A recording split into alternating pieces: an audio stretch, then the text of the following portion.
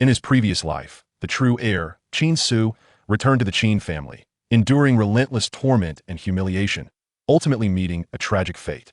In this life, he resolves to no longer suffer indignities. Since you have chosen to adopt a son, do not blame me for my lack of courtesy. The debts of gratitude from the past shall be repaid in this life, and likewise, the enmities of yesteryear shall also be avenged. Haicheng, a food delivery station. A resplendently dressed middle-aged couple alighted from a luxurious Maybach, standing before Qin Ce, who was clad in delivery attire. Xiao Su, we are your biological parents. We have come to take you home. This is the paternity test. If you do not believe me, you may take a look. A fleeting daze crossed Qin Ce's eyes, soon followed by a hint of astonishment. Am I reborn? Have I returned to the very day of recognizing my kin? Qin Ce was originally the second son of the Qin family in Haicheng, but as a child he was mistakenly swapped and raised in an orphanage. It was only at the age of 20 that his parents from the Qin family finally located him, wishing to bring him back. Having spent his early years in an orphanage, Qin Ce was initially quite content, for he had always envied the warmth of families he observed around him. However, he never anticipated that the Qin family would become a hell he would wish to forget for all eternity. Mockery and slander were commonplace, while reprimands and family punishments were taken for granted. Ultimately, he was falsely accused of raping his fiancée, resulting in his abandonment. Before being cast aside, they cruelly removed his kidneys, liver, and corneas. At that moment, Qin Ce comprehended that their intention in bringing him home was due to the patriarch of the Qin family being in dire health, desperately in need of organ transplants, yet lacking suitable donors, which is why they remembered their long-abandoned son. Just as Qin Ce awaited death like a dying stray dog, his master happened to pass by and saved him. His master took him to the mountains, treated his ailments, implanted the kidneys of a millennial-old dragon, and imparted the healing arts of Gigu and the essence of the 9 dragons. When Qin Ce regained his sight and wished to repay his master, a group of men in black stormed the mountain. Qin Ce sought to protect his master, but ultimately fell in a pool of blood. Upon opening his eyes once more, he discovered he had been reborn, and, astonishingly, it was on the very day of recognizing his kin. Most crucially, the dragon's kidneys within him and the cultivated essence of the 9 dragons had also been reborn, which left Qin Ce in a state of shock. Observing the dazed Qin Ce, Qin Yunhe's eyes flickered with disdain. A bastard is merely a bastard, lacking any semblance of upbringing. Surely, his heart is now brimming with joy. Beside him, Qin Mother Qin Yujuan also exhibited a hint of disdain. Though her face wore a smile, it was decidedly frigid. At this moment, Qin Ce regained his composure and a faint smile graced his lips. In his previous life, he had never had the chance to exact revenge, but now, the opportunity has arrived. A radiant smile spread across Qin Ce's face. Mom and Dad, I missed you so much. Haicheng, Tianqin Bay Villa District. At this moment, the Grand Qin family was enveloped in a heavy atmosphere. I truly do not understand what Mom and Dad are thinking. Why must they bring back a wild child who has been lost to the world? A young woman in her 20s, adorned in fashionable attire, sat on the sofa with a look of disdain. She was none other than Qin family's eldest daughter, Qin Qingxue. Qingxue, regardless of how Qin Ce is perceived, he is still our brother. Your words are rather excessive, came a voice from the room. Subsequently, a young man in his mid-20s descended the stairs, donning gold-rimmed spectacles, his eyes devoid of emotion. He was the eldest son of the Qin family, Qin Changlin. Brother, there are no outsiders present. Why must you feign such a facade of concern? Qin Qingxue retorted coldly. If Qin Ce truly acknowledges his roots, do you not fear him vying for the position of Qin heir? A glimmer of coldness flashed in Qin Changlin's eyes, yet he quickly responded with calmness. Qin Ce is our biological brother. He rightfully holds a part of the Qin estate, and this cannot be disputed. Qin Qingxue scoffed, internally cursing him as a hypocrite. Brother, I do not possess such an expansive heart. Within our Qin family, I recognize only one brother, and that is Qin Changyue.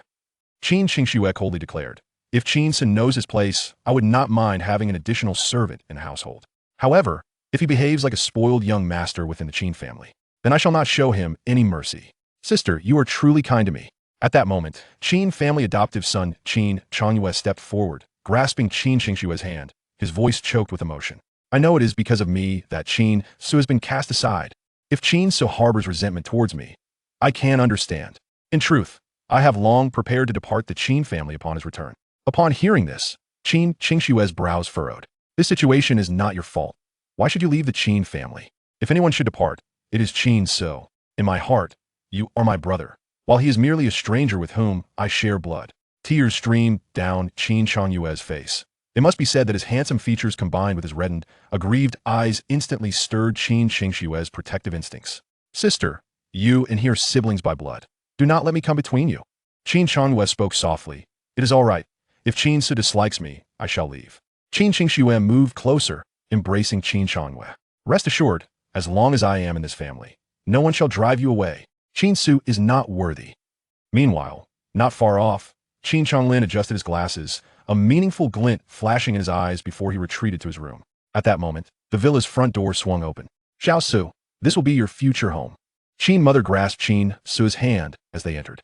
Come, let me introduce you. This is your biological brother, Qin Ce. Upon her words, a heavy silence enveloped the room. Qin Qianglin remained in his room, while Qin Qingshue's eyes betrayed unabashed contempt. Qin Ce had experienced this scene in his previous life as well. However, at that time, he had been too exhilarated to take notice, even greeting them enthusiastically, only to be met with disdain. And now, Mom, it seems someone in this family does not welcome me. Qin Ce made an effort to feign a look of grievance on his face. If that is the case, I shall not impose on anyone here. I will take my leave. As he spoke, Qin Ce prepared to turn away. Hearing his words, Qin Yunha's gaze darkened. They still needed Qin Ce for matching with the patriarch. If Qin Ce left now, what would become of the old man? You are my son, Qin Yunha. Who could possibly despise you? Qin Ce unhesitatingly pointed at Qin Qingshui.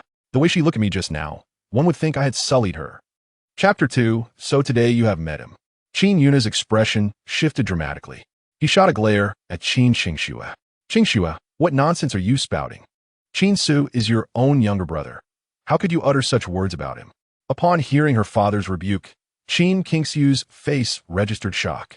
She never anticipated that her father would chastise her for this newly arrived Qin Ce. Or had she erred? This Qin Ce was repugnant in appearance and crude in speech. A clear, uncouth mongrel lacking in decorum. Enough, they are merely siblings who have just met and are not yet acquainted. Chen Yujuan interjected diplomatically.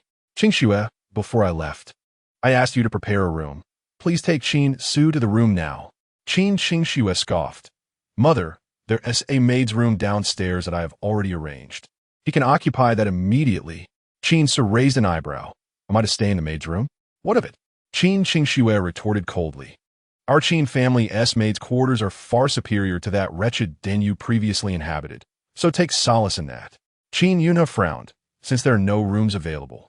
Qin Ce, you shall reside in the maid's quarters for the time being. Who said there are no rooms? Qin Ce chuckled lightly, then pointed at Qin Qianglin, who was hiding behind Qin Qingshui.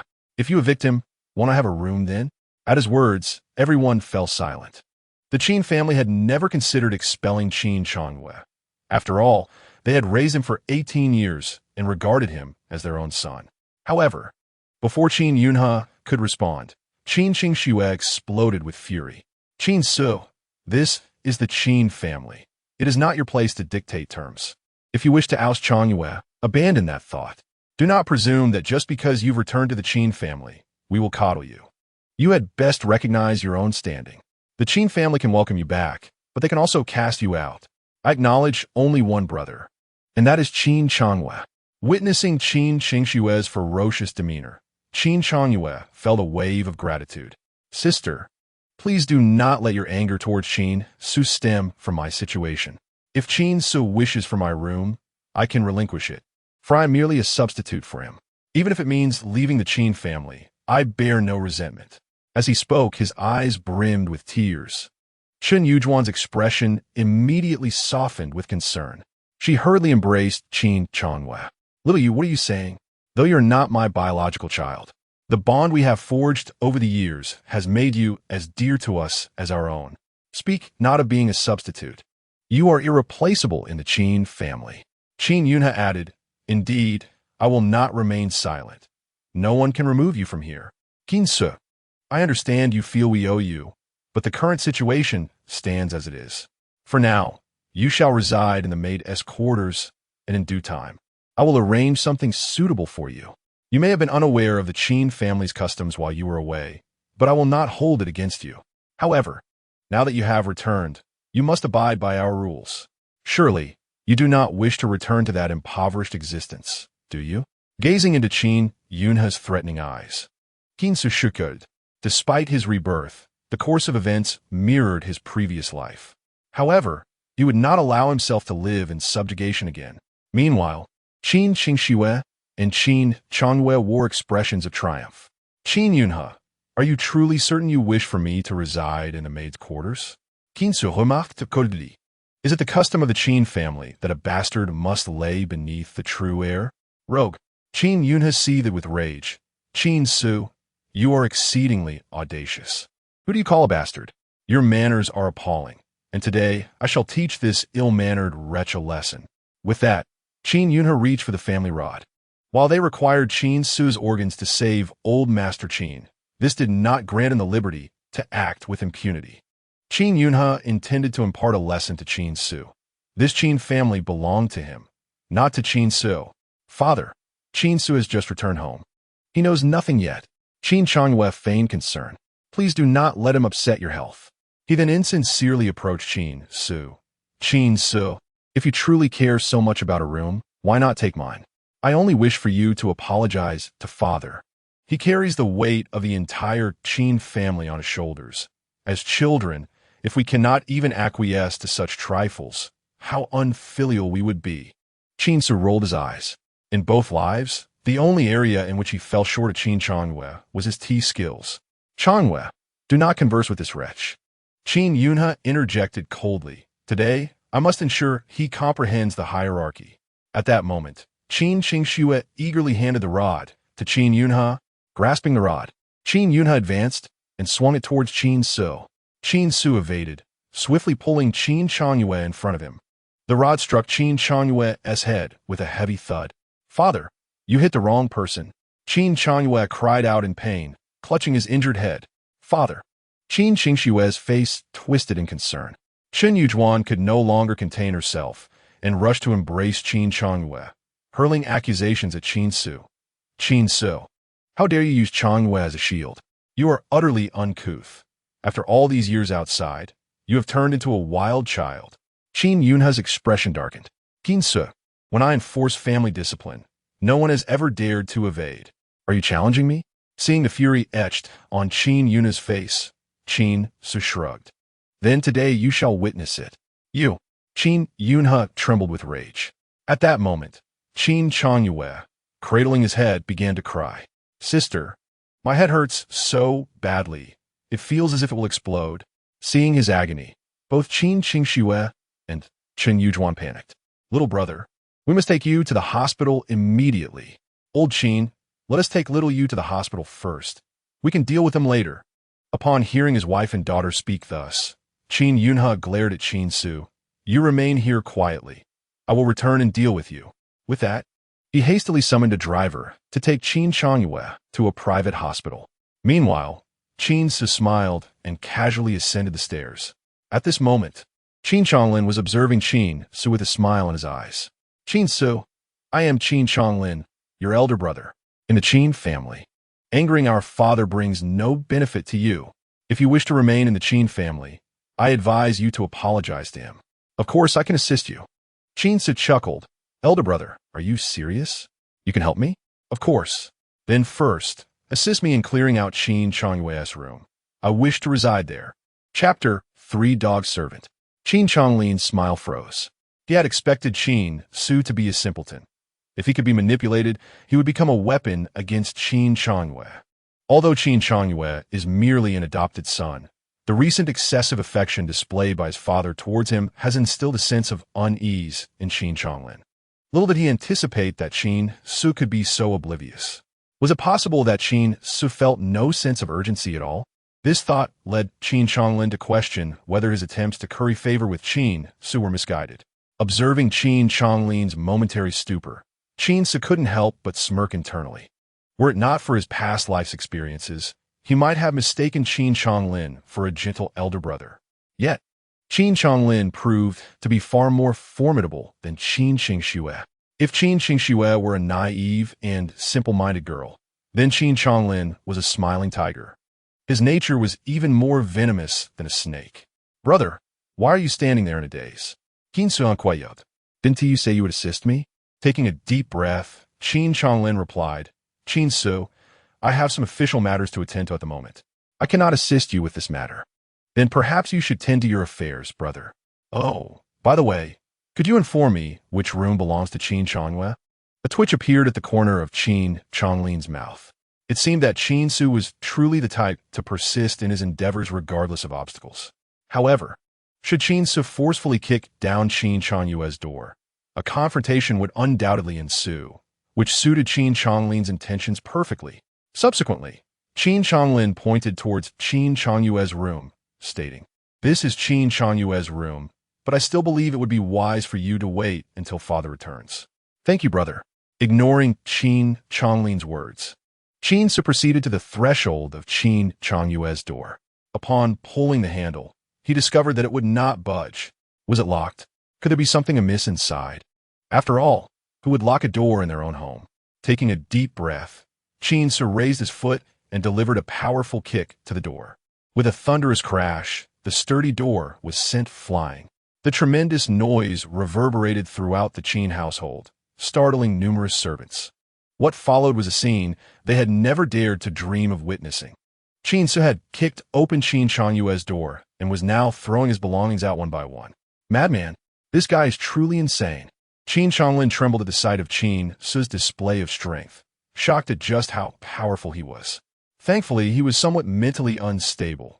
Otherwise, returning to the Qin household would have made him a formidable adversary. Shaking his head, Qin Chonglin hurriedly departed. Meanwhile, within Qin Changwei's room, Qin Ce was relentlessly tossing out items: clothes, blankets, shoes, bags, and figurines. Before long, the room was nearly emptied. "What is this?" Qin Ce exclaimed upon discovering a set of women's lingerie hidden beneath the mattress.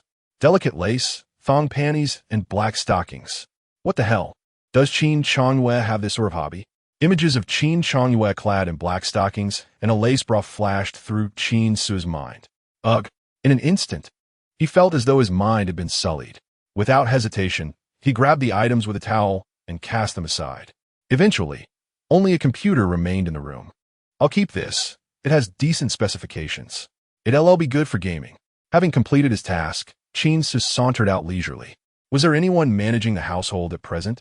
Observing the audacious and overbearing Qin Ce, the servants exchanged baffled glances, unsure of how to respond.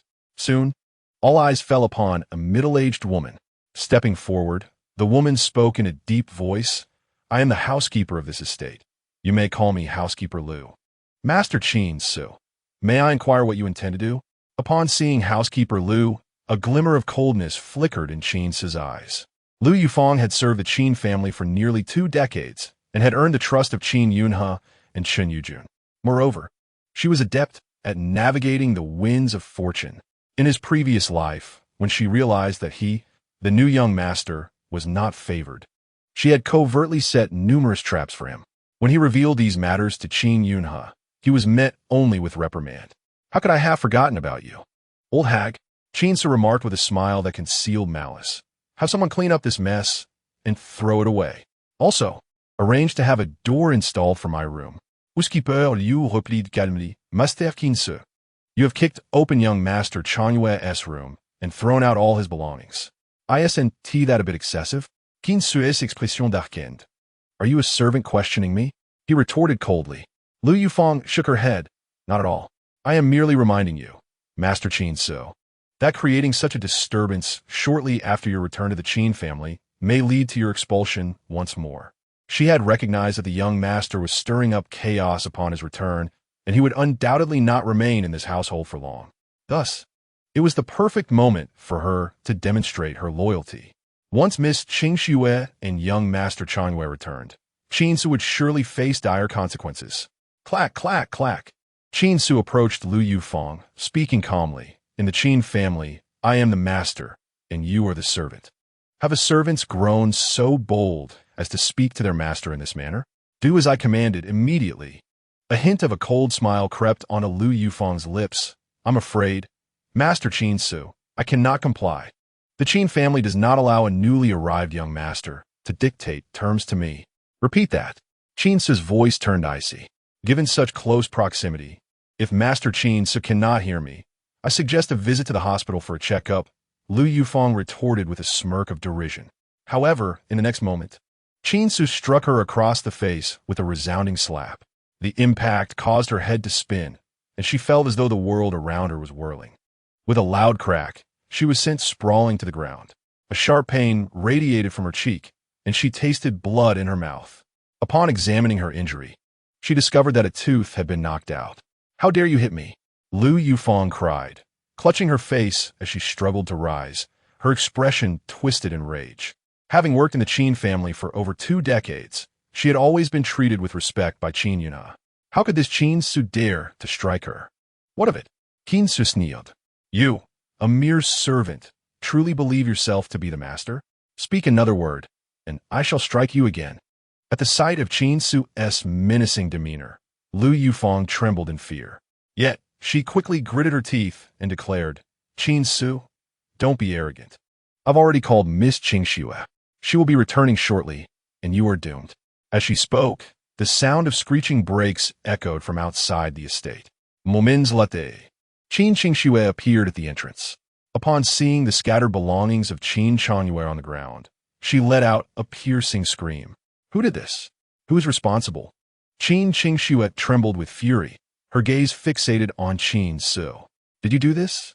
Upon seeing Qin Qingxue's arrival, Lu Yufeng found her anchor. "Miss, it's terrible. Qin Ce is causing chaos." Lu Yufeng rushed to Qin Qingxue, her face streaked with tears. "Aunt Lu, what happened?"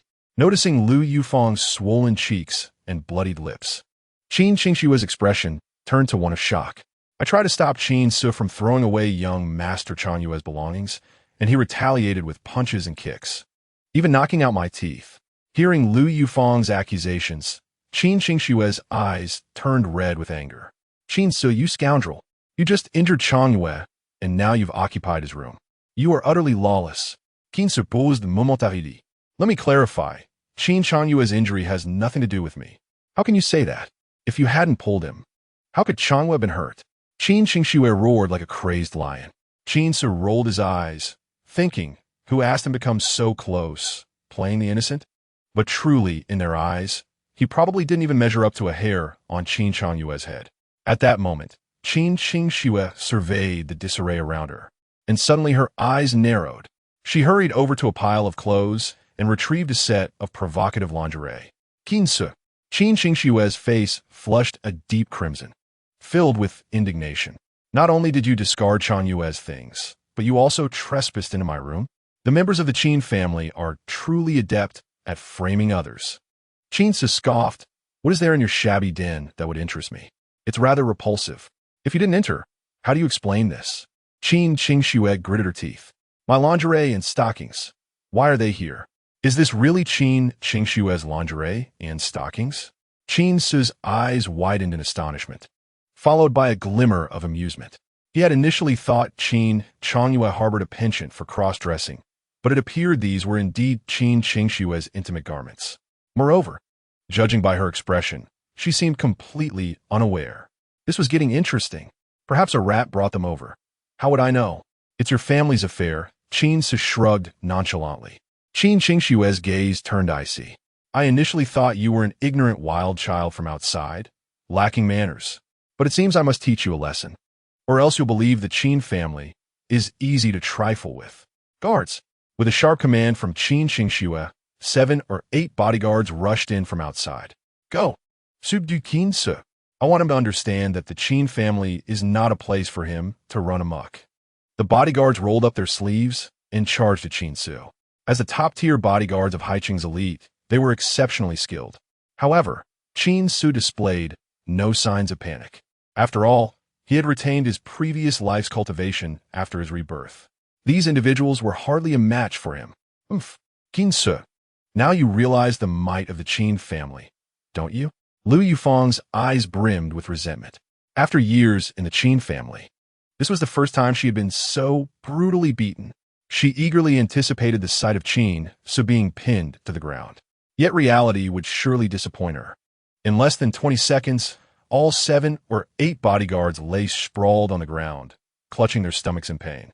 This, Qin Qingxue's face turned pale with disbelief. These guards were hired from a premier security firm. How could they be so easily defeated? Useless. All you are useless. Qin Ce seethed. You can't even subdue one Qin Ce. You're nothing but a bunch of good-for-nothings. Qin Ce clapped his hands, observing the furious Qin Ce with a smirk. Is this how you intend to teach me a lesson? I'm so terrified. His disdainful demeanor and provoking tone drove Qin Ce to the brink of madness. Qin Ce, get out of here. Qin Ce pointed towards the main entrance of the Qin residence, her voice seething with rage. Get out of our Qin family. Your Qin family? Qin Ce sneered. It seems it is not your place to call the shots. If you have the capability, summon Qin Yunhe to speak with me. You. What about me? Qin Ce interrupted, his tone cool. If you keep talking, beware that I might slap you. Qin Ce's eyes widened in disbelief. You would slap me? Do you dare? Observing her incredulous expression, Qin Ce chuckled coldly. What's wrong? Is your face made of hedgehog skin, impervious to slapping? Qin Ce trembled with rage. Yet, Qin Ce's nonchalant attitude left her feeling helpless. After all, their bodyguards had been effortlessly defeated by Qin Ce. She, a mere woman, stood no chance. The thought of Qin Ce turning his wrath upon her sent an unsettling chill down her spine. Qin Ce, don't be arrogant. When my father returns, I will certainly inform him of this, and he will surely expel you. Qin Ce gritted her teeth. Qin Ce smiled knowingly. He understood that the old master of the Qin family was currently relying on his kidney for survival, until he ceased to be of use. Qin Yunhe would not consider expelling him. According to the timeline of his previous life, the old master was in a precarious state, and they intended to wait until he stabilized before proceeding with the kidney transplant. This time frame would span 2 months. In other words, for the next 2 months. No matter what he did, Qin Yunhe would have to tolerate him. After all, the Qin family was in a tumultuous state, desperately needing the old master to maintain order. If the old master were to pass away, it would be a devastating blow to the entire Qin family. Qin Ce, are you so confident? Qin Ce said with a smile. How about we make a wager? When Qin Yunhe returns, I'll voluntarily propose to leave the Qin family. Do you think you will agree? If Qin Yunhe tries to keep me, then you lose. You must grant me one condition. How about that? Why should I wager with you? Qin Ce inhaled deeply. Don't you wish to avenge your dear brother? Qin Ce's voice dripped with seduction.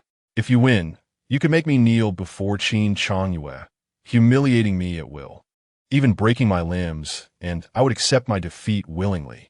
What do you say? Qin Ce was perplexed by Qin Ce's confidence. She knew Qin Yunhe well, ruthless and domineering. His authority in the Qin family was unrivaled. No one could defy his decisions. But today, with Qin Ce openly challenging Qin Yunhe, how could her father possibly tolerate this? If Qin Ce wanted to leave, her father would certainly not try to keep him. All right, I accept your wager. Qin Ce glared at Qin Ce with resentment. If you lose, you will kneel before my brother and crawl out of here. It's a deal.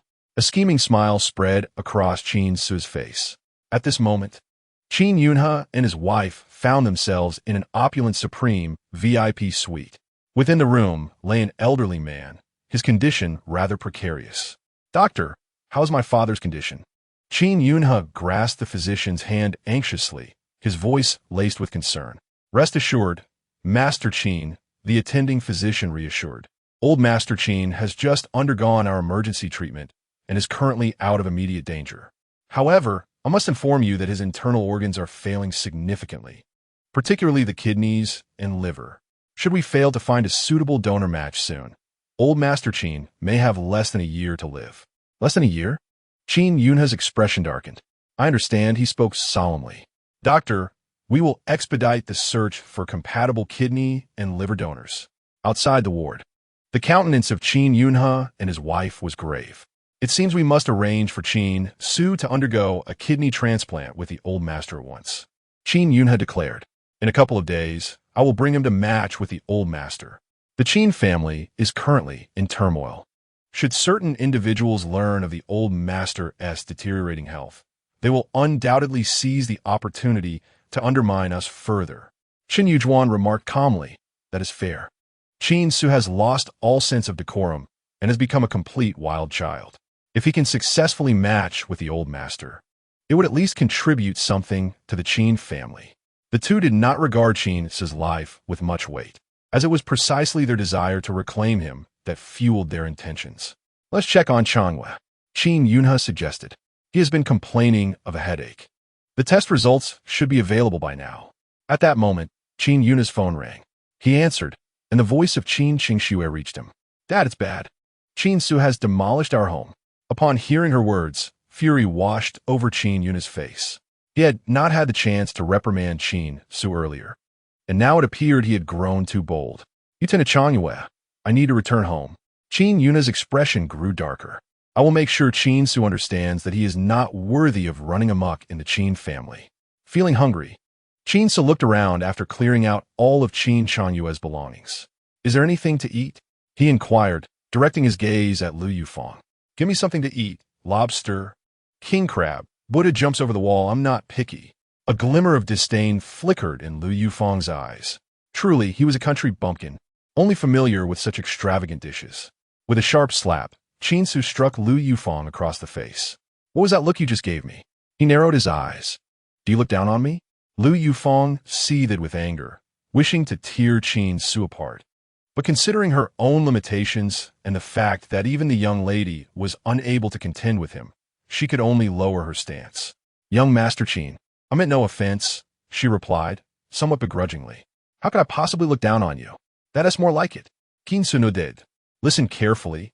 I am quite sensitive and insecure.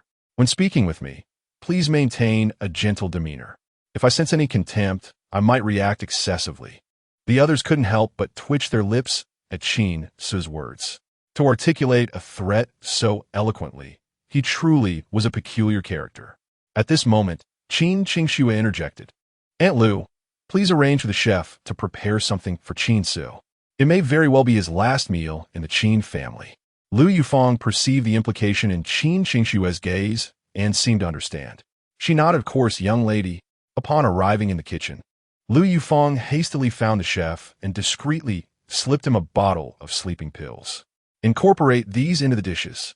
Previously, Lu Yufang had suffered from insomnia, and these pills were what she would take when she struggled to sleep. Now, they served a purpose. You think you're tough, Qin Ce? I refuse to believe that after consuming food laced with sleeping pills, you will still be as formidable. A twisted expression of malice crossed Lu Yufang's face. Soon, several delectable dishes were prepared. Qin Ce, enjoy, Qin Qingxue said calmly. Our family chefs are all head chefs from 5-star hotels. You won't find such exquisite cuisine elsewhere. Once you finish, you will have the strength to leave our Qin family. Qin Ce beamed at the spread before him. Indeed, it was a feast for the senses. Cheese-baked lobster, typhoon shelter crab, premium Buddha jumps over the wall, Longjing shrimp. These were dishes he had never encountered before. Who would have thought you would prepare so much food? Qin Ce remarked. But I cannot consume all of this alone. Let us all partake together.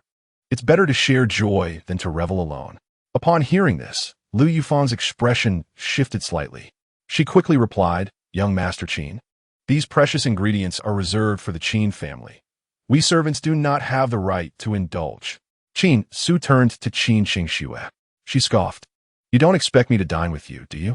Don't be ridiculous. The mere sight of you disgusts me. Hurry and eat, for soon my father will return, and you will have to leave. Facing the array of exquisite dishes, Qin Ce did not rush to eat, but instead spoke up. I invited you all to join.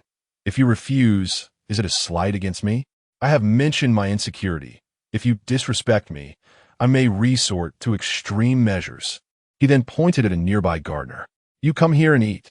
The gardener trembled, yet before Qin Ce, he dared not protest, only timidly stepping forward and cautiously taking a few bites. Now that is more like it. Qin Ce smiled. Everyone come and eat. Were it not for me, you would not have the opportunity to enjoy such splendid meals.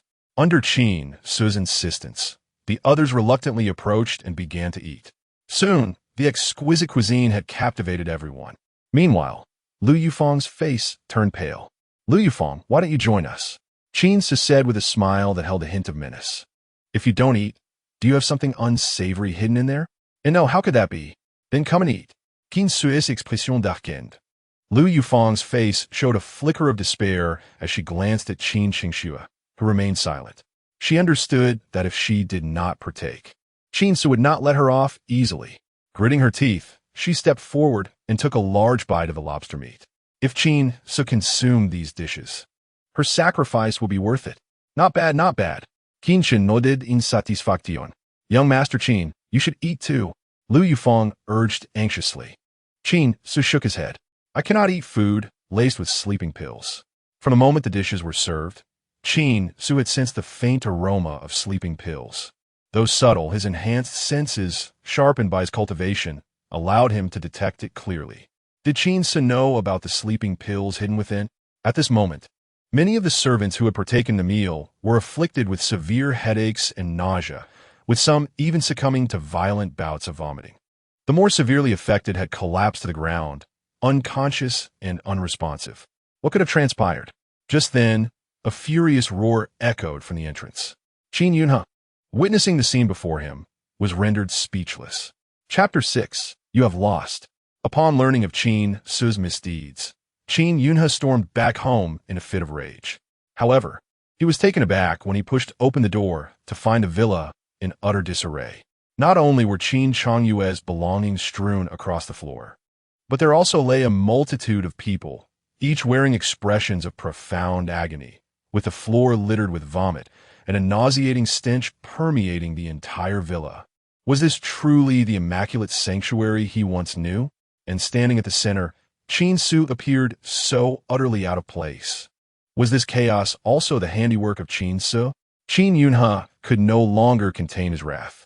This scoundrel had managed to turn the entire Qin household upside down in less than half a day. Qin Ce, Qin Yunhe bellowed, explain the situation to me at once. Qin Ce replied languidly, what is there to explain? Did your precious adopted son not say he would vacate the room for me? So, under my elder brother's guidance, I opened Qin Changyue's door and gathered his belongings here. Later, when Qin Xingxue returned, she accused me of taking her personal garments. I found it perplexing that her items were mingled with Qin Changyue's possessions. What does that have to do with me? Upon hearing Qin Ce's twisted version of events, Qin Xingxue's face flushed with rage. You utter nonsense. If you don't believe me, go check for yourself. I have not laid a finger on your garish items. Surely, there are no fingerprints of mine on them. With utmost seriousness, Qin Ce responded, then what about all these people? Qin Yunhe's expression darkened. Qin Ce blinked innocently. I don't know. I merely expressed my hunger and asked Aunt Lu to prepare some food. She ended up preparing an excessive amount. And since I couldn't finish it alone, I invited everyone to join. Subsequently, they all became nauseated and began to vomit. At this juncture, a sudden look of terror crossed Qin Ce's face.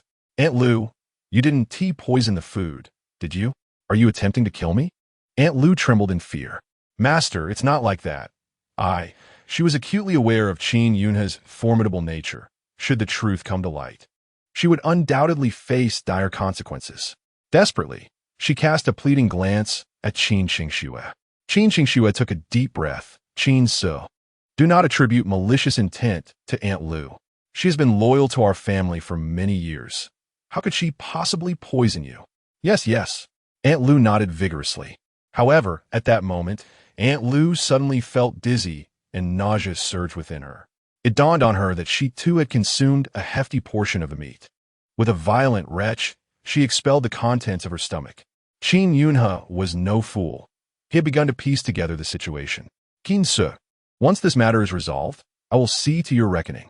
Taking a deep breath, he commanded, someone quickly take these people to the hospital. Furthermore, today's events must not be disclosed to anyone. The esteemed Qin family cannot be tarnished by a scandal of mass food poisoning. Such a revelation would be the subject of ridicule among the other noble families. Stop, old deng. Qin Ce interjected, sighing.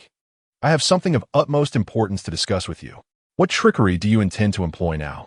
I have come to realize that I seem to be an ill omen for the Qin family. Qin Ce stated earnestly. Since my arrival, Qin Changyue has been hospitalized, and the family has succumbed to poisoning. If I remain here any longer, I may inadvertently bring further calamity upon the Qin household. Although you lost me at a young age and failed to fulfill your parental duties, I cannot be heartless. Thus, I shall leave the Qin family and restore its peace. I will book a flight today and never return." Listening to Qin Ce's words, a cold glint flashed in Qin Yunha's eyes. Clearly, Qin Ce was attempting to provoke him. What did he mean by being abandoned as a child and neglected? Furthermore, if he simply fled, how would he manage the matching of blood types with the old master tomorrow? While Qin Yunha harbored a desire to exact a gruesome vengeance upon this ungrateful wretch, the old master's health was of paramount importance. "Indeed, father." At this moment, Qin Ce chimed in. "Qin Ce is a calamity in our home. You should allow him to leave. He has caused enough turmoil in such a short time." Silence. Qin Yunha glared at Qin Ce, taking a deep breath. "Qin Ce, I understand that your arrival at the Qin family may have been overwhelming. I admit my previous demeanor was somewhat harsh, and you may have felt intimidated. However, we are family, and if you choose to leave, do not speak of it again. Since I have brought you back, I will not cast you out. You shall remain here in peace." Qin Ce blinked. "May I still reside in Qin Changyue's room?" Noticing the belongings of Qin Changyue piled upon the floor, Qin Yunha inhaled deeply. "Of course, since Changyue requires rest in the hospital, you may temporarily occupy his room." Qin Ce, standing nearby, was incredulous. Was this truly her father, who once ruled with an iron fist? Had he not just contemplated punishing Qin Ce? Why did the mere suggestion of Qin Ce leaving the family prompt such a drastic change in his attitude? It defied logic. Suddenly, Qin Ce recalled the wager she had made with Qin Ce. "Father, this cannot be. You must not." "Qin Ce, Qin Ce is also your biological brother, as his elder sister. It is your duty to care for him and help him integrate into our family." Qin Yunha commanded solemnly. "Do you understand?" Confronted with her father's stern gaze, Qin Ce gritted her teeth. "I understand." Then, Qin Yunha turned to Qin Ce. "Qin Ce, I must attend to some matters of the company. I shall take my leave. Should you require anything, do not hesitate to ask your sister." "Huh? I still need to tend to Changyue." Qin Ce protested anxiously. "Your mother is there taking care of him. First, ensure Qin Ce is settled." Qin Yunha stated decisively. "That is final." After Qin Yunha departed, Qin Ce turned to Qin Ce with a grin. "My dear sister, you have lost. Now it is your turn to fulfill the terms of our wager." Chapter 7. She is mine. Qin Ce's expression shifted abruptly. "Qin Ce, what are you planning? I assure you, I will not acquiesce to any of your demands. Best abandon that line of thought." With that, Qin Ce attempted to turn away. Yet, in the next instant, Qin Ce appeared before her, his eyes glinting with mischief. "Qin Ce, I have an aversion towards those who are untrustworthy. We had previously agreed upon a wager, and one must abide by the terms of the bet, otherwise." A hint of disdain flickered across Qin Ce's face. "Otherwise, what do you intend to do? Are you planning to strike me?" Though Qin Ce possesses formidable strength, Qin Ce remains undaunted. Should he dare lay a finger on her, she would ensure he faced the consequences. If her father refuses to expel him, then she shall do so herself. In the Qin family, no one can usurp Changyue's position. The bond she shares with Changyue is far beyond mere blood ties. Rest assured, I shall not lay a finger on you. Qin Ce shook lightly. Although you may be somewhat foolish, with a disagreeable temperament, limited foresight, and lacking ambition. Qin Ce's expression changed to one of shock.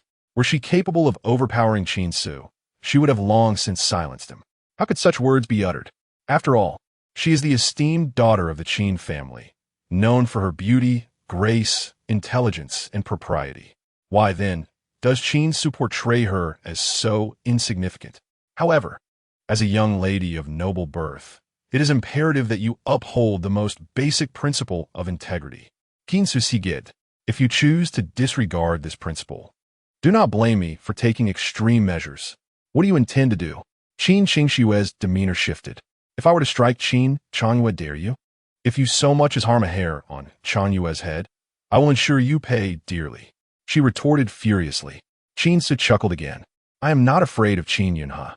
Do you think I would fear you? Besides, it is you who has failed to honor the wager. Gritting her teeth, Qin Ce declared, Fine, As long as you do not harm Changyue, I am willing to fulfill the terms of the wager. Speak. What do you wish for me to do? Qin Ce clicked his tongue in wonder. Was Qin Qingshue's affection for Qin Changyue not excessive? I want you, he scrutinized his half-sister. Upon meeting Qin Ce's gaze, Qin Qingxue instinctively admonished, Qin Ce, what kind of look is that? Do not forget, I am your biological sister. Oh, now you acknowledge that you're my sister? Qin Ce rolled his eyes. Fear not, I'm not like you. I'm not so sordid. Qin Qingxue sighed in relief, only to feel a sense of unease. What did he mean by saying he was not like her and not sordid? In what way were they sordid?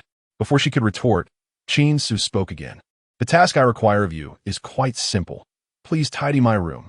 Upon hearing this, Qin Qingxue felt a wave of relief, though her expression still betrayed a hint of indignation. What audacity! How could Qin Ce expect her to organize his room? Yet, thinking of Qin Changyue's safety, she begrudgingly acquiesced. Very well, I shall agree, but you must guarantee that you will not lay a hand on Changyue. Qin Ce languidly replied, This is a wager, not a negotiation. Yu Qin Qingxue inhaled deeply, her voice icy. I shall honor the wager, but should you truly do anything to Changyue, I will not spare you. Qin Ce smiled. You will not spare me? In my past life, I was subservient, enduring all manner of humiliation to remain in the Qin family. Yet, when my insides were torn out and discarded, who showed me a modicum of compassion? Thankfully, I have been reborn. The grievances of my past life shall be avenged in this one. Observing Qin Qingxue, who was begrudgingly tidying his room, Qin Ce snapped a photo and subsequently added a new friend on WeChat. Meanwhile, in the hospital, Qin Changyue was surrounded by a group of petite and charming nurses. Are you not the popular Qin Gongzi from online? I am your fan. So am I. May I take a photo with you? Qin Gongzi, who injured you? That person is truly despicable. Though these nurses were not exceptionally beautiful, Qin Changyue seized the opportunity, believing in the adage that one should take what is offered. As they posed for pictures, he discreetly groped one nurse's rear while pinching another's waist, eliciting giggles and blushes from the girls. On the internet, Qin Changyue had gained considerable fame as Qin Gongzi, amassing over 1 million female fans through ostentatious displays of wealth. These fans affectionately referred to him as hubby and young master, satisfying his ego like never before. At that moment, his phone rang, and upon glancing at it, his expression shifted. A user named Dark Lucifer had added him on WeChat, with a note reading, the photo Qin Qingxue most wishes to delete. Seeing the name Qin Qingxue sent Qin Changyue into a panic. He quickly dismissed the nurses and accepted the friend's request. Who are you? The other party remained silent, but instead sent several photos. The pictures depicted Qin Qingxue with her rounded backside, tidying a room, even showing her making a bed. Wasn't that her own room? Or were the belongings from his room? Who was capturing such images of Qin Qingxue? In an instant, Qin Changyue thought of one person, Qin Ce. Then, a new message from Qin Ce arrived. Qin Changyue, did you see? My dear sister is making my bed. After all, we are of the same bloodline, while you're merely a bastard. If you know what's good for you, vacate the Qin family at once. I must dash. My sister is taking me shopping soon. Upon reading this, Qin Changyue's fury erupted, and he hurled his phone across the room. He could not comprehend the situation. How could Qin Qingxue be making a bed for Qin Ce? This was inconceivable. Wasn't she the one who adored him and loathed that scoundrel? How could she possibly be doing such a thing for him? Moreover, she was going shopping with him? She was his sister. She belonged to him. With reddened eyes, he gritted his teeth and whispered furiously, Qin Ce, I will not let you off. I will ensure you pay dearly. Meanwhile, Qin Ce wore a satisfied expression. Ever since he discovered Qin Qingxue's lingerie in Qin Changyue's room, he had an inkling of what was unfolding. Surely, Qin Changyue was reveling in this moment. To exact revenge, one must strike at the heart. Chapter 8, I have no son like you. Qin Changyue's fiancée is the most beautiful woman in Haicheng, Su Qingxian. When the Su family fell in a crisis, the head of the Su family sought to forge an alliance with the Qin family, intending to marry his youngest daughter to the youngest son of the Qin family. Subsequently, with the assistance of the Qin family, The Su family thrived and now subtly threatens to usurp the Qin family's position in Haicheng. As Su Qingxian blossomed into an increasingly exquisite beauty, she was even hailed by many as the most stunning woman in Haicheng. By the time Qin Qingxue finished tidying up her room, her expression had soured considerably. "My dear sister, you should take a good rest," Qin Ce said with a cheerful smile. "Later, buy me an outfit." "On what grounds?" Qin Qingxue retorted, flaring up like a cat about to pounce. "Father explicitly said that you are to take good care of me." Qin Ce shrugged his shoulders and replied, "If I don't have an appropriate outfit, how can I attend Su Qingxuan's birthday banquet tonight?" Qin Qingxue paused momentarily. "How do you know today is Su Qingxuan's birthday banquet?" "That's none of your concern," Qin Ce replied with a grin. "If I were to attend my fiancée's birthday celebration dressed in these casual clothes, wouldn't that be a disgrace to the Qin family?" Grinding her teeth, Qin Qingxue shot back. "What do you mean your fiancée? She is Long Yue's fiancée." Qin Ce shook his head. No. Initially, the Su family intended to marry Su Qingxian to the youngest son of the Qin family, which is me, while Qin Changwei is merely an adopted son with no blood ties to the Qin family. How could he possibly replace me? "You, Qin Kangsu Fumed, Qin Ce, do you still wish to snatch Long Yue's fiancé? Let me tell you, that's a delusion. The Qin family will never agree." With that, she stormed out in a fit of rage. "Not qualified to attend?" Qin Ce mused. "If you don't take me, I shall go on my own." He stroked his chin. "I'm not unaware of where the Su family resides." That evening, within the grand estate of the Su family, Su Qingxian celebrated her 18th birthday.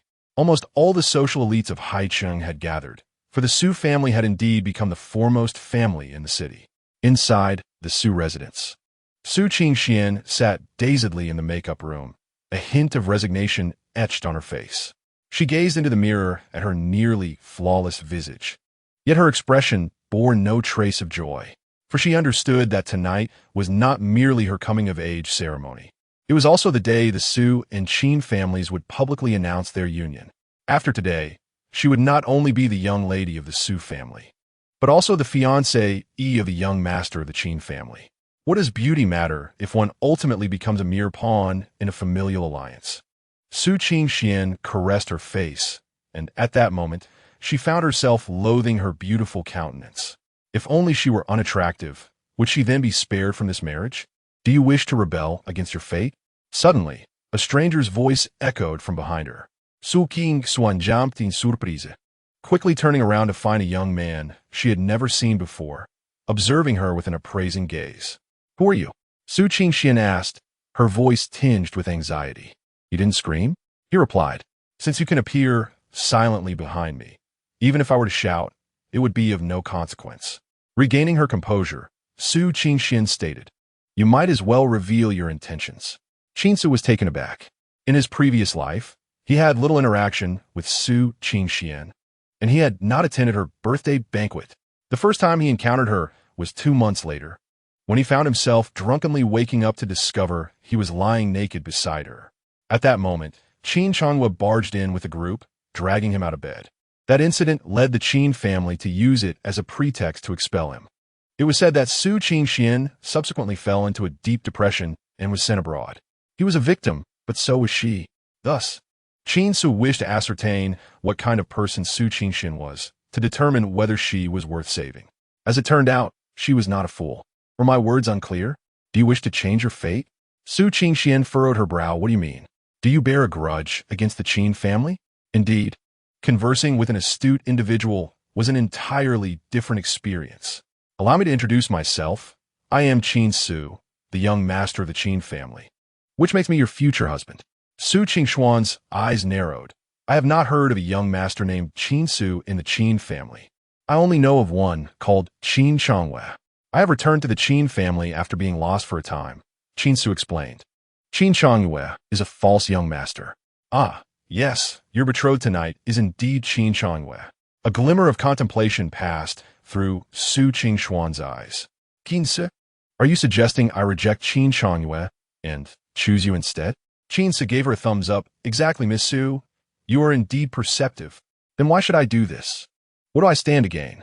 Su Qingxuan in guayir der mistri. I will grant you the freedom you desire. Qin Ce déclared. I shall not force you into anything. If you encounter someone you truly like, we can annul our engagement. If I am not mistaken, you too wish to avoid this union, do you not? Su Qingshuan's beautiful eyes fixed on Qin Ce, as if weighing his words. After a brief moment, she extended her hand toward him. A pleasant collaboration. Qin Ce chuckled softly, returning her handshake. It seemed his initial assessment was correct. Su Qingshian was not one to passively accept her fate. Once Qin Ce departed, Su Qingshian exhaled in relief. This Qin Ce was rather intriguing. It appeared he was not faring well in the Qin family. Nevertheless, he was certainly preferable to Qin Chongyue. That good-for-nothing. Being immersed in the elite circles of Haicheng, Su Qingshian was all too aware of the ineptitude of Qin Chongyue. Meanwhile, within the banquet hall of the Su family, the Qin family members had already arrived, all dressed impeccably. Qin Chongyue, in particular, wore an expression of excitement, for he knew that today would mark the announcement of his engagement to Su Qingshian. Although he harbored a peculiar affection for Qin Qingshu, it did not diminish his desire for Su Qingshian, the most beautiful woman in Haicheng. Chongyue, you are half the protagonist today. You will need to say a few words during the birthday banquet. Qin Yunhe remarked. Did you memorize what I taught you? Qin Chongyue replied confidently, Father, rest assured. I know precisely what to say. At that moment, Qin Qingshu felt a wave of unease. Sister, what troubles you? Qin Chongyue asked, reaching for her hand. I was pondering whether Qin Ce would show up, she admitted. Qin Chongyue was taken aback. In just one day, Qin Qingshu was already considering Qin Ce? Why discuss that ungrateful son now? Qin Yunhe's expression darkened. Qin Qingshu quickly interjected. It's just that I wonder how Qin Ce learned about Su Qingshuan's birthday. He mentioned he would attend. Qin Yunhe laughed heartily. This is the Su family estate. How could Qin Ce possibly come? Indeed, Qin Chongyue sneered. If Qin Ce can show up, I would be his son. Just then, a familiar voice rang out behind Qin Chongyue. Chongyue, if you wish to acknowledge me as your father, then I have no son like you. The members of the Qin family turned in astonishment, their gazes falling upon Qin Ce, who stood not far from them. Qin Chongyue's expression mirrored that of one who had seen a ghost. What are you doing here? He exclaimed. Qin Qingshu, equally taken aback, echoed his disbelief. Qin Ce blinked innocently and replied, Sister, didn't you inform me? You even gave me the invitation. Fury flashed across Qin Qingshu's face. You're speaking nonsense. I did not. Forgive me, sister. I seem to have forgotten that you wished me to keep it a secret. Qin Ce scratched his head sheepishly, a grin spreading across his face. In that instant, the other members of the Qin family cast skeptical glances at Qin Qingshu. Qingshu, you spent the longest time with Qin Ce today. Did you tell him? Qin Yunhe whispered. I suspect that is indeed the case. Qin Chonglin furrowed his brow. Qingshu, why would you share this with Qin Ce? Isn't this merely asking for trouble? Qin Chongyue's expression darkened. She had prepared Qin Ce's bedding and tidied his room during the day, and now she brought him here at night. What could be her intention? Did she truly believe that mere blood ties were more significant than over a decade of emotional connection? Could she be such a superficial woman? Qin Qingshu was on the verge of a breakdown. This was not something she had divulged to Qin Ce, nor had she brought him here. Qin Ce, she grasped his arm. You must clarify this situation immediately. Qin Ce nodded. Sister, I understand. In truth, I deliberately followed you here. This matter has nothing to do with you. The Qin family fell into silence. You followed us here? What a preposterous claim. This explanation was utterly feeble, akin to the proverbial act of hiding gold in plain sight. Qin Qingshu hastily interjected. You all hear that? Qin Ce arrived on his own. A person of such despicable conduct does not deserve to remain in the Qin family. Enough. Qin Yunhe's voice thundered, interrupting her. Qingshu, even if Qin Ce was brought here by you, it is not a grave matter. He spoke with a heavy tone. We are at the Su family's residence. Let us not provide others with fodder for ridicule. At that moment, many onlookers had begun to direct their attention toward them. Qin Qingshu felt more uncomfortable than if she had swallowed a fly. Meanwhile, Qin Ce stood to the side, a faint smile on his lips. Those who wronged you are more aware of your grievances than you are. He would repay every slight he had endured in his past life upon them, one by one. Qin Ce, we initially did not intend to bring you along because you have just returned to the Qin family and have yet to learn the etiquette of high society. Qin Yunha stated, now that you are here, observe and learn well, and try not to speak, understood? With a cheerful demeanor, Qin Ce replied, rest assured, I shall learn diligently. Soon, the birthday celebration commenced. After a welcoming address from Su Cheng, the head of the Su family, the festivities began. A splendid array of delicacies was laid out upon the tables, igniting appetites. Nearby, a band performed melodious tunes, infusing the atmosphere with joy and warmth. Su Cheng, holding a glass of wine, mingled among various partners and soon approached Qin Yunha. Qin brother, Su Cheng remarked with a smile. Nephew, you look quite dapper today. Did you realize you are one of the main guests? Qin Changyue hurriedly replied, Uncle Su, you flatter me. I am quite overwhelmed. Relax.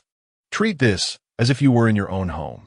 Just as they exchanged pleasantries, Qin Ce's voice rang out. Do you have iced red tea? I prefer it uniform. No. At such a grand birthday banquet, you lack even iced red tea? What about orange juice? Or cola? Qin Yunha and the others turned to see Qin Ce, who held a skewer of roasted meat in one hand and a dessert in the other. His face smeared with grease as he requested drinks from the servers. This is... Su Cheng raised an eyebrow. The Qin family members fell silent, wishing to distance themselves from Qin Ce. This was utterly embarrassing. Hey, note Qin Su King Sagaze, Qin Ce Wavid, Qin Ce. The true young master of the Qin family, who was lost outside many years ago.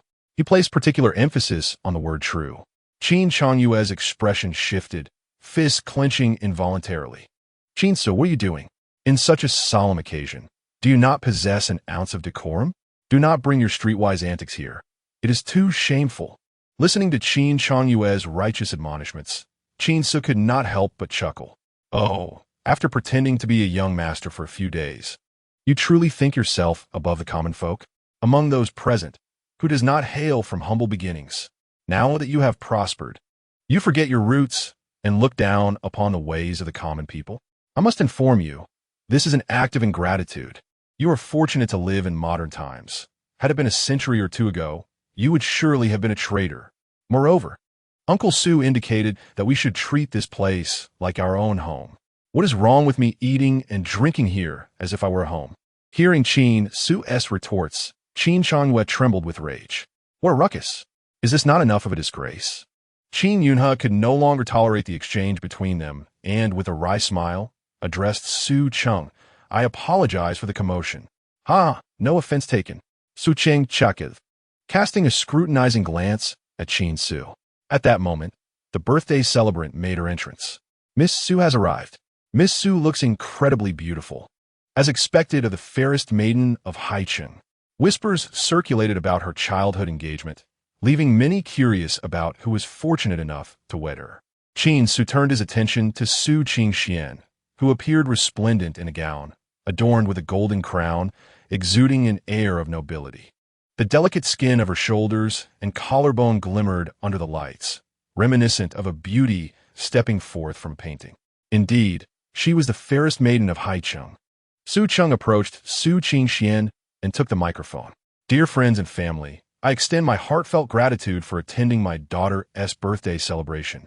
Today, my daughter turns 18 and steps into adulthood. Here, I wish to announce an important matter. My daughter, Su Qingxian, is betrothed to the young master of the Qin family. The announcement elicited a stir among the crowd. No one expected that Su Qingxian's betrothed would be a young master from the Qin family. With this alliance, who could possibly rival the combined might of the Su and Qin families in Haicheng? Many young people cast envious glances at Qin Changyue, questioning how he could be so fortunate as to wed Su Qingxian. Come, nephew, come up.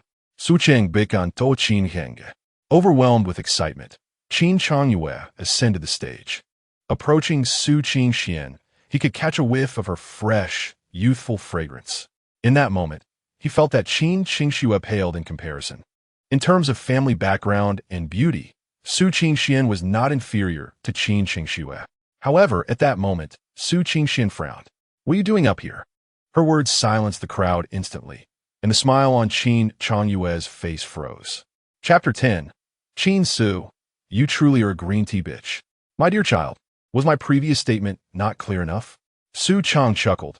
I have indeed mentioned your marriage to the young master of the Qin family before. Su Qingxian nodded. Father, you did bring it up, but I distinctly remember you saying that I should wed the young master of the Qin family. Was that truly him? Her words sent shockwaves through the crowd. Who among them did not know that Qin Changyue was indeed the young master of the Qin family? Was there any doubt about that? As the esteemed daughter of the Su family, it was only fitting that I marry the legitimate young master of the Qin family, not a mere impostor. Therefore, if I am to marry, it shall be him. Pointing towards Qin Ce in the distance, Su Qingxian declared, he is the true young master of the Qin family, while Qin Changyue is merely an adopted son. How could the daughter of the Su family marry an adopted child? Hiss! Su Qingshuan's proclamation detonated like a deep-sea bomb, stirring the entire venue into a frenzy. The revelation that Qin Changyue was a false young master? How could this be possible? This was news to them. If true, it was indeed intriguing. A fake young master aspiring to marry a genuine heiress. Qin Changyue truly was a toad wishing to feast upon swan meat. The surrounding murmurs of envy reached Qin Changyue's ears.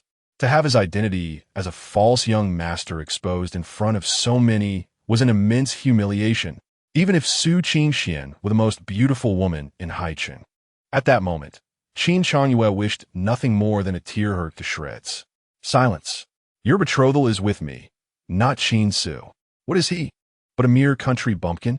How could he possibly compare to me? Witnessing Qin Changyue lose his composure, Qin Yunhe hurriedly took the stage. Be quiet. Do you not feel embarrassed enough? Qin Yunhe growled, snatching the microphone from Qin Changyue. Esteemed guests, a misunderstanding has arisen due to recent events, and I am here to clarify.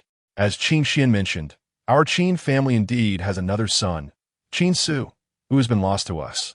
However, for many years, we have regarded Changyue as our own, and when the betrothal was arranged, it was indeed for my niece Qingxian to wed Changyue. This is indisputable. Upon hearing Qin Yunhe's explanation, the crowd began to comprehend the situation. So that was how it was. Qingxian, I do not know how you discovered Changyue's status as an adopted son, but I can assure you that within the Qin family, Changyue's standing is no different from that of our biological son. Su Qingshuan frowned slightly.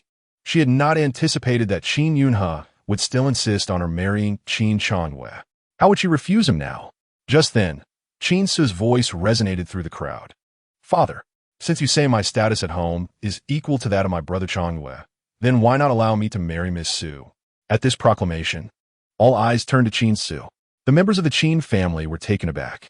Qin Ce continued, from the moment I laid eyes on Miss Su, I was smitten. If she does not wish to marry an adopted son, then what objection could there be to marrying me? Hiss. The crowd collectively inhaled sharply. Was this a case of two suitors vying for one bride? This was becoming interesting. Nonsense. Qin Yunhe's face turned red with anger upon hearing Qin Ce's words. Qin Ce, what are you saying? As Changyue's brother, do you intend to usurp his fiancée? Who taught you such shamelessness? Relishing the opportunity to publicly chastise Qin Ce, Qin Yunhe was thoroughly pleased. In this situation, he eagerly awaited Qin Ce's rebuttal. Thus, Qin Ce's coarse demeanor would be laid bare before all. Yet unexpectedly, Qin Ce did not retaliate. Instead, a hint of grievance crossed his features. Father, I have been cast adrift since childhood, enduring mockery and disdain. They have branded me as an unwanted wild seed, and even my girlfriend left me for a wealthy man. Although Changyue is an adopted son, he has enjoyed the life that rightfully belonged to me within the Qin family. Now that I have found a girl I love, I have but this one request. Cannot you grant me that? Am I to relinquish my beloved to my brother Changyue? Qin Ce's voice was tinged with sorrow, his expression painfully aggrieved. This stirred sympathy among the onlookers, many of whom felt pity for him. Though Qin Ce was the true young master, his past had been fraught with hardship. If my son had been cast aside and called a wild seed, I cannot imagine the anguish I would feel. Clearly, Qin Changyue's life had been far superior to that of Qin Ce. The members of the Qin family felt as though they had swallowed a fly. This was not the Qin, so they knew at home. Where was the arrogance he displayed within the family? Uninformed spectators might genuinely believe he had suffered greatly in the Qin household. At that moment, Qin Yunhe also gasped, feeling the stares of the crowd prickling his skin like thorns. This wretched child knows how to play the sympathy card? Qin Changyue's eyes glinted with suspicion. It seemed that the green tea men at home were not solely limited to him. Qin Ce's green tea tactics were equally as potent.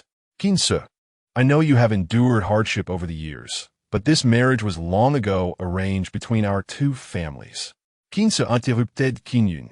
If it is an agreement between the Qin and Su families, then as long as both families consent, what issue could arise? Qin Yunhe cursed inwardly, then forced a gracious smile. Qin Ce, how can an established agreement be altered at will? Furthermore, to do so would be disrespectful to Miss Qin Xian, would it not? Isn't that precisely the point? Qin Ce replied with a smile. To honor Miss Su, I believe it would be best for her to choose between me and Brother Changyue.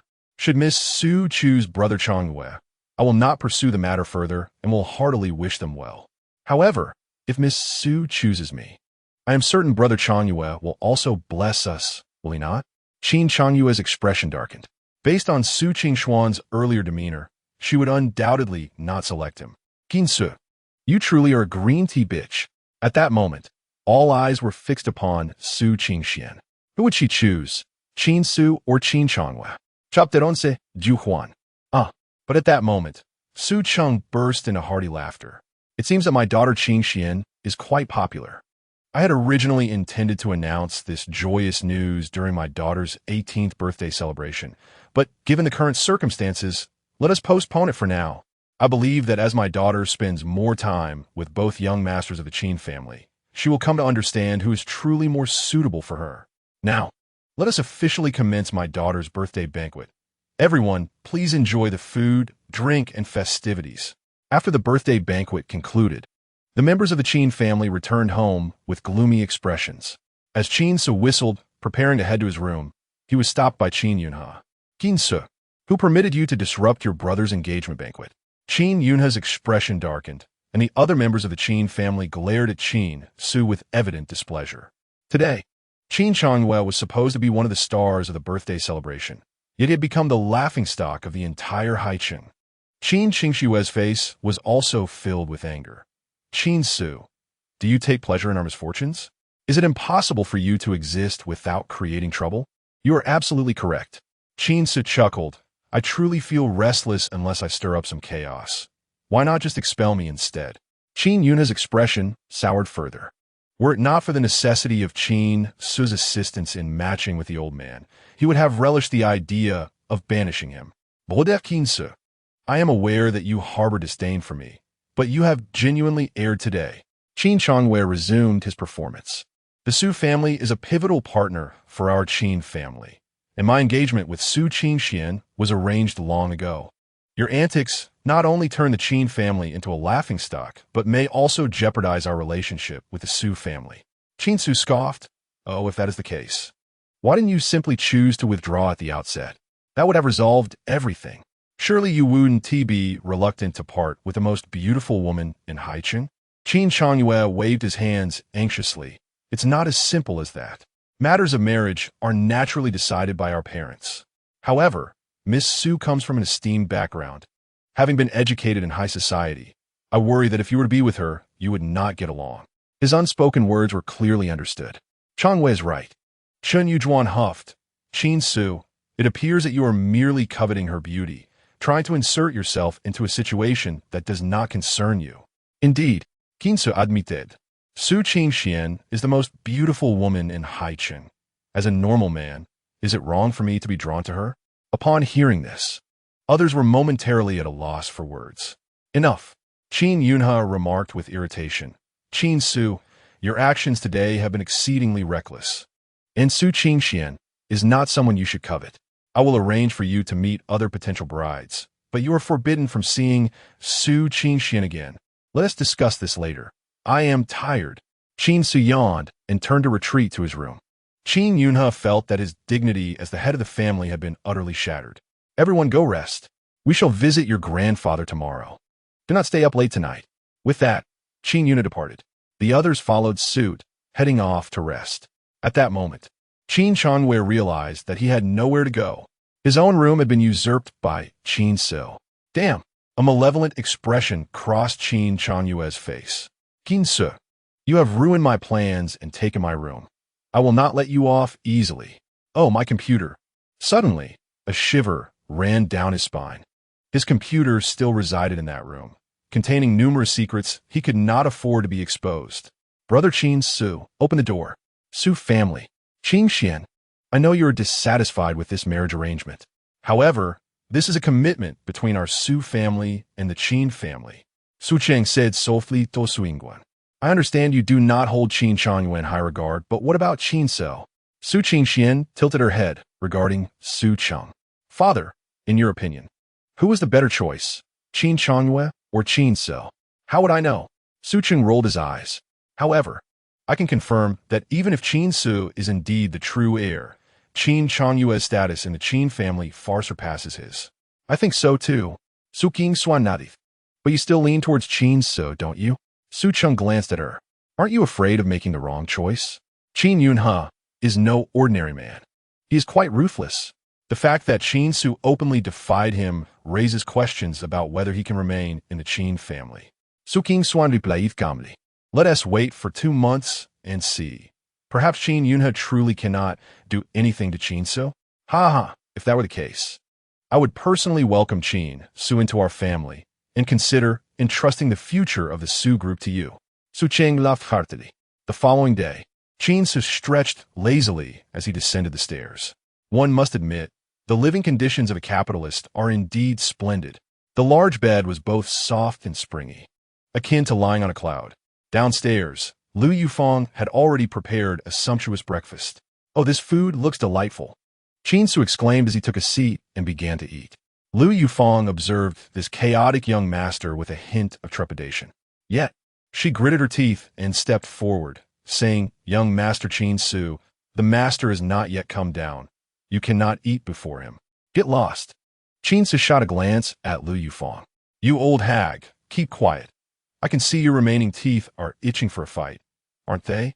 Lu Yufeng immediately fell silent. It became clear to her that this newly returned young master was indeed a troublemaker who thrived on chaos. Just as Qin Ce was enjoying his meal, the other members of the Qin family made their way downstairs. Upon seeing that Qin Ce had already begun eating, their expressions grew grim. Qin Ce, have you lost all manners? Our parents have yet to be seated, yet you have started eating. Qin Qingxue seized the opportunity to scold him. Qin Ce responded leisurely, because I was born of a mother, but raised without one. My lack of upbringing is not my fault. Chen Yujuan's face turned pale at this. Before Qin Ce's return, all records indicated that he was well-behaved and diligent. How had everything changed upon his arrival at the Qin family? Could it be that his previous demeanor was merely a fade? Brother Qin Ce, how can you speak ill of our mother? Qin Changyue quickly interjected to assert his presence. Do you know how busy and exhausted she has been these years? Are you holding a grudge against our parents for something so trivial? Why can't you show some understanding? They never intended to abandon you. Their hearts ached during your absence. Hearing Qin Changyue's words, Chen Yujuan felt a wave of gratitude and embraced him. My dear Changyue, you are so considerate, unlike certain individuals who are nothing but ingrates. Qin Ce shrugged. What's wrong? Is speaking the truth now a crime? Mother, do you think I am right? Chen Yujuan huffed coldly. Do not call me mother. I cannot bear it. Oh, Yujuan, if you believe I am wrong, you may refute me. Chapter 12. I have always been quite polite. What? You call me what? Chen Yujuan's face displayed shock. Qin Ce blinked innocently. Yujuan, what is wrong with that? Qin Changyue quickly interjected. Brother Qin Ce, how can you address mother by her name? That is far too disrespectful. Isn't a name meant to be called? Qin Ce retorted. What is wrong? Qin Changyue, do you find embarrassing to call Chen Yujuan? Qin Changyue was taken aback and hurriedly waved his hands. I didn't mean that. I just think you're being disrespectful. Isn't this disrespectful enough? Qin Ce's eyes widened. She said she doesn't want to call her mother, so I can only call her Yujuan. Should I call her that old hag instead? Chen Yujuan's lips twitched. This was becoming increasingly embarrassing. All right, let's not dwell on this. Qin Yunhe interjected, feeling quite uncomfortable. The tongue of Qin Ce is rather venomous. Isn't it? Hurry and eat your meal. Once we finish, let us together visit your grandfather at the hospital. The members of the Qin family gazed upon the breakfast, now a chaotic mess thanks to Qin Ce's antics, and they could not help but furrow their brows. Everyone, please take a seat and eat. Why are you all just sitting there? Surely you aren't repulsed by me? Qin Ce cheerfully urged the motionless guests. Qin Yunhe inhaled deeply and declared, everyone, please sit down. Qin Changlin was the first to take a seat, followed closely by Qin Qingxue. Qin Changyue settled beside Chen Yujuan, seemingly offering her some comfort. However, before they could even grasp their chopsticks, a pained expression crossed Qin Ce's face. Suddenly, he sneezed. With that sneeze, his mouth erupted like a shotgun, spewing remnants of food across the table. In an instant, the entire breakfast was sullied with Qin Ce's saliva. Even more appalling was that their clothes had been splattered as well. Qin Ce, Qin Qingxue cried out sharply, my dress is a brand new Prada, worth tens of thousands. I haven't worn it many times, and you've already sullied it with your filthy spit? Qin Ce rubbed his nose and glanced at Qin Qingxue, who now bore unsightly grease stains and food remnants on her once pristine dress. It's just a dress. Qin Ce waved his hand dismissively. The Qin family isn't lacking in funds. We could simply buy another. I couldn't control my sneeze. Can you truly blame me? He then turned to look at Qin Changyue and Chen Yujuan. See, Yujuan and Changyue have said nothing, yet you all are in a tizzy. The other three turned their gazes towards Chen Yujuan and Qin Changyue, gasping in shock, for they were the ones directly facing Qin Ce, bearing the brunt of his culinary onslaught. At that moment, both Chen Yujuan and Qin Changyue were adorned with remnants of food and Qin Ce's saliva on their faces and clothes. Their silence was entirely due to their fury, rendering them speechless. Qin Ce, you. Chen Yujuan attempted to speak, but as she opened her mouth, the food remnants that had perched upon her nose plummeted directly into her mouth. Ugh! Chen Yujuan felt her stomach churn violently, turning to lean on Qin Changyue, and promptly vomited. However, as she had eaten little that morning, what emerged was merely the acidic contents of her stomach. Qin Changyue's face darkened. Not only was he splattered with Qin Ce's food remnants, but now he bore the acidic aftermath of Chen Yujuan's vomiting as well. The mingling of these two odors nearly sent him over the edge. Mother, let us quickly wash our faces. Qin Changyue suppressed his nausea, helping Chen Yujuan toward the restroom. The other members of the Qin family silently rose, retreating to their respective rooms to change clothes. Shortly thereafter, the family, dressed anew, descended the stairs once more. This time, an unspoken understanding prevailed among them, and no one mentioned the breakfast incident. The glares exchanged between Chen Yujuan and Qin Changyue toward Qin Ce were sharp enough to pierce. Yujuan, I truly apologize for what transpired earlier. Though Qin Ce uttered these words of apology, sincerity was entirely absent from his demeanor. Enough. Qin Yunhe stitting, Qin Ce. Will you never cease? Your mother spoke in anger. Do you truly dare to call her by her name? Qin Ce shrugged and turned to Chen Yujuan. Then may I call you mother? Chen Yujuan replied, somewhat vexed. The mouth is yours. You may address me however you wish. Well, it's all trivial. Let us not dwell on it. Qin Yunhe quickly interjected. Let us go and visit your grandfather. An hour later, at a premier private hospital in Haicheng, the Qin family alighted from their vehicle. Qin Ce, this is your first meeting with your grandfather. You must make a good impression. Qin Yunhe spoke sternly. Your grandfather's health is precarious, and if you provoke him, don't say I didn't warn you. Qin Ce flashed an okay sign. Worry not. I've always been courteous. I'm certain that grandfather will appreciate me. The others exchanged exasperated glances at Qin Ce's audacity. You? Courteous? Qin Qingxue could not help but scoff. Qin Ce shot her a glance. If anyone perceives me as discourteous, they ought to reflect upon their own actions. Perhaps they have erred. I have always been the cherished child in the eyes of my elders. Qin Qingxue's lips twitched. Qin Ce's words were like poison. Even she felt a pang of discomfort.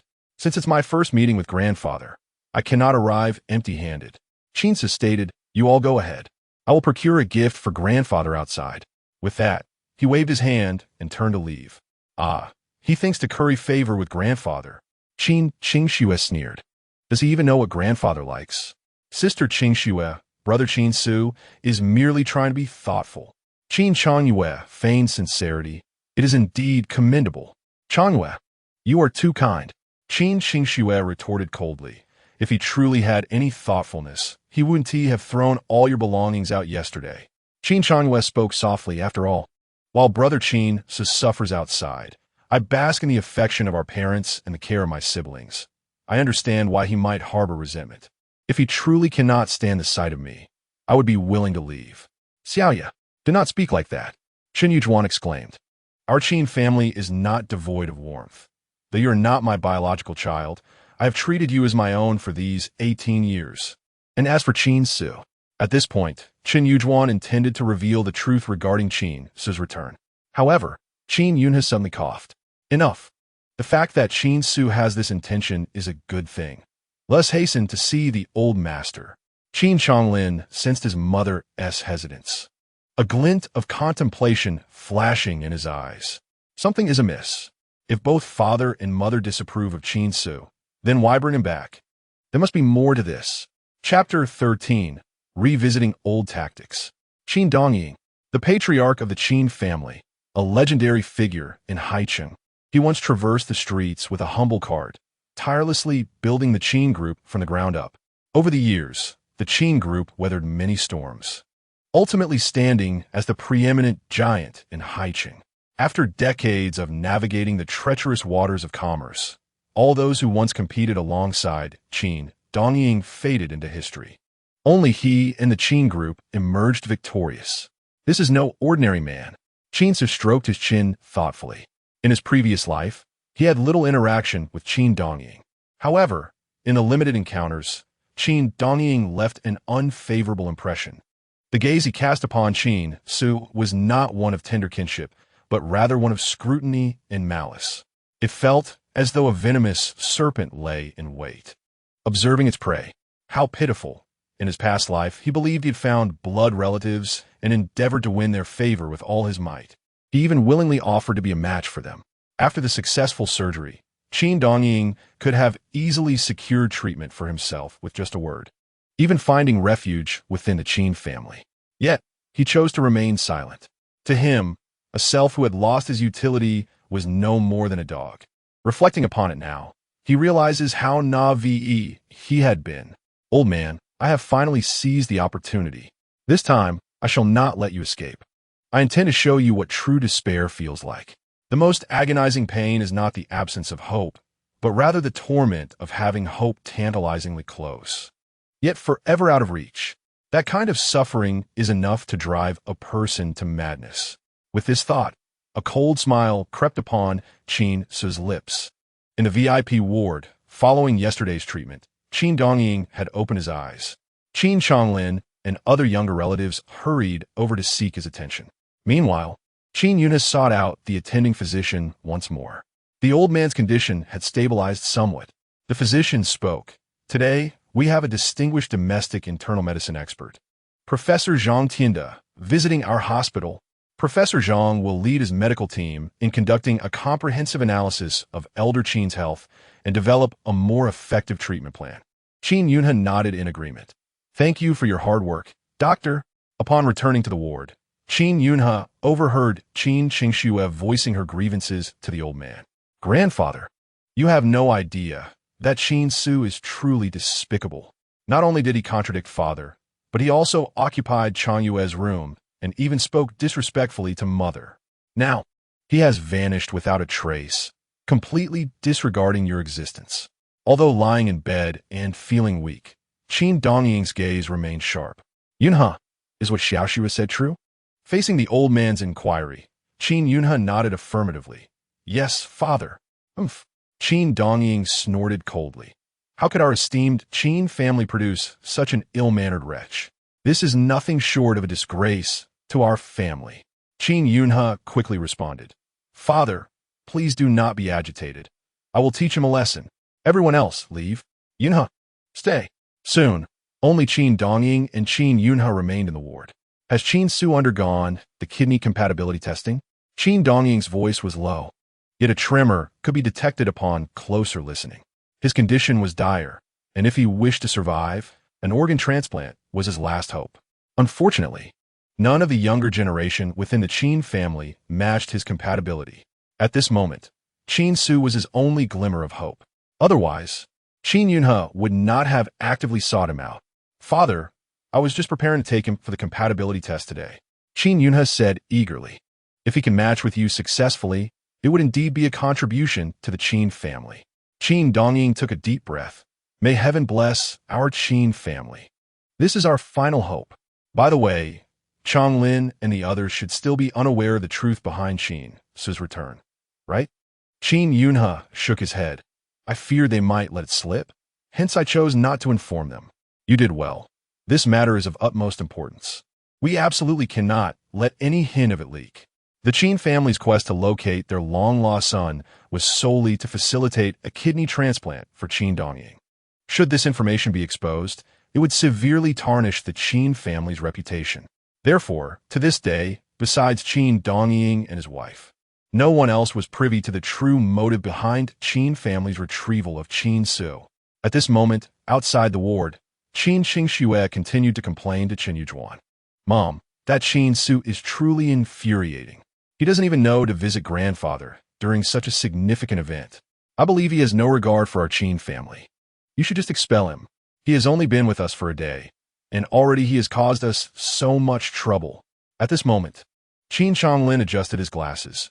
"Qingxue, you cannot say such things. Almost all the prominent families in Haicheng are now aware that Qin Ce is part of our Qin family. How could we possibly cast him out? That would be tantamount to slapping our own faces. Who are you trying to expel?" A familiar yet loathsome voice interrupted from behind them. Turning around, they saw Qin Ce standing a short distance away, a smile plastered on his face. "Sister Qingxue, are you hoping to drive Qin Changwei away?" In Qin Ce's eyes glimmered a look of feigned emotion. "I always knew, despite our 20-year separation, that we're still bound by blood. You have finally come to understand this truth." With that, Qin Ce turned to Qin Changwei. "Brother Changwei, I had contemplated that it was not your fault for being raised by the Qin family. I had tried to coexist peacefully with you. However, since Sister Qingxue wishes to expel you, I must respect her wishes. After all, she is my biological sister." Qin Ce placed a heavy emphasis on the term sister. Qin Changyue's expression darkened instantly. His entire body trembled as memories of the photos Qin Ce had sent him the previous day flooded back. Qin Qingxue was making the bed for Qin Ce, and she was doing so in a most alluring manner. Although she later expressed her disdain for him, those photos could not be fabricated. Moreover, if it weren't for Qin Qingxue yesterday, how could Qin Ce have gone to the Su family? If he hadn't gone to the Su family, how could he have disrupted his engagement banquet with Su Qingxian? Could it be that all of this was merely an act on Qin Qingxue's part? Was she only pretending to detest Qin Ce, unable to restrain himself? Qin Changwei glanced towards Qin Qingxue. Upon hearing Qin Ce's slanderous insinuations, rage surged across Qin Qingxue's face. "Qin Ce, what are you saying? Even if you leave, Changyue will never abandon the Qin family. No one in the entire Qin family welcomes you. If you have any sense, you will leave on your own." Qin Ce's eyes widened in shock, revealing a hint of heartbreak. "So, you all truly dislike me. Mom, do you think the same?" "I am but a piece of flesh from your body," Qin Ce declared. "If you two do not cherish me, then I shall leave at once." Observing Qin Ce's résolute demeanor, Shen Yujuan inhaled sharply. She would prefer for Qin Ce to distance himself as much as possible. However, it was not yet time to rid themselves of him. Chapter 14. Between Qin Changyue and me, who do you favor more? Cough cough. Chen Yujuan cleared her throat. "Qin Ce, no one is trying to expel you. But Sister Qingxue, you must cease your talk of wanting Qin Ce to leave." Chen Yujuan turned to Qin Qingxue, saying, "Qingxue, you too should refrain from such remarks.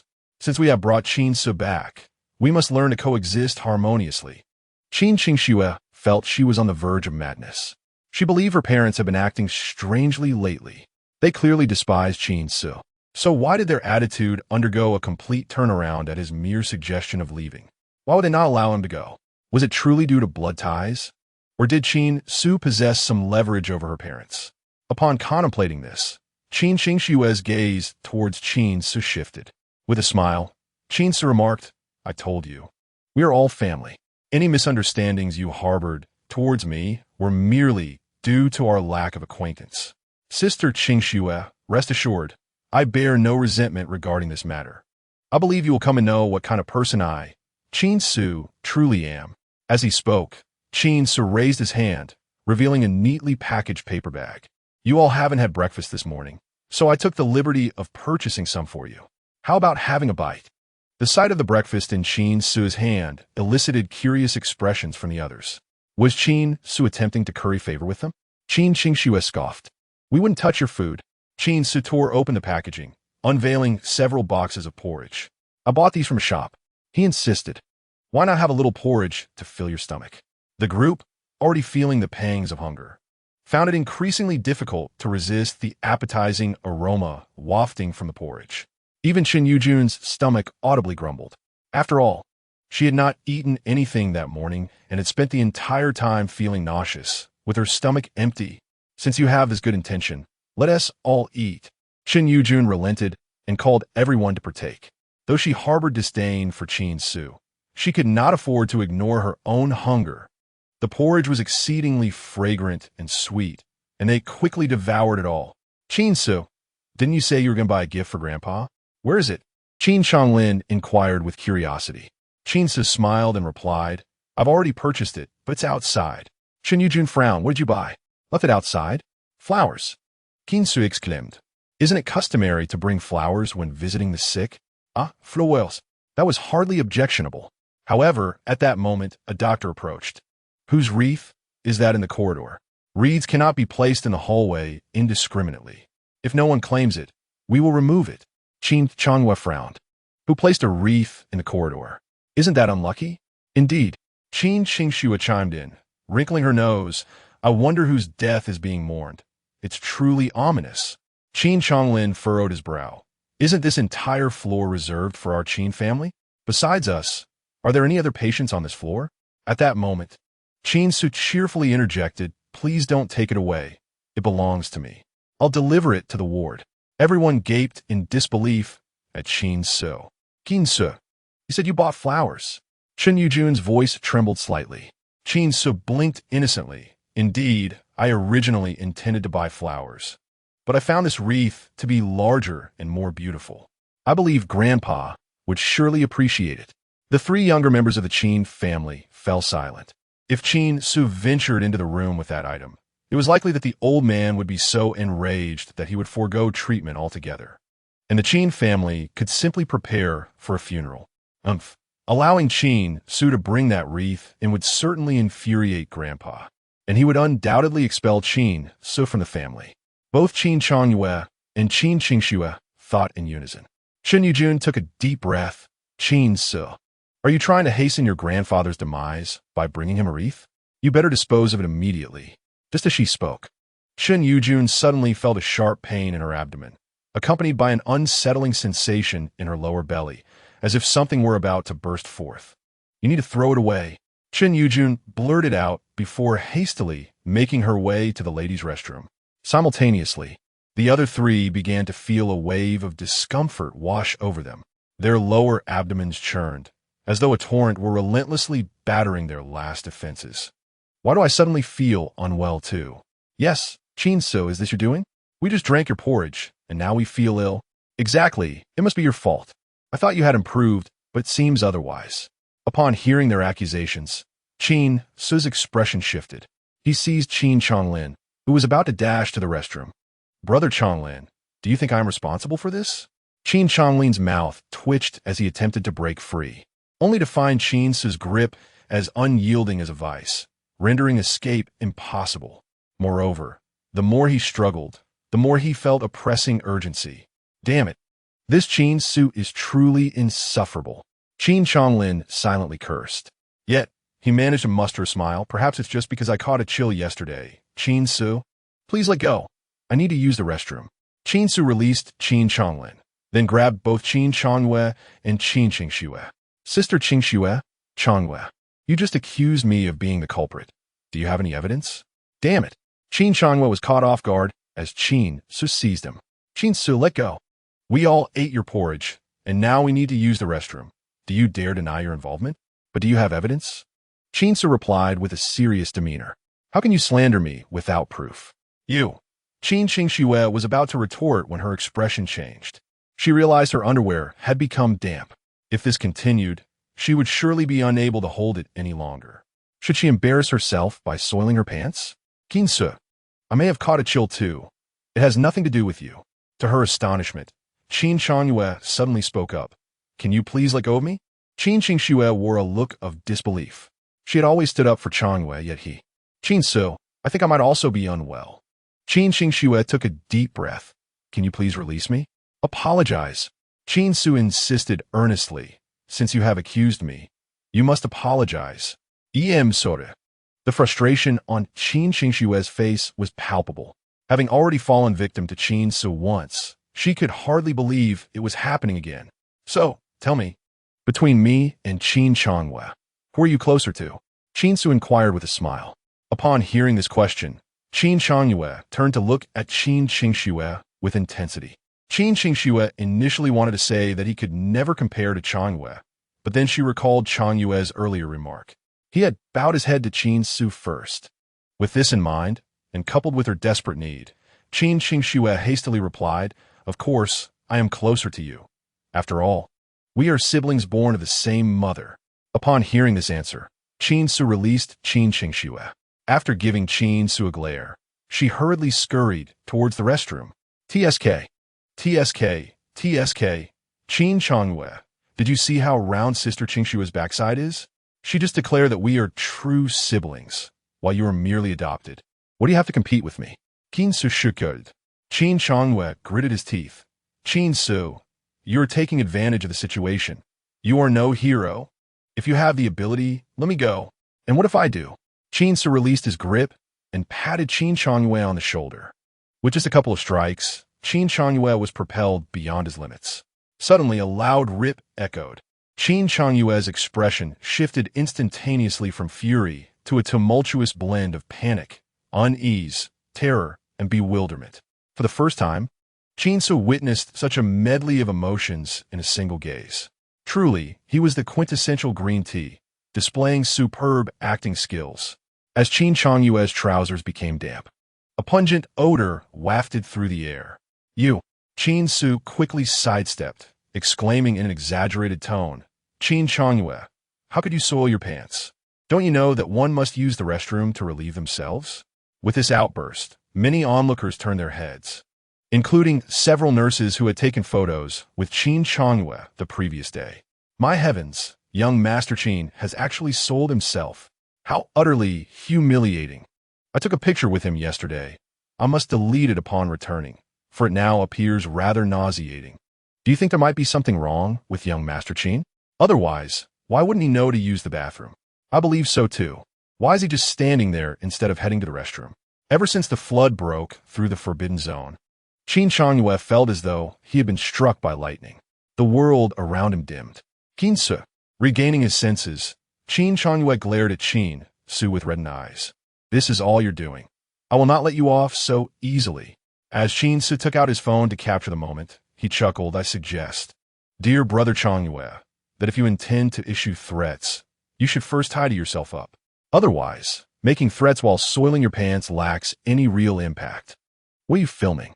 Qin Chongyue attempted to advance and snatch Qin Ce's phone, but Qin Ce deftly evaded him. The million-follower young Master Qin has lost control of his bowels live on stage. Qin Ce chuckled. Weren't you just becoming popular online? I can guarantee this will make you even more famous. And if the Su family learns of your predicament, do you think Su Qingxian will still want to marry you? Despair washed over Qin Chongyue's face upon hearing this. Qin Ce was nothing short of a pure demon. What is happening here? At that moment, Qin Yunhe emerged from the ward and immediately detected the unpleasant odor. What is that smell? He covered his nose, his face contorted in disgust. Qin Ce, grinning, replied. Your son has soiled himself. Qin Yunhe turned to Qin Ce and Qin Changwei, noticing the discolored trousers of Qin Changwei, with a trickle of foul substance dripping down his pant leg. Changwei, what have you done? Hurry and go clean yourself up. Qin Yunhe admonished. Look at what you have become. Fuming with rage, Qin Changwei shot a venomous glare at Qin Ce before limping towards the restroom. Meanwhile, hospital staff hurriedly came forward to clean the mess on the floor, yet the air remained permeated with a wretched stench. Qin Ce, Guomin, your grandfather wishes to see you. With that, Qin Yunhe hurried back inside the ward, unable to tolerate the foul odor any longer. Qin Ce shook, retrieving a floral wreath he had hidden nearby, and pushed the door open. Grandfather, your beloved grandson has come to see you. Surely you've missed me terribly. Qin Yunhe and Qin Dongying looked at Qin Ce, only to be met with a large, ornate wreath. It was indeed beautiful, a fact Qin Ce did not misrepresent. Yet, this wreath was intended for the deceased. Even Qin Dongying, usually stoic and composed, could not conceal his anger in that moment. You are Qin Ce? Are you wishing for my swift demise? Coughing violently, Qin Dongying struggled to breathe, his limbs trembling, and the nearby medical equipment began to emit alarm signals. Doctor! Witnessing this scene, Qin Yunhe was taken aback and rushed out to find a physician. Meanwhile, Qin Ce approached Qin Dongying leisurely.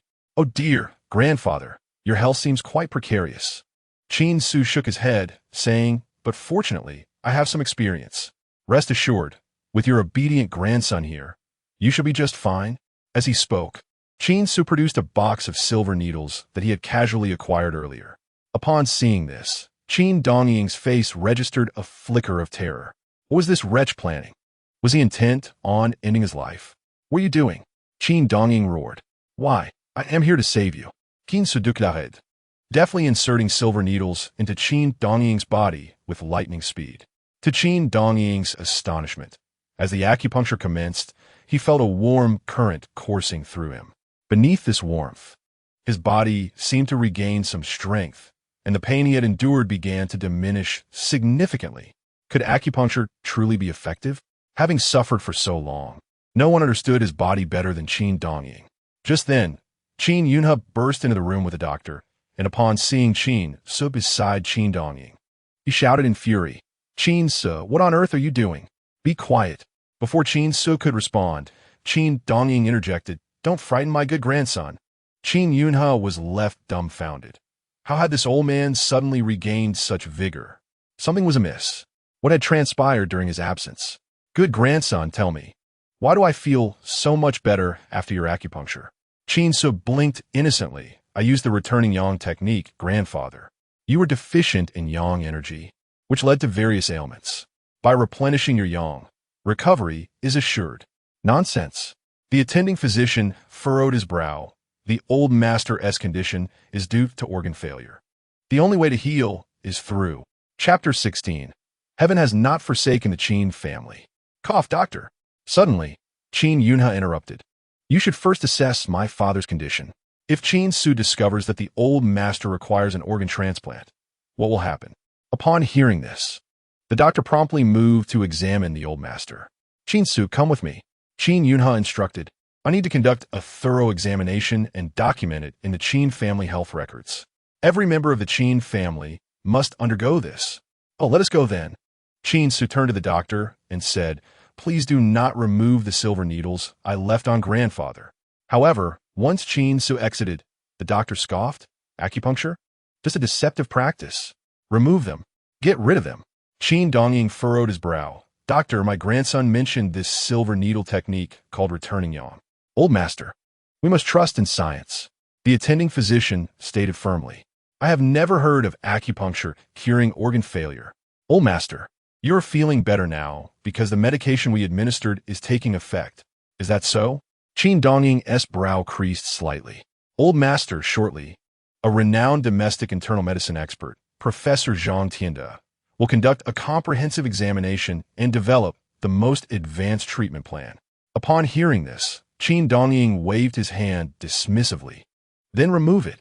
However, just as they had extracted the silver needle, the previously tranquil instrument suddenly erupted into a cacophony of beeps. This was dire. The patient's blood oxygen saturation was plummeting. The serum creatinine levels were alarmingly rising. The potassium levels exhibited erratic fluctuations. The attending physician was utterly bewildered.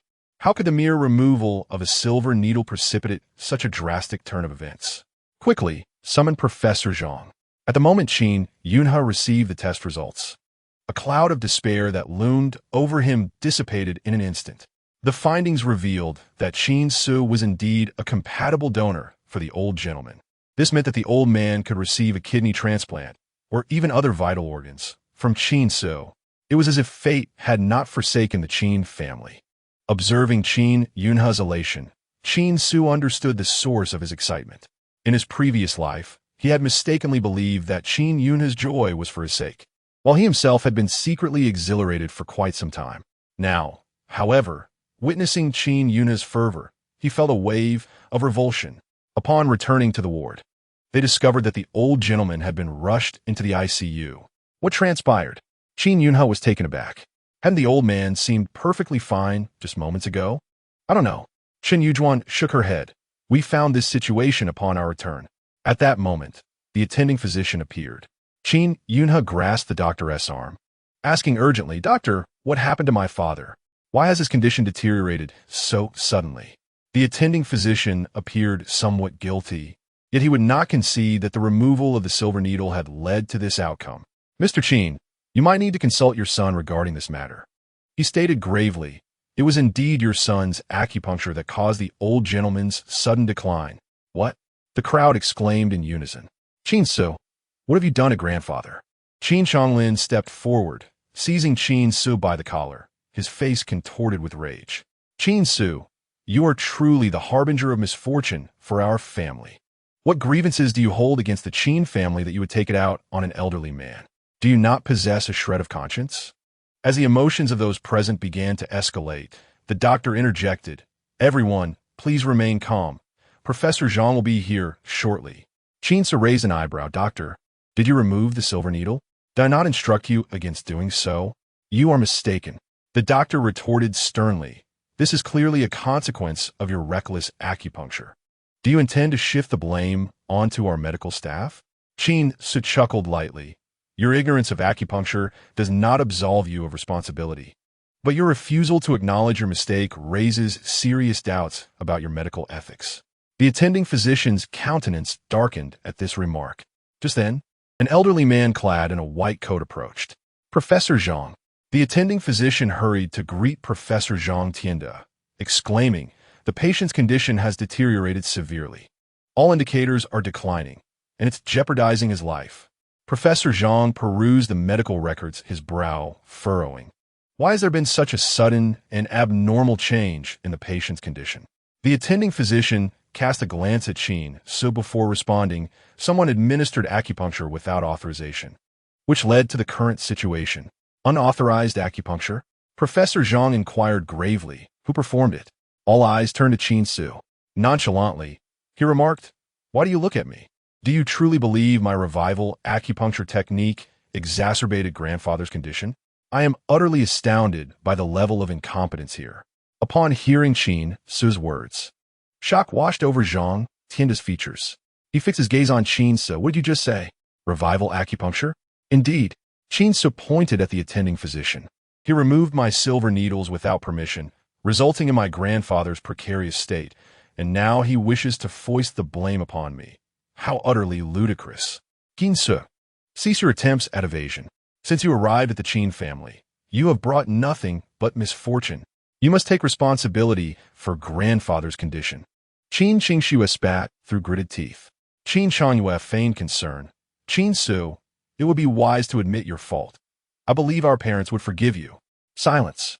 Before Qin Ce could respond, Zhang Tianda interjected. "Young Qin Ce, you truly possess the revival acupuncture technique? Do you understand that this technique is—" Qin Ce interrupted with a light chuckle. "The revival acupuncture technique is a closely guarded secret of the Ghost Valley Divine Physician, capable of restoring energy and invigorating the body. However, should one remove the needles prematurely, it invites malevolent energies into the body, thereby worsening the ailment." "What restoring energy? What malevolent energies?" The attending physician's eyes flashed with disdain. The other members of the Qin family wore skeptical expressions. Young Qin Ce, from whom did you learn this revival technique? A flicker of excitement appeared on Zhang Tianda's face. The Ghost Valley Divine Physician. Qin Ce déclared, I am a direct disciple of the Ghost Valley Divine Physician. Little apprentice? Zhang Tianda gazed at Qin Ce, his eyes brimming with enthusiasm. Do you know where our master is now? A hint of confusion crossed Qin Ce's face. You are. I am Zhang Tianda. Brother Zhang. Qin Ce exclaimed, surprised. I did not realize you were Brother Zhang. Master has often said that among his 5 disciples, the most diligent is indeed Brother Zhang. I never anticipated meeting you today.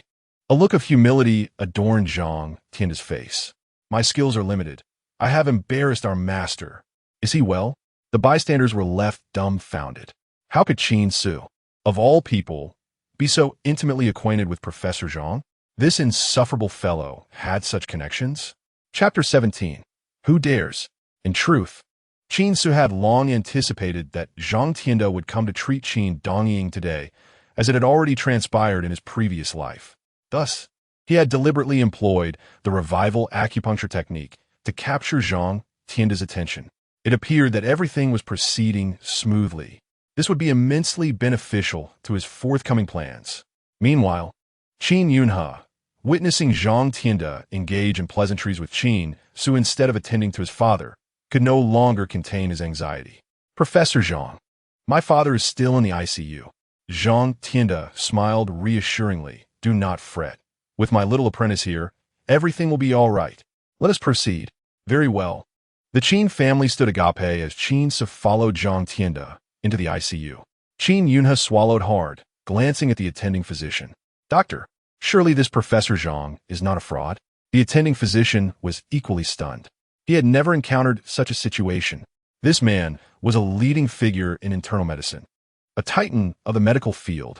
That he referred to a young man as his little apprentice was astonishing. Surely, Professor Zhang could not be a fraud? The attending physician gulped nervously. An hour later, Qin Dongying's condition had reverted to its previous state. Outside the ICU, Zhang Tianda remarked, Little apprentice, I never imagined you would have mastered so many techniques from our master. You truly are his prized disciple. Not at all, not at all. Qin Ce humbly remarked, Master, your knowledge is boundless, and my time studying under you has been brief. I have merely grasped a fraction of your wisdom. That makes you even more remarkable. Zhang Tianda responded joyfully. I never anticipated that master would find such a gifted disciple. This is truly wonderful. As he spoke, Zhang Tianda retrieved his phone. Junior brother, let us exchange contact information. Should you encounter any difficulties in the future, do not hesitate to reach out to me. Of course, Qin Ce replied without reservation. In his previous life, Master had often spoken of second senior brother Zhang Tianda as being kind-hearted and possessing a tranquil disposition. Had it not been for his lack of innate talent, he would have been the ideal successor to the legendary physician of Gigu. At that moment, Qin Yunhe and his companions approached. Professor Zhang, is my father all right now?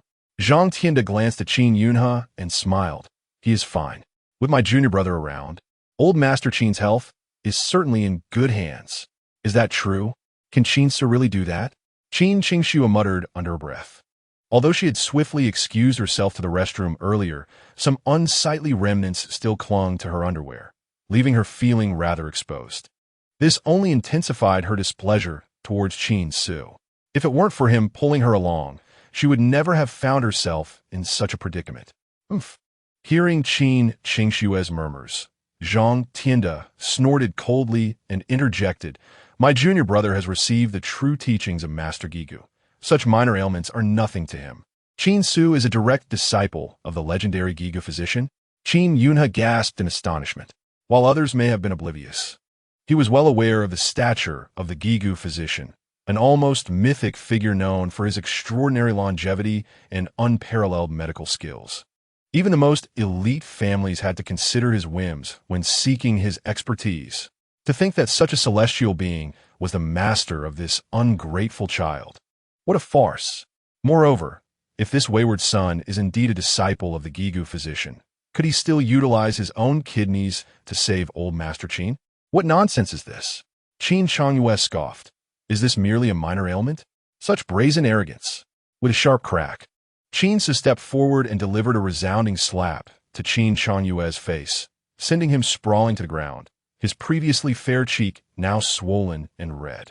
Qin Ce, have you lost your mind?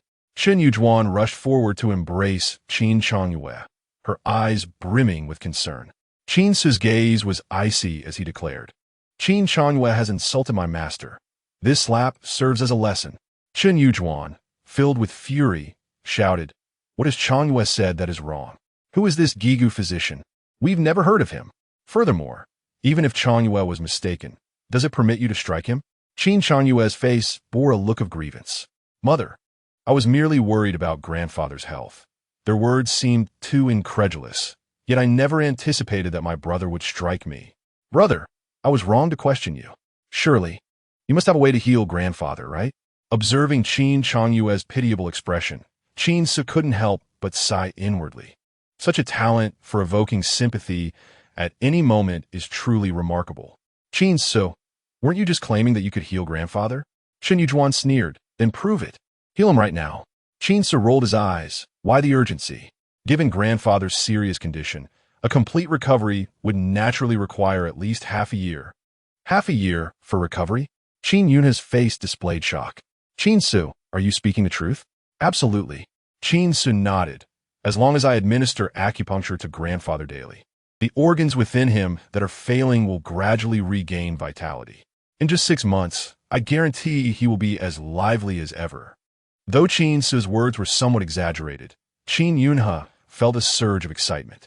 After all, Qin Ce's master was the Gigu physician. At that moment, a hearty voice echoed from the hospital room. My dear grandson, where are you? Upon hearing Qin Dongying's voice, Qin Chongyue rushed inside. Grandfather, we have come to see you, he exclaimed, beaming with a radiant smile. He had always been the favorite grandson in grandfather's eyes. However, to his astonishment, upon seeing Qin Chongyue, Qin Dongying's expression darkened. What do you want? Where's Qin Ce? My dear grandson, come here so I can see you properly.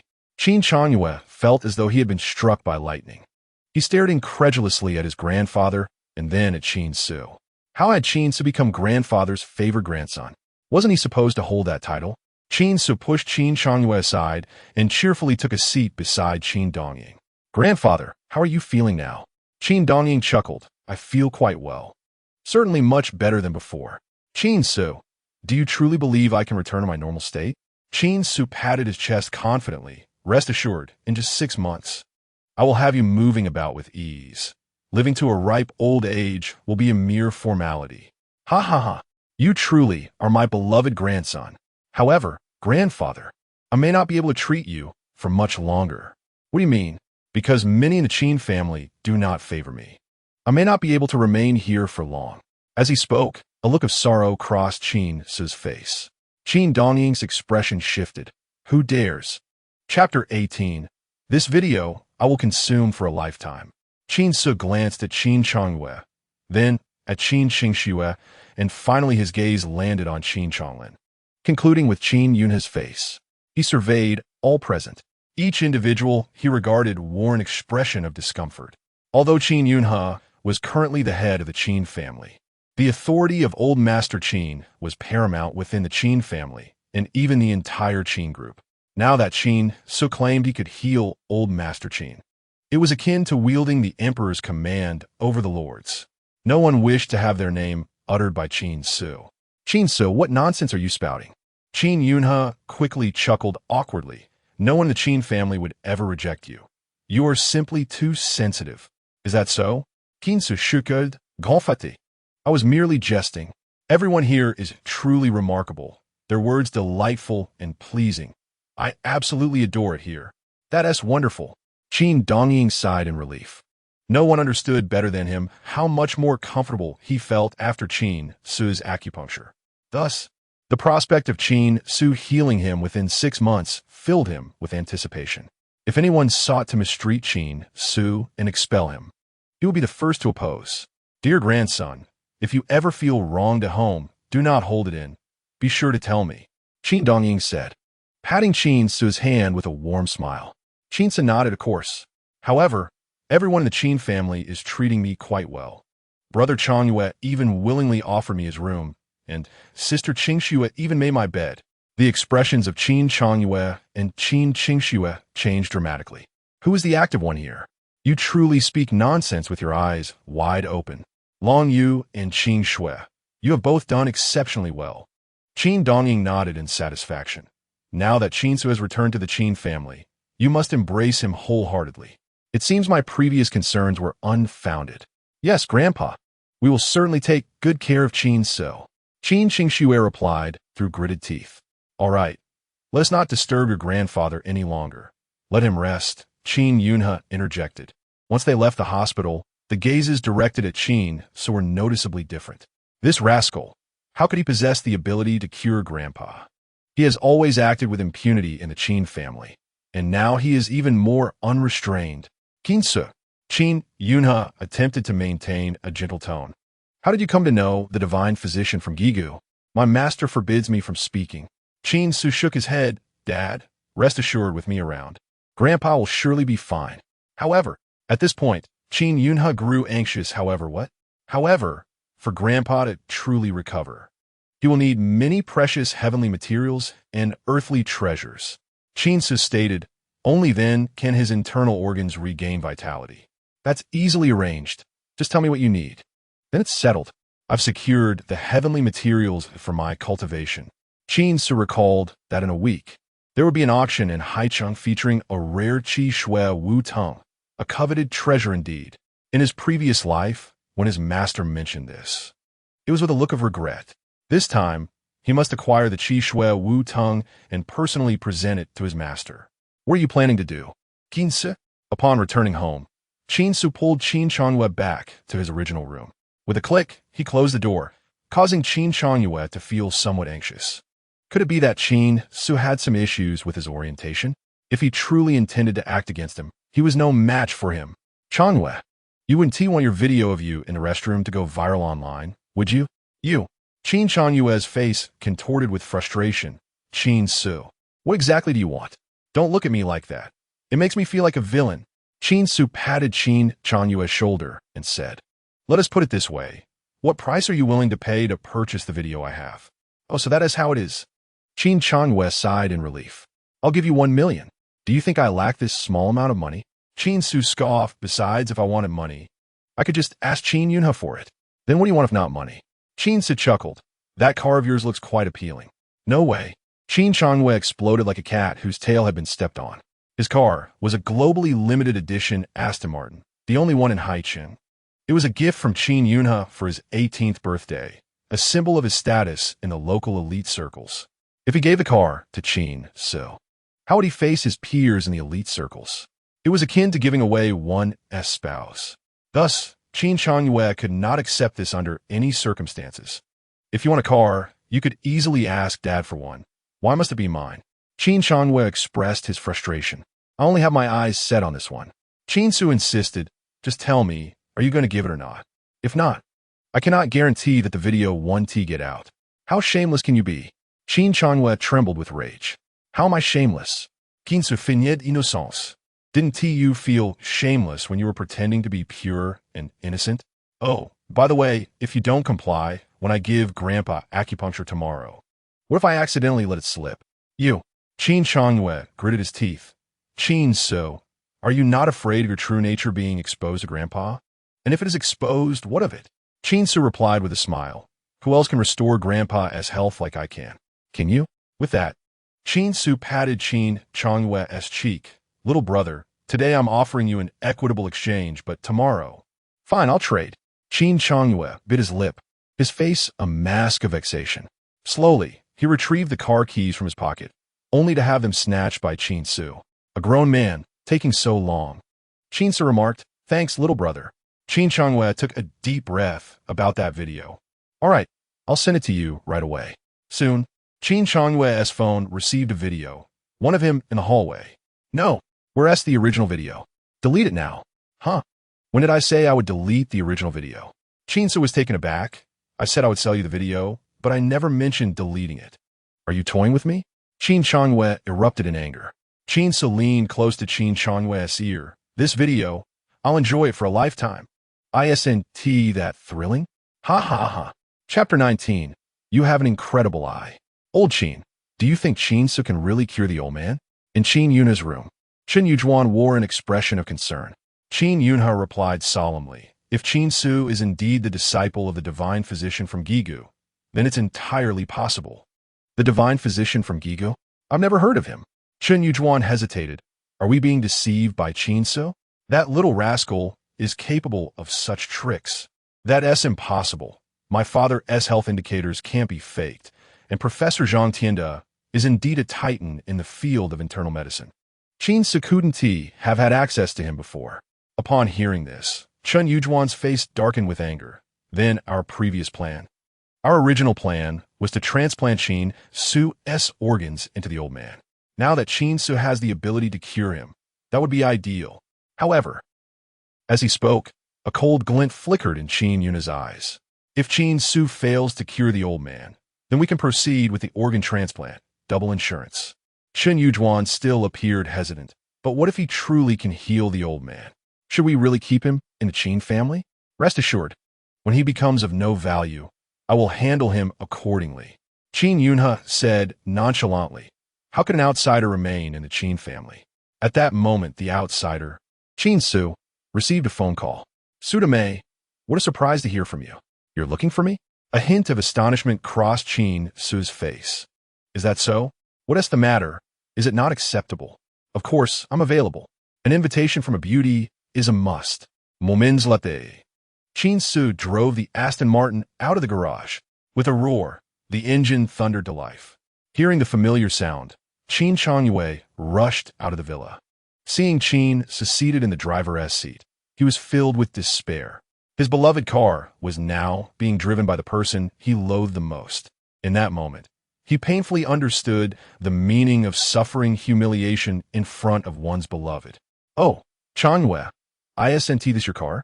Qin Qingxue also heard the commotion and stepped out, only to be taken aback by the scene before her.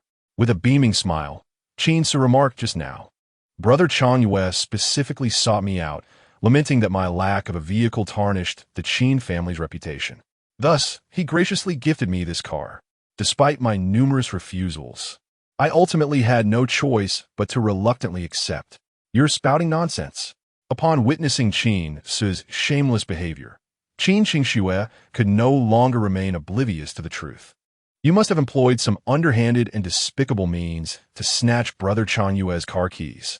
The most astute understanding of one's character does not arise from friends, but rather from foes. One cannot deny that some proverbs hold their weight in truth. With an approving nod, Qin Ce raised his thumb towards Qin Qingxue. You truly have a keen eye. Stunned, Qin Qingxue did not expect Qin Ce to brazenly acknowledge his actions. Get down from there immediately, she commanded, pointing at him. Qin Ce, if you desire a car, you can have father buy you one. Why must you steal Brother Changyue's? I simply like it. Qin Ce shrugged, responding.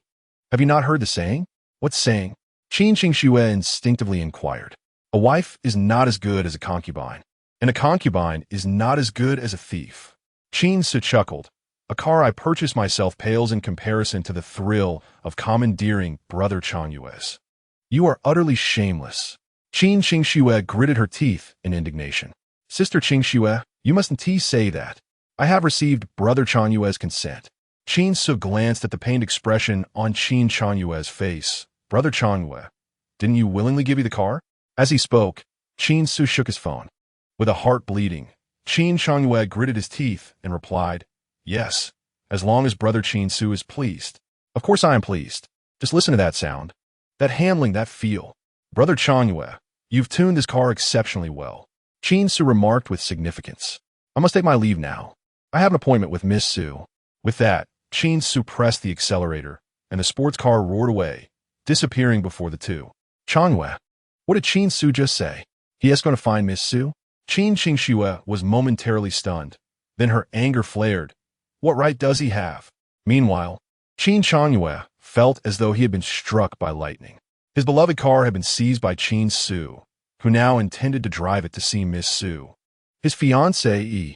The thought left Qin Changyue feeling suffocated, and he fell to the ground with a thud. Changyue, wake up. Someone help. Me, Su. The bus to the ancient town is already full. Why don't you ride with me? A young man in his 20s gazed at Su Qingxian with admiration. Su Qingxian frowned slightly. Zhang Kuo, I'm sorry, but I've already asked my boyfriend to pick me up. Zhang Kuo Misu. You can't possibly be referring to that useless Qin Changwe, can you? To be frank, I believe a beauty like you is far too good for someone like him. Su King Swan Saiding Werdi. Today was supposed to be a day for her art department to gather inspiration at the ancient town, but this Zhang Kuo had somehow learned of their plans and insisted on driving her there. Zhang Kuo had previously pursued Su Qingxian fervently. However, given the numerous collaborations between the Su and Zhang families, she felt hesitant to refuse too harshly. While Zhang Kuo may have been somewhat superior to Qin Changwe, he was still merely a second-rate contender. Master Zhang, this matter has received the approval of both the Su and Qin families. Su King Swan replied calmly. Is that so difficult? Zhang Kuo laughed confidently. The Qin family is on the decline. Old Master Qin is gravely ill and won't last much longer. Soon, the fate of Haiqing will not rest in the hands of the Qin family. At that point, I shall have my father propose. At that moment, an Aston Martin roared towards them like a rampaging beast. The speed of the Aston Martin was astonishing, swiftly closing the distance to Zhang Kuo without any sign of slowing down. Zhang Kuo was paralyzed with fear. He attempted to flee, but found himself trembling, unable to muster the strength to escape. As the Aston Martin was about to collide with Zhang Kuo, he collapsed to the ground, terrified and wetting his pants. The car screeched to a halt, mere centimeters from him. Qin Changwe, you're courting death. Coming to his senses, Zhang Kuo recognized the vehicle as belonging to Qin Changwe. Rage surged within him. How could he have been so frightened by Qin Changwe that he lost control? How would Su Qingxian ever look at him the same way again? However, it was not Qin Changwe who emerged from the sports car, but rather the newly returned heir of the Qin family, Qin Ce. Chapter 20. If you have the guts, come to our Qin family for a reckoning. My dear, I'm late. Qin Ce greeted Su Qingxian with a smile. No one bothered you, I hope? Su Qingxian shook her head. No. That's a relief. Qin Ce patted his chest. With your beauty, I was genuinely worried that some presumptuous toad might approach you. Zhang Kuo's complexion darkened. You're the new heir of the Qin family. Qin Ce? Who are you calling a toad? Toads are not frightening. What is truly terrifying is a toad lacking self-awareness. Qin Ce cast a sidelong glance at Zhang Kuo. What are you doing so close to my girlfriend? I? An old toad?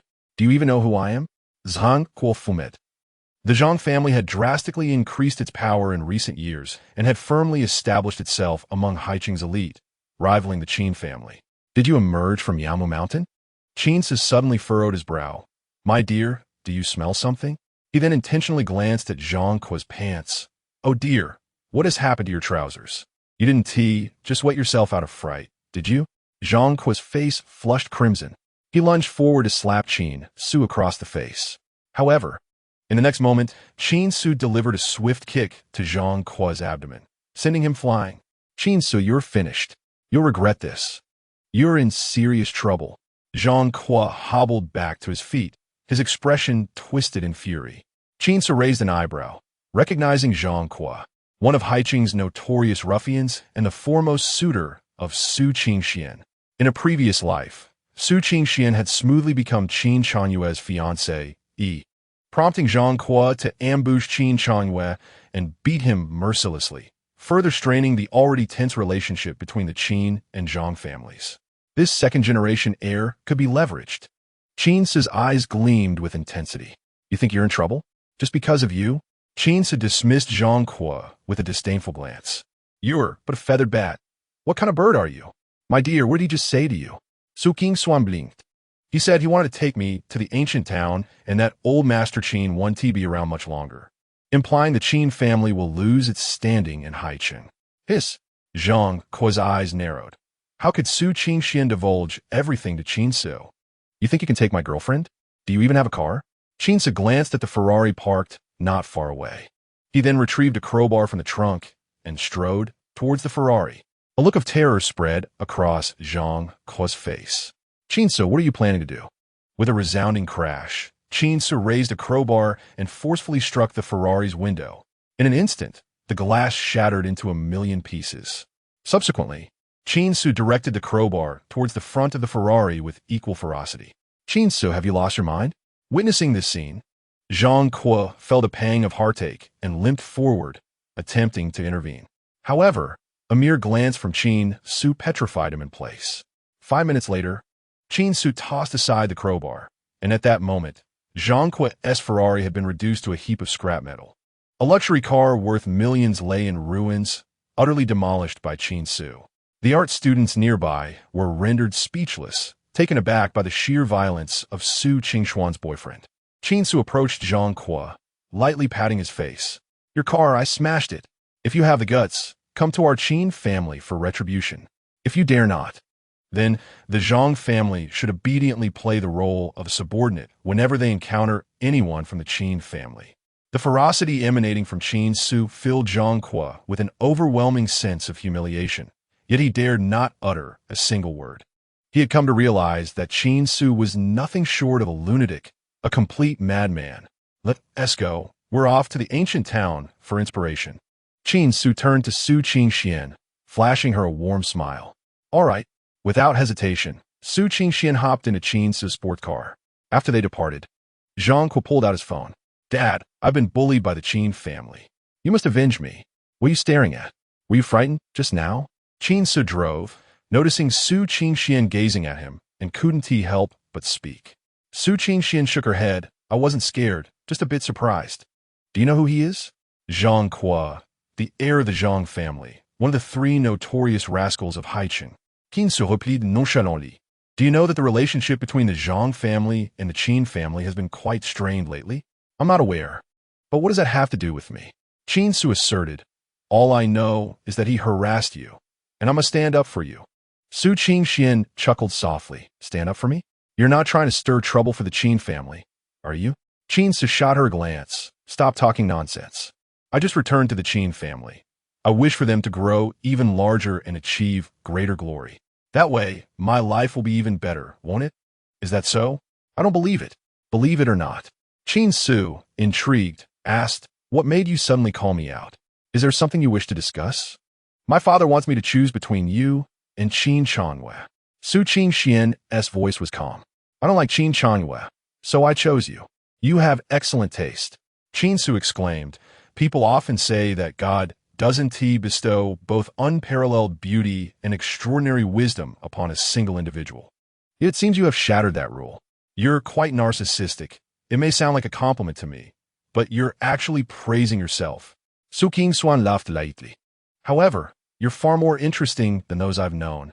Upon arriving at the ancient town, Su Qingxian found a picturesque spot and set up her easel. Dressed in a pink dress and adorned with a white hat, the gentle sunlight bathed her, making her appear as if she were a celestial being descended from the heavens. The most beautiful woman in Haicheng truly lived up to her reputation. Qin Ce pulled out his phone, aiming it at Su Qingxian. Qingxian, look this way. Su Qingxian turned to him, her smile radiant. With a click, her charming visage appeared on Qin Ce's phone. Qingxian is truly beautiful. Thanks to the generous gift from Changwei. He subsequently posted on his social media, visible only to Qin Changwei. Meanwhile, in a hospital room, the doctor had just completed an examination of Qin Changwei. Young Master Changyue's health is generally fine. He is merely experiencing some recent stress. As long as he maintains a peaceful mindset, he should be just fine. Upon hearing this, Qin Qingxue sighed in relief. Thank you, doctor. After seeing the doctor off and returning to the room, she found Qin Changyue holding his phone, a look of disbelief on his face, his eyes filled with pain and resentment. Changyue, what is wrong? Qin Qingxue rushed over. She saw Qin Changyue's latest social media post. Qingxian is truly beautiful. Thanks to the generous gift from Changyue. Accompanying the post were 9 photos, including smiles from Su Qingxian, her engrossed in painting, and even 2 pictures of them holding hands. With Su Qingxian resting her head on Qin Ce's shoulder. Qin Ce, the enmity of a stolen wife, cannot be forgiven. I will not rest until our paths are irreconcilably severed. Qin Changyue bellowed, before succumbing to a wave of dizziness and fainting again. Chapter 21. Are you following me? The warm sunlight filtered through the leaves, casting a gentle glow upon Qin Ce's face. A light breeze caressed his cheeks, bringing a sense of serenity. Such days were indeed delightful. Qin Ce glanced at his phone, pondering whether Qin Changyue had seen the social media post. What if he hadn't seen it? Qin Ce contemplated whether he should give Qin Changyue a nudge, but after a moment's thought, he dismissed the idea. Doing so would be overly conspicuous. What if it drove Qin Changyue over the edge? Time was on his side. There was no need to rush. Qin Ce tucked his phone away and turned to Su Qingxian. I'll go buy a bottle of water. Do you need one? Please give me a bottle of mineral water. Sure. The ancient town had been commercially developed, with various stalls and shops lining the streets. Many visitors were enjoying their time here. Qin Ce entered a small convenience store, purchasing a chilled cola and a bottle of mineral water. However, just as he completed his transaction and turned to leave, he encountered a young couple entering the store. The man appeared to be in his late 20s. Dressed casually with a pair of gold-rimmed glasses, his hair impeccably styled. Beside him stood a girl clad in revealing attire, a crop top and a short skirt, leaning against the man with an air of intimacy. The two seemed almost inseparable. Wait, this woman looks remarkably familiar. Qin Ce furrowed his brow. Suddenly, it dawned on him. This was the very woman who had previously rejected him for being poor, the one who had discarded him without a second thought. If not for this encounter, he would have almost forgotten her. It had been at least 4 years since he last saw her. Upon spotting Qin Ce, Chun Lingling's expression shifted to one of shock. In her memory, she had just turned him down a few days prior, and now she unexpectedly ran into him. Was he stalking her? After all, she was aware that Qin Ce was working as a delivery driver in Haicheng, and this ancient town was situated dozens of kilometers away. If he weren't following her, there was no way he could have appeared here. A persistent fool is still a fool. I rejected you less than 3 days ago, and you couldn't resist? Chun Lingling looked down on Qin Ce in her heart. However, she also understood that since he had found her, she needed to act decisively. If Wu Ge discovers this, he will undoubtedly feel discontented. Should he be unhappy, he would refrain from indulging himself with new bags, smartphones, or resolving his internship affairs. Thus, she must act preemptively. Qin Ce, just as Qin Ce was preparing to feign ignorance and depart, Chun Lingling astonishingly spoke first. I say, are you not the least bit ashamed? We have already parted ways, yet you remain unrelenting in your pursuit. You even dare to stalk me. But do not assume that your actions will rekindle my affections, for I have encountered my true crush in life. As she spoke, Chun Lingling clung fervently to the arm of her male companion, rubbing her delicate form against him. Wu Feiyu raised an eyebrow.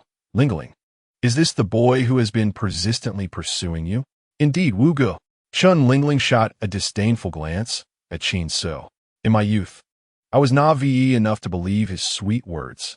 However, upon meeting Wu Ge, I recognized who my true soulmate is. Yet he continues to cling to me, even resorting to stalking. How utterly terrifying. Wu Feiyu cast a cold glance at Qin Ce, stating icily, Lingling is now my girlfriend.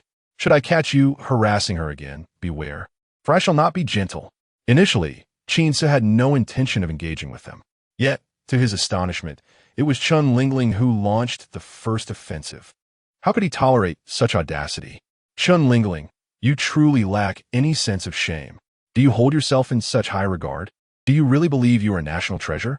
And me, stalking you? You think you are worthy of such attention? What kind of flimsy plastic bag are you to be so full of yourself? Excuse me, could you kindly step aside? You are obstructing my path. Upon hearing Qin Ce's words, Wu Feiyu's expression darkened. He was well aware of Qin Ce's status as a mere delivery boy. What audacity!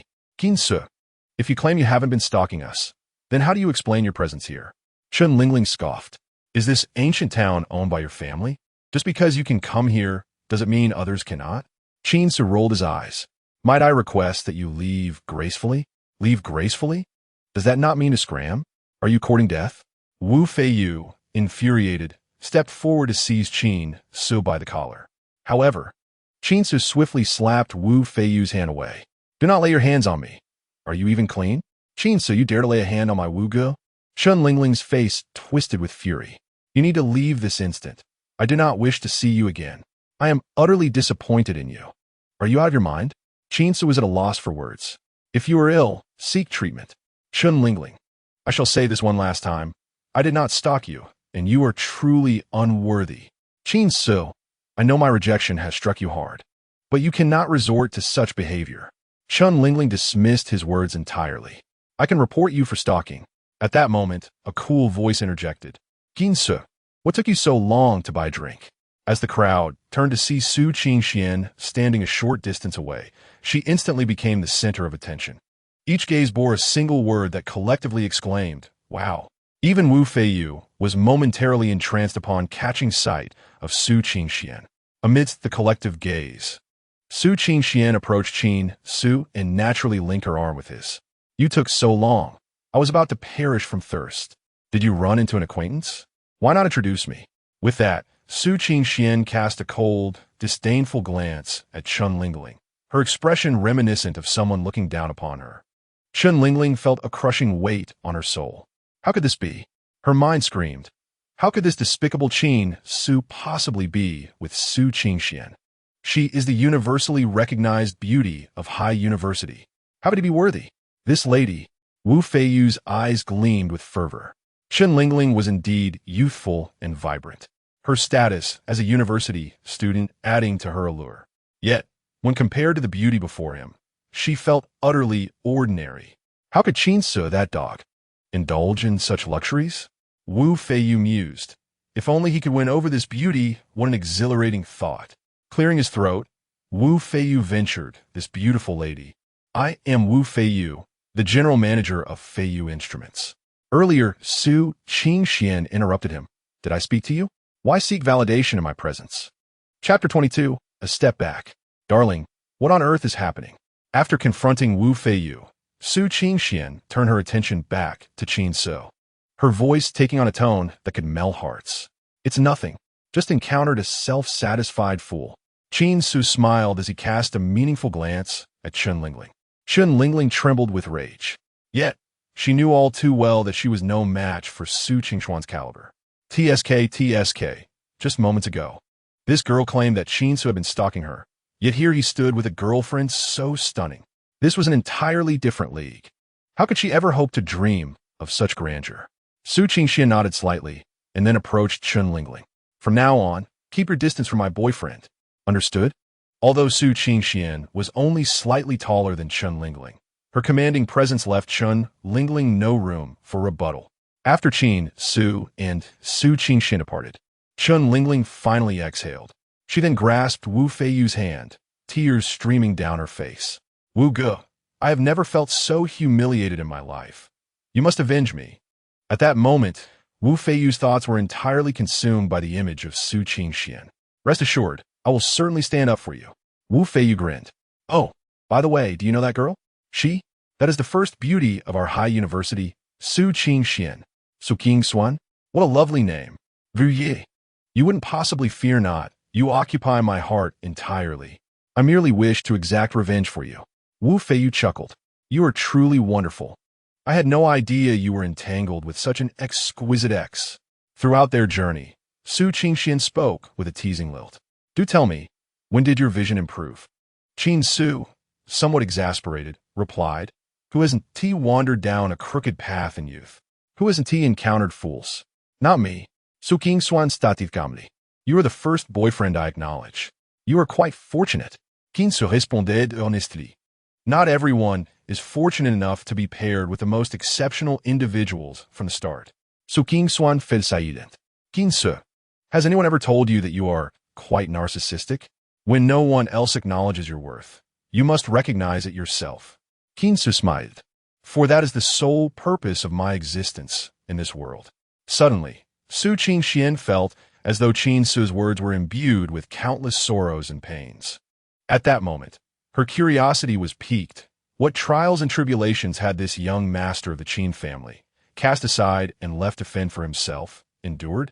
However, Su Qingxian refrained from probing further. Everyone harbors a past they prefer to keep unspoken, and she had no inclination to pry into another's privacy. Before long, the artistic excursion came to a close, and noon arrived.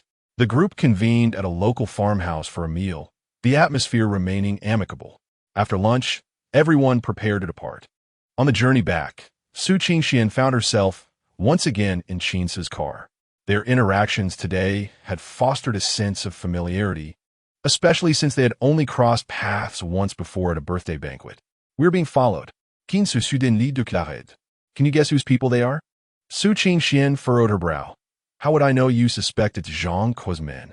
It's not a suspicion. It's a certainty that they belong to him." Qin Ce replied with a light chuckle. "Knowing we are in the ancient town and pinpointing our vehicle with such precision, the only person capable of that is Zhang Quo. And what do you intend to do? I need to see what he wants." Rather than accelerating, Qin Ce decreased his speed, as though fearful that the pursuers might lose their way. "Be cautious not to ruin everything. So King Suan Guoland, Fronin, you've damaged Zhang Quo's car. He must be itching to kill you. Rest assured, I have it under control." In no time, Qin Ce's vehicle was blocked by several cars along the way. A dozen burly figures clad in black emerged. Qin Ce, step out. The leader of the group was indeed Zhang Quo, a prodigal through and through. His methods were as crude as they were effective. Had it been an ordinary person facing such a banhulks, they would likely have crumbled in fear. Unfortunately for him, he was up against Qin Ce. "Ah, if it isn't young Master Zhang," Qin Ce said with a smile. "Are you here to apologize?" "Apologize?" Zhang Quo paused, then burst into laughter. "Qin Ce, have you been drinking fake liquor? Why would I apologize to you?" "Huh." With that, he swung a crowbar and struck the windshield of the Aston Martin with a tremendous force. The glass shattered instantly, resembling a spider's web. "Today, I will break your legs." "Zhang Quo, don't act recklessly." Su King Swan spoke firmly. "Do you wish to escalate this?" "Miss Su, my car was smashed by Qin Ce in public. He is slapping the Zhang family's face. If I don't retaliate today, how will I maintain my standing in Haicheng?" Zhang Quo's voice was cold. Su Qingxian furrowed her brow, recognizing the truth in his words. Qin Ce's brazen act of vandalism was, without a doubt, a public humiliation for Zhang Quo. Should he fail to respond, his reputation in Haicheng would indeed be in jeopardy. "Misu," Zhang Quo continued, "this matter does not concern you. Step aside." After a moment's hesitation, Su Qingxian glanced at Qin Ce, who nodded in affirmation. "Stay back.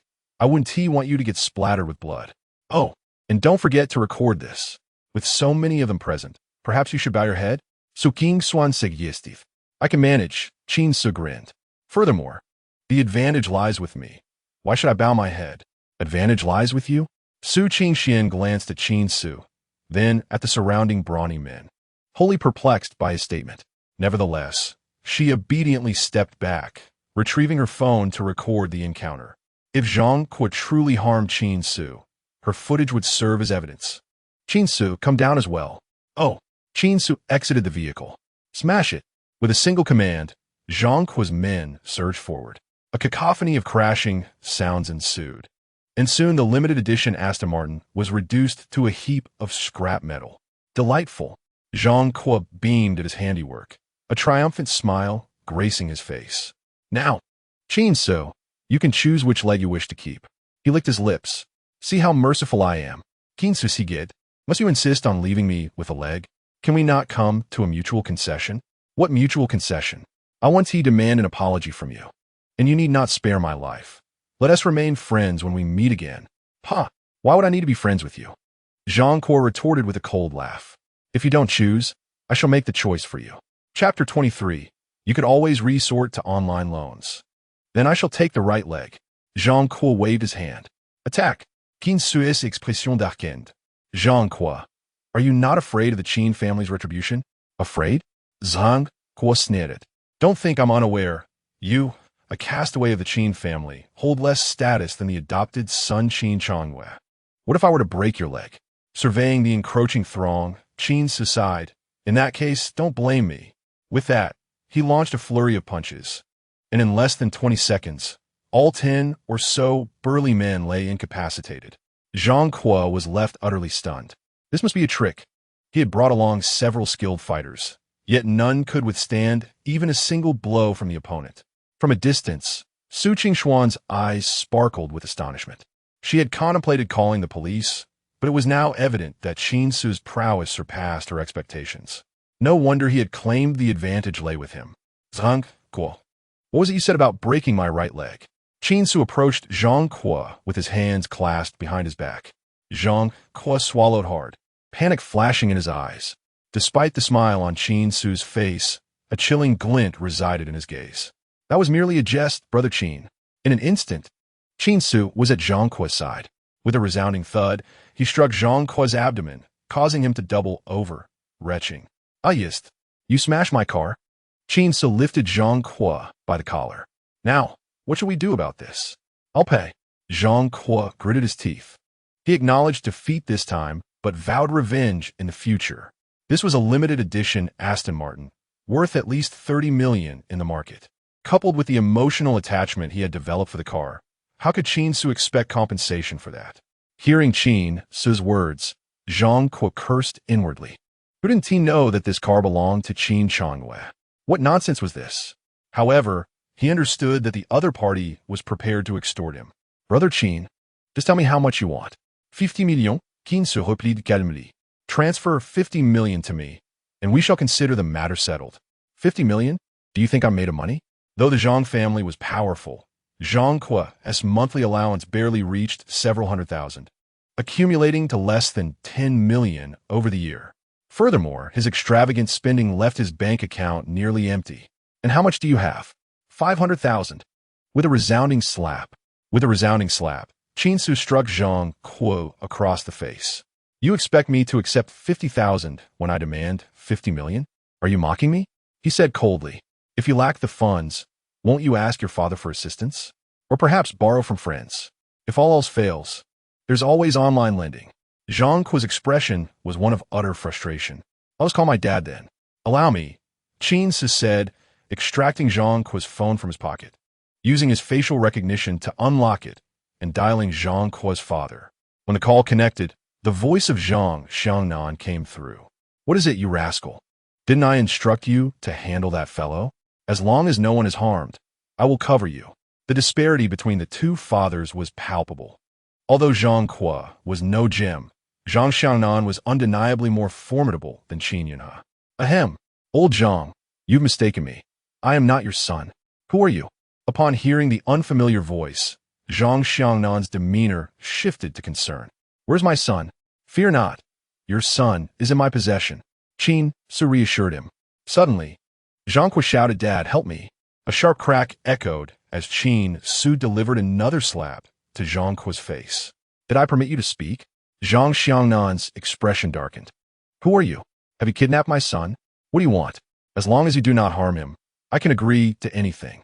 "Old Zhang, do not speak so harshly. Your son and his associates vandalized my vehicle and threatened to break my leg. I possess ample evidence, so do not cast aspersions upon me." Zhang Xiangnan's eyes narrowed. "You are Qin Ce, the son of Qin Yunhe, who has fallen from grace. You've heard my tale?" Qin Ce replied with surprise. "Let us be succinct. Your son damaged my vehicle. How shall we settle this?" "I will compensate," Zhang Xiangnan replied sternly. "How much?" 100 million. The incredulity was palpable. Not only were Zhang Kuo and Su Qingxian taken aback, but even Zhang Xiangnan struggled to believe it. "Qin Ce, you just said you needed 50 million. Another slap silenced Zhang Kuo, who realized his father was on the line. Zhang Xiangnan's heart raced. Had his precious son just been slapped again? "Qin Ce." Zhang Xiangnan inhaled deeply, speaking with gravity. 100 million is no trifling sum. Do you truly dare to demand such a figure? I can provide it, but will you accept? Qin Ce chuckled. Why would I not? Shall we pursue legal action? Your son has kidnapped me, vandalized my car, and threatened my life. Do you think your family can withstand the fallout if this were to become public? Zhang Xiangnan felt a chill of realization. Very well. I can provide you with 100 million, but once I pay, you must release my son. Naturally, I pride myself on my integrity. Qin Ce replied, providing his bank details to Zhang Xiangnan. Within a minute, his phone chimed with the notification of the incoming funds. Old Zhang, you are exceedingly straightforward. I anticipated haggling, yet you acquiesced so readily. Rest assured, your promptness guarantees my own. I I shall release your son immediately, and consider today as events as though they never transpired. With that, Qin Ce ended the call. I can leave now, right? Zhang Kuo shot a resentful glance at Qin Ce. Leave? It's not that simple. Qin Ce shook lightly. But you just told my father you would let me go. Zhang Kuo fumed. You're not keeping your word. How peculiar are we friends? Why would I keep my word to you? Qin Ce shrugged. Moreover, had I not possessed some martial skills, you would have already broken my leg, wouldn't you? The 100 million was for the car, but I have yet to settle the score for your intention to injure me. What do you intend to do? Panic flickered across Zhang Kuo's face as he sensed impending doom. Qin Ce grinned weakly. Worry not. My actions will be swift and not overly painful. As he spoke, Qin Ce lifted his foot and brought it down upon Zhang Kuo's right leg with a sickening crunch. Zhang Kuo's agonized scream pierced the air.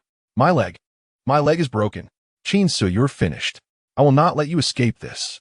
Qin Ce, observing Zhang Kuo's départ, smiled benignly. I welcome your vengeance. I am the legitimate heir of the Qin family. Do you truly believe we are to be trifled with? After delivering his ominous remark, Qin Ce felt a lightness in his spirit. He beckoned to Su Qingxian, saying, Come, I shall escort you home. Subsequently, he selected a vehicle from those Zhang Kuo had brought. You realize your actions will incite a conflict between the Zhang and Qin families. Su Qingxian murmured during their journey. It appears you harbor considerable resentment toward the Qin family. Do not speak carelessly. Qin Ce asserted with righteous indignation. I am a member of the Qin family. I love the Qin family. Su Qingswan smiled knowingly. You express your love for the Qin family by courting trouble for them so recklessly? However, she refrained from pressing further. After all, this was an internal family matter, and should Qin Ce truly oppose the Qin family, her choice to align with him might prove advantageous. She hoped he would not forget his promises to her.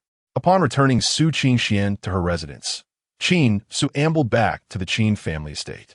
As fate would have it, he encountered Qin Qingxue and Qin Changyue strolling in the courtyard. Hello, Changyue. I must thank you again for your car today, Qin Ce said with a smile. However, I've reconsidered. A gentleman does not take what others hold dear, so I shall return your car. With that, he tossed the Aston Martin keys to Qin Changyue. Initially expecting Qin Ce to provoke him further, Qin Changyue was taken aback, gazing at the keys in his hand. His face lit up with excitement. Are you truly returning the car to me? Is there any doubt? Qin Ce replied, his expression darkening slightly. If you do not wish to accept it, I will take it back. No. How could I refuse? Qin Changyue cradled the keys as if they were a precious artifact, his face radiating joy. When one possesses something, they often fail to appreciate its worth. Yet, the moment it is regained, that is when true happiness is felt. I have returned the car to you. You ought to express your gratitude. Qin Ce teased. After a moment's hesitation, and upon seeing Qin Ce shake his phone, Qin Changyue gritted his teeth and said, Thank you, brother Qin Ce. Now that is more like it. Qin Ce waved dismissively. I've had enough of playing with Qingxian. I need a rest. Unless it's of utmost importance, do not disturb me. With a yawn, he retreated to his room. Meanwhile, Qin Changyue was eager to inspect his beloved car. However, upon seeing the Aston Martin that had been towed back, he was left utterly dumbfounded. Was this truly his limited edition Aston Martin? It looked like nothing more than a heap of scrap metal. Qin Changyue caressed the battered body of the Aston Martin with trembling hands, gazing at the shattered glass, the mangled chassis, and the ravaged engine within. A look of heartbreak washed over his face, as if he were witnessing his beloved maiden being ravaged repeatedly by bandits. No, Qin Changyue clenched his fists tightly. Qin Ce, you are devoid of humanity. You possess no heart. I shall confront you. With this determination, Qin Changyue rushed to Qin Ce's door, pounding furiously. Qin Ce, come out. What have you done to my car? Annoyed by the commotion, Qin Ce opened the door, encountering the furious Qin Changyue. Your car was smashed by Zhang Kuo. If you have the capability, go seek him out. Why are you confronting me? Oh, by the way, if you doubt it, I can send you a video. With that, Qin Ce extracted a segment of the video taken by Su Qingxian and sent it to Qin Changyue. Eagerly, Qin Changyue clicked on the video. In it, Zhang Kuo, flanked by a dozen men, bared a sinister grin and commanded, Smash it. The men then lunged at the Aston Martin.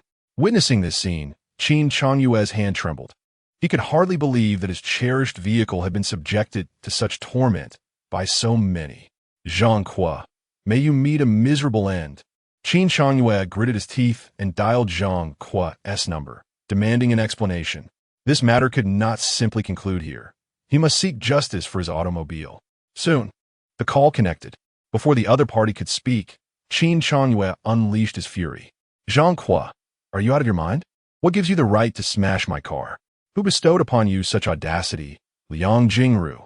Let me tell you, this is far from over. You must provide me with an explanation. Qin Chanyue felt his words carried significant weight. However, the next moment, a deep voice resonated from the other end. Are you Qin Chanyue? Huh? You're not Zhang Kuo. Who are you? I am Zhang Xiangnan. Zhang Xiangnan's tone was cold and menacing. Qin Chanyue was momentarily taken aback. Was he Zhang Xiangnan Zhang Kuo's father? Had all his scathing remarks about Zhang Kuo reached Zhang Xiangnan's ears? Just as Qin Chanyue hesitated, contemplating an apology, Zhang Xiangnan spoke up. Well, your Qin family is quite remarkable. First, you extorted money from me. Then you broke my son's leg. And now you call to insult the Zhang family. Do you truly believe we are easy prey? Qin Chanyue, convey to your patriarch that this debt is noted. Prepare for our Zhang family's retaliation. With that, Zhang Xiangnan abruptly hung up. Qin Chanyue stood there, bewildered, clutching his phone in a daze. What just transpired? Had he merely called Zhang Kuo? How had this escalated into a conflict between the Zhang and Qin families? This was absurd. Surely, he must be dreaming. Suddenly, a thought struck him. Zhang Xiangnan had mentioned someone had broken his son's leg. Qin Chanyue turned to Qin Ce. Did you break Zhang Xiangnan's son's leg? Yes. Qin Ce did. He smashed your car, and I avenged it. Consider it a matter of loyalty. Qin Chanyue felt faint. No wonder Zhang Xiangnan's voice had been laced with venom. This was disastrous. He felt as though the sky were collapsing around him. Without a moment's hesitation, he turned to call Qin Yunhe. Dad, it's bad. Qin Ce has caused trouble. What has that little rascal done now? Qin Yunhe, busy with paperwork at the office, felt a throbbing in his head upon receiving Qin Chanyue's call. Couldn't Qin Ce remain calm for just a moment? He broke Zhang Kuo's leg. What? Qin Yunhe's expression shifted dramatically, his heart nearly faltering. While Qin Ce's antics at home could be tolerated, breaking Zhang Kuo's leg was another matter entirely. Zhang Xiangnan would surely be furious. Just as he hung up, Qin Yunhe's secretary rushed in, flustered. Chairman, it's bad. The Zhang group has suddenly decided to compete for the Dongjiao project and has vowed that our Qin group will face dire consequences. Gasp. Qin Yunhe inhaled sharply. Chapter 25, Another Bet. The news of Qin Ce assaulting Zhang Kuo quickly spread. Qin Ce, come out. Qin Yunhe returned to the Qin family estate, his face betraying an uncontainable rage. Recently, the Qin family had been in a vulnerable and sensitive period. Yet this fool Qin Ce had stirred up trouble with Zhang Kuo and broken his leg. Was he not simply creating enemies for the Qin family? Other members of the Qin family, having overheard Qin Yunhe's furious voice, emerged one by one, casting glances of schadenfreude at Qin Ce. Qin Ce sauntered out of his room, yawning. What's going on? Seeing Qin Ce's drowsy visage, Qin Yunhe could no longer contain himself. Do you have the audacity to ask what is happening? Did you not strike Zhang Kuo? Qin Ce nodded. Indeed, I not only struck Zhang Kuo, but I also broke his leg. Father, rest assured, I will not let anyone who looks down upon our Qin family go unpunished. Do you realize the magnitude of the trouble you've caused for the Qin family? Qin Yunhe gritted his teeth. You insolent child. You will accompany me to apologize to the Zhang family immediately. Qin Ce frowned. Father, there was a reason for my actions. Oh, did he force you to strike him? Qin Yunhe scoffed. Qin Ce replied. That arrogant Zhang Kuo claimed that grandfather would not live much longer, and that Qin Yunhe is a useless waste who cannot control the Qin family. He also said that Qin Chonglin is inferior to Qin Chanyue and that Qin Qingxue is for sale. With each word, the expressions of the surrounding Qin family members darkened, for it was as if he had unleashed a barrage against them all. Nonsense, Qin Yunhe retorted. Qin Ce, You're not suggesting that you are fabricating this to escape punishment, are you? Qin Ce glared. Su Miss was present. She can attest to my words. Qin Changyue snickered from the side. Perhaps you and Su Qingxian conspire together. Who could know for certain? If you do not believe me, there is nothing I can do. Qin Ce shrugged. If you do not trust your own kin, it is no wonder Zhang Qu dares to insult the Qin family to our faces. It appears the Qin family is filled with spineless cowards. Enough, Qin Yunhe bellowed. Qin Ce, even if Zhang Qu spoke those words, you cannot resort to breaking his leg. Are you not deliberately exacerbating the conflict between the Qin and Su families? What are your intentions? Qin Ce retrieved his phone, revealing the audacious display of Zhang Qu. You, the illegitimate child, cast out, hold a status in the Qin family that is even beneath that of the adopted son Qin Changyue. What if I were to break your leg? In the video, Zhang Qu, surrounded by a throng of bodyguards, exuded arrogance. With a snap, Qin Ce stowed away his phone, his countenance reflecting indignation. Father, I am your closest blood relative, your biological son. Yet, Zhang Qu dares to label me as an illegitimate child. Doesn't that amount to him insulting you as an old scoundrel? He further claims that my standing in the Qin family pales in comparison to Qin Changyue's, which is even more absurd. Others may be oblivious, but surely we, the members of the Qin family, are not. Grandfather's favorite has always been me. Mentioning grandfather, a flicker of seriousness crossed Qin Yunhe's furious expression. He nearly forgot that he still needed Qin Ce to attend to grandfather's health daily. If grandfather could recover, the Zhang family would be utterly inconsequential. With this thought, Qin Yunhe had no choice but to swallow his indignation. Although he strongly suspected that all of this was orchestrated by Qin Ce, he still had to protect him. At that moment, the butler hurried over. Sir, it's bad news. Zhang Xiangnan has arrived with the group. Upon hearing this, shock and unease spread across everyone's faces. This was trouble. Qin Changlin spoke up. Zhang Qu is the only son of Zhang Xiangnan.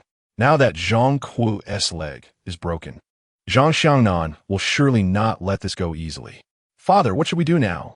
Qin Qingxue could no longer hold her tongue. This entire situation was instigated by Qin Ce. Naturally, he should step forward to resolve it. As she spoke, she cast a glance at Qin Ce. Hey, weren't you quite formidable when you dealt with Zhang Qu? Surely you have the capability to handle this situation as well. Enough. Let us not make a scene. Qin Yunhe said, his head aching. Let us go outside and see what Zhang Xiangnan intends to do. Outside, Zhang Xiangnan had already blocked the entrance to the Qin family estate. As Qin Yunhe and the others stepped out, he mused. No wonder I heard the magpies chirping this morning. It seems Brother Zhang has come. Qin Yunhe greeted with a smile. I apologize for not welcoming you properly. Zhang Xiangnan, of similar age to Qin Yunhe, would usually exchange pleasantries during their meetings, and despite their competitive relationship, they maintained a cordial facade. However now, a cold smirk appeared on Zhang Xiangnan's face. Qin Yunhe, spare me your pleasantries. My purpose for coming to the Qin estate is quite simple. Hand over Qin Ce. Otherwise, today's events will not conclude amicably. Faced with Zhang Xiangnan's intimidating demeanor, Qin Yunhe's expression darkened. If circumstances permitted, he would undoubtedly hand over Qin Ce without hesitation. Yet that was not an option. Not only was Qin Ce the hope for grandfather's recovery, but he also possessed organs that could be transplanted to grandfather. Thus, until grandfather recovered, Qin Yunhe could not part with Qin Ce. What a troublemaker. Qin Qingxiu muttered under her breath, casting a fierce glare at Qin Ce. Qin Ce chuckled and leaned closer to her. Sister Qingxiu, I know you detest me, but shall we make another wager? Qin Ce said in a coaxing tone, if you win, you can redeem your honor. What do you say? At once? The fear dictated by past wagers flooded Qin Qingxiu's mind. I refuse to gamble with you. She gritted her teeth. However, Qin Changyue chimed in, Brother Qin Ce. Were you wagering with Sister Qingxiu? With a smile, Qin Ce replied, let us wager whether father will scold me later. If he does, you win. If he doesn't, I win. How about that? A flicker of realization crossed Qin Changyue's mind. Given the enormity of the mess Qin Ce had caused, their father would undoubtedly reprimand him. Brother Qin Ce, I accept your wager. Qin Changyue whispered. Qin Ce's eyes lit up. Excellent. If you win, you can ask me for any favor. However, if I win, I too shall request something from you. Qin Ce observed with a complex expression. Her gaze towards Qin Ce tinged with pity. Chapter 26, Playing Tricks. Meanwhile, Qin Yunhe stood his ground against Zhang Xiangnan's aggression. Brother Zhang, I share your pain regarding the incident with your esteemed nephew, Zhang Qu. Let us do this. The Qin family will cover all of Zhang Qu's medical and nutritional expenses. Zhang Xiangnan sneered. Qin Yunhe, do you think the Zhang family is in need of such a trifling sum? Are you showing favoritism towards Qin Ce? Seeing Zhang Xiangnan's dismissive attitude, Qin Yunhe's expression darkened. Zhang Xiangnan, have you not inquired why my Qin Ce broke your son's leg? Qin Yunhe stated in a low voice. Surely you do not believe we are oblivious to the truth? With a wave of his hand, Zhang Xiangnan retorted, I do not care. Regardless of the circumstances, they do not justify you breaking my son's leg. Today, I present you with two choices. Either hand over Qin Ce, and I shall break his two legs, or protect him, and the Zhang family will pursue a vendetta against the Qin family. When the words vendetta echoed, the expressions of all present turned grave. At that moment, Qin Ce stepped forward. Uncle Zhang, this matter arose from my actions, and I am willing to accept full responsibility. Qin Ce declared with righteous conviction. Anyone who makes a mistake must face the consequences. Qin Ce and Qin Chanhua looked at him in astonishment. What had prompted Qin Ce to suddenly stand forth? Had he lost his mind? Very well. Zhang Xiangnan regarded Qin Ce. You stepping forward shows you're a man. Rest assured, I will ensure that the punishment is swift. No need for such trouble. Qin Ce produced his phone, stating, We, the Qin family, are law-abiding citizens, so I shall be reporting this. Reporting? Zhang Xiangnan was taken aback. When will this cycle of vengeance end? Only by entrusting this matter to the police can we allow the law to impose justice, ensuring satisfaction for all. Qin Ce activated a video, proclaiming, I will also submit this video to the police. Soon, scenes of Zhang Qu confronting Qin Ce, vandalizing his vehicle, and threatening to break his right leg played out clearly before Zhang Xiangnan. His expression soured. Observing this, Qin Yunhe quickly interjected, Brother Zhang, you should now understand the events that transpired. Zhang Qu and his associates confronted our Qin Ce. Should this escalate, Zhang Qu's actions could be deemed rioting and assault. But it was Qin Ce who broke my son's leg. Zhang Xiangnan ground his teeth. Where's your evidence? Qin Yunhe scoffed. Even if Qin Ce did break Zhang Qu's leg, it was in self-defense. Zhang Xiangnan, your son insulted the Qin family. I intend to hold you accountable for that. Zhang Xiangnan's countenance darkened. He had not anticipated that Qin Ce possessed video evidence. What a fool Zhang Qu was to allow Qin Ce to record. Zhang Xiangnan's expression was grim. Frankly, this matter boils down to a conflict between two young men. They simply did not exercise restraint. As Zhang Xiangnan fell silent, Qin Yunhe extended an olive branch. How about this? I will discipline Qin Ce thoroughly once I return home. Regarding Zhang Qu's expenses, the Qin family will cover them entirely. How's that sound? Zhang Xiangnan took a deep breath. He understood well that the opposing side held the evidence, and further entanglement would be futile. Furthermore, the Qin family is a prominent clan in Haiqing. If this matter escalates, it will undoubtedly bring no advantages to the Zhang family. Very well, I am willing to make a concession. Zhang Xiangnan pointed at Qin Ce and declared, I demand that Qin Ce personally apologize to my son. This was already Zhang Xiangnan's final concession. Qin Yunhe turned to look at Qin Ce. Qin Ce replied in a deep voice, that is impossible. Zhang Qu has insulted my Qin family and ridiculed my grandfather. I shall never apologize to Zhang Qu. Witnessing Qin Ce's resolute stance, Qin Yunhe felt an overwhelming weariness. He truly did not dare to force Qin Ce into an apology. What if he divulged everything to the old man tomorrow?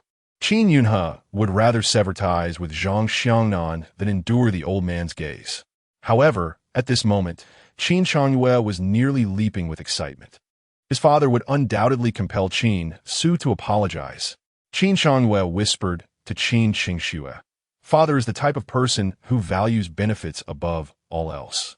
If making Qin Ce apologize can resolve the conflict with the Zhang family, he will surely insist on it. Qin Qingxue instinctively nodded. Her father indeed possessed such qualities. Yet why did the mere thought of Qin Ce's face make her feel uneasy? No way. Just then, Qin Yunhe spoke up. Qin Ce will not apologize to Zhang Hua. Zhang Xiangnan was incensed. Qin Yunhe, I have already made numerous concessions. Do not push your luck. Qin Changwei was left dumbfounded. This was not how the script was supposed to unfold. Did not his father despise Qin Ce? Was he not a man driven by self-interest? Why was he not insisting on Qin Ce's apology, nor even scolding him? How could this be? This was all initiated by Zhang, and by choosing not to report him to the authorities, we have already given him a chance. Qin Yunhe replied nonchalantly, if Brother Zhang remains dissatisfied, then do what you must. Our Qin family is not yet a toothless tiger to be easily manipulated. Zhang Xiangnan inhaled deeply. Very well, Qin Yunhe, you have spirit. We shall see. With that, Zhang Xiangnan waved his hand, ushering everyone away. Once they departed, Qin Changyue could no longer contain himself. Father, why did you not compel Qin Ce to apologize? This is a matter that could have been resolved with a simple apology. Must we escalate it to this extent? We are bound to clash with the Zhang family, which could have been entirely avoided. He turned to Qin Ce. Qin Ce, you are father's own son. Is your pride truly more important than this? Will an apology cost you a piece of flesh? Why do you not consider your father's feelings? Oh, I did not expect you to be so filial. Qin Ce replied with a smile. If that is the case, why do you not apologize on my behalf? You are the one who caused this trouble. Why should I apologize? Qin Changwei resolutely refused. Qin Ce chuckled, a glint of danger in his eyes. Do not forget. You lost the bet. Qin Changyue's heart raced. Looking at Qin Ce's expression, he realized that Qin Ce would not let him off easily. What bet? I was unaware of any such wager. After a brief moment of hesitation, Qin Changyue made what he believed to be the right choice. How interesting. He was resorting to tricks. This would indeed make for an engaging turn of events. Chapter 27. The livestream room was banned. Today's events conclude here. Qin Yunhe cast a glance at Qin Ce. Qin Ce, stay behind. Once everyone had departed, Qin Ce languidly settled onto the sofa. Dearest father, have you summoned me for some particular matter? Qin Yunhe furrowed his brow slightly. Although he held Qin Ce in low regard, he had no choice. After all, Qin Ce could treat the old man. Moreover, he was a disciple of the legendary physician from Gigu, a status that warranted careful consideration. Do you not have anything to say regarding today's events? Qin Yunhe inquired. What is there to discuss? Qin Ce shrugged. The other party was clearly seeking trouble. Yet fortunately, dear father made a wise decision. I believe that with the Qin family strength, dealing with the mere Zhang family should be well within our means. Yes? A mere Zhang family? The Zhang group is entrenched in the pharmaceutical industry, and the country has recently been vigorously developing this sector, thus bolstering the Zhang family's strength significantly. Presently, aside from a few established families like the Su family, no one dares to underestimate the Zhang family. Meanwhile, the Qin family, due to the elder's health issues and several failed investment projects, finds itself in a precarious situation. Nevertheless, a lean camel is still larger than a horse in Haicheng. The Qin family remains a first-rate clan. Umph. Qin Yunhe snorted coldly. The current strength of the Zhang family cannot be dismissed lightly. Yet if we could collaborate with Professor Zhang. At this, Qin Ce understood Qin Yunhe's implication. You mean to suggest that you want my second master to partner with our Qin family? That is out of the question. Qin Ce decisively shook his head. Qin Yunhe's eyes widened in disbelief. Why not? You're a member of the Qin family. Your second master, Professor Zhang Tiande, is a renowned figure in internal medicine. If we could collaborate with him, we could secure a significant share of the pharmaceutical market. I'm aware of that. But what does that have to do with me? Qin Ce raised his hands in surrender. This is merely my second day at the Qin family. I have not forgotten that you attempted to hit me with a stick yesterday. Qin Yunhe fell silent. This dog Qin Ce certainly held a grudge. I am Qin Ce. Qin Yunhe's tone softened. Yesterday's matters are in the past. Why bring them up now? Our time together has been brief, and we are not yet well acquainted. Yet today, did I not defend you before Zhang Xiaonan? Qin Ce stroked his chin thoughtfully.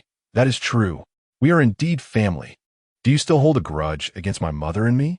Qin Yunhe feigned seriousness.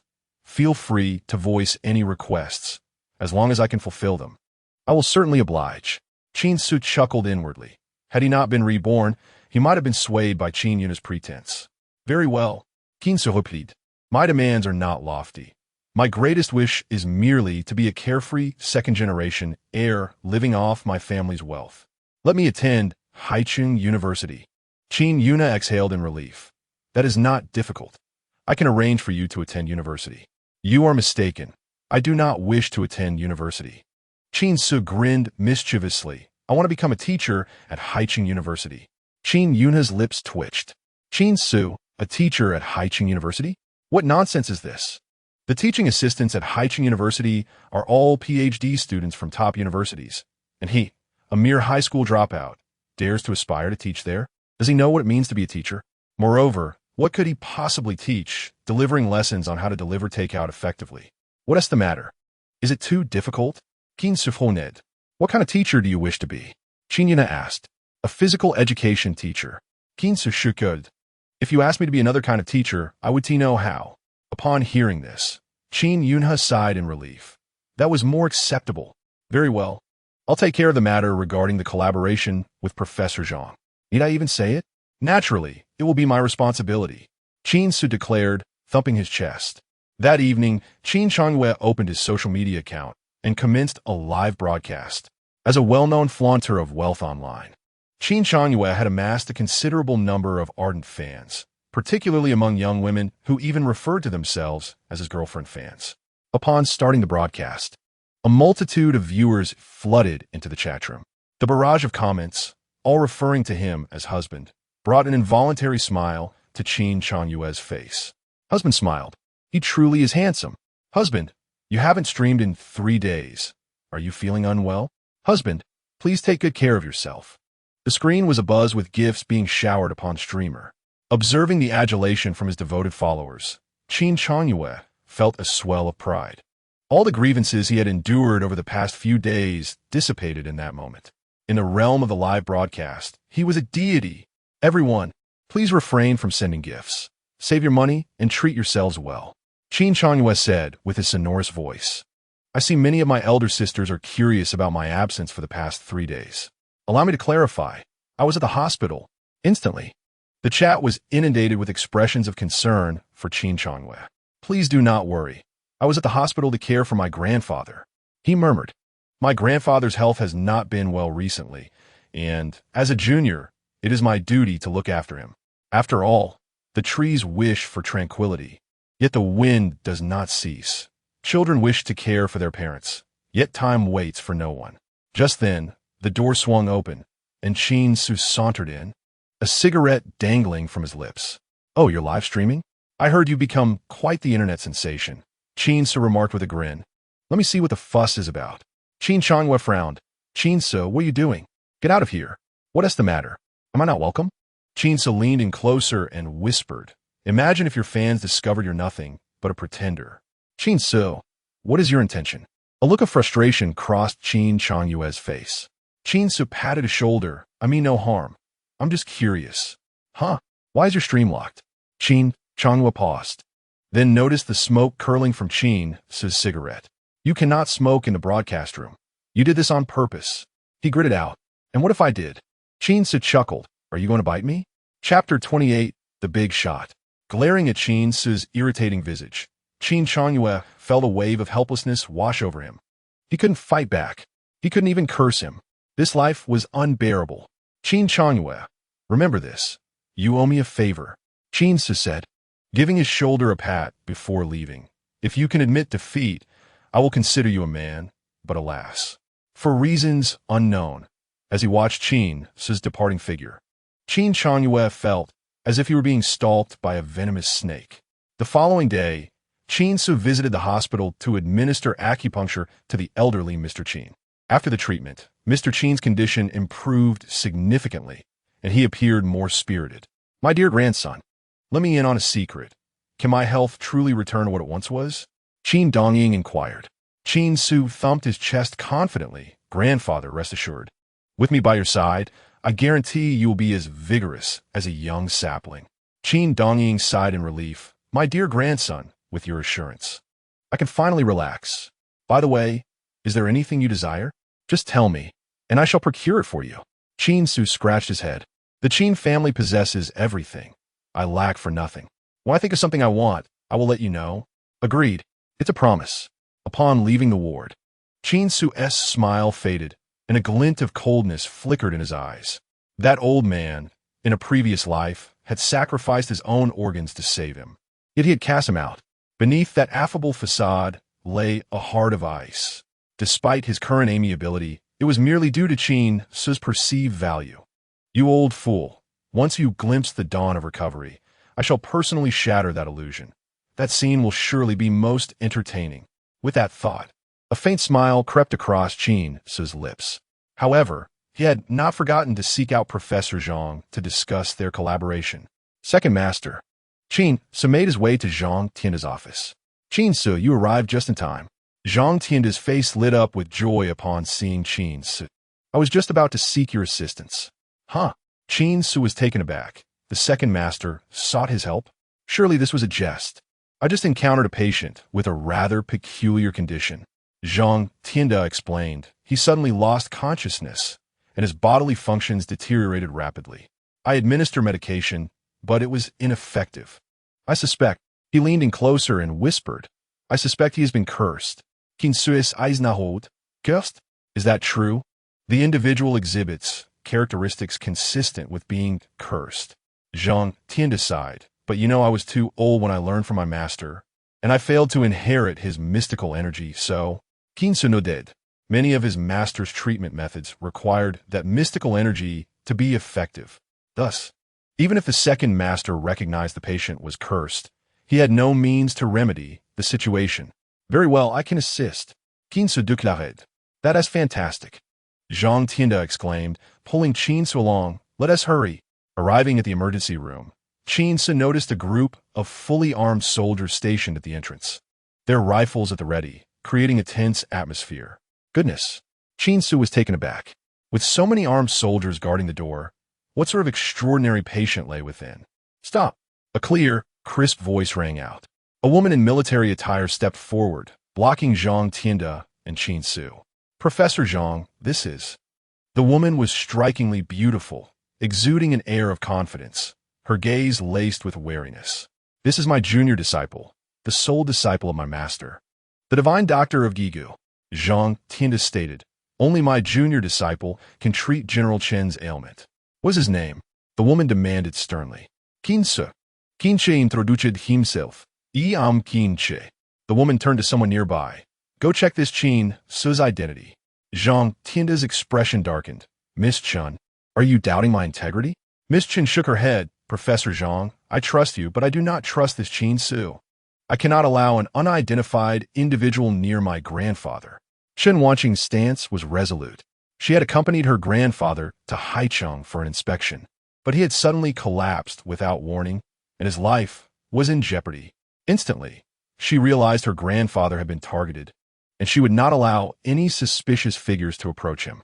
Moreover, Qin Ce was merely in his 20s, hardly an age to command such trust. If even Professor Zhang Tianda is at a loss, what hope does Qin Ce have? Qin Ce chuckled lightly. Second senior brother, it seems someone does not believe in my capabilities. If that is the case, I shall refrain from imposing my fervent enthusiasm upon those who are indifferent. Qin Ce, do not be angry. Zhang Tianda hastily grasped Qin Ce's arm, then turned to Chen Wanqing and said, Miss Chen, although my junior disciple is still young, he has inherited the true teachings of my master. The situation concerning General Chen is exceedingly critical. Any delay could exacerbate his condition. Upon hearing Zhang Tianda's words, Chen Wanqing hesitated. Are you willing to stake your military honor on this? She demanded in a grave tone. If you fail to save my grandfather, I will not let you off easily. At her words, Qin Ce merely scoffed. A healer does not knock on doors. A path does not sell itself cheaply. A master does not travel aimlessly. and a technique is not casually imparted.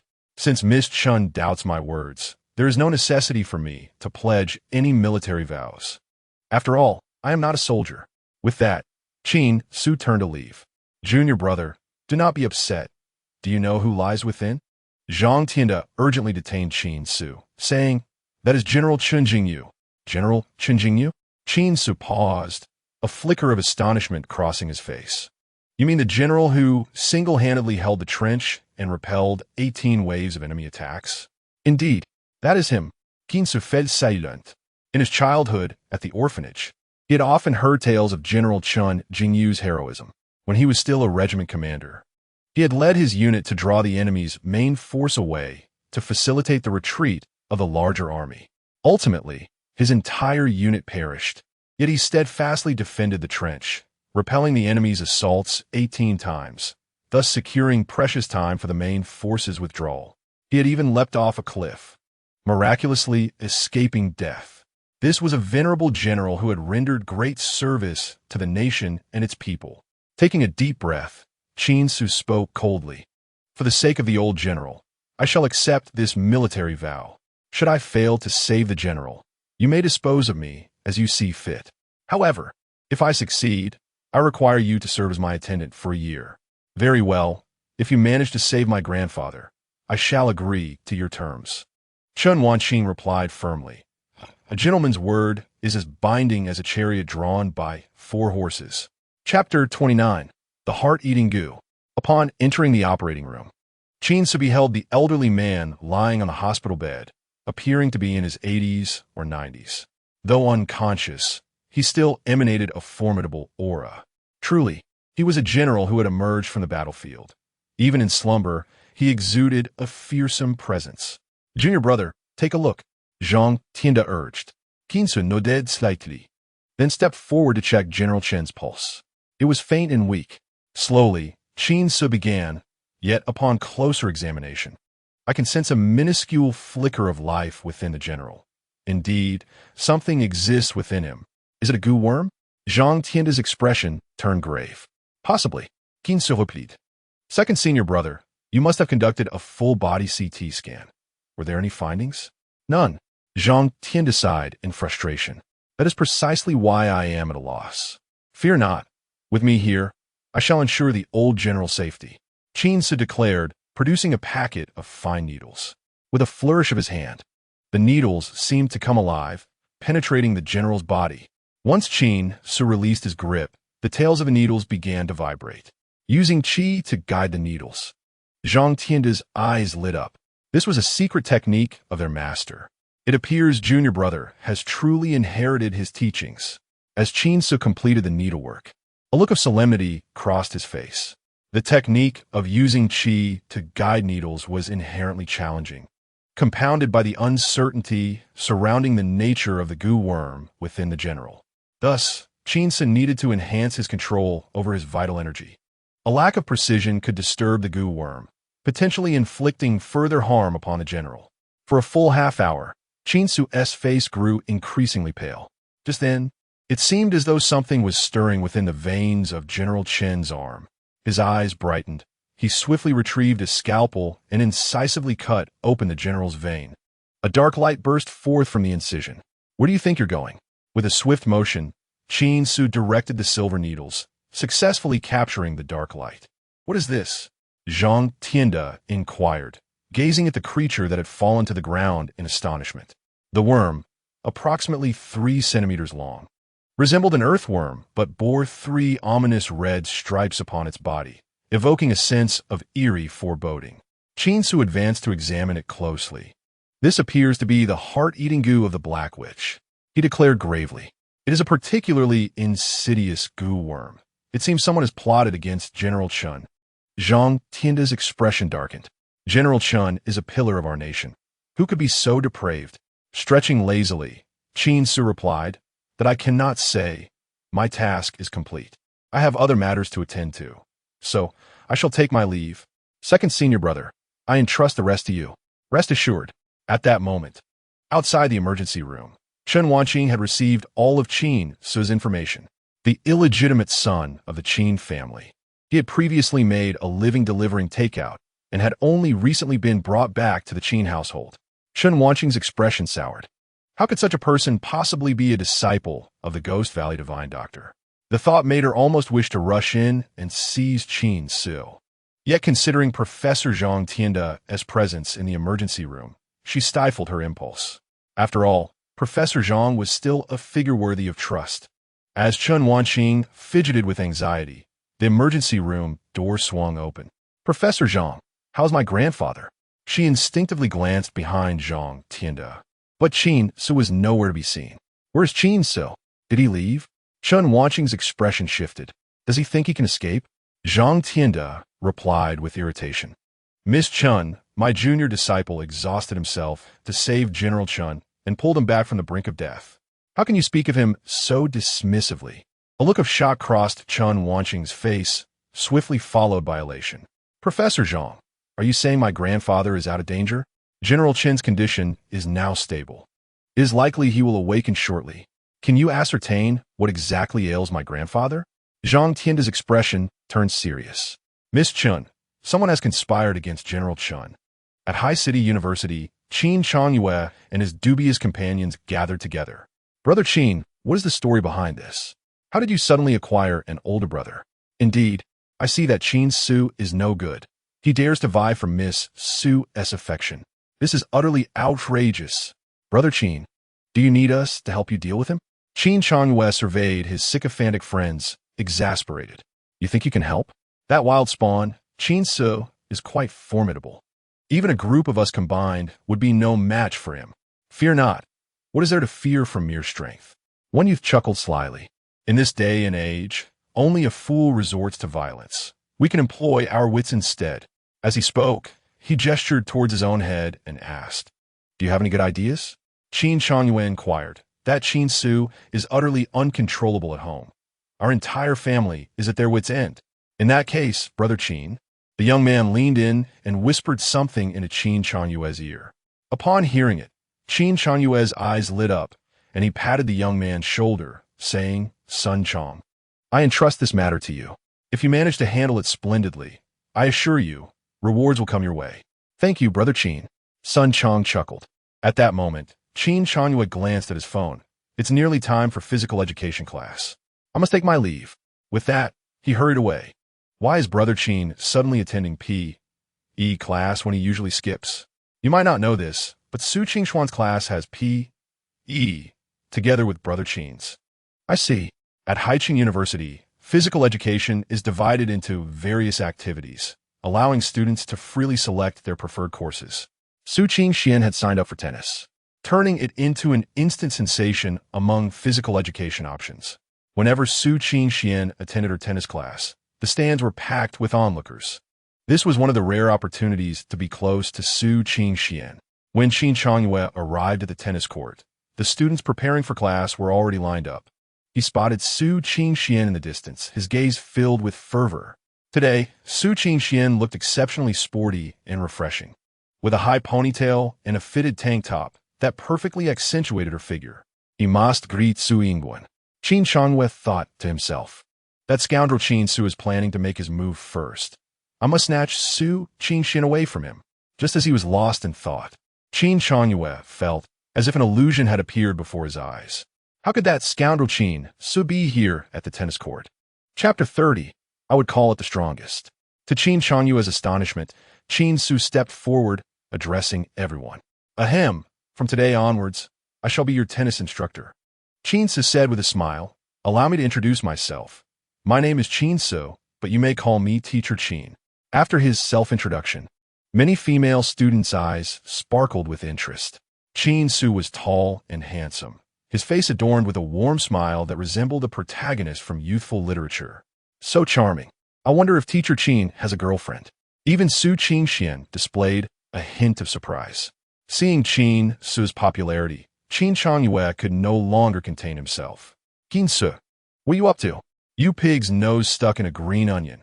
What are you pretending to be? The others were taken aback, knowing full well Qin Changyue's identity. Witnessing him confront Qin Ce left them bewildered. Has Qin Changyue lost his mind? Qin Ce smiled and asked, Do you have doubts about my identity, classmate? Qin Ce scoffed. Qin Ce, you were just a delivery boy before. Now you claim to be a tennis instructor at Heir University? Do you even understand the implications of impersonating a teacher? Who says I'm impersonating? Qin Ce chuckled lightly. Qin Ce, is this how you speak to your dear brother? Gasp. The new instructor is Qin Ce brother? So, Qin Ce is the young master of the Qin family, which means Qin Ce must also be a young master of the Qin family. Now, not only the girls' eyes sparkled, but even some boys looked intrigued. Qin Ce, this is Heir, not a place where you can act recklessly. Qin Ce declared sternly, leave at once, or you'll embarrass our family. Are you so sure I'm an imposter?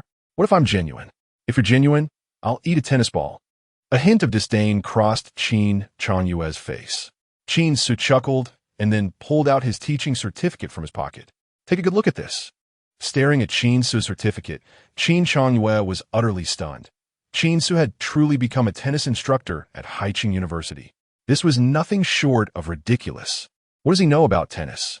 When do you plan on eating that tennis ball? Qin Ce inquired with a grin. Qin Ce was momentarily speechless. Ha, just kidding. Qin Ce laughed, but many students might doubt my tennis skills. So how about this? Who wants to challenge me to a match? Let me show you my level. Upon hearing this, Qin Ce's eyes brightened. I'll do it. A smile appeared on Qin Ce's lips. In their past life, Qin Ce had claimed to teach Qin Ce tennis, only to leave him bruised and battered after a match. He had even pretended to be concerned, saying he hadn't expected Qin Ce to know nothing, and injuries were inevitable. To please Qin Ce had insisted it was fine. Reflecting on it now, he realized how foolish he had been. All right, seeing Qin Ce take the bait, Qin Ce seized the opportunity. Brother Qin, my tennis skills are at the level of an athlete. Qin Ce scoffed. Just don't cry if you lose. Don't worry. If you manage to win even 1 point, I'll consider it a victory. The crowd buzzed with excitement at the prospect of a match between Qin Ce and Qin Ce. Though Qin Ce was often arrogant at school, his tennis skills were indeed formidable. Would Qin Ce be a worthy opponent? You serve first, Qin Ce said nonchalantly. No need for spin. All right. Qin Ce nodded, be careful. A mocking smile played on Qin Ce's lips. For what he knew, Qin Ce had grown up in an orphanage and later struggled to survive in society, delivering food for a living. What did he understand about tennis? He probably didn't even know how to grip a racket. But the next moment, Qin Ce tossed the tennis ball vertically into the air, then leapt high with his racket in hand. With a resounding smack, the ball flew like a shooting star, landing right in front of him before ricocheting off and hitting Qin Ce on the shoulder, causing him to tumble to the ground. The onlookers were left dumbfounded. Whoa, was that an outside spin serve? No way. Isn't that a move from Ryoma Ekizan? This was too cool. They had thought such moves were purely fictional. Rubbing his shoulder, Qin Ce's face darkened. That scoundrel Qin Ce could actually play tennis? This was a blunder. Qin Ce, are you all right? I didn't expect you to be unable to handle even that move. Qin Ce said with a grin. Perhaps I should take it easier on you next time? Qin Ce felt a wave of embarrassment wash over him. Oomph. I was just slightly careless. It was just an outside spin serve. I can definitely return the next ball. Is that so? Qin Ce offered a faint smile, gripping the tennis ball in his hand, giving it a slight spin before serving once more. This time, Qin Ce was fully alert, his concentration at its peak.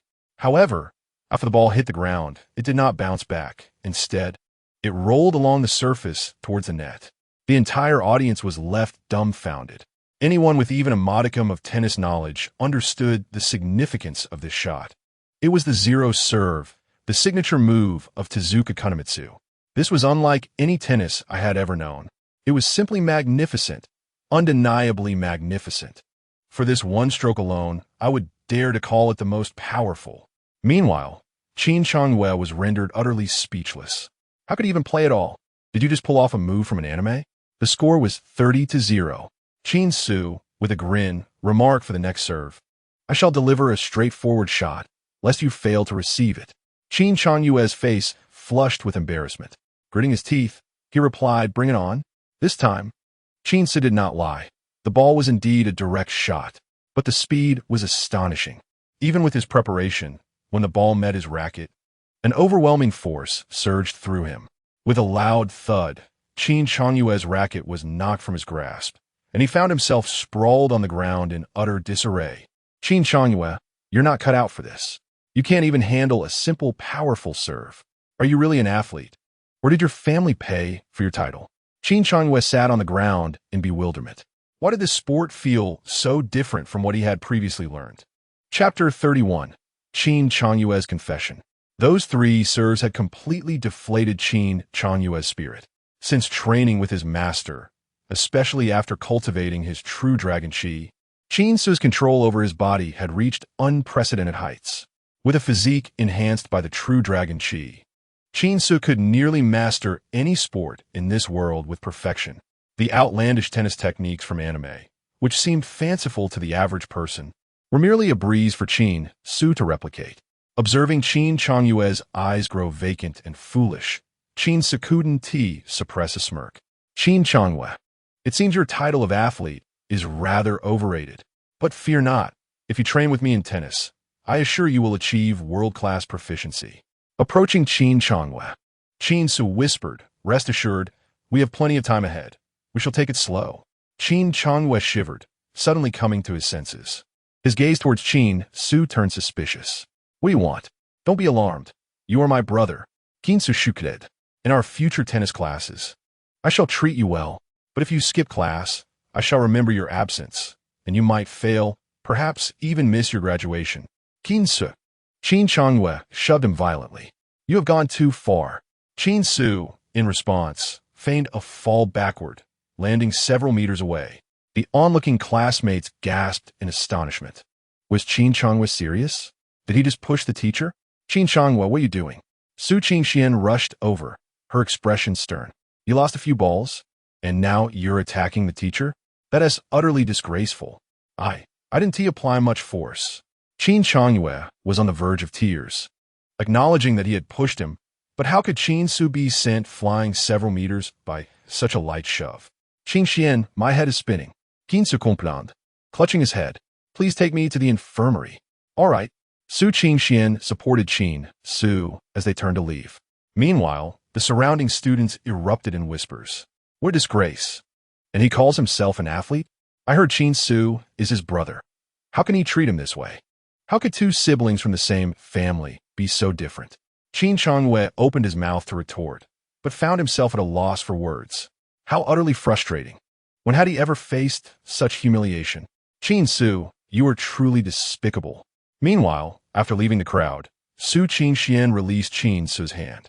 Now that no one is watching you, are you going to keep up the act? My head truly does hurt. Qin Ce protested innocently.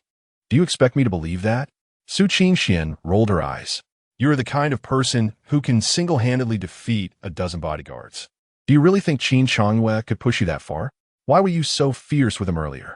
Qin Ce chuckled. I was merely playing along with you. Su Qingxuan laughed lightly. It appears that your relationship with Qin Changyue is not very cordial. So you intentionally came to High University to make things difficult for him? Of course not. I'm not that idle. Qin Ce shook his head. I have my own matters to attend to. What matters? To pursue you. Qin Ce declared earnestly. You are so beautiful. I'm certain you have numerous suitors at school. If I don't keep a close eye on you, what if you end up liking someone else? Su Qingxian rolled her eyes again. Is that all? Indeed. Then you can rest easy. Su Qingxuan replied calmly. I am not interested in boys at the moment. Qin Ce inhaled sharply, then cautiously asked, Are you a lesbian? Get lost. You're the one who is a lesbian. Su Qingxuan retorted, exasperative. In High City University, Qin Changyue had become something of a prominent figure. After all, he was the eldest son of the Qin family, a top-tier scion of High City, and his every action naturally drew attention. Now, the news regarding Qin Changyue being thoroughly defeated by the new tennis teacher on the court spread rapidly within the university, greatly displeasing him. Simultaneously, the sight of Su Qingxian supporting Qin Ce as they departed filled him with anxiety.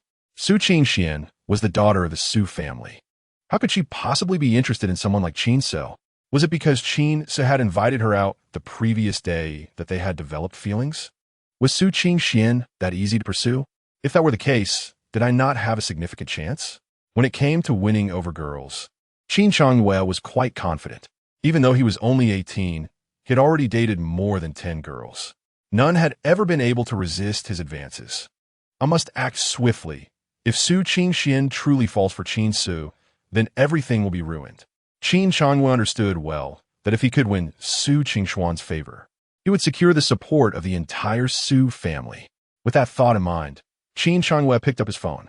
In the High City University library, Su Qingxian was engrossed in her book when a sudden commotion erupted outside. Su Qingxian, I like you. From the moment I first laid eyes on you, I was deeply captivated.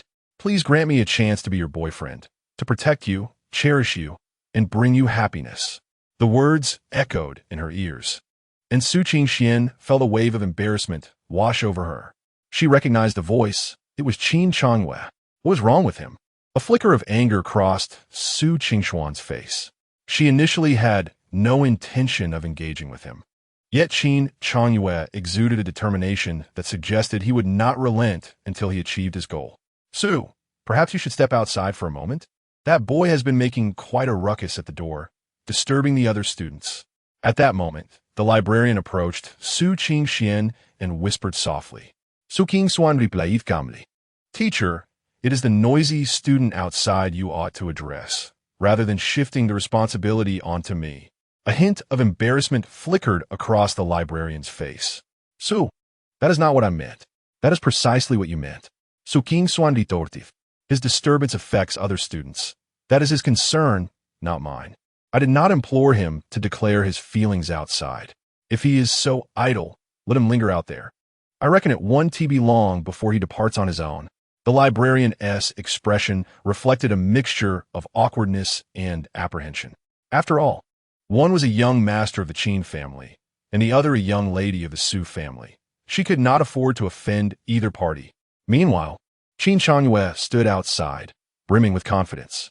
He was certain that Su Qingxian was within the library and would surely emerge upon hearing his declaration. When that moment arrived, she would be astounded by his elaborate setup. At that point, his accomplices would join in a chorus of cheers. Surely, he thought, no girl could resist such a romantic gesture. However, as seconds turned into minutes, Qin Changwei began to sense something amiss. Why hadn't Su Qingxian emerged yet? Had she not heard him? Or had she perhaps already left the library? Chapter 32. Qin Ce is superior to you.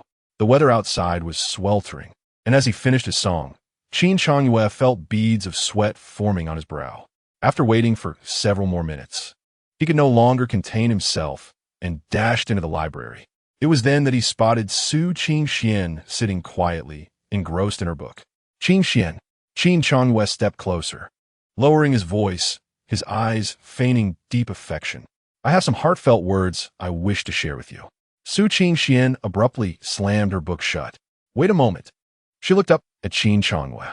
I need to make a phone call first. Before he could respond, she took out her phone and dialed Qin Ce's number. Darling, I'm at the library now.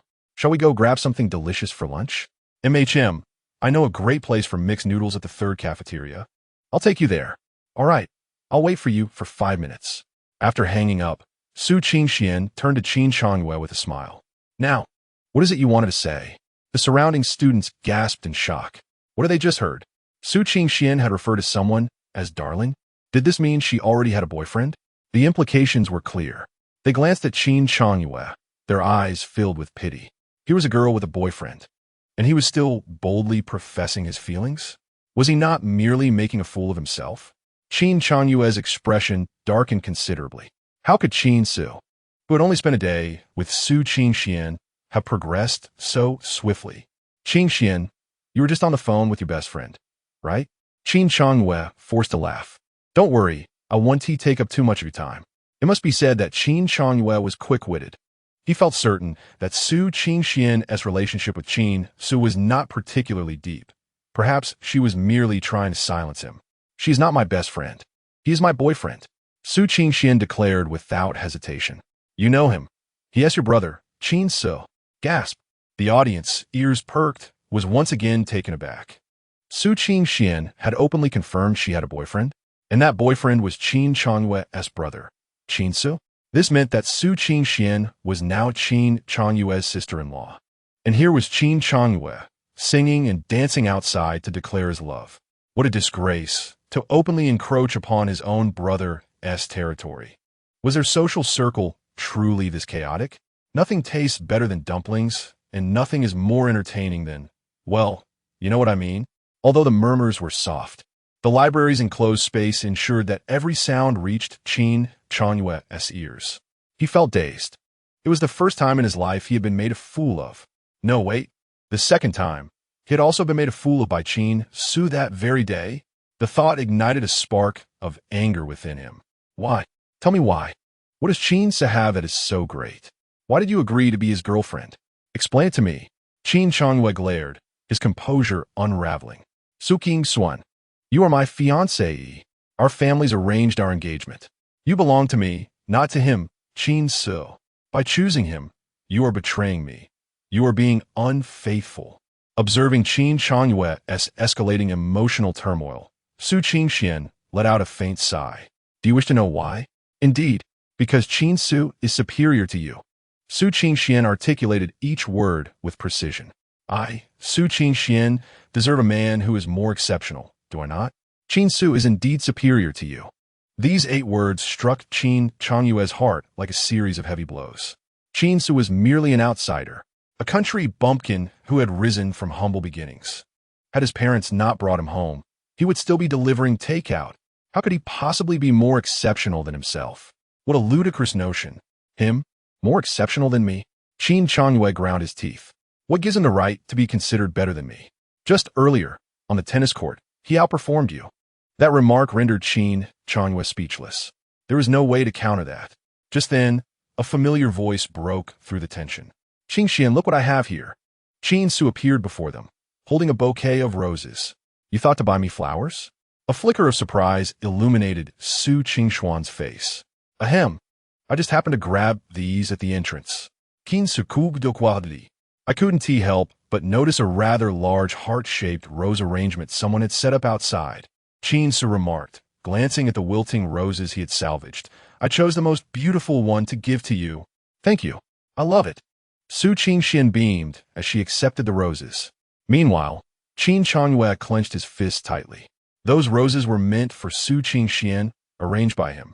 How had they ended up as a gift for Qin Ce? Oh, Changwei, you're here too. At that moment, Qin Ce turned to Qin Ce with a smile. What a coincidence. I'm treating you to lunch to make amends. With that, he patted Qin Ce on the shoulder. Earlier today on the tennis court, I may have taken it a bit too seriously and forgotten to let you win, Qin Ce said with a hint of remorse. What do you want for lunch? It's on me. Hearing Qin Ce bring up the earlier incident, Qin Ce felt as though he had just been slapped in the face. Qin Ce, spare me your feigned sympathy. Qin Ce pushed aside Qin Ce, gritting his teeth as he declared, Fine, you are indeed ruthless. This matter shall not end here. We have plenty of time in the future. With that, Qin Ce turned and stormed off. Were it not for his own capability to best Qin Ce, he would have already ground Qin Ce into the dust. Watching Qin Ce leave in a huff, Qin Ce merely shrugged. Ah, a child throwing a tantrum. A little coaxing will mend things. Qingxian, shall we go have a meal? Once the lively protagonists had vacated the scene, the onlookers became animated. The gossip had been far too plentiful.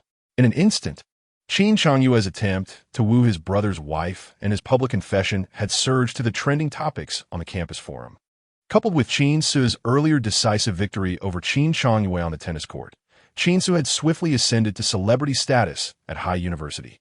A formidable tennis player, he was also the boyfriend of the campus belle, Su Qingxian, and the scion of the Qin family. With his tall and handsome visage, he rapidly climbed the ranks of the university's heartthrob list. Look, we have a strikingly handsome guy at Heir University, and he plays tennis magnificently. In a girls' dormitory, a young woman lounged on her bed browsing the campus forum when she stumbled upon news about Qin Ce and couldn't help but share it with her roommates. Not only was he handsome and skilled in tennis, but he was also Su Qingxuan's boyfriend, and according to reliable sources, he was indeed a young master of the Qin family. Su Yingguan's boyfriend, Shun Lingling, who had been applying makeup, trembled, causing her lipstick to smudge from her mouth to her ear. Let me see. She eagerly snatched the phone, her face displaying shock. Qin Ce is a young master of the Qin family? What kind of joke is this? Chapter 33. Consider yourself unfortunate. Chen Lingling's head buzzed. She could hardly believe her eyes. Wasn't Qin Ce an orphan? Wasn't he just a delivery boy? How had he suddenly transformed into a young master of the Qin family? This must be a mistake. It simply couldn't be true. Chen Lingling mumbled to herself. What do you mean it's not true? Her curious roommate inquired, noticing her dazed expression. How could Qin Ce possibly be a member of the Qin family? Chen Lingling quickly pressed for clarification. There must be some error here. Her roommate replied, That's impossible. This was directly acknowledged by Qin Ce. With a thud, Chen Lingling sank into a chair, her eyes vacant. Only two words echoed in her mind. Unlucky. She had just unilaterally ended things with Qin Ce, and now he had become a young master of the Qin family? What loss? Had she known his true identity, she would never have broken up with him. She wondered if he would agree to reconcile if she begged him now. Chen Lingling's mind began to race. Though she was currently involved with Wu Feiyu, a small business owner, he could not possibly compare to the Qin family. Qin Ce had cared for her so deeply, even saving to buy her clothes and cosmetics. He must have had feelings for her. I must win him back, she vowed silently. Despite many people now shipping Su Qingxian and Qin Ce, Chen Lingling believed her bond with Qin Ce would triumph overall. Perhaps Su Qingxian was merely a pawn to draw her attention. Why else would he choose to teach at high university? Shouldn't a young master like him be honing his skills in the family business? With that thought, a confident smile spread across Chen Lingling's face. With her understanding of Qin Ce, she felt she had discerned his true intentions. Ah, so you were merely trying to capture my attention, were you? Well, congratulations, you succeeded. With newfound confidence, Chen Lingling picked up her phone and scrolled through the campus posts, ultimately discovering that Qin Ce's last appearance had been at the third cafeteria. She hurriedly beautified herself and made her way there. After all, it was her favorite dish, spicy crayfish noodles. Su Qingxian led Qin Ce to the noodle counter at the third cafeteria, expertly ordering 2 servings of spicy crayfish noodles, one with a spicy sauce and the other with garlic. You pick one, Su Qingxian said. As Qin Ce reached for the garlic-flavored bowl, Su Qingxuan's expression turned tense. After a moment's thought, Qin Ce switched to the spicy crayfish. Phew! Su Qingxian sighed in relief, happily taking the garlic crayfish noodles for herself. Then this one is mine. Qin Ce chuckled. Why didn't you just order 2 bowls of garlic crayfish noodles? There's only this one left. Su Qingxuan blinked. Let me tell you, this garlic crayfish noodles are a delicacy, just as tasty as the spicy version. But I've been feeling a bit unwell lately and can't handle the spice. Before she could finish, Qin Ce's hand had already settled on Su Qingxuan's wrist. Her body froze. Why was Qin Ce suddenly being so forward? You seem to be under a lot of pressure lately, not to mention your weak stomach, which has caused some discomfort. If I'm not mistaken, you not only have a fiery temper, but have also been constipated recently. With a slap, Su Qingxian covered Qin Ce's mouth with her palm. Her cheeks flushed and her eyes blazing with indignation. How could he speak of her constipation in public? Such matters were not to be shared so casually. Did he not care for his own dignity? Qin Ce blinked innocently, then stuck out his tongue. Su Qingxian quickly withdrew her hand, wiping it with a tissue in disgust. I was planning to prescribe some medicine for you to help you recuperate, but it seems you won't be needing it. You could diagnose?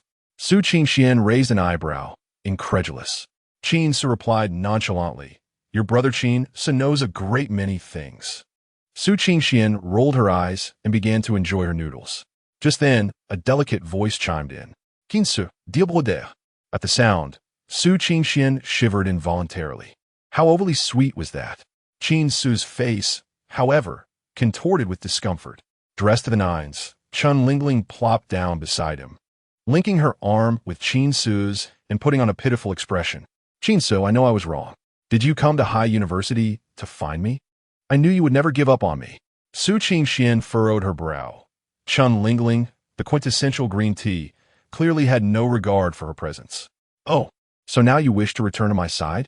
Qin Ce exclaimed with feigned surprise, tightly grasping Chen Lingling's hand. Did you know that ever since you left, I've struggled to eat and sleep well? Let us get back together. Chen Lingling shot a triumphant glance at Su Qingxian. What did it matter if Su Qingxian was the campus beauty? She had triumphed over her. She knew that her years of relationship with Qin Ce could not be so easily dismissed. If they reconciled, she would surely become the young mistress of the Qin family. And the Qin family was one of the top families in High City.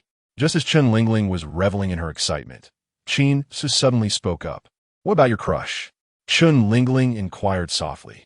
"Oh, could you please refrain from mentioning him? I actually have nothing to do with him." She continued. "We broke up after our last encounter because I realized I simply cannot forget you." "Really? Is that true?" "Of course it is. That's a relief." Qin Ce sighed. "In that case, I must vent my frustrations. Hand me your phone. I shall call him and inform him that I am the ultimate victor." Chen Lingling hesitated. "What? Are you unwilling? Are you playing both sides?" Qin Ce frowned. "Of course not. You are the only one in my heart." Chen Lingling gritted her teeth and said, "It's just handing you my phone." With that, she passed her phone to Qin Ce. Qin Ce located Wu Feiyu's number and dialed it. The call was answered swiftly. "Hey, baby, missing me already?" Qin Ce retorted without hesitation. "Lingling is back with me, so please refrain from bothering her again." He glanced at Chen Lingling as he spoke. Chen Lingling clenched her teeth. "Wu Feiyu, do not contact me anymore. I fear Qin Ce may misunderstand." The other end fell silent, then erupted in anger. "Chen Lingling, what does this mean? Am I merely a fool to you? Do you dare toy with me? I won't let this slide." With a sharp click, Qin Ce ended the call and tossed the phone back to Chen Lingling. "Qin Ce, do you now see my sincerity?" Chen Lingling grasped his arm. However, Qin Ce's expression turned icy. "I do, and now you may leave. Don't delay my dinner with my girlfriend." "What?" Chen Lingling was taken aback. "She is your girlfriend? Then what am I? Just unfortunate." Chapter 34. Apologizing on one's knees? Chen Lingling panicked. "Qin Ce, you cannot do this. Have you forgotten our past?" "Forgotten?" Qin Ce replied disdainfully. "Do you not see? My current girlfriend is Su Qingxian, the most beautiful girl at Heide University. Do you believe you can compare to her in any aspect, looks, temperament, physique, character, or family background?" Chen Lingling opened her mouth, glancing between Qin Ce and the amused Su Qingxian beside him. It dawned on her. "Qin Ce, are you playing me?" "Indeed." Qin Ce shrugged. "You only realize this now? How simple-minded can you be? You." Chen Lingling trembled with anger. "Qin Ce, you are too much." Qin Ce looked at her, his gaze cold. "Chen Lingling, what do you think you are? Do you believe I, Qin Ce, would accept any kind of trash?" Chen Lingling gritted her teeth. "But you once loved me so dearly. Consider it my blindness." Qin Ce replied calmly. Chen Lingling felt a chill run through her. Not only had she failed to win Qin Ce back, but she had also offended Wu Feiyu. A case of biting off more than she could chew. "Chen Lingling, if you are not afraid of humiliation, then feel free to stay. The shame is not mine." Qin Ce's words jolted Chen Lingling from her thoughts. At that moment, onlookers began to murmur amongst themselves. Chen Lingling felt her face flush with embarrassment. She quickly covered her face and turned to leave. "Qin Ce, you have humiliated me today. I will not let this go." With Chen Lingling gone, Qin Ce felt a wave of relief wash over him. He realized something was off. Whenever he encountered those who had wronged him in his past life, he could not help but retaliate. As long as they suffered, he felt a sense of comfort. Thus, he reflected on himself and concluded he was in the right. This realization only brought him greater satisfaction. "You are quite the villain," Su Qingxian observed with interest. "Not only did you reject the chance to reconcile, but you also shattered her backup plan. Aren't you afraid of inciting resentment? To avoid resentment is to be mediocre." Qin Ce shrugged. "What is the point of living if one is always worried and fearful?" "That is true." Su Qingxian regarded him with growing curiosity. "I find myself increasingly intrigued by you." Qin Ce lowered his voice. "Woman, are you aware that you are in a perilous position right now?" "What?" "If a woman is curious about a man, it often signifies she is not far from falling for him." Su Qingxian raised an eyebrow. "What's wrong? Are you afraid I might love you? I am a man. What do I have to fear?" "Coincidentally, I am not afraid either." Su Qingxuan's eyes sparkled. "If the person I like happens to be my arranged partner, wouldn't that be the most fortuitous outcome?" As Qin Ce gazed at Su Qingxuan's radiant smile, his heart raced unexpectedly. Goodness, in 2 lifetimes, he found himself captivated by an 18-year-old girl. Truly, Beauty is a double-edged sword. At that moment, Qin Ce is full in the hall abruptly. Hello, what is it? The furious voice of Qin Yunha came through. You little brat. What trouble have you caused out there? Hurry back home. Qin Ce paused. I understand your urgency, but please, tell me what exactly has happened. You have half an hour to appear at home. Otherwise, no one will be able to save you. And if you've caused any trouble, bear the consequences yourself. Do not bring disgrace upon the Qin family. With that, Qin Yunha hung up, leaving Qin Ce puzzled. What could possibly be happening in the Qin family to provoke such anxiety from his elder? Had the Qin family encountered an insurmountable problem? It seemed there was no need for him to return. Perhaps he should just run away. Qin Se répondait seriously, stroking his chin. At that moment, another call came through. Junior brother, just now, General Chun brought Miss Chun to your Qin residence. They might be looking for you. Qin Ce's eyes widened in shock. General Chun had gone to the Qin family? No wonder Qin Yunha was so desperate for him to return. Qin Xian, you eat first. I have some matters at home, so I must leave. After bidding farewell to Su Qin Xian, Qin Ce hurried back. He certainly needed to show respect to General Chun. At that moment, the Qin estate was completely surrounded by armed soldiers. General Chun and Chun Wanqing arrived at the Qin residence. When Qin Yunha received the news, he initially thought it was a prank. How could General Chun possibly visit the Qin family? But when he truly set eyes on General Chun, he nearly lost control of his bladder in fear. He hurriedly approached, cautiously inquiring if General Chun had come to the Qin family for any particular reason. General Chun did not elaborate much, merely stating he wished to see Qin Ce. This prompted the phone call from Qin Yunha earlier. Chun Wanqing leaned closer to General Chun, whispering, Grandpa, why do you not reveal the truth to Qin Yunha? General Chun chuckled softly, because I wish to observe the standing of Qin Ce within the Qin family. It seems he is not particularly favored. Chun Wanqing silently nodded. After waking, Grandpa learned that Qin Ce had saved him. Subsequently, after reviewing Qin Ce's information, he chose to visit personally to express his gratitude. As for the other plans of Grandpa, Chun Wanqing was quite oblivious. General Chun, at that moment, Qin Yunha leaned in again. I cannot fathom what grievance Qin Ce has caused you, General, but I assure you, our Qin family is entirely unaware of his actions. Is that so? General Chun chuckled. He intends to make my granddaughter his servant. Hiss. Qin Yunha was taken aback. He wished he could flay Qin Ce alive. Previously, when Qin Ce had broken Zhang Ku's leg and offended the Zhang family, the Qin family managed to shield themselves. However, now, Qin Ce had antagonized General Chun. The air was thick with the intent to confront.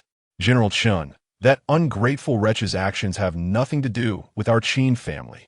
Qin Yunha hurriedly exclaimed, upon his return, I shall discipline him severely. Ah, head of the Qin family, let us await Qin Ce's return before discussing this further, General Chun said with a smile. Qin Yunha wiped the sweat from his brow, daring not to utter another word. The ensuing half-hour felt interminable in Qin Yunha's life. At last, when Qin Ce staggered into the Qin family estate, Qin Yunha's eyes lit up. Qin Ce, you ungrateful wretch, what have you done to Miss Chun? Qin Yunha pointed an accusatory finger at Qin Ce. You better kneel and apologize to General Chun and Miss Chun at once. Chapter 35, Trouble Approaches. Kneel and apologize? Qin Ce's expression darkened. However, seeing the smiling General Chun, he retorted, General Chun, do you truly wish for me to kneel and beg for forgiveness? Witnessing Qin Ce's audacious demeanor, Qin Yunha was nearly paralyzed with fear. This wretch dares to speak to General Chun in such a manner? Is he intent on dragging the entire Qin family into the abyss? You wretch, if you do not kneel and apologize, you shall leave the Qin family. We shall have no such wretch among us. Qin Yunha trembled with rage. Head of the Qin family, are you truly intending to expel Qin Ce from the Qin family? General Chun spoke slowly. Qin Yunha quickly replied, General Chun, this wretch has offended Miss Chun, and his attitude is insufferably arrogant. Our Qin family, being a prominent family in Haicheng, values its reputation. Such a stubborn individual is unworthy of being a member of the Qin family. Although Qin Ce might possess the potential to cure old Master Qin, even if he were to restore old Master Qin's health, The entirety of the Qin family would merely appear as powerful ants in General Qin's eyes. Qin Ce, should the Qin family disown you? Have you considered joining our Qin family? General Qin said with a smile. We have several young ladies of your age, such as my granddaughter Wan Qing, who is not only beautiful, but possesses a delightful character. Why not become my granddaughter's husband? Qin Wanqing's expression changed dramatically. Yet, she remained silent, merely glaring at Qin Ce, fearing that he might actually accept the offer. What is happening here? Upon hearing General Qin's words, Qin Yunhe was dumbfounded. Adente Qin Ce offended mi Shen? Wasn't General Qin here to seek retribution for her? Now, General Qin desires to recruit Qin Ce as a son-in-law? What sort of jest is this? General Qin, please. No more jokes. Qin Ce said, exasperated. My motive for saving you was solely out of admiration. You are a national hero, and the opportunity to save you is my honor. As for other matters, let us chalk it up to youthful exuberance. I now apologize to Miss Qin. I trust the general will be magnanimous enough to forgive my previous disrespect towards her. Hiss! Qin Yunhe gasped. So, Qin Ce had saved General Qin? This implies that General Qin's visit to the Qin family was not to seek vengeance, but rather to express gratitude. But why did he deliberately lead himself to misunderstand? Was he truly treating himself as a fool? Qin Yunhe wore a morose expression. Had he known this would transpire, he would have shown Qin Ce warmth and concern. Yet now, reflecting on his prior attitude towards Qin Ce filled Qin Yunhe with dread. Would Qin Ce truly leave the Qin family? Ahem. Qin Yunhe chuckled awkwardly. Ah, Qin Ce, you saved General Qin. You ought to have informed me. Look at the misunderstanding this has caused. Qin Ce regarded Qin Yunhe with a sardonic smile. Is it a misunderstanding? Did you not intend to expel me? He reiterated Qin Yunhe's words, causing the latter's face to flush with embarrassment. You see, I was merely a bit anxious, Qin Yunhe stammered awkwardly. At that moment, General Qin interjected, Qin Ce, I am a man of clear distinctions between gratitude and grievance. You made a vow to my granddaughter to save me. Now that you have pulled me back from the brink of death, it signifies my granddaughter's loss. Since she has lost, she must accept the consequences. Saying this, General Qin glanced at Qin Wanqing. Though she was reluctant, she felt gratitude towards Qin Ce for saving her grandfather. Qin Ce, from this day forth, I shall be your servant, attending to your needs. Observing Qin Wanqing's resolute demeanor, Qin Ce felt a headache coming on. He had not anticipated that she would genuinely agree. Miss Qin, I understand your concern for General Qin's safety. My remarks were merely to put your mind at ease. Qin Ce replied, now that General Qin is well, let us all rejoice. As for the servant matter, let us dismiss it. No, Qin Wanqing frowned. Do you think I'm the type to renege on a promise? Of course not. I simply am not accustomed to being taken care of. Qin Ce insisted. Moreover, Miss Qin holds a significant position in the army. How could she possibly serve me? That would be utterly inappropriate. If you are worried about that, I can assure you I have granted her a year of leave. General Qin said with a smile. Qin Ce was dumbfounded. General, why go to such lengths? General Qin glanced at Qin Yunhe. After a moment's hesitation, Qin Yunhe said, General, may I leave you two to discuss privately? Thank you.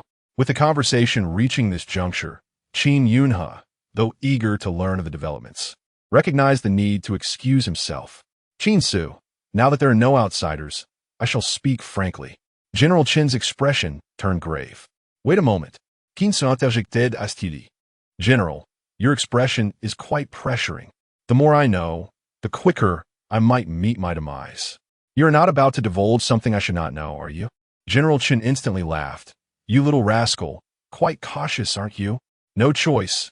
This world is too perilous. Qin Ce sighed. Boys must learn to protect themselves out there.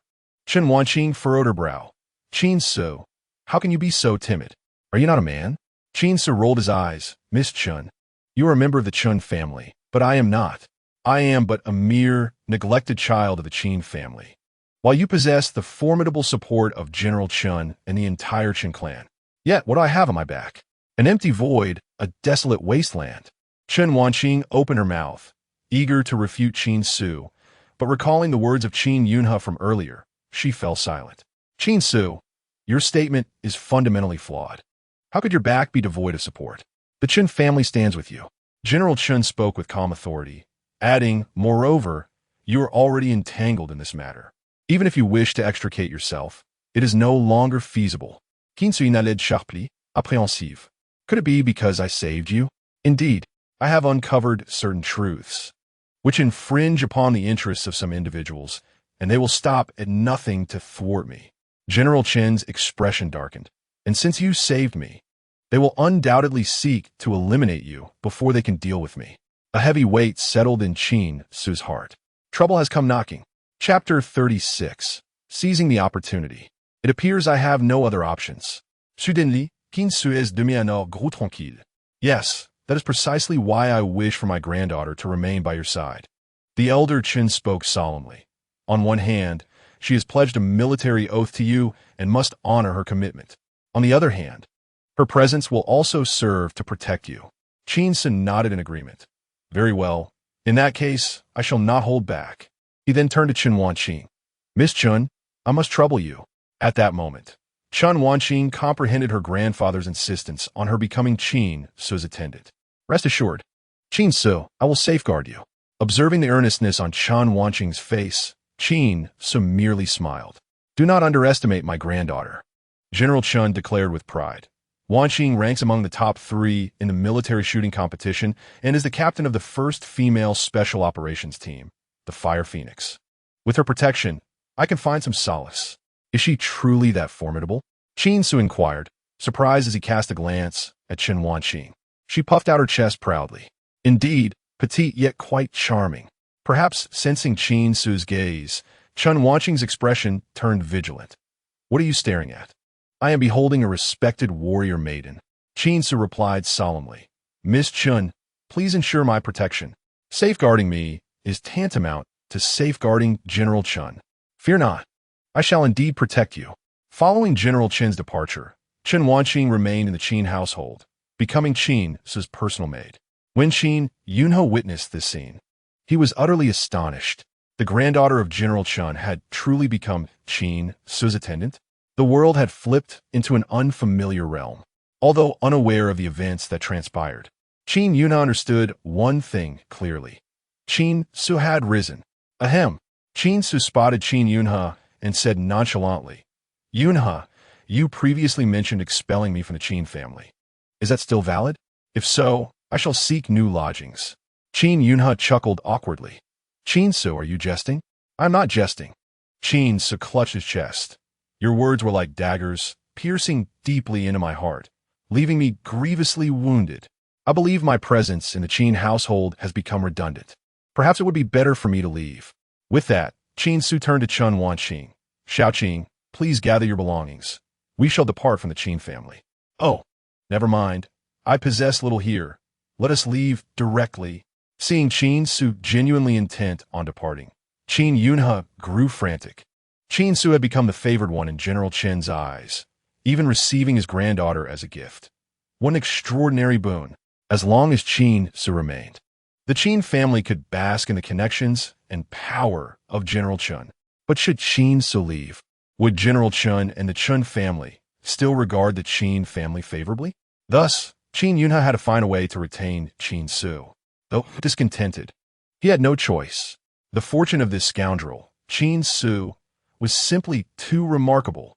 Qin Yunhe silently grumbled. Yet, outwardly, he feigned humility. Qin Ce, this matter was merely a misunderstanding. Were you in my position, you would undoubtedly make the same choice. Qin Yunhe sped Qin Ce sonde. Speaking earnestly, I recognize that this situation has caused you distress. Therefore, let us do this.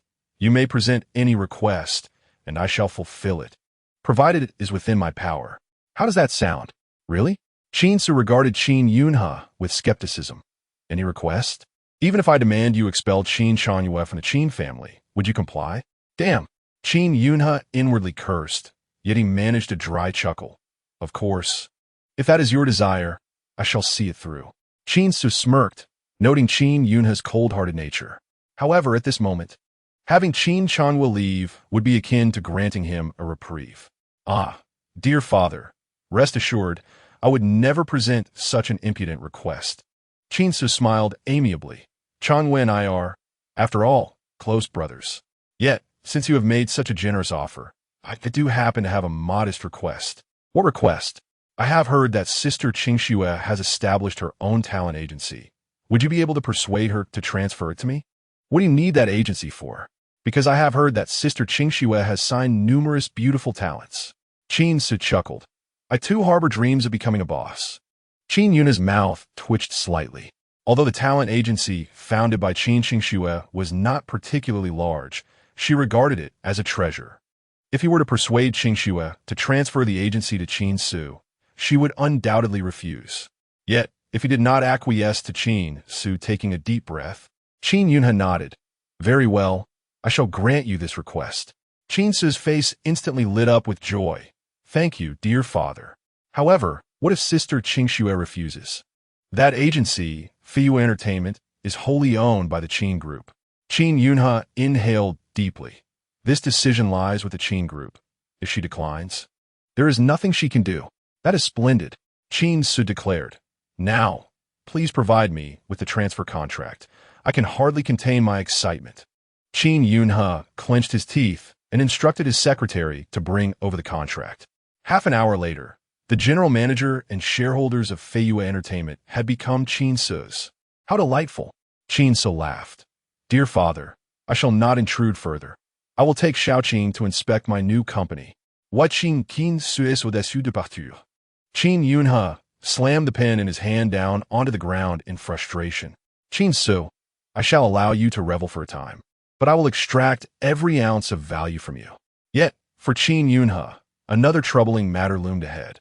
How to convey this news to Qin Qingxue? After a moment's hesitation, he dialed her number.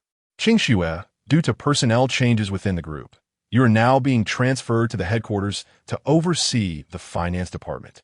Upon receiving the call, Qin Qingxue was left in a state of shock. But Dad, what about my Feyue Entertainment? I cannot simply abandon it. You need not worry about that. I have arranged for someone to take over. Qin Yunha spoke in a deep voice. It is merely a small entertainment company, insignificant to the entirety of the Qin Group. The current issues facing the Qin Group are substantial, requiring your collective effort to serve the organization. After a brief moment of silence, Qin Qingxue replied, All right, I will coordinate with the personnel. No need for coordination. You should report to the headquarters directly. After hanging up the phone, Qin Qingxue hesitated for a moment but ultimately decided to wait. When she founded Feyue Entertainment, it was to support Qin Changwei. Now that a change of leadership was imminent, she felt compelled to communicate clearly with the new party. Chapter 37. Reporting to the authorities. Qin Ce, you are indeed cunning.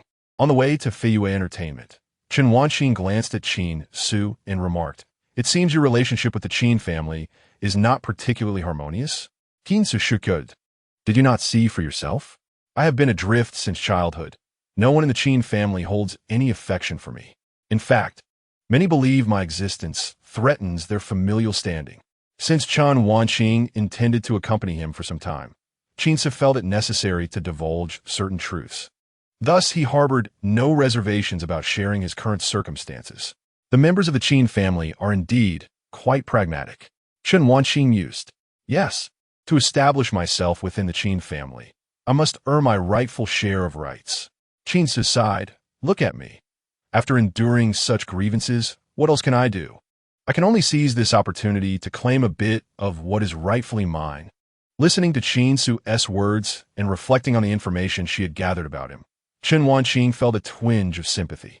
She was aware that Qin Ce had lived in an orphanage since childhood and had even been adopted at the age of 5, only to be returned to the orphanage a year later for reasons unknown.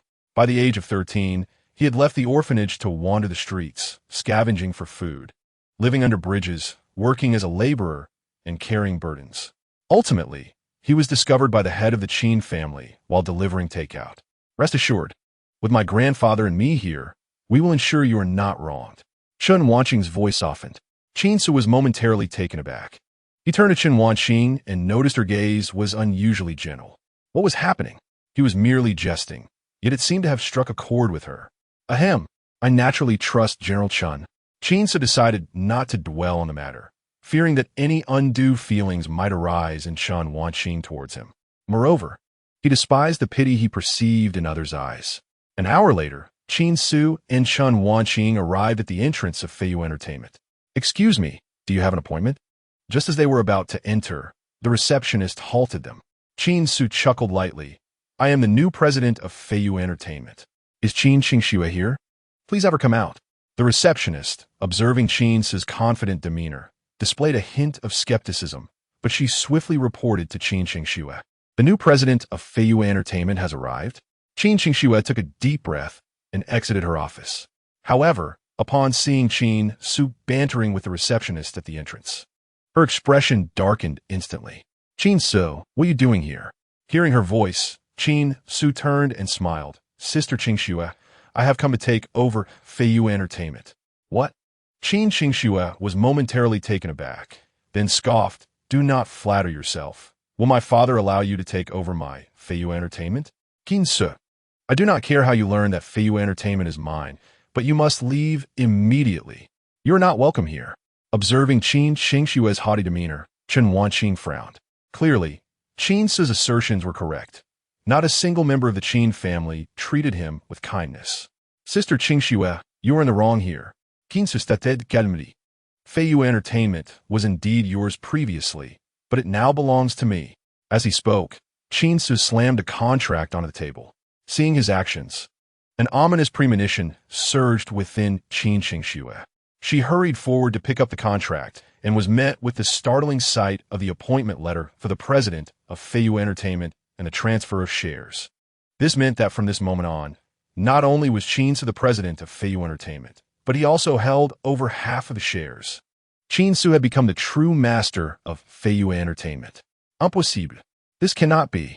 Qin Qingxue repeatedly scrutinized the contract in disbelief. "Qin Ce, you must have forged this." She could not fathom handing over Feiyu Entertainment, which represented her blood, sweat, and tears, to him. Moreover, her father would never relinquish everything to Qin Ce. Thus, she concluded that Qin Ce must have falsified the contract. "Qin Ce, what you're doing is illegal." Qin Qingxue gritted her teeth. "Leave here at once, or I shall call security." Qin Ce sighed. "Sister Qingxue, why do you refuse to believe? Can you not discern whether this contract is genuine? Furthermore, if you doubt its authenticity, why not call your father to inquire? Or are you simply afraid?" A tremor ran through Qin Qingxue's heart.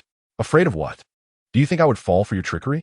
Even if my father did hand Feiyu Entertainment to you, it would undoubtedly be through some underhanded means." Qin Qingxue maintained a serious demeanor. "I will never hand over Feiyu Entertainment to you." "Security." Instantly, security personnel from Feiyu Entertainment rushed forward, encircling Qin Ce and Chen Wanqing. Qin Ce shook his head gently. "Sister Qingxue, you're being too hasty. You should know my capabilities. Do you truly believe these inept individuals can pose any threat to me? Then let us find out." Qin Qingxue replied coldly. "If you dare to lay a finger on anyone, I will call the police and have you arrested." The moment Qin Ce revealed the contract, she understood that matters had escalated beyond her expectations. She absolutely could not hand the company over to him. After all, there was also the contract involving Qin Chanhue. If she surrendered the company to Qin Ce, would he not then have control over Qin Chanhue's contract? What if he decided to act against Qin Chanhue? It must be said that even at this juncture, Qin Qingxue was still considering Qin Chanhue's welfare, truly embodying the role of a loving sister. "Attack!" Qin Qingxue commanded coldly. The security personnel immediately charged forward, but just as Qin Ce prepared to retaliate, a striking figure darted past. Chen Wanqing's agile form moved like a leopard navigating the jungle. Her movements were swift and decisive, each strike effectively subduing her opponent. In less than 10 seconds, all 7 or 8 burly men were incapacitated. Witnessing the fallen security personnel groaning on the ground, Qin Qingxue's face reflected disbelief. Who was this girl beside Qin Ce? What was her background that allowed her to overpower so many security guards? "All right." Qin Qingxue gritted her teeth. "Xiao Yu, call the police." The receptionist trembled in fear, realizing she had unwittingly become embroiled in a high-stakes conflict. However, under the gaze of Qin Qingxue as she faced death, she trembled and called the police. Qin Ce, you still have time to leave now, but once the police arrive, it will be too late for you to escape. Chapter 38. Colluding in Despair. Qin Ce shook his head. Sister Qingxue, you have made a foolish decision. I understand you're trying to buy time, but do you truly believe I would grant you that opportunity? With that, Qin Ce directly dialed Qin Yunhe's number. Since Qin Qingxue was unafraid of escalating the situation, he felt emboldened. After all, it would be her who would be embarrassed later. Dear father. As the call connected, a sweet smile graced Qin Ce's face, his voice imbued with a touch of tenderness. In stark contrast, Qin Yunhe shuddered. Upon hearing Qin Ce's voice, he instinctively sensed that nothing good would come of it. As anticipated, Qin Ce succinctly narrated the events that had transpired. Father, Sister Qingxue not only refuses to hand over the company to me, but is also planning to call the police to have me arrested. There's a chance that both Wan Qing and I could be detained for intentional injury. If that happens, I'll want to be able to treat grandfather tomorrow. At this, terror flickered across Qin Yunhe's face. What? Qin Qingxue intends to report Miss Chen? Qin Ce replied. Indeed, the police are probably already on their way. Hand the phone to Qin Qingxue. Qin Ce passed the phone to Qin Qingxue. It's your father's call. Qin Qingxue's expression darkened as she took the phone. Before she could inquire why she should transfer the company to Qin Ce, Qin Yunhe launched into a tirade. Qin Qingxue, have you lost your mind? Did I not make myself clear? You must report to the group immediately. What are you still doing at Feiyu Entertainment? Are you seriously having the security removed, Qin Ce? Do you even value the group's appointment? Moreover, you must withdraw your report at once. Otherwise, you will bear all consequences. Listening to her father's harsh reprimand, Qin Qingxue's face reflected shock and grievance. Throughout her life, she had never been scolded by her father in such a severe tone. However, since Qin Ce returned to the Qin family, she noticed a change in her father, who seemed to show extreme favoritism towards Qin Ce, defending him as if under a spell, regardless of what he did. Now, he was even handing over the Feiyu Entertainment that she had painstakingly built. Did he not realize that Feiyu Entertainment was specifically tailored for Qin Changyue? What would become of Changyue if it were handed to Qin Ce? Are you listening? The furious voice of Qin Yunhe continued on the line. I understand, father. A resolute glint flashed in Qin Qingxue's eyes.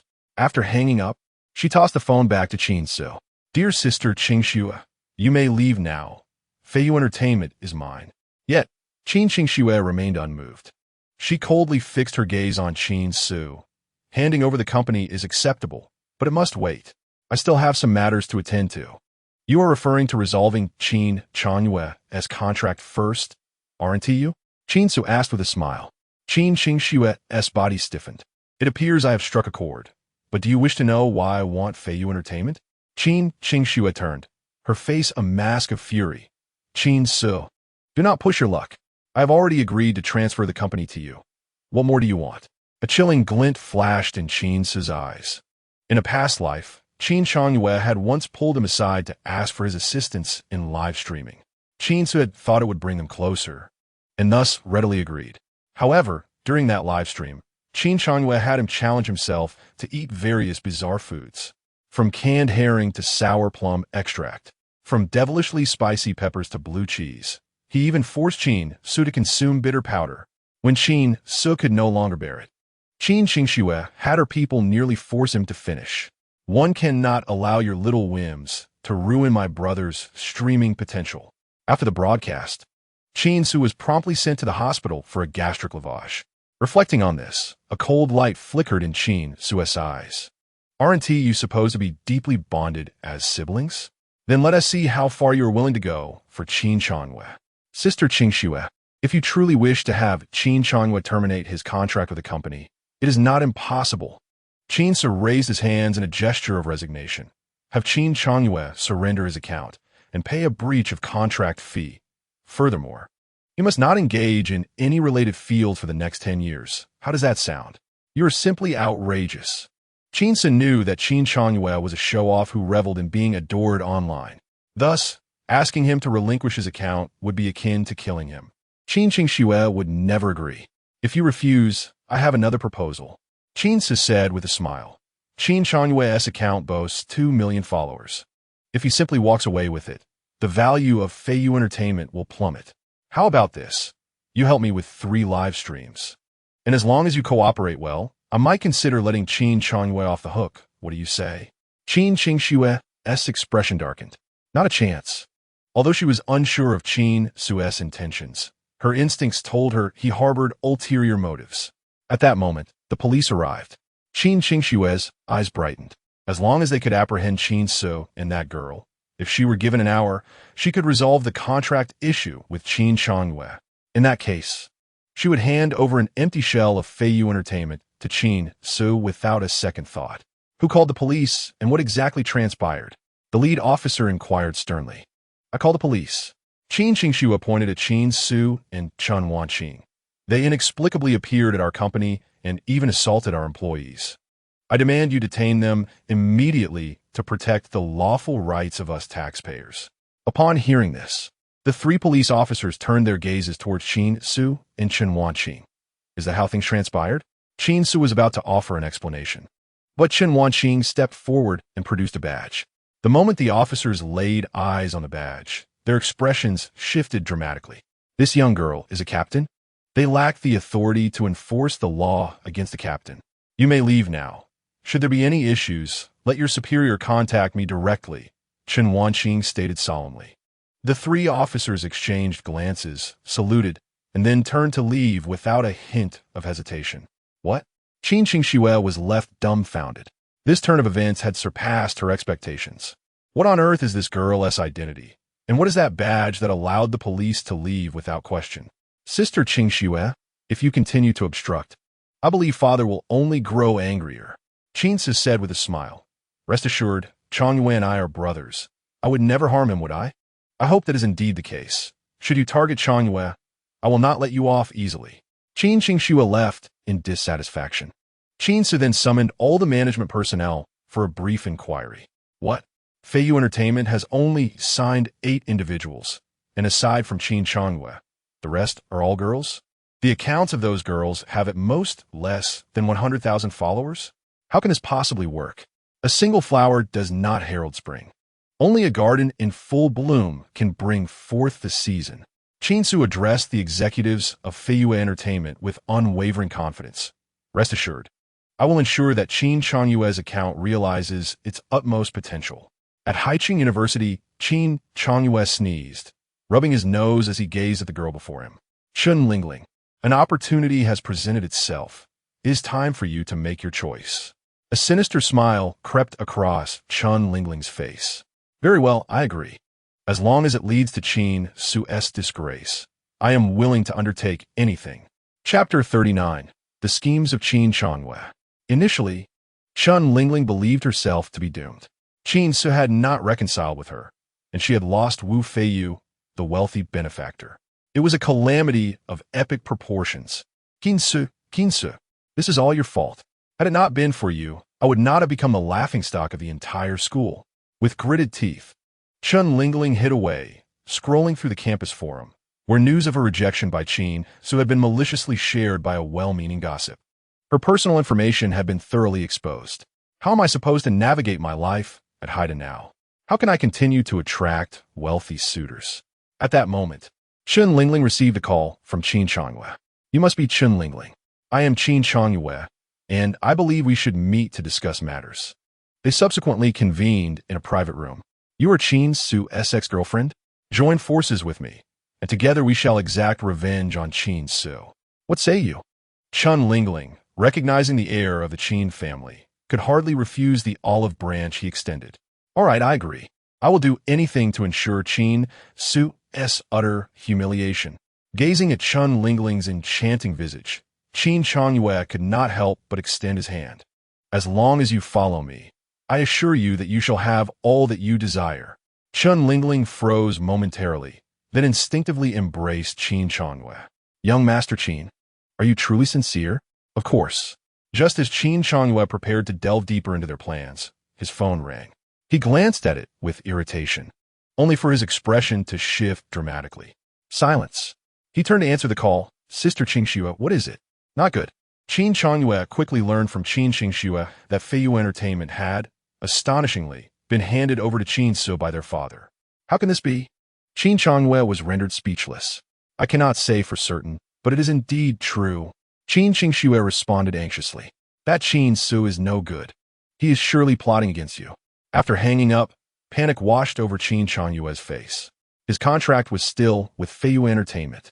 Now that it had fallen into Qin Ce's hands, he would undoubtedly find ways to make his life miserable. Hastily, Qin Changyue logged into his account, only to discover it had been accessed from another location, and his login privileges were revoked. This is disastrous. His complexion darkened. He had numerous private messages stored in the back end. If Qin Ce were to uncover them, it would spell ruin.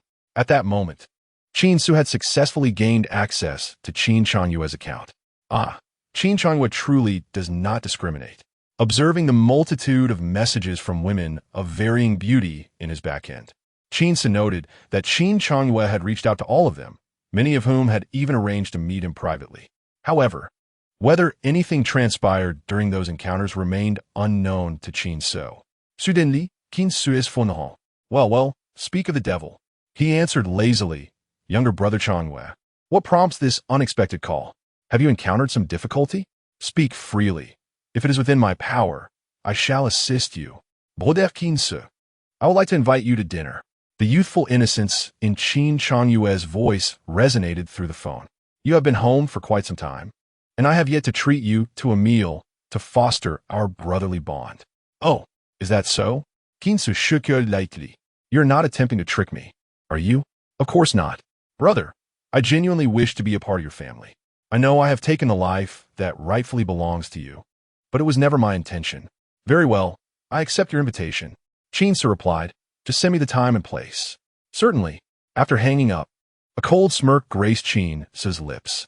This Qin Changyue truly harbors unyielding ambitions. Were it not for my second chance at life, I might have been deceived by his pretense. Gather all the other signed female streamers. Soon, 7 vibrant young women stood before Qin Ce. I am Qin Ce, and from this day forth, I shall be your new boss. As long as you all perform diligently, I guarantee that each of you will become a sensation with millions of followers. The 7 girls widened their eyes in disbelief. The one among them with the most followers had barely over 100,000, leaving them far from the million mark. Moreover, since their signing, the company had invested little in their development. The new boss's promise to elevate them to stardom filled them with excitement. Who among them did not aspire to achieve fame? Thank you, boss, they exclaimed in unison. Qin Ce smiled and waved his hand dismissively. Your success means greater profits for the company. It is a mutually beneficial arrangement. Oh, and to foster camaraderie, let us dine together tonight. The girl's eyes gleamed with excitement. Clearly, this new boss was far more agreeable than that tyrannical Qin Xingxue. Perhaps it was a matter of gender. Qin Xingxue had never shown them a shred of kindness. Boss, where shall we dine? One brave girl inquired. Qin Ce glanced at the address sent by Qin Changyue. To Juchangshan. Juchangshan was an upscale restaurant in Haicheng, opulently decorated, resembling a palace from the heavens. Only the affluent could afford a meal there. It was a true celestial dining experience. Do you remember what I instructed? In a private room at Juchangshan. Qin Changyue spoke sternly to Chen Lingling. Chen Lingling nodded. I remember. Once we get Qin Ce intoxicated, we will fabricate a scenario where he assaults me, and I shall call the police. He will surely face incarceration. Qin Changyue nodded in agreement. Qin Ce's acceptance of the dinner invitation presented a once-in-a-lifetime opportunity. Qin Ce, you wish to manipulate me? Then I shall be the one to ensnare you. This is my ultimate trap for you. Pride welled within Qin Changyue. Just then, his phone rang. Brother Qin Ce, have you arrived? What? You brought company? No matter, the more the merrier. However, when he opened the door, he was taken aback. Behind Qin Ce stood 7 or 8 stunningly beautiful girls. Upon closer inspection, he realized they were all signed artists from Feiyu Entertainment. Boss, you're simply incredible. This is my first time dining at Juchangshan. Indeed, my esteemed boss, I have heard that the minimum expenditure at the 9 heavens is an astonishing several 100,000. You are truly magnanimous. We shall certainly strive to work diligently for you henceforth. With a grand gesture, Qin Ce declared, Today, indulge yourselves without reservation. Do not hold back on my account.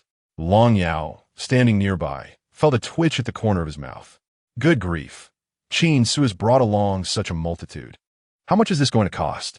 Moreover, it is his money being spent, yet the favors are all for Qin Ce.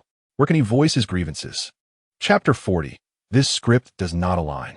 Nevertheless, for the sake of the plan, all is worth it. A smile crept across Long Yao's face.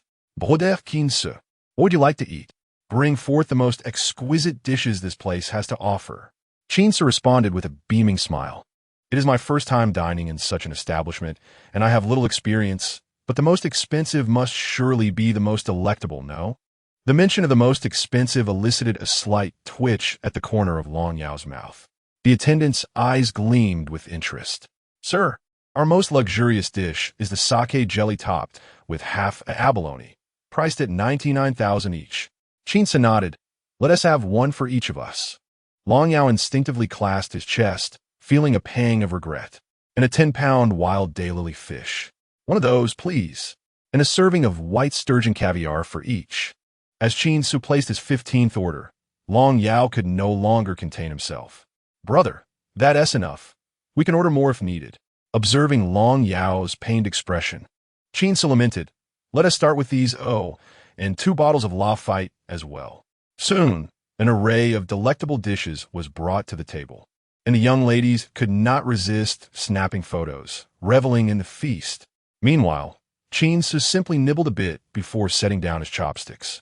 Though the dishes were undoubtedly extravagant, what he yearned for most was the millet porridge his master used to make for him. Alas, the enigmatic Master Gigu was elusive, and Qin Ce would have to wait another 2 months when his master would pass through Haicheng. Brother, Long Yao approached with 2 glasses of white wine in hand. I'm truly delighted you could join us today. I raise this glass to you, hoping that we can bury the hatchet and move forward as allies. Qin Ce glanced at the white wine in Long Yao's hands and shook his head. I do not drink. Long Yao was taken aback. No drinking? Then this whole affair would come to naught. If Qin Ce abstained, how could he intoxicate him and proceed with their plans? Brother, are you still angry with me? Long Yao's face bore a hint of grievance. I genuinely wish for us to coexist harmoniously. How about this? I will drink, and you may do as you please. With that, Long Yao downed a glass of wine in one gulp. A glimmer of amusement flickered in Qin Ce's eyes. Long Yao seemed quite eager for him to drink. Surely, there was some ulterior motive behind this wine. Qin Ce lifted the glass to his lips, but as Long Yao watched with hopeful eyes, he set the glass down. I've reconsidered. If you wish for my forgiveness, pour me another glass, and we shall drink together, shall we? Excellent. Long Yao's eyes sparkled. Just as he was about to pour the wine, Qin Ce snatched the bottle from him. Allow me to pour this for you. Qin Ce filled the glass, and as he handed it to Long Yao, subtly switched the positions of the 2 glasses. He then consumed his drink in one swift motion. Long Yao eagerly followed suit, draining his own glass. I feel a bit lightheaded, Qin Ce remarked, clutching his head, struggling to maintain his balance. Long Yao's eyes brightened. Was the effect of the drug manifesting so swiftly? Brother, you may be intoxicated. Let me assist you to a quieter area to rest, he quickly suggested. At that moment, Chen Wanqing furrowed her brow, intending to approach, but caught sight of Qin Ce winking at her mischievously. Poor Long Yao seemed destined to fall into Qin Ce's trap yet again. Upon reaching the adjacent lounge, Long Yao sensed a wave of dizziness and warmth wash over him. Had he truly overindulged? Just then, Chun Lingling stealthily entered. Oh, young Master Qin, why are you alone here? She exclaimed, rushing over. Where's Qin Ce? Having already consumed the drug, coupled with Chun Lingling's alluring appearance enhanced by carefully chosen perfume, Long Yao lost all rationality. He reached for Chun Lingling, forcing her down onto the floor. Chun Lingling gasped in shock. Young Master Qin, please do not harm me. Aren't we plotting against Qin Ce? As she resisted, Long Yao slapped her across the face, roaring, Wretched woman, come here at once. With that, he pinned her down once more, tearing at her clothing incessantly. Chun Lingling was bewildered. This was not how the narrative was supposed to unfold. It should have been Qin Ce succumbing to his primal instincts, with Long Yao intervening to halt the chaos. Subsequently, she would call the authorities to apprehend Qin Ce. But now it was Long Yao who was acting out? How was the plot to progress from here? Young Master Qin, please regain your senses. Chun Lingling struggled desperately. You're intoxicated. This was not our plan. Yet, the effects of the drug coursing through Long Yao rendered him oblivious to any scheme. His sole desire was to unleash his pent-up urges. Meanwhile, Qin Ce leisurely returned to the dining room. What transpired? Chen Wanqing approached immediately. Nothing to worry about. Soon you shall witness a splendid performance. Qin Ce shukud. Did that Long Yao intend to ensnare you? Did you notice? She replied, shaking her head. He is far too naive, unable to conceal his intentions. I suspect your glass of wine was compromised. A flicker of surprise crossed Qin Ce's face. Indeed, you're astute. A true heroine, a warrior in the military. I commend you. Chen Wanqing shot him a disdainful glance. Your family is quite amusing. It seems no one harbors any affection for you. Why do you linger in the Qin household? Join the Chun family instead. I shall have my grandfather adopt you as his god-grandson. Qin Ce rolled his eyes. I have no inclination to be anyone's grandson. You are incorrigible, Chen Wanqing exclaimed, exasperated. Countless suitors would vie for the honor of being her grandfather's grandson. Enough of this. It is time for the show. Qin Ce clapped his hands. Ladies, have you all dined well? If so, let us summon Long Yao to join us. Before long, they arrived at the door of the lounge. Qin Ce pushed it open. Long Yao, are you done resting? Let us depart. However, what met his eyes was a scene too scandalous to behold. Long Yao and Chun Lingling were nearly in a state of undress, and upon seeing the sudden influx of guests, Chun Lingling was rendered utterly speechless. Meanwhile, under the influence of the drug, Long Yao continued to act on instinct. This was utterly disgraceful. Indeed, it was appallingly shameless. Alas, I never anticipated that Qin Ce would turn out to be such a person. Witnessing the scorn in the eyes of the crowd, Chanel Ngl could not suppress her exclamation. Ah, everyone, please step away, do not look, do not look. Her shrieks attracted numerous patrons and staff from Ing Call the police immediately. The manager of Ing wore an exceedingly grim expression. The occurrence of such a scandalous event within Ing would undoubtedly inflict a significant blow to its reputation. Qin Ce then clapped his hands. Ladies, the hour is late. You should hasten home to rest, and do not forget to cleanse your eyes before sleep, for the spectacle is truly blinding. Chapter 41. Perhaps a death sentence is in order. In the dead of night, the Qin estate remained brilliantly illuminated. Although Qin Ce felt quite fatigued, he would not let this opportunity for entertainment slip by. Scoundrel! Qin Ce was forcefully kicked to the ground by Qin Inh. The wooden stick in his hand struck Qin Ce with considerable force, causing him to wail in agony. Besides Qin Ce, who wore a look of malicious glee, both Chun Waiju and Qin Ce displayed expressions of concern. Enough! If you strike him again, you will surely harm Chen Waiju hastily interjected. Chen did not act with malice. He is undoubtedly a victim of someone else's scheme. Indeed, Qin Ce immediately concurred, shifting the focus of blame onto Qin Ce. Qin Ce, Chen kindly invited you to dinner, yet you conspired against him. Do you possess any conscience? Hearing Qin Ce's accusations, Qin Ce rolled his eyes. Sister Qin Ce, one must provide evidence when making claims. Do you possess any proof that I conspired against Chen? Who else could it be but you? Qin Ce retorted coldly. That woman. Do not think we are unaware. She is your former girlfriend, Chen Ngling. Upon hearing this, Qin Inh also directed his gaze toward Qin Ce. Qin Ce, is everything Qin said true? Although Qin Inh coveted the connections that Qin Ce possessed, if it were true that Qin Ch had indeed been set up by him, the situation would escalate dramatically. Who could predict whether Qin Ce would also conspire against him in the future? Keeping such a threat within the family would lead to endless troubles. Brother, at that moment, the effects of the drug within Qin Ch had dissipated. He knelt before Qin Ce, weeping profusely. Brother, I know you have harbored resentment toward me for occupying your identity for 18 years. Yet today, I genuinely wish to apologize and mend our relationship.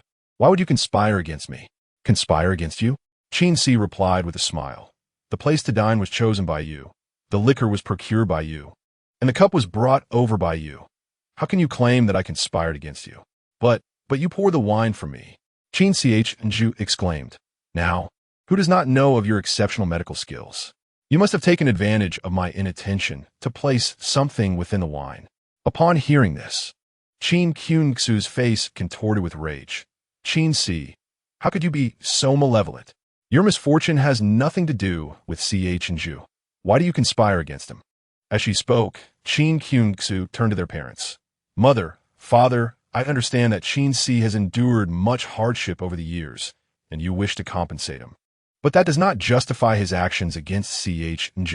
What wrong has Ce. committed to deserve this? With tears streaming down her face, Qin Ce appeared like a wilting flower, while Chun Waiju's visage also reflected indignation. Qin Ce, you must apologize to Ce. Otherwise, no one will be able to protect you. Observing these two women as fierce as agitated roosters, Qin Ce displayed no sign of surprise. Through his previous life, he had long since discerned the true nature of the Qin family. Filthy, hypocritical, cold-blooded, and heartless. How could I possibly apologize? I must be taken into custody. Qin Ce chuckled. I have heard that the Qin family has employed numerous connections to suppress this incident, correct? In that case, I shall turn myself in and allow the police to conduct a thorough investigation. What is the nature of the substance in this wine? How did Chun Ce appear in the lounge? And what do the recordings from the scene indicate? Qin Ce froze momentarily, a sense of foreboding washing over him. What recordings? How could there be footage? This matter, I must admit, is partially my fault. Qin Ce sighed. When you were resting in the lounge, I was concerned that you might encounter some trouble alone. So I set my phone aside to record, but unexpectedly, I captured an extraordinarily riveting scene. With that, Qin Ce produced his phone, a knowing smile gracing his face. Dear brother Ce, could you elucidate what it means when we claim to conspire against Qin Ce? Rest assured, once I report this to the authorities, I will submit the recordings to the police. They will authenticate the video and ensure that no villain escapes justice, nor will any innocent suffer wrongful accusations. As he spoke, Qin Ce clicked on the video. The footage revealed Qin Ce restraining Chen Ngling and delivering several slaps to her face, her pleas for mercy ringing clearly. A heavy silence enveloped the crowd. Even those who favored Qin Ce could sense that something was amiss. Could it be that everything was an attempt by Qin Ce to frame Qin Ce, only to be outwitted in return? Cough, cough. Qin YNH was the first to break the silence. This is merely a family matter, and since the situation has been resolved, there is no need to involve the authorities, is there? If this incident were truly orchestrated by Qin Ce, could Qin YNH still muster the audacity to reprimand him? That boomerang would simply return to strike him. Previously, he could scold with impunity, but now, Qin Ce was accompanied by Chun Wnqing. Should the Chun family witness him so aggressively targeting Qin Ce, it could provoke the ire of General Chun, leading to dire consequences for the Qin family. Realizing this, cold sweat trickled down Qin YNH's back. This simply would not do. At that moment, Qin Ce spoke up, his tone resolute. Since everyone believes that I conspired against Ce, I must clear my name. Otherwise, I shall forever bear the stigma of having conspired against my brother.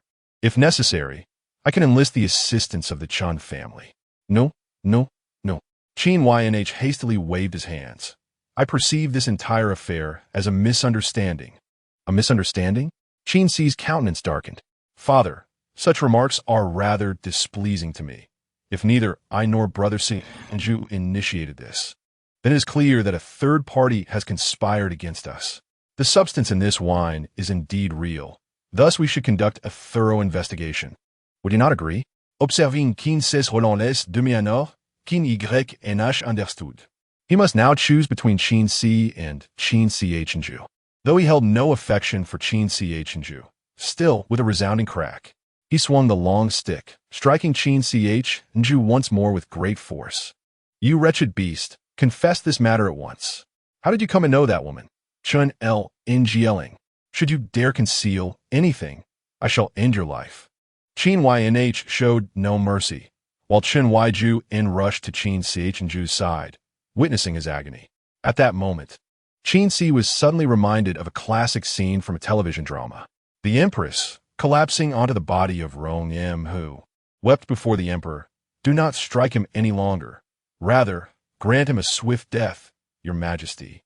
With this thought, a smile crept upon Qin Ce's lips. As this scene unfolded before Qin Qingshue's eyes, her impression of Qin Ce deteriorated even further. Chapter 42, Who Wants to See Me?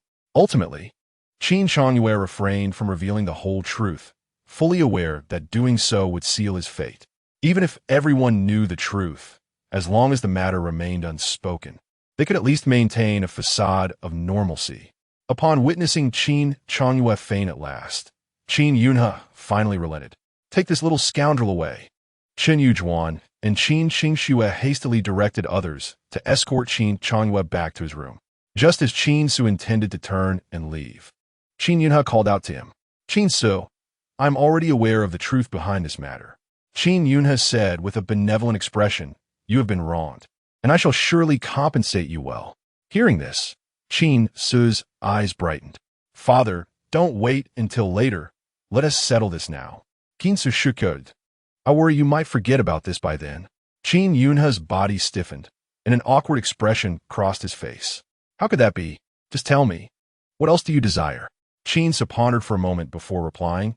"I heard there is an auction in Haicheng this Sunday, and I wish to broaden my horizons." "That's easily arranged. I'll take you along to see it. At the auction, if you fancy anything, simply bid for it." Noting that Qin Ce's request was reasonable, Qin Yunhe breathed a sigh of relief. "Then I thank you, father." A meaningful smile crept across Qin Ce's face, for he remembered the crimson-blooded vine at the auction. Although the incident involving Qin Qingshue's assault on Chun Lingling had been suppressed by the Qin family, many families in Haicheng had caught wind of it, especially the Su family. Qin Qingshu was nothing but a worthless piece of clay. Upon receiving the news, Su Cheng scoffed. "Thank goodness we did not marry Qin Xian to Qin Qingshu." Su Cheng's wife, Yi Wanru, interjected, "I have a feeling there is something amiss here. Do you think Qin Qingshu might have been framed? Isn't it obvious?" "He certainly was." Su Cheng assertive. "Even if Qin Qingshu were a fool, he wouldn't act so rashly in a place like Jichangshan. Therefore, he must have been set up. Moreover, I heard that Qin Ce, the newly returned young master of the Qin family, was on the scene. Are you suggesting that Qin Ce orchestrated this?" Yi Wanru's face displayed shock. Doesn't he fear Qin Yunhe?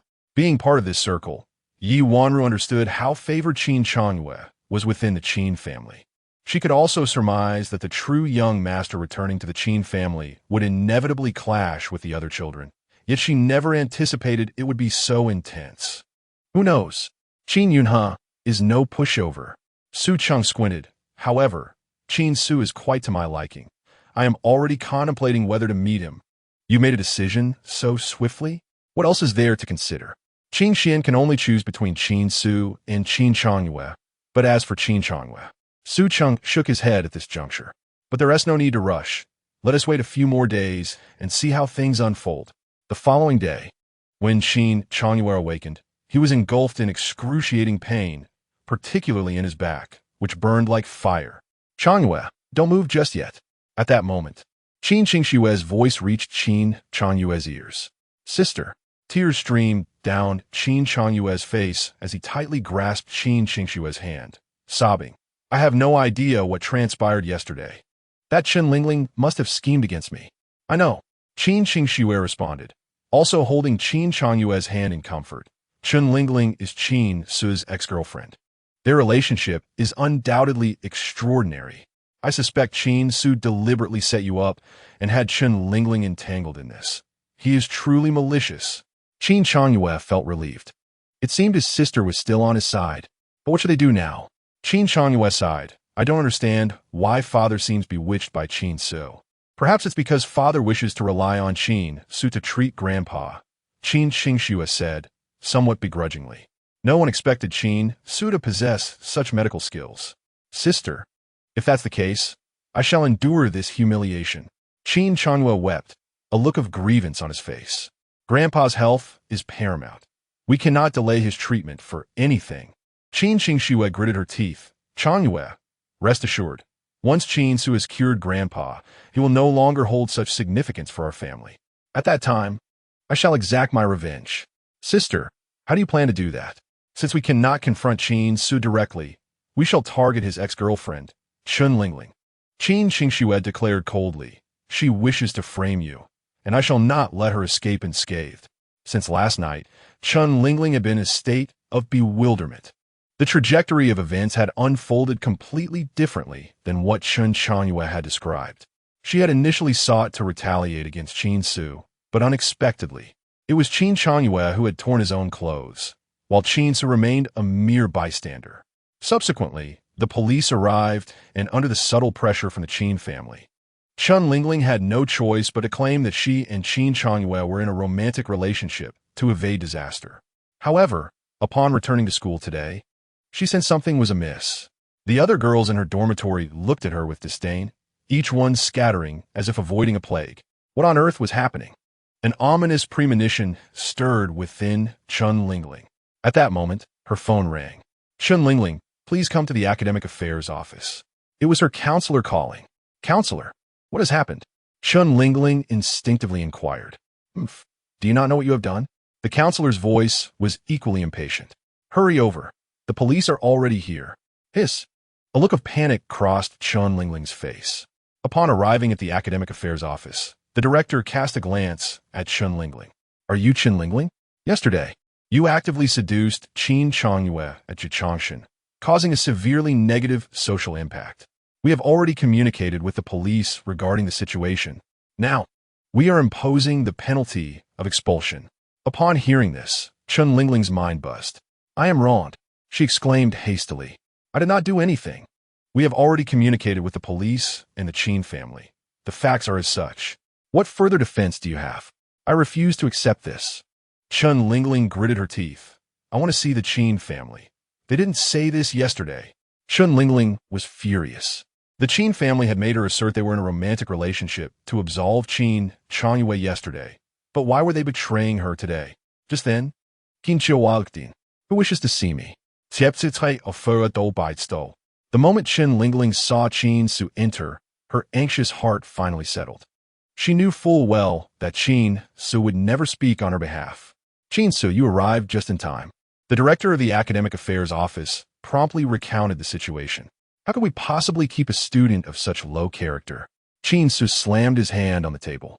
This is outrageous. It is simply intolerable. Chun Lingling was clearly the victim. Why must the blame be placed upon her? Gasp. The crowd was taken aback.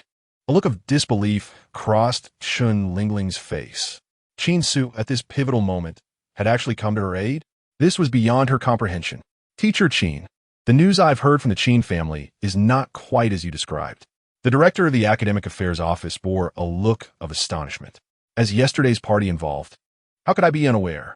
Qin Ce stated with righteous indignation. What sort of place is the Nine Heavens?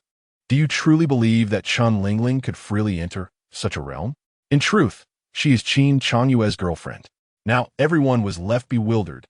If Chun Lingling was indeed Qin Chanyue's girlfriend, why did the Qin family make such claims? Sighing, Qin Ce continued, actually, this whole debacle can be traced back to me. Perhaps you all are unaware, but Chun Lingling was once my girlfriend. Gasp. The crowd was shocked. Was the Qin family entangled in such a scandalous web? Chun Lingling was Qin Ce's girlfriend, and now she was also Qin Chanyue's. What a tangled mess. However, Chun Lingling had broken up with Qin Ce before he returned to the Qin family and began dating Qin Chanyue. Hence, at the time, Qin Chanyue was oblivious to the fact that Chun Lingling was Qin Ce's former girlfriend. It was only after Qin Ce encountered Chun Lingling last night that they all learned this. Subsequently, Qin Chanyue experienced a shock, and thus, the rest of the implications were left unspoken, but many understood the meaning. The gazes directed at Qin Lingling now carried a hint of sympathy. This girl has rather poor taste. The police officer stated, "We truly appreciate your special visit." Qin Ce apologized to the police. "In truth, there is no grave matter here. Let's consider this settled. After all, Qin Lingling has not committed any heinous crime. We cannot truly force a girl into desperation." After the police departed, the director of the Academic Affairs Office cleared his throat and announced, "We shall revoke the expulsion of Qin Lingling. But due to the severe social repercussions her actions have caused, a reprimand will be issued." Thank you. Qin Lingling exclaimed hurriedly.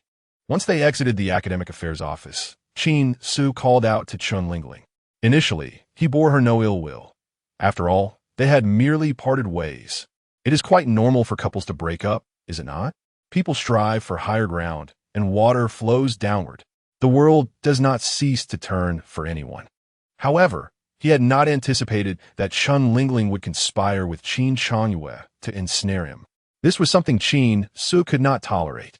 Therefore, his defense of Qin Lingling was not to salvage her, but rather to devise a strategy against Qin Ce.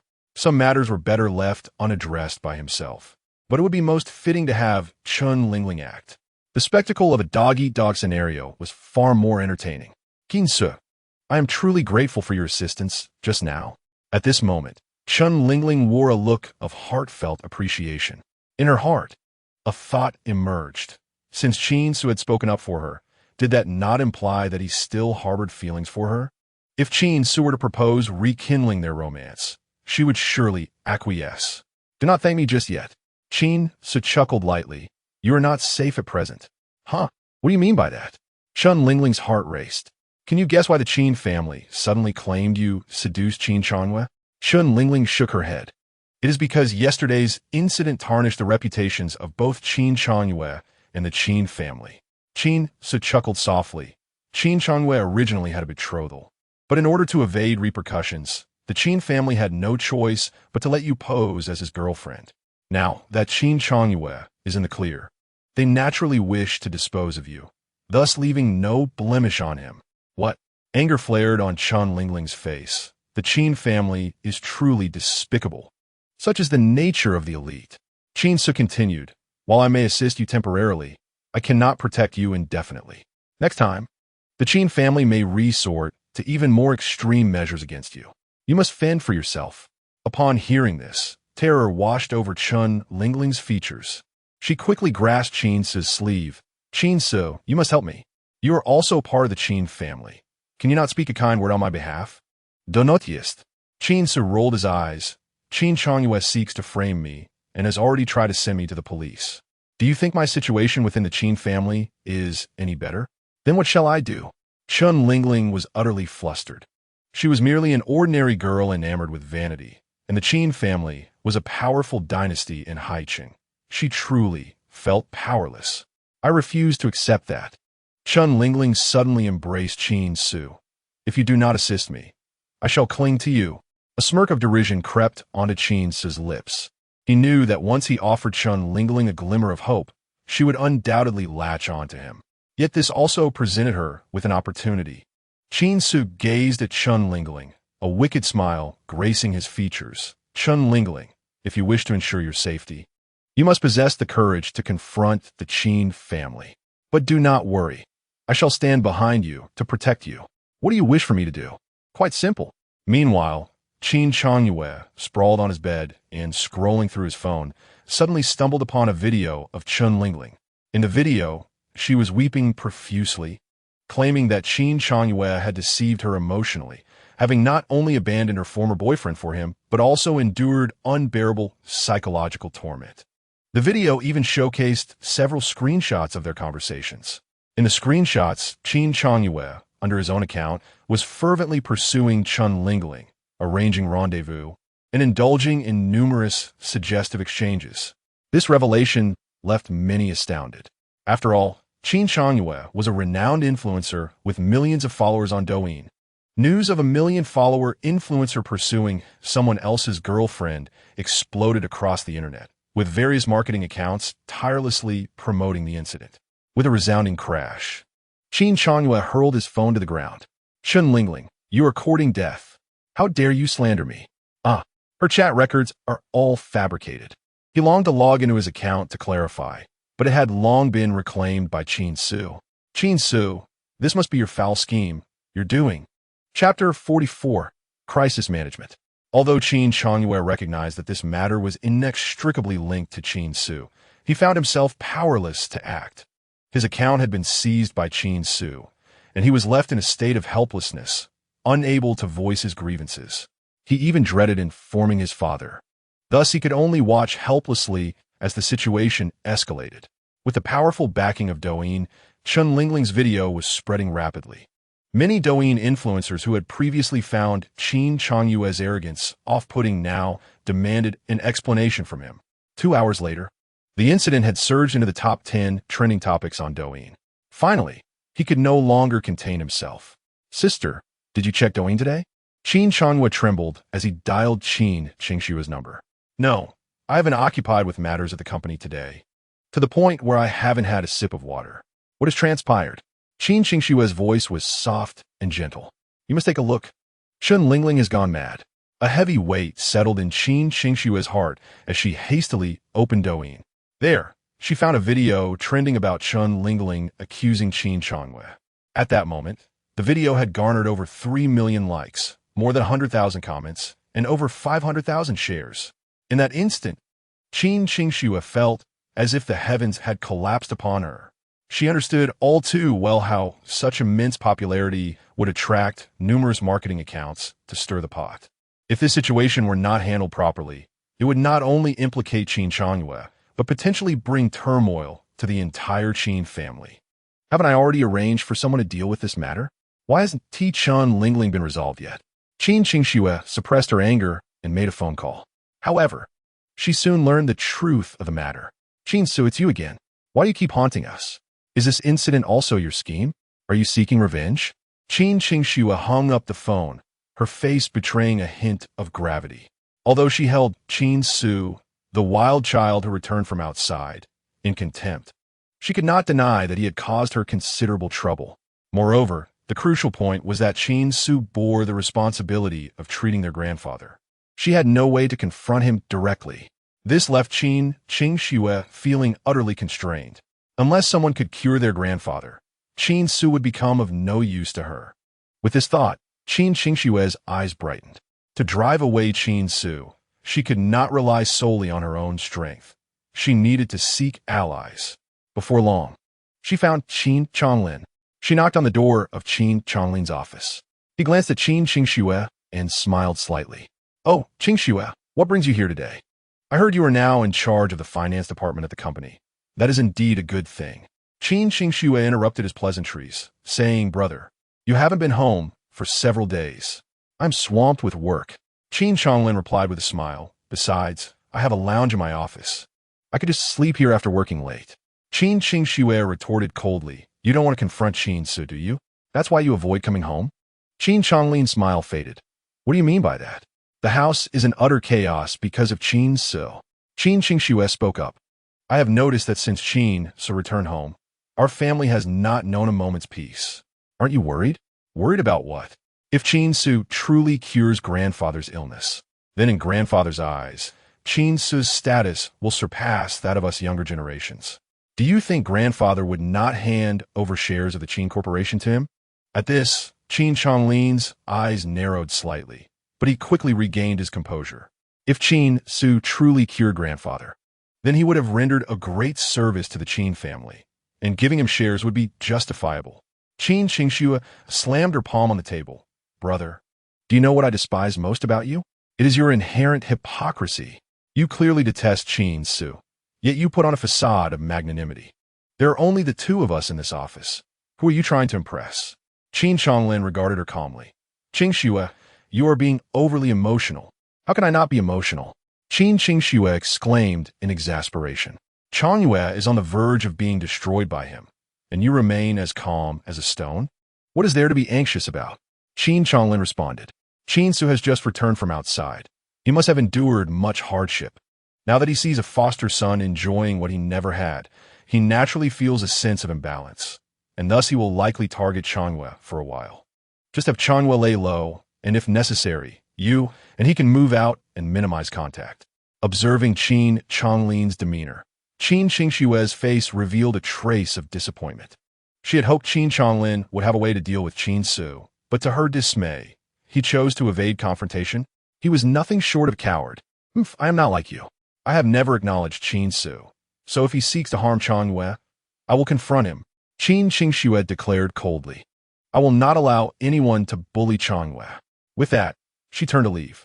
At that moment, Qin Chonglin's phone rang.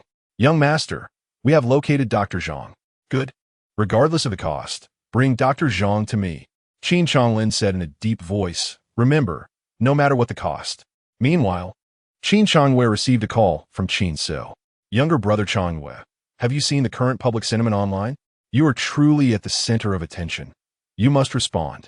Hearing Qin Ce's words, Qin Chongyue hurriedly replied, Brother Qin Ce, I certainly need to respond, but the account is currently in your possession, and I cannot log in. Oh dear, I forgot about that. Come to the company right away, and we will discuss how to handle this incident together. If this matter is not resolved properly, the Qin Gongzi persona will be ruined. Upon hearing this, Qin Chongyue became anxious. Without access to the account, he had no means to flaunt his persona online, which felt worse than death. Brother, I am on my way. Though Qin Chongyue's injuries were not severe, after a night of rest, he felt much better. Upon arriving at Feiyu Entertainment, he was ushered into Qin Ce's office. The moment Qin Ce appeared, Qin Chongyue was taken aback. Why did Qin Ce's face look exactly like his own? Who are you? Dear brother, do you see the resemblance between us? Qin Ce said with a smile. I had no idea makeup could be so effective. Why are you disguised as me? Of course, to help you navigate this online crisis. Qin Ce snapped his fingers and said, Rest assured, with me around, there will be no unforeseen complications. Hearing this, Qin Chongyue's heart sank into an abyss. Having you around is the biggest complication. No, I cannot agree. Younger brother Chongyue, do not forget that this account is company property. Qin Ce replied with a smile. We have a contract between us. Chapter 45. How many coins did you send me? Soon, the account of Qin Gongzi was finally live. Thousands of curious onlookers flooded into the live stream. The screen was inundated with a barrage of comments. Many were eager to discern whether Chen Lingling's claims held any truth. Some mocked Qin Chongyue for encroaching on his brother's territory. Others jested that nothing tastes better than dumplings, and nothing is more entertaining than. Meanwhile, Qin Chongyue's devoted female fans engaged in fierce battles with these onlookers. Observing the verbal skirmishes in the comments, Qin Ce merely smirked. I am Qin Gongzi. Now everyone knows I am the young master of the Qin family in Haicheng, Qin Chongyue. The moment Qin Ce spoke, even Qin Chongyue was astonished. This was unmistakably his own voice. Yet he found himself trapped in the office, powerless to stop Qin Ce from impersonating him. I am aware that today a young woman accused me of deceiving her affections and claimed that I sought to control her. I can only assert that such allegations are utterly ludicrous. It was she who, enamored by wealth, discarded her boyfriend and sought refuge in my embrace. Why then must she accuse me of betrayal? What is there about her that merits my deceit? Frankly, if I, Qin Chongyue, desired the company of women, I could merely beckon with my finger, and a multitude would eagerly grace my bed. Were it not for the fact that she is my elder brother's girlfriend, I would have no interest in her whatsoever. Upon this revelation, the onlookers were left astounded. Did Qin Chongyue just acknowledge that he had poached his brother's girlfriend? How utterly disgraceful! In an instant, the screen was inundated with a torrent of vile invectives. Qin Ce's remarks had audaciously transgressed the moral boundaries of the average individual. Do not doubt it, my legion of admirers. Any girl of pleasing appearance, I have shared my bed with them all. Which among them is not superior to Chen Lingling?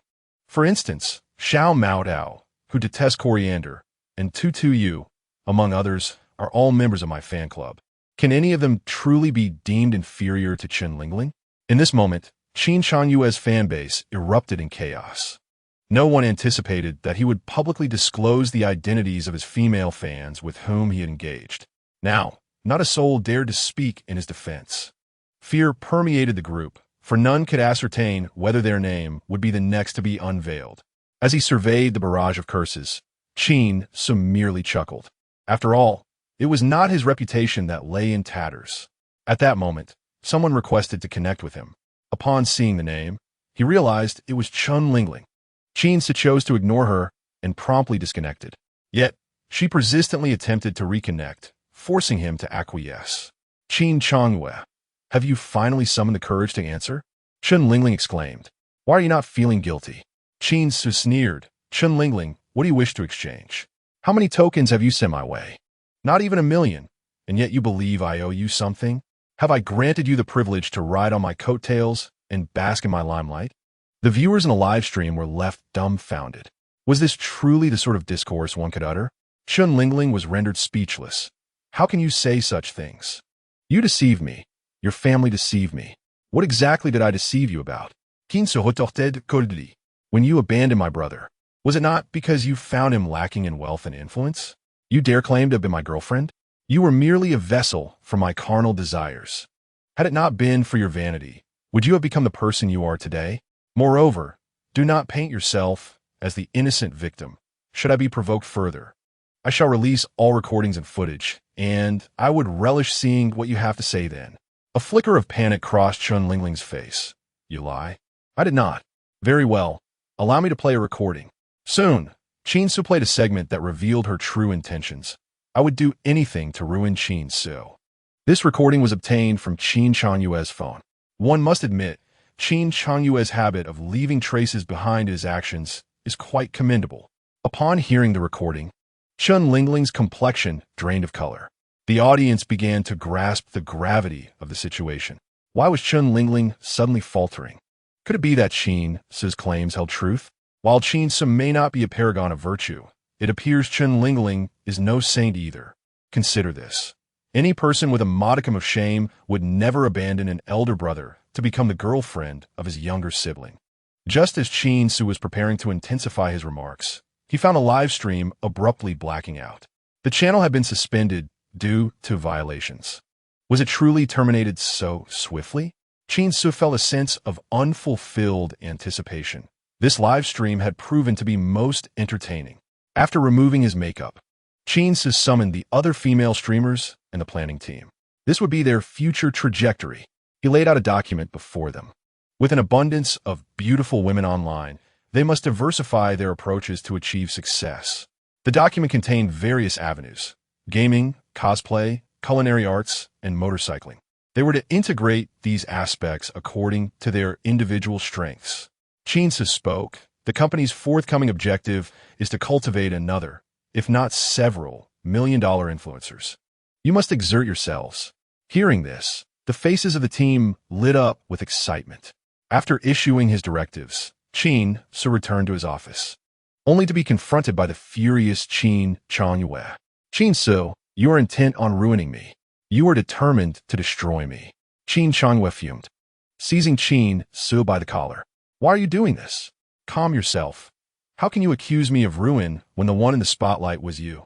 Qin Ce replied with a smile. It was your face and your voice on display. Who could possibly attribute any of that to me? Qin Changyue was taken aback. How can you be so shameless? Shameless? The smile on Qin Ce's face vanished as he leaned closer to Qin Changyue, whispering, Do you believe I have no more insidious tricks up my sleeve? Time is on our side. We shall play this game slowly. Qin Changyue's expression darkened. Qin Ce's words, like demonic whispers, instilled a profound sense of dread within him. I must eliminate him. I must kill him. Otherwise, he will gradually play me to my demise. This thought surfaced in Qin Changyue's mind. It's time to return home. Qin Ce patted Qin Changyue's shoulder. I advise you to refrain from going online for a while. I fear you may not withstand the repercussions. Gritting his teeth, Qin Changyue replied, Qin Ce, you are ruthless. We shall see. Do you think this will break me? Not a chance. Qin Ce chuckled. I appreciate your current fighting spirit. It makes the game all the more enjoyable. Oh, by the way, allow me to give you a heads up. My next target is Qin Qingxue. Chapter 46, The Wrong Qin Changyue. Qin Ce's live stream in place of Qin Changyue was an explosive success. Within an hour, this matter had surged to the top of the trending list on Douyin. Particularly, the phrase you have sent me, how many tokens? Not even 1,000,000, and why should I care? Utterly shocked, the viewer's sensibilities. Coupled with his revelations about his liaisons with numerous girls from his fanbase, Qin Ce had become the target of universal condemnation. Countless marketing accounts began disseminating clips from his livestream, while an army of women denounced Qin Changyue's shameless behavior. In a flash, Qin Changyue became a figure of revulsion across the internet. His follower count plummeted at a shocking rate. Simultaneously, Chen Lingling faced online harassment, resulting in mutual destruction for both Qin Changyue and Chen Lingling. This was precisely the outcome Qin Ce had desired. Observing the result, a satisfied expression adorned his face. To dismantle that which Qin Changyue cherished most was merely the first step in Qin Ce's retaliation. The next target would be Qin Ce. In my previous life, how did I not notice the ambiguous feelings Qin Changyue harbored for Qin Ce? Should Qin Ce find herself a boyfriend, it could very well drive Qin Changyue to madness. With this thought in mind, a wicked smile crept across Qin Ce's lips. He recalled that Qin Ce indeed had an ultimate admirer. Could he assist this admirer in winning her affection? The burgeoning online discourse did not significantly impact the Qin group, yet bore considerable weight on Qin Changyue. Upon returning home, Qin Yuna's countenance was so dark it seemed as though it could drip with gloom. Qin Changyue, come out here at once. He promptly summoned Qin Changyue, with Qin Ce and Chen Yujun hastily following suit. Old man, what troubles you? Why do you look so grim? What troubles me? Why don't you inquire about what your dear son has done? Qin Yunha exclaimed, exasperated as he glared at Qin Changyue. How could you utter such words online? Have you lost your senses? A look of grievance crossed Qin Changyue's face. Father, I did not say that. If it wasn't you, then who else could it be? Qin Yunha's expression darkened. I've seen your livestream clips. Are you suggesting that Qin Ce impersonated you? Qin Changyue's eyes brightened. His father, ever perceptive, had seen through the ruse. Father, you are right. It was indeed Qin Ce pretending to be me. Nonsense.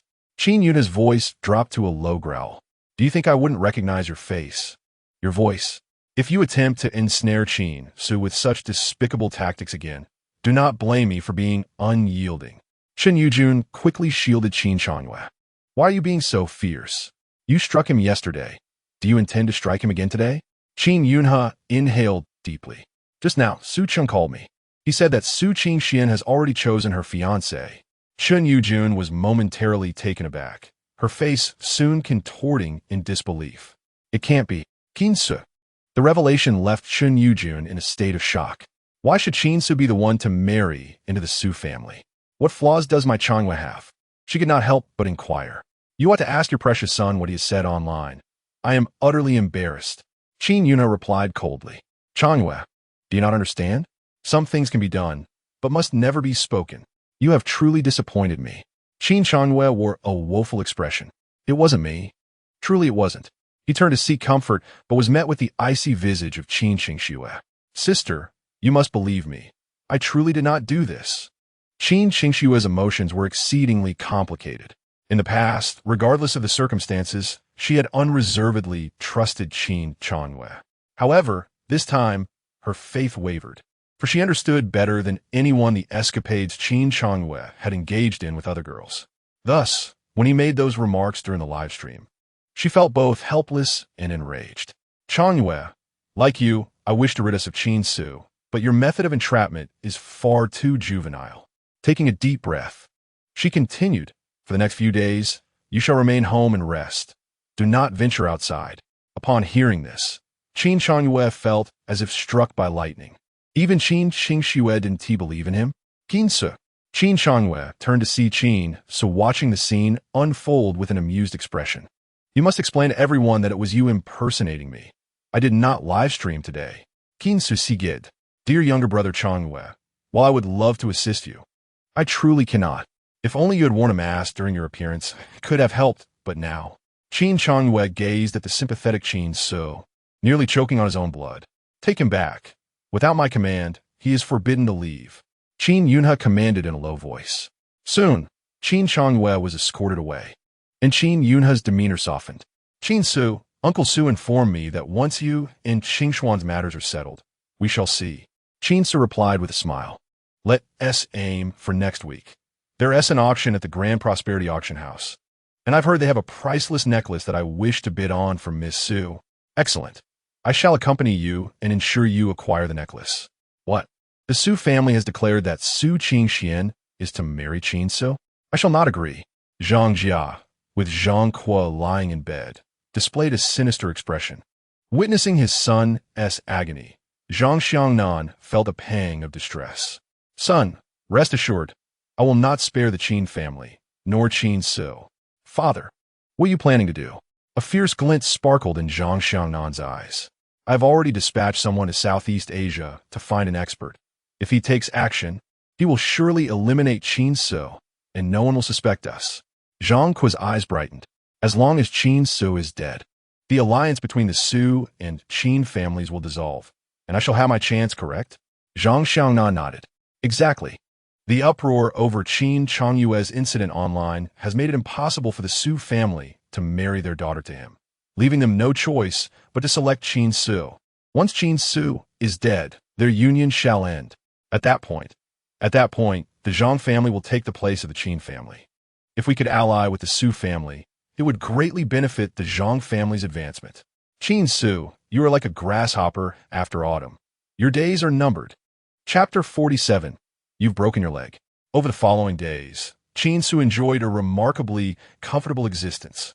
Mornings were spent providing acupuncture to the elder Qin, followed by casual physical education classes at Heir, primarily accompanying Su Qingxian to play tennis.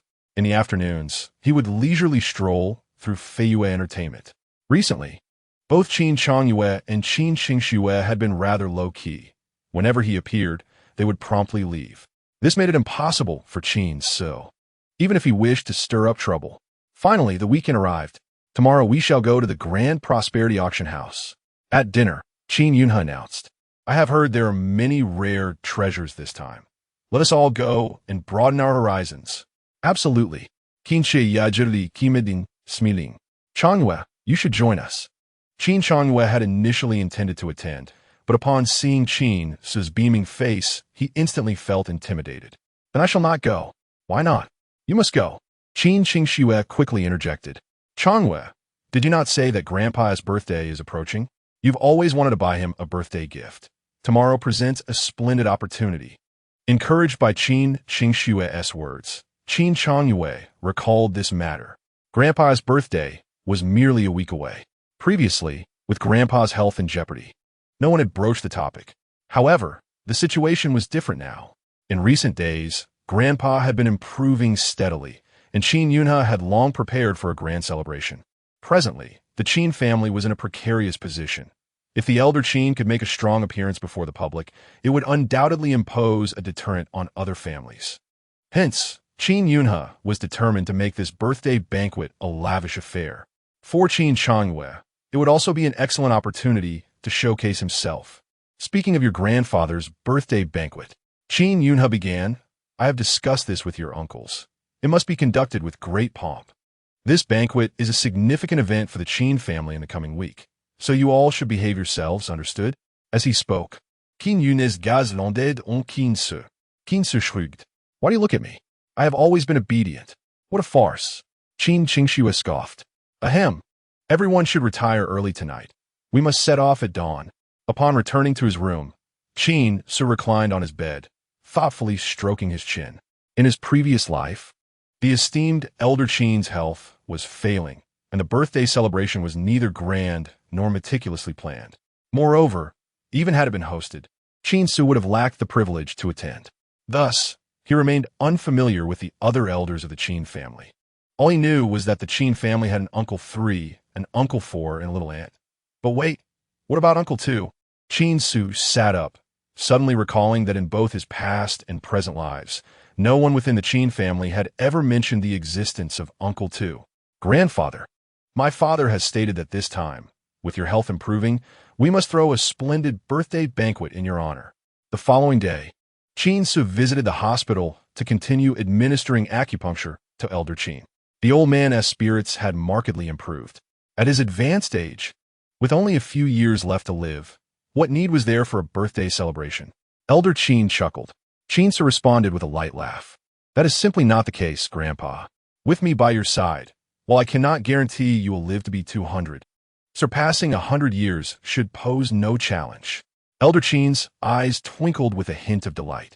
Ah, my dear grandson, your sweet words are quite flattering. Does that mean I am destined to be immortal? How fortunate it is to have such a treasure in the family. Their conversation was imbued with warmth and affection, painting a picture of filial piety and deep familial bonds. Yet in the next breath, Qin Ce shifted the topic. Grandfather, my father mentioned inviting all the uncles and aunts, but I've noticed there is no Uncle Tu in our household. At the mere mention of this name, Elder Qin's gaze narrowed. Who has spoken of this individual to you? His voice grew stern. Qin Ce felt a stirring within. It appeared that Uncle Tu was indeed a taboo subject within the Qin family. I'm merely curious, Grandpa. Do share with me. Elder Qin shook his head and replied, Your Uncle Tu has passed away. Do not inquire further. Oh, understood. Qin Ce nodded, though an inkling told him that Uncle Tu may hold significant secrets. After completing the acupuncture session, Zhang Tianda sought out Qin Ce. Little junior brother, I am returning to the capital, he announced. In 3 days, I shall depart. And the day after tomorrow, I wish to publicly announce our collaboration with the Qin family. Thank you, second senior brother. Qin Ce smiled. I appreciate your assistance with this matter. We are fellow disciples. Helping with such trifles is no burden. Zhang Tianda grinned. Should you find yourself in the capital in the future, do not forget to seek me out. Naturally, upon returning from the hospital, Qin Yunhe and the others were still awaiting him. Ah, you haven't left yet? How considerate of you to wait for me, Qin Ce exclaimed with a grin. Qin Yunhe cleared his throat. We are family. After all, it is only fitting that we remain together. Goodness, Qin Ce could not suppress a gasp. How eerily unsettling those words sounded. Soon, the Qin family arrived at the Grand Prosperity Auction House. This event attracted many luminaries from Haicheng, who mingled and exchanged pleasantries. At that moment, Zhang Xiangnan appeared on the scene with Zhang Ke. Instantly, all eyes were drawn to the Qin and Zhang families. Qin Ce had broken Zhang Ke's leg, and many believe his fate was sealed. Yet, to everyone's astonishment, Qin Yunhe fiercely defended Qin Ce. The rivalry between the Qin and Zhang families was intense, with numerous business conflicts escalating. The encounter at this auction was bound to ignite a spectacular confrontation. Indeed, seated in his wheelchair, Zhang Ke fixed his gaze upon Qin Ce and spoke first. Qin Ce, did you ever imagine I would be here today? Qin Ce calmement responded. You've broken your leg, yet you still maintain such arrogance? Zhang Ke's expression darkened immediately. Do not be so boastful. Your days of good fortune are numbered. At least I am not the one with a broken leg. Qin Ce retorted. Zhang Ke's face turned an even deeper shade of anger. How long do you think the Qin family can protect you? It would be wise not to venture outside lately. Should any unfortunate incident occur, it would be a great pity. Qin Ce nodded. Indeed, you are fortunate. With a broken leg, you can lie safely at home. Can you please refrain from mentioning my broken leg? Zhang Ke fumed. Mark my words, I will break your legs one day. Zhang Xiangnan intervened, turning to Qin Yunhe. Head of the Qin family, I have heard your household has been quite lively recently. People online commend your family for your excellent upbringing. A knowing look spread among the crowd, which then shifted towards Qin Changwei. It was common knowledge that Qin Changwei had garnered an online nickname, Qin Million, and his infamous remark, You haven't even given me $1 million. Why should I bother with you? I become a popular meme, under the spotlight of attention. The once proud Qin Changwei now felt a flush of embarrassment. I need to use the restroom, he declared, preparing to leave, only to be halted by Zhang Xiangnan. Young Changwei, I've heard you ignore people unless they've given you $1 million, and you don't even greet your elders? Fortunately, I am wealthy. Come over and call me uncle, and I will give you $1 million. Qin Changwei trembled with indignation. Yet at that moment, Qin Ce slammed his hand on the table. Zhang family head, what is the meaning of this? Chapter 48, A Call to Bankruptcy. The crowd turned their gaze toward Qin Ce, their expressions filled with confusion. It was no secret that Qin Ce's relationship with the younger generation of the Qin family was strained. Was he truly stepping up for Qin Changwei at this moment? Qin Ce, what do you mean by that? Zhang Xiaonan's eyes darkened as he fixed his gaze on Qin Ce. After all, Qin Ce was the one responsible for breaking his son's leg. If given the chance, he would relish the opportunity to dismember him. On what grounds should Qin Changwei call you uncle for a mere million? Zhang Xiaonan sneered. What's the matter? Are you defending your inept cousin? Qin Ce, do not be under any illusions about your standing in the Qin family. I know all too well what kind of person Qin Yunhe is. If you hold no value to the Qin family, do you think he would ever welcome you back? Once your worth is exhausted, they will abandon you just as they did before. Qin Ce n'allait chapli. It must be said, only an enemy truly understands you. Zhang Xiaonan's insight was remarkably accurate. You speak nonsense. Qin Yunhe interjected with a cold snort. Qin Ce is my son. He carries the blood of our esteemed Qin family, and you shall not sow discord. Qin Ce hastily added, Father, please do not be angry. How could I be swayed by mere words? He then turned to Zhang Xiaonan. Just for clarification, if I address you as uncle, will you give me a million? Qin Ce's question plunged the room into silence. Those attending the auction were all individuals of considerable wealth, each worth hundreds of millions. To casually extend such a title to a family rival for a paltry million was akin to rubbing the family's dignity into the dirt. What a disgrace. This was utterly humiliating. It is clear that you are just a child raised from the bottom. Perhaps you have never even seen a million in your life. With that, the Qin family's reputation was on the verge of being utterly tarnished. The mocking voices echoing around them rendered the expressions of the Qin family members exceedingly grim. Qin Ce, have you lost your mind? Qin Qingxue was the first to break the silence, exclaiming, Does our Qin family truly lack this meager sum? Do you not regard the Qin family with any seriousness? Indeed, Brother Qin Ce, chimed in Qin Changwei with a sarcastic tone. If you find yourself in need of funds, you could always ask me. Or better yet, go to our parents. Are you not publicly humiliating the Qin family right now? However, at that moment, Zhang Xiaonan erupted into hearty laughter. Of course, as long as you address me as Uncle Zhang with a bit more enthusiasm, I shall grant you 1 million. Qin Ce's eyes sparkled with excitement. What if I call you twice? Then I shall give you 2 million. With a smile gracing his face and a tone brimming with warmth, Qin Ce began to chant, Uncle Zhang, Uncle Zhang, Uncle Zhang, Uncle Zhang. The crowd watched in amusement as he truly called out repeatedly, casting a mocking gaze upon the Qin family. Yet, it soon became evident that something was amiss. Within less than a minute, Qin Ce had uttered Uncle Zhang well over 100 times. The sheer persistence he exhibited suggested that he intended to continue unabated. At 1 million per utterance, 10 calls would yield 10 million, and 100 calls would amass a staggering 100 million. Simply by moving his lips, he could potentially earn a fortune in less than a minute. As realization dawned, the crowd's expressions shifted to one of astonishment, recognizing the brilliance of this young man. Zhang Xiaonan, however, quickly sensed the shift in the atmosphere. Wait a moment, he called out, halting the sequence. His offer of 1 million for Qin Changwei and Qin Ce to address him was intended to humiliate the Qin family, not to enrich them. What is the matter? Qin Ce continued for a full 2 minutes, clearly growing weary. After taking a sip of water, he declared, Uncle Zhang, I have called out your name a total of 179 times.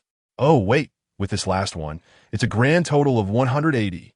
According to our agreed price of 1 million per call, that amounts to 180 million. You must have my account details. The transfer can be made now. Zhang Xiaonan's expression darkened. Zhang Kuo could no longer contain himself, exclaiming, Qin Ce, have you truly lost your sanity? You are willing to sacrifice the Qin family's dignity for money. Without hesitation, Qin Ce interrupted, Surely you aren't suggesting that you cannot afford it? Cannot afford it? The crowd cast curious glances at Zhang Xiaonan and his son. Zhang Xiaonan's lips twitched. Our Zhang family is not lacking in finances. That is splendid. Then let us proceed with the transfer. Qin Ce insisted. Funds first. As I recall, the market value of the Zhang family enterprise is 500 billion. Uncle Zhang, with a personal fortune in the hundreds of millions, grant me just 1 hour, and I'll endeavor to declare you bankrupt. Laughter rippled through the crowd, while Zhang Xiaonan's complexion paled. If he acquiesced, this audacious youth might very well stand there for an hour, chanting Uncle Zhang. Enough of this. We need to take our seats for the auction. Zhang Xiangnan quickly retorted. Uncle Zhang, do not leave just yet. I require that 180 million from you up front. I do not offer credit. Qin Ce. If you attempt to renege on this debt, I shall be forced to demand payment from the Zhang family, which would be quite unfortunate. Zhang Xiangnan's face darkened further. Rest assured, you will receive your due. With that, Zhang Xiangnan placed a call to his secretary, and shortly thereafter, Qin Ce's phone buzzed with a notification. 180 million had been credited. A jubilant smile illuminated Qin Ce's face. Uncle Zhang, after the auction concludes, should you wish to hear me call you Uncle Zhang again, remember to ask. I shall offer you a 20% discount this time. A burst of laughter erupted from the crowd. Who is that? Zhang barked visibly irritated. A radiant young woman approached Qin Ce, a playful smile gracing her lips. Qin Ce, you are quite the rascal. With such an easy way to earn money, you didn't even think to inform me. Clearly, you do not regard me as your girlfriend. The girl was none other than Su Qingxian. She turned to Zhang Xiangnan. Uncle Zhang, if my boyfriend can earn 1 million per call, may I also participate? I only seek 50,000. Instantly, Zhang Xiangnan's expression soured.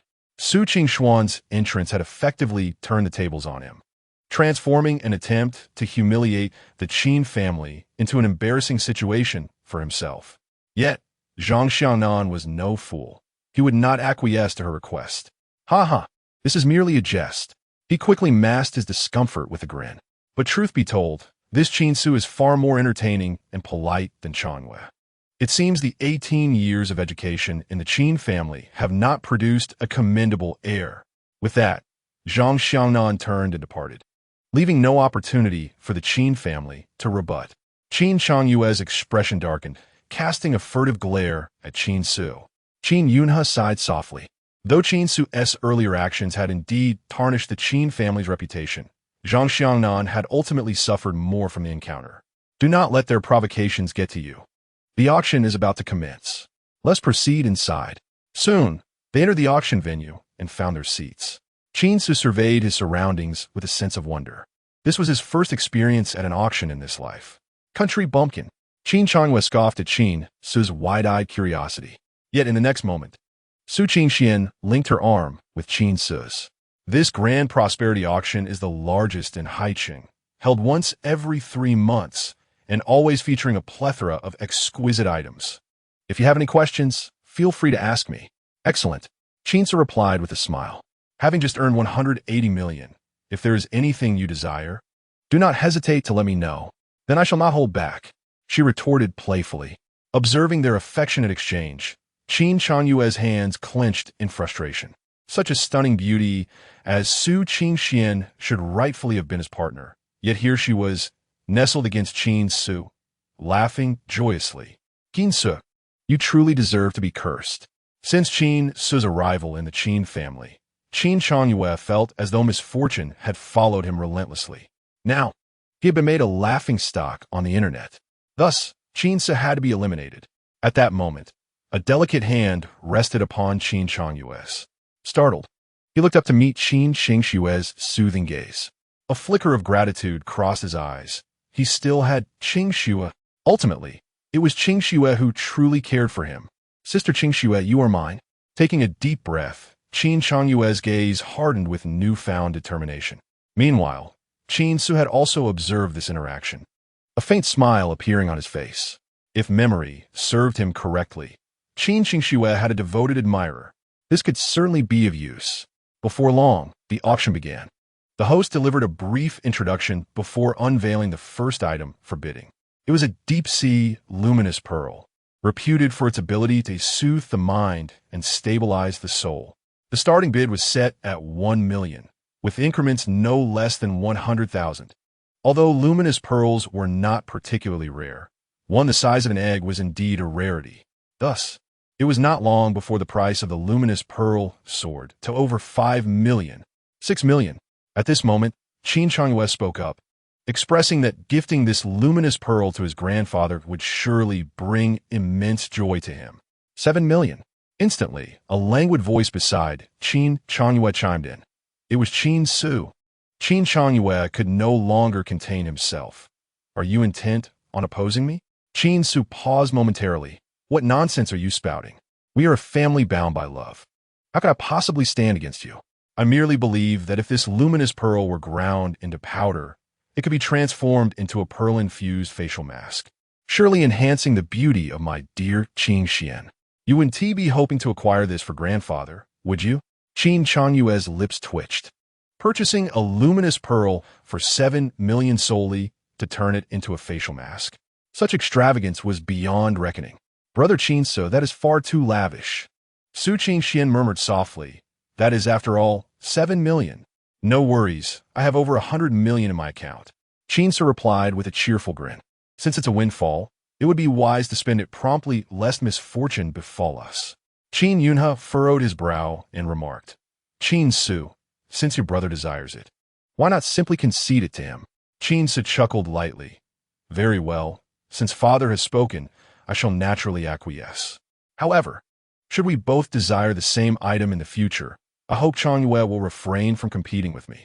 Agreed, Qin Changyue responded hastily. Subsequently, he secured the luminous pearl at a price of 8 million. Soon after, the second auction item was presented. Although the atmosphere remained vibrant, Qin Ce had lost interest.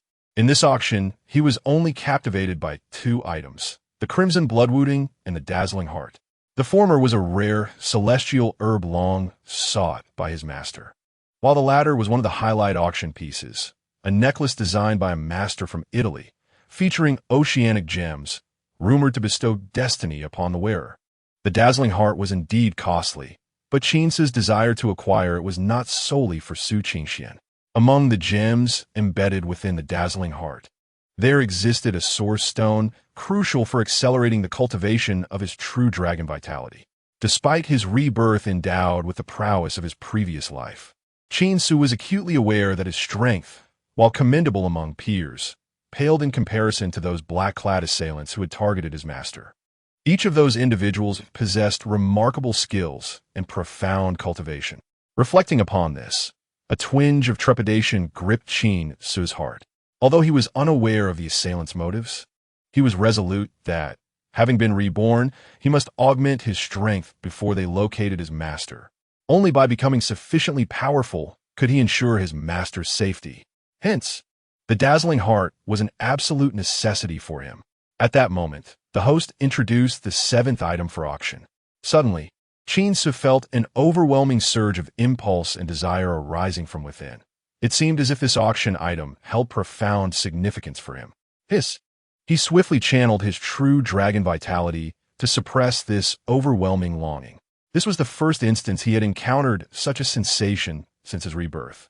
Was this instinctual desire a remnant of the dragon's essence? Initially disinterested, Qin Ce now felt invigorated.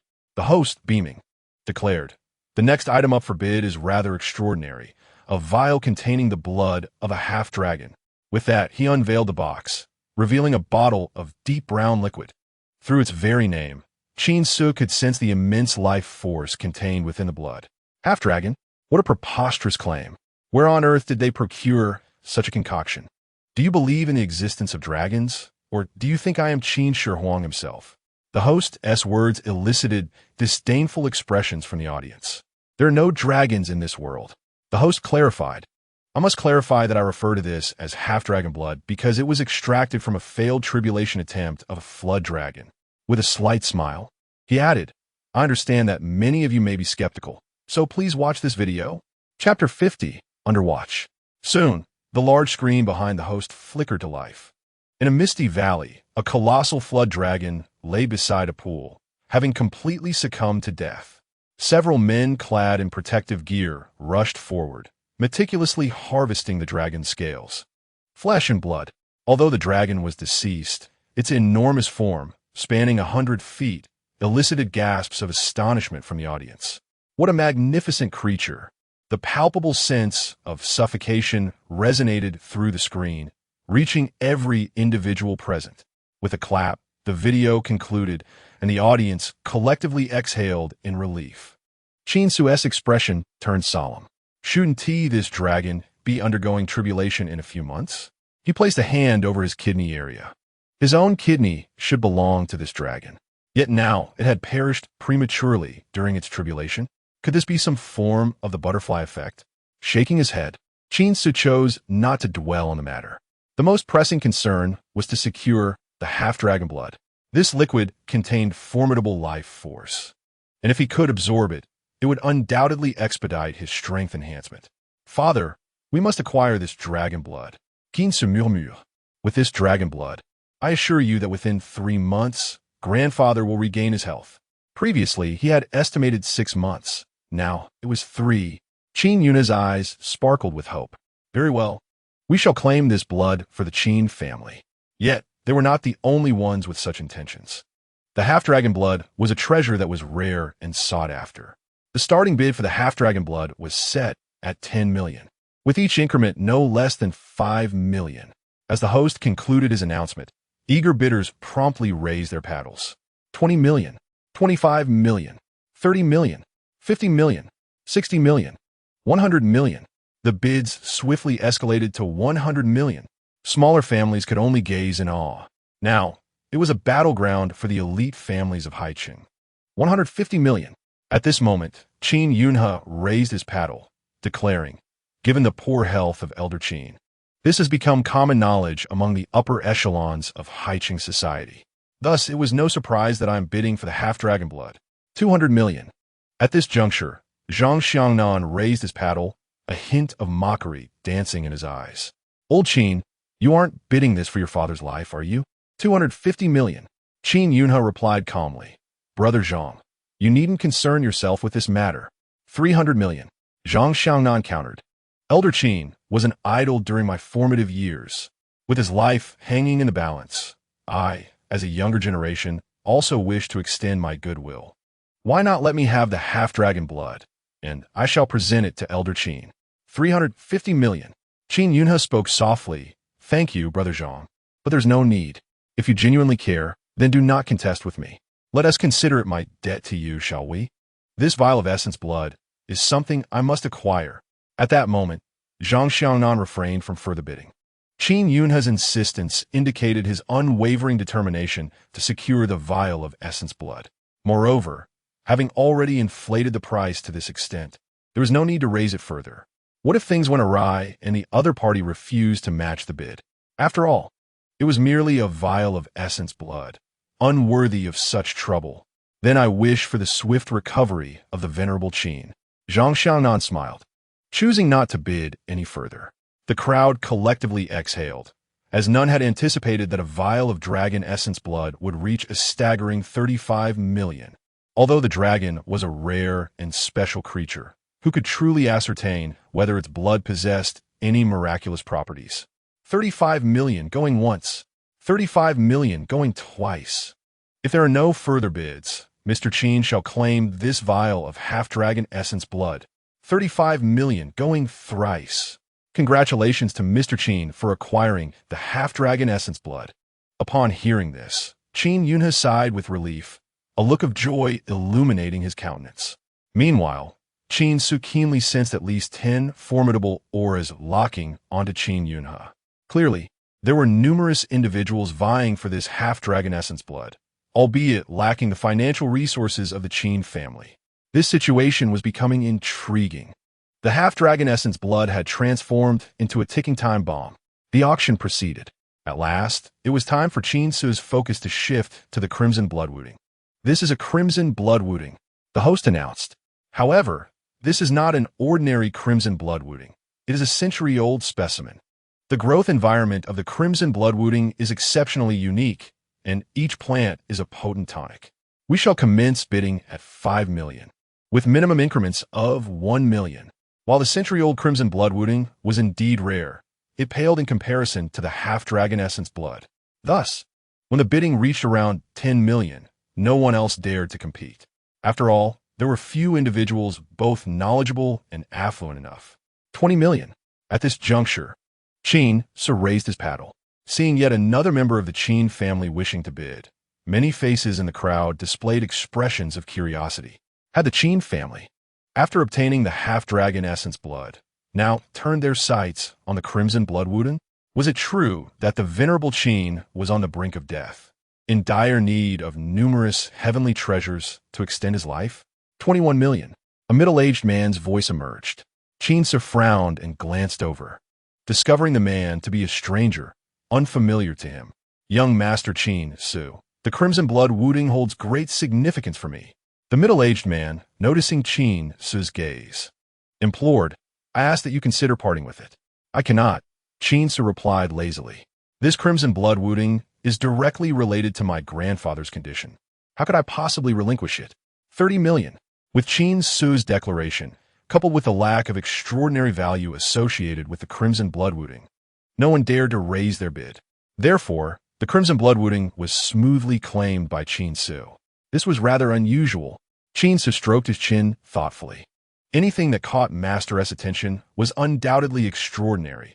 How had it so easily fallen into his hands? Unless a sly smile crept across Qin Ce's lips. The mantis stalks the cicada, unaware of the aureole behind. It seemed that many were poised to engage in a risk-free venture. Qin Ce turned to Qin Yunhe and remarked, Father, I fear that after the auction, someone might attempt to seize our half-dragon essence blood and the crimson blood wounding. I believe we should expedite payment and swiftly transport these items back to the Qin family. Qin Yunhe nodded in agreement. Soon, he settled the payment, and the items were in their possession. Qin Ce, I entrust this matter to you. Consider it a great achievement. Dad, we should accompany Qin Ce back as well. At that moment, Qin Qingxue unexpectedly interjected, I am not at ease with Qin Ce going back alone. If any trouble arises along the way, having an extra person would be beneficial. Very well, but remember to ensure that the items are returned to the Qin family without delay. As they departed the auction, Qin Ce sensed that they were being closely watched, with several tails trailing behind them. Indeed, they had drawn attention.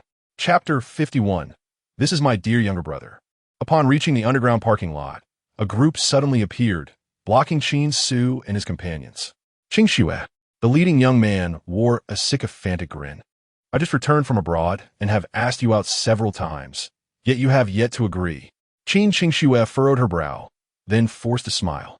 Wu Yifei, I would love to go out with you, but it's just not feasible. As she spoke, Qin Qingxue glanced at Qin Ce. Wu Yifei's gaze shifted to Qin Ce, his eyes narrowing with a hint of hostility. You must be Qin Ce, the newly returned young master of the Qin family? Qin Qingxue had previously mentioned a wild child brother causing mischief at home. This must be him, Qin Ce. Qin Ce scrutinized Wu Yifei, a satisfied expression crossing his face. From his memories of a past life, Qin Ce was aware that Wu Yifei was a devoted admirer of Qin Qingxue. More importantly, this fellow was not particularly astute. Such a person was easy to manipulate. Indeed, Brother Wu, I am Qin Ce. Upon hearing Qin Ce's words, a fierce expression crossed Wu Yifei's face as he reached out to grab Qin Ce by the collar. However, at that moment, he heard Qin Ce speak. Brother Wu, I have long known of your reputation. Insiders say that you are a man of honor, willing to go to great lengths for your brothers. Qin Ce said with feigned admiration, I have always wanted to meet you, but I never expected to run into you in such a place. Wu Yifei's hand froze midair. One should not strike a smiling face, he thought, as Qin Ce had lavished him with compliments. It would be inappropriate for him to respond with hostility. In the next moment, Qin Ce grasped Wu Yifei's hand, saying, Brother Wu, I also heard that you hold deep feelings for my elder sister. She has mentioned more than once that marrying you would be her greatest fortune. The onlookers were left in stunned silence. Wu Yifei's face bloomed with delight, while Qin Changyue clenched his fists, his nails nearly digging into flesh. Qin Qingxue, on the other hand, wore an expression of sheer fury. Qin Ce, do not speak nonsense. Qin Qingxue instinctively shouted. Qin Ce paused momentarily. Sister Qingxue, do you not harbor feelings for Brother Wu? I. Qin Qingxue was momentarily taken aback. She had intended to leverage Wu Yifei to deal with Qin Ce, but if she were to publicly deny her feelings in front of him, how would that make the sycophant feel? Even a sycophant deserved a little sweetness now and then. However, if she admitted her feelings, wouldn't that give him an opportunity to take advantage? After a moment's contemplation, Qin Qingxue stated, the matter between me and Brother Wu is not something you should meddle in. A hint of regret flickered across Wu Yifei's face. However, Qin Ce cheerfully patted Wu Yifei on the shoulder, exclaiming, "Brother-in-law, did you hear that? My sister didn't object, which means she likes you. It's just that she's usually too shy to admit it." The term brother-in-law made Wu Yifei's eyebrows nearly shoot up in surprise. Who said Qin Ce had an unpleasant appearance? He was, after all, my dear little brother. Wu Yifei also embraced Qin Ce's shoulders, saying, "Ah, Qin Ce, I am fully aware. It's just that you laid it bare." Huh. Qin Changyue's expression darkened considerably. Could it be that Qin Ce truly harbored feelings for this oaf? How could that be possible? Gritting his teeth, Qin Changyue wished he could eliminate both Qin Ce and Wu Yifei. "Changyue, don't you also think that Brother Wu and Sister Qin Ce are a match made in heaven?" Qin Ce suddenly turned and asked. Qin Changyue paused, then coldly replied, "Who Sister Qin Ce likes is her own choice. She hasn't expressed any affection for him. So isn't it disrespectful to presume otherwise?" Wu Yifei was taken aback, noticing the icy demeanor of Qin Changyue, which made his own expression sour. Usually, in an effort to please Qin Ce, Wu Yifei had gone out of his way to be amiable to this younger brother-in-law. Yet he found that he was not even acknowledged. It seemed he was worse off than Qin Ce. "Qin Ce, we still need to return the items to the Qin family," Qin Ce said coldly. "If you don't leave, we shall depart without you." Qin Ce hastily pulled out his phone. "Brother Wu, let's exchange contact details. I would love to treat you to a meal sometime." Wu Yifei also added Qin Ce as a friend. Once they left the auction, Qin Ce's expression was frigid. "Qin Ce, you needn't concern yourself with my affairs. I have no feelings for Wu Yifei. If I hear you say anything like that again, I won't be so polite." Qin Ce was fiddling with his phone when suddenly his hand trembled, and he exclaimed, "Oh no. What else with your theatrics, Qin Ce?" he asked, scratching his head. "I was about to send Brother Wu a voice message to arrange a meal, but I accidentally recorded what you just said." Instantly, the atmosphere in the car turned icy. Qin Ce looked at Qin Ce in disbelief, then shrieked, "Qin Ce, are you out of your mind? What kind of voice message is that? Can't you just delete it?" "Oh," Qin Ce replied, laughing, "Sister Qin Ce, didn't you just say you didn't like Brother Wu? You seem awfully anxious. Perhaps you do have some interest in him." "What do you know? I understand." Qin Ce teased, "You're just feeling a bit embarrassed. It's normal for a man to marry and a woman to wed. You're getting older. Finding a partner is only natural." "Qin Ce," Qin Ce snapped, "if you say one more word, I swear I'll kill you." With such a temper, who could tolerate it? Qin Ce sighed, then asked Qin Changyue, "Changyue, you wish for Sister Qin Ce to be happy too, right?" "Of course. So, you hope she finds someone who can accept her, don't you?" Qin Changyue fell silent. Qin Ce stole a sidelong glance at Qin Changyue, a smirk tugging at his lips. "I can't believe you can endure this. I'll just have to stoke the fire." At that moment, a heavy truck suddenly barreled down the adjacent road. Chun Wonking's driving skills were impressive as she swiftly swerved to avoid the oncoming truck, but ended up crashing heavily into the nearby railing. After Qin Ce and the others stumbled out of the vehicle, a middle-aged man jumped down from the truck. "Young members of the Qin family, hand over the items from the auction." Qin Ce barked, "You dare to commit robbery in broad daylight? How audacious! Enough with the talk. Hand over the items, or face the consequences." As he spoke, he kicked the railing with such force that the steel structure bent. "Qin Ce, this man is a master of internal martial arts." Chun Wonking, who had remained silent until now, interjected, "I'll hold him off. You all need to escape." "How does this concern us?" "Qin Ce question, doubtful. Rest assured, he may be formidable, but he is no match for me." Chun Wonking replied coolly. "All right," Qin Ce said, turning to Qin Ce and Qin Changyue, "Let's go." The middle-aged man sneered, "This place is remote. There's no one around. Where do you think you can run? If you persist in your folly, do not blame me for being merciless." He charged forward. Chun Wonking scoffed, positioning herself before the man. "Your opponent is me." With a resounding clash, they exchanged blows, both forced to take a step back. Surprise flickered in the middle-aged man's eyes. This girl was quite powerful. Chun Wonking's expression darkened as well. Though she was a female warrior in the military, this man possessed formidable internal strength and was no ordinary foe. She could most hold him off for 10 minutes. As an internal martial arts master, Do you not fear the Tao Bureau's pursuit for your reckless actions? The Tao Bureau was a government agency formed by the collaboration of various sects to maintain societal stability. They were primarily responsible for handling the illegal actions of internal martial arts masters. Little girl, you know of the Tao Bureau. It seems you are not to be underestimated. The middle-aged man replied gravely, I seek only wealth and have no intention of killing. Hand over the dragon's blood and the crimson vine, and I assure you, no harm will come to them. Not a chance. Chun Wonking retorted firmly, as long as I stand, you shall not pass. At that moment, she noticed Qin Ce and the others were slowly distancing themselves, allowing her to breathe a sigh of relief. Then do not blame me for being ruthless. The middle-aged man, furious, launched a barrage of attacks, forcing Chun Wonking to defend herself vigorously. However, she quickly sensed something was amiss. Though the opponent possessed the strength and opportunity to defeat her, he was merely stalling. Are you trying to buy time? Chun Wonking realized. Indeed, the middle-aged man replied nonchalantly. Given your skills, you must have come from the military, right? Rest assured, I will not kill you, but if those three do not heed my warning. Chun Wonking's face turned pale. Meanwhile, Qin Ce and his companions found themselves intercepted by two other middle-aged men. Hand over the items, or face death. One of them stated coldly. Qin Ce, aren't you supposed to be formidable?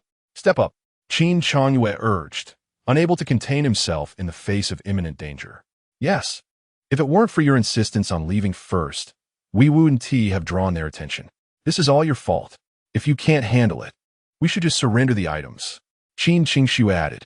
Gritting his teeth, Qin Ce charged forward, only to be swiftly kicked back.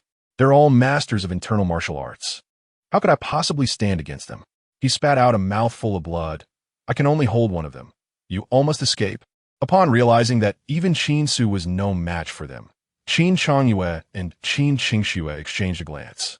They abruptly hurled the box in their hands towards the two middle-aged men and turned to flee.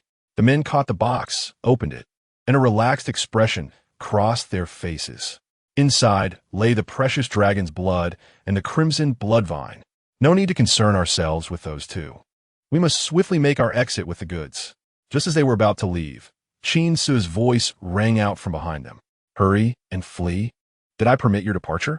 The two men turned to see Qin Ce rising from the ground. Little brat, we seek only wealth, but if you persist, we shall have no choice but to incapacitate you. Is that so? A faint smile curled at the corners of Qin Ce's mouth. In that case, I too shall have to incapacitate you. Such audacity. The moment the words left their lips, they were astonished to find Qin Ce had already lunged towards them.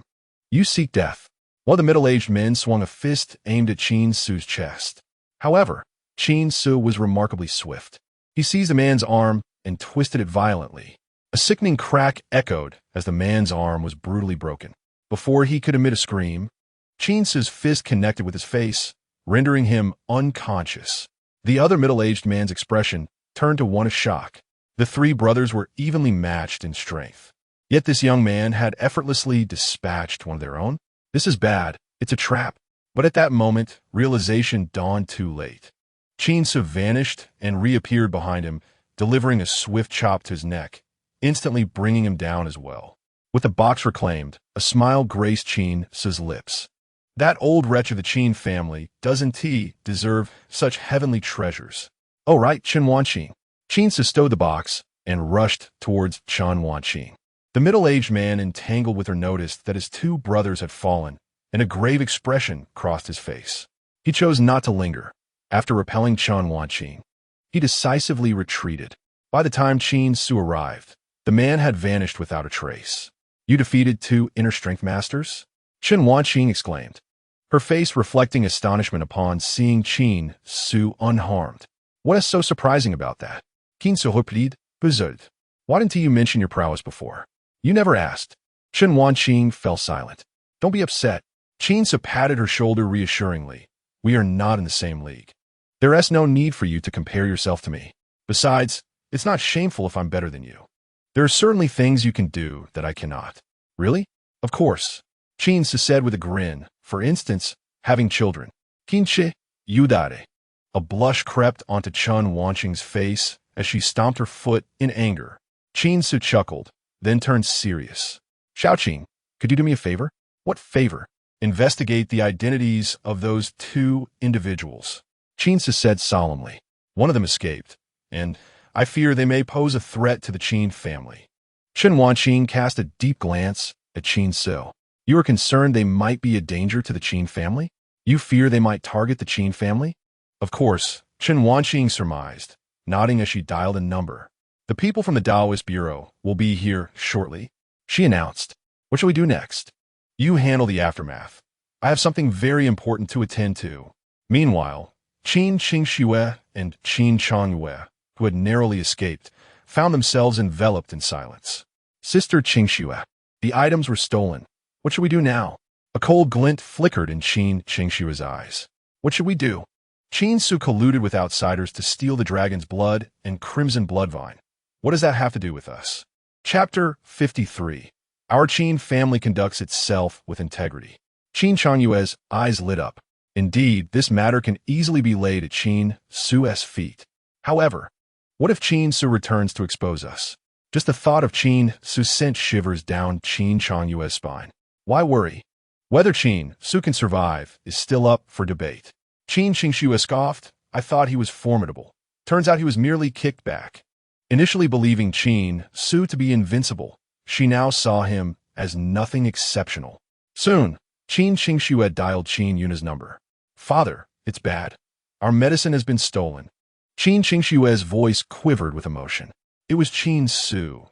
He colluded with outsiders to steal the medicinal herbs. What? Qin Yuna's expression darkened. Those two herbs cost several hundred million. How could they be stolen? What exactly transpired? You must tell me everything. As Qin Qingxue embellished the tale, Qin Yuna's face grew increasingly grim. From her account, it became clear that Qin Ce was the mastermind behind this incident. Where is Qin Ce? He escaped. Achoo! Qin Ce shook off the remaining pursuers and found a secluded spot. He gazed at the dragon's blood in his hand, a glint of greed flashing in his eyes. He opened the vial, and an exotic fragrance wafted forth. The thick blood bore no metallic scent. Instead, it was imbued with an indescribable aroma. Cautiously, Qin Ce let a drop touch his tongue. Instantly, the dragon's blood transformed into a warm current, coursing through his limbs, continuously nourishing and fortifying his body. In a mere 10 minutes, Qin Ce felt his physical strength had significantly increased, and his meridians had widened and strengthened. Yet simultaneously, a violent, killing intent surged into his mind. Qin Ce snorted. He quickly circulated to suppress this overwhelming urge. Truly, the dragon's blood was formidable. Without refining the inherent beastly killing intent, it was challenging to absorb directly. Nevertheless, a smile crept upon Qin Ce's lips. With the within and the dragon's kidney outside, this killing intent could be easily refined. This dragon's blood was indeed a treasure. Unfortunately, he could not refine it all at once. After a moment's thought, Qin Ce poured the dragon's blood into another vial, leaving only a few milliliters in the original container. He then filled the vial with some water, making it appear full. Now, no one would suspect that I swapped out 99% of the dragon's blood, given a month to refine it. I am certain my physical form will reach a terrifying level. The stronger my body, the more true energy I can contain, thus amplifying my combat prowess. After securely stowing the dragon's blood, Qin Ce once again sought out Chen Wanqing. At this moment, the two middle-aged men had already been taken away by the Taoist Bureau. Qin Ce, the three individuals who just intercepted you are the infamous Qi brothers from northern Myanmar. Originally, they were skilled martial artists from Huaxia, but due to their transgressions, they were pursued by the Taoist Bureau and fled to northern Myanmar. The person who just escaped is the eldest of the brothers, Qi Feipeng, a master at the pinnacle of the transformation realm. Masters of internal martial arts are categorized into four major stages: Mingjin, Anjin, Huajin, and Xiantian. A master at the pinnacle of Huajin is indeed a formidable presence among internal martial artists. Northern Myanmar's experts? How did they arrive in Haicheng? I am uncertain. It is likely they have support behind them. Chen Wanqing spoke solemnly. Do you require me to send someone to protect the Qin family? Qin Ce waved his hand and replied, No merit, no reward. Besides, one who stands upright fears no shadows. Our Qin family conducts itself with integrity, and there is no need to fear those phantoms and demons. Chen Wanqing cast a strange glance at Qin Ce. The Qin family? Conducting themselves with integrity? How could such words escape Qin Ce's lips? Oh, right, please hold on to this for me. Qin Ce handed the crimson bloodwooding to Chen Wanqing. This item is quite conspicuous and difficult to conceal. It is best entrusted to Chen Wanqing for safekeeping. Indeed, observing the crimson bloodwooding that Qin Ce had passed, Chen Wanqing instantly comprehended his intentions. Very well. Chen Wanqing accepted the crimson bloodwooding. What will you do next? Naturally, I shall return. Qin Ce replied with a smile. There is something at the auction that I must obtain. At the auction, Qin Yunhe was ushering the Qin family members to leave. With the loss of the Jiao Long Essence blood and the crimson bloodwooding, he had no desire to linger any longer. However, at that moment, Qin Changwei and Qin Qingxue hurried back. They were disheveled, and their faces bore traces of blood. Father, upon seeing Qin Yunhe, Qin Qingxue rushed over. Father, we were deceived by Qin Ce. He colluded with outsiders to steal the auction items. Qin Changwei, equally terrified, interjected, Yes, those individuals were incredibly ruthless. We nearly fell victim to them. Upon hearing this, Qin Yunhe's countenance darkened considerably. Shen Yujun spoke up, Old Qin, if Qin Ce truly escaped, then the old man. Let us go, Qin Yunhe said in a low voice. He needed to find Qin Ce and demand an explanation. Yet, as they stepped out of the auction, a familiar figure appeared before them. Qin Ce, you're not dead? Upon seeing Qin Ce, a look of shock crossed Qin Changyue's face. Qin Ce paused momentarily, then furiously struck Qin Changyue across the face. With a resounding slap. What do you mean by this? Are you cursing my death? Qin Ce reprimanded angrily. I stayed behind to cover you, yet you all fled without a second thought. Do you have any shame left? Qin Qingshue's expression also revealed a hint of panic upon seeing Qin Ce. Before they left, they had clearly witnessed Qin Ce being kicked away, rendered defenseless. How could he now appear here, full of vigor? Qin Ce. At this moment, Qin Changlin spoke up. Just now, Qingxue and Changyue claimed you conspired with outsiders to steal the auction items. What is the truth of this matter? Qin Ce's face flushed with indignation. What? This is slander. Outright slander. Qin Ce produced the already diluted Jiao Long Essence blood from his bosom. Have I stolen the auction items? Then what is this? As everyone gazed at the Jiao Long Essence blood, their attention shifted to Qin Qingxue and Qin Changwei. I understand now. Qin Ce suddenly exclaimed, You abandoned these items and fled, thinking I had perished, and that the items had been stolen, leaving you without witnesses to pin the blame on me? If I truly intended to steal the items, do you think you two would still be alive? Upon hearing this, Qin Yunhe turned his gaze toward Qin Changwei and Qin Qingxue. Speak, what is the truth of this matter? Chapter 54, Truly My Son. Qin Yunhe's authority still loomed large. Under his gaze, Qin Changwei dared not lie. They had thought Qin Ce would undoubtedly perish, but unexpectedly. Father, I was wrong. Qin Changwei fell to his knees with a thud, terror etched upon his face. We were too frightened at the time, so we. Qin Qingshue's expression was complex. She had not intended to concede so soon, but unexpectedly, there was a foolish teammate nearby. Qin Yunhe took a deep breath, disappointment evident on his face. At this moment, Qin Ce spoke. Who claimed I colluded with outsiders to steal the auction items? This. Qin Changwei hesitated. With a sharp slap, Qin Ce struck Qin Changyue again, sending him sprawling to the ground. Damn it, you beast! Qin Ce yelled while kicking. I stayed behind for you, and after you fled, not only did you not attempt to save me, but you also cast the blame upon me. Do you truly think I have no temper? Qin Changyue curled into a ball on the ground, crying out. I was wrong. Brother, I truly was wrong. Please stop hitting me. I was just too frightened. Sister, please help me. It was your idea. In an instant, Qin Ce ceased his assault and turned his gaze toward Qin Qingxue. The other members of the Qin family also looked at Qin Qingxue. Qin Qingshue's complexion turned pale. She did not know what to say. Yet in the next moment, Qin Changwei let out another anguished cry. Qin Ce had kicked him in the face. Damn it, you illegitimate child. How dare you sow discord between me and Sister Qingxue? Qin Ce scolded. Sister Qingxue and I share the same mother. We are true siblings, yet you are nothing but an illegitimate child, a discarded piece of rubbish. You slander me, but you dare to slander Sister Qingxue? The corners of Qin Qingxue's mouth twitched. She had been contemplating whether to admit it and help Qin Changwei out. But unexpectedly, Qin Changwei had betrayed her. Even more shocking was that Qin Ce was standing on her side. She glanced at Qin Changwei, then at Qin Ce. Could it be that the disparity between blood relations and adopted ones was so vast? Observing the silent Qin Qingxue, Qin Changwei realized he had misspoken. I was wrong. This was my doing. Qin Changwei gritted his teeth and declared, I should not have slandered Sister Qingxue. With a resounding slap, Qin Ce struck Qin Changwei down once more. How well do you know the relationship between Sister Qingxue and you? No one in the Qin family understands it better than you. She has cared for you so much, yet you repay her kindness with malice. Truly worse than a pig or a dog. Qin Ce declared with righteous indignation. Father, what do you think should be done about this matter? After having turned Qin Changwei into a swollen mess, he kicked the ball back to Qin Yunhe. Qin Yunhe furrowed his brow. This matter was somewhat tricky, as he was acutely aware that Qin Ce had long harbored resentment toward Qin Changwei.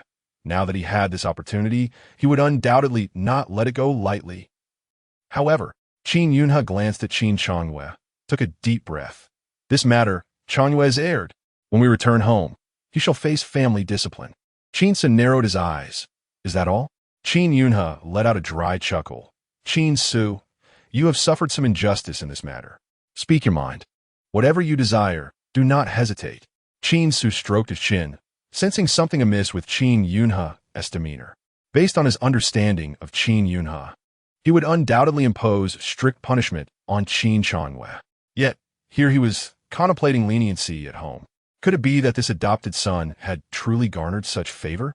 Or perhaps there was a hidden secret that eluded him? Nevertheless, Qin Ce was determined not to overlook this opportune moment. Very well, father. You had previously promised to assist me in acquiring the Radiant Heart. Qin Ce stated, however, I have but one condition. I demand Qin Changwei's shares in the Qin group. Upon hearing this, the crowd collectively gasped. Qin Changwei's eyes widened in shock. On his 18th birthday, Qin Yunhe had gifted Qin Changwei 1% of the Qin group's shares. With that modest stake, Qin Changwei could live comfortably for the rest of his life. But now, if Qin Ce were to seize those shares, how would Qin Changwei survive? The annual dividends amounting to tens of millions would be lost. No, brother, this cannot be. Qin Changwei rushed forward, clinging to Qin Ce's leg, weeping. This is my only security, brother. Are you trying to ruin me? Qin Yunhe furrowed his brow. Qin Ce, perhaps you should reconsider your demand. It is rather excessive. Qin Ce raised an eyebrow. Father, I do not possess any shares, yet this adopted son does. It leaves me feeling quite unbalanced. Why not consider granting me some shares in the group as well?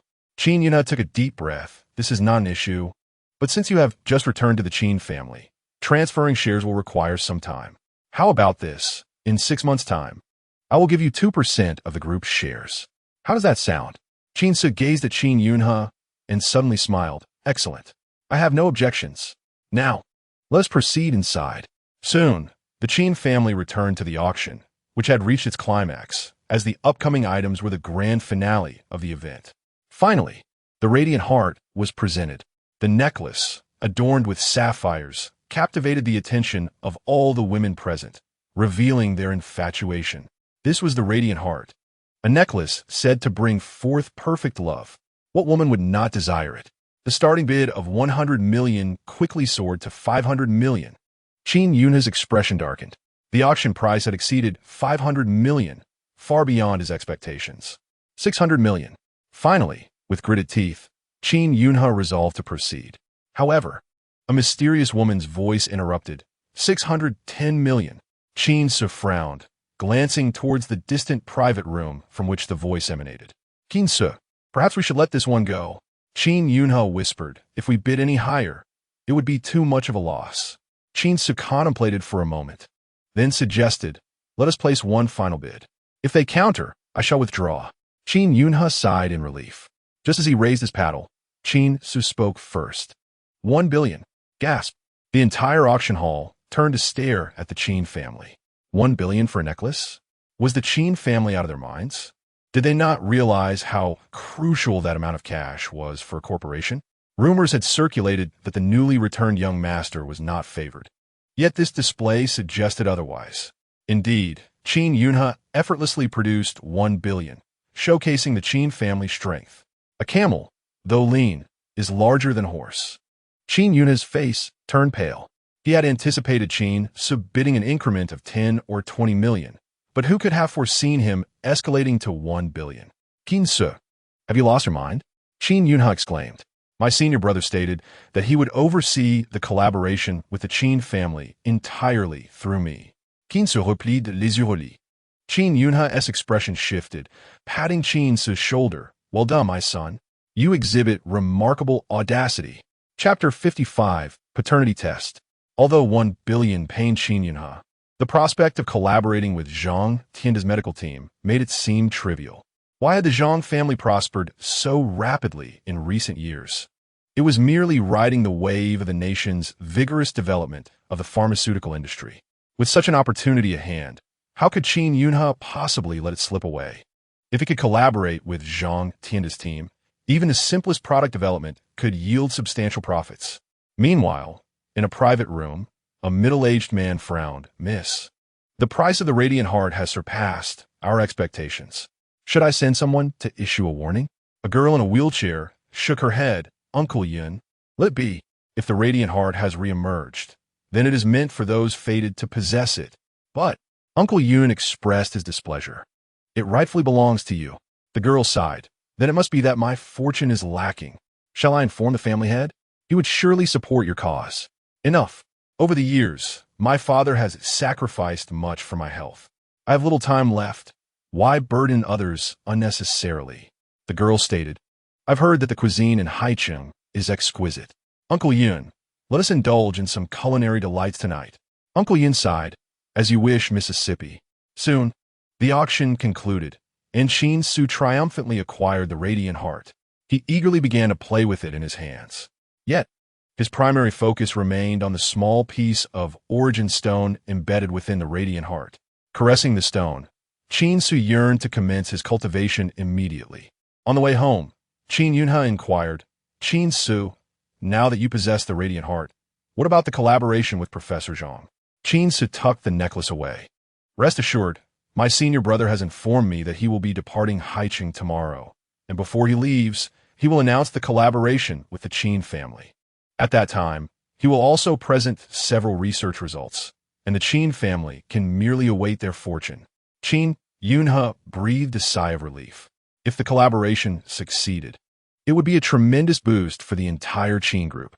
Upon returning home, Qin Ce glanced at Qin Changyue and reminded, Father, when shall the family law be enacted? Qin Changyue's complexion turned pale. Qin Yunhe furrowed his brow. Qin Ce, you are brothers after all, and given the circumstances, Changyue had little choice.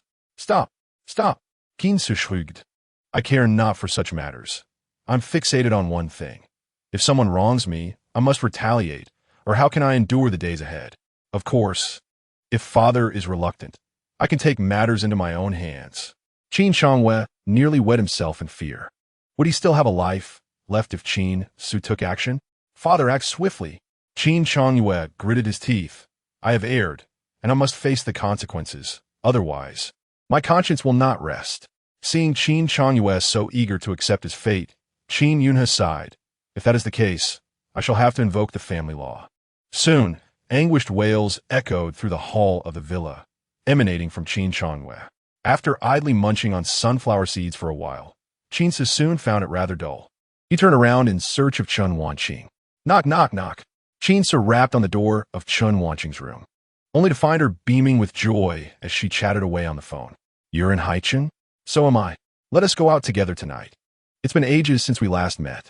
Upon noticing Qin Ce's entrance, Chen Wanqing hastily ended her call. You have friends in Haicheng? Qin Ce inquired.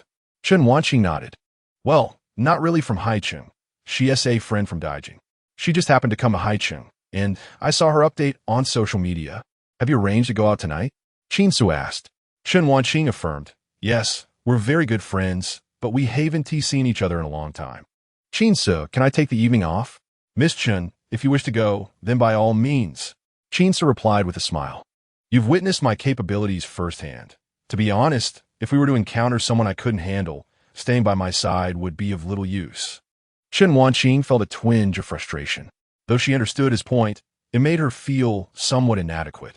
Yet, recalling Qin Ce's identity, her eyes suddenly sparkled.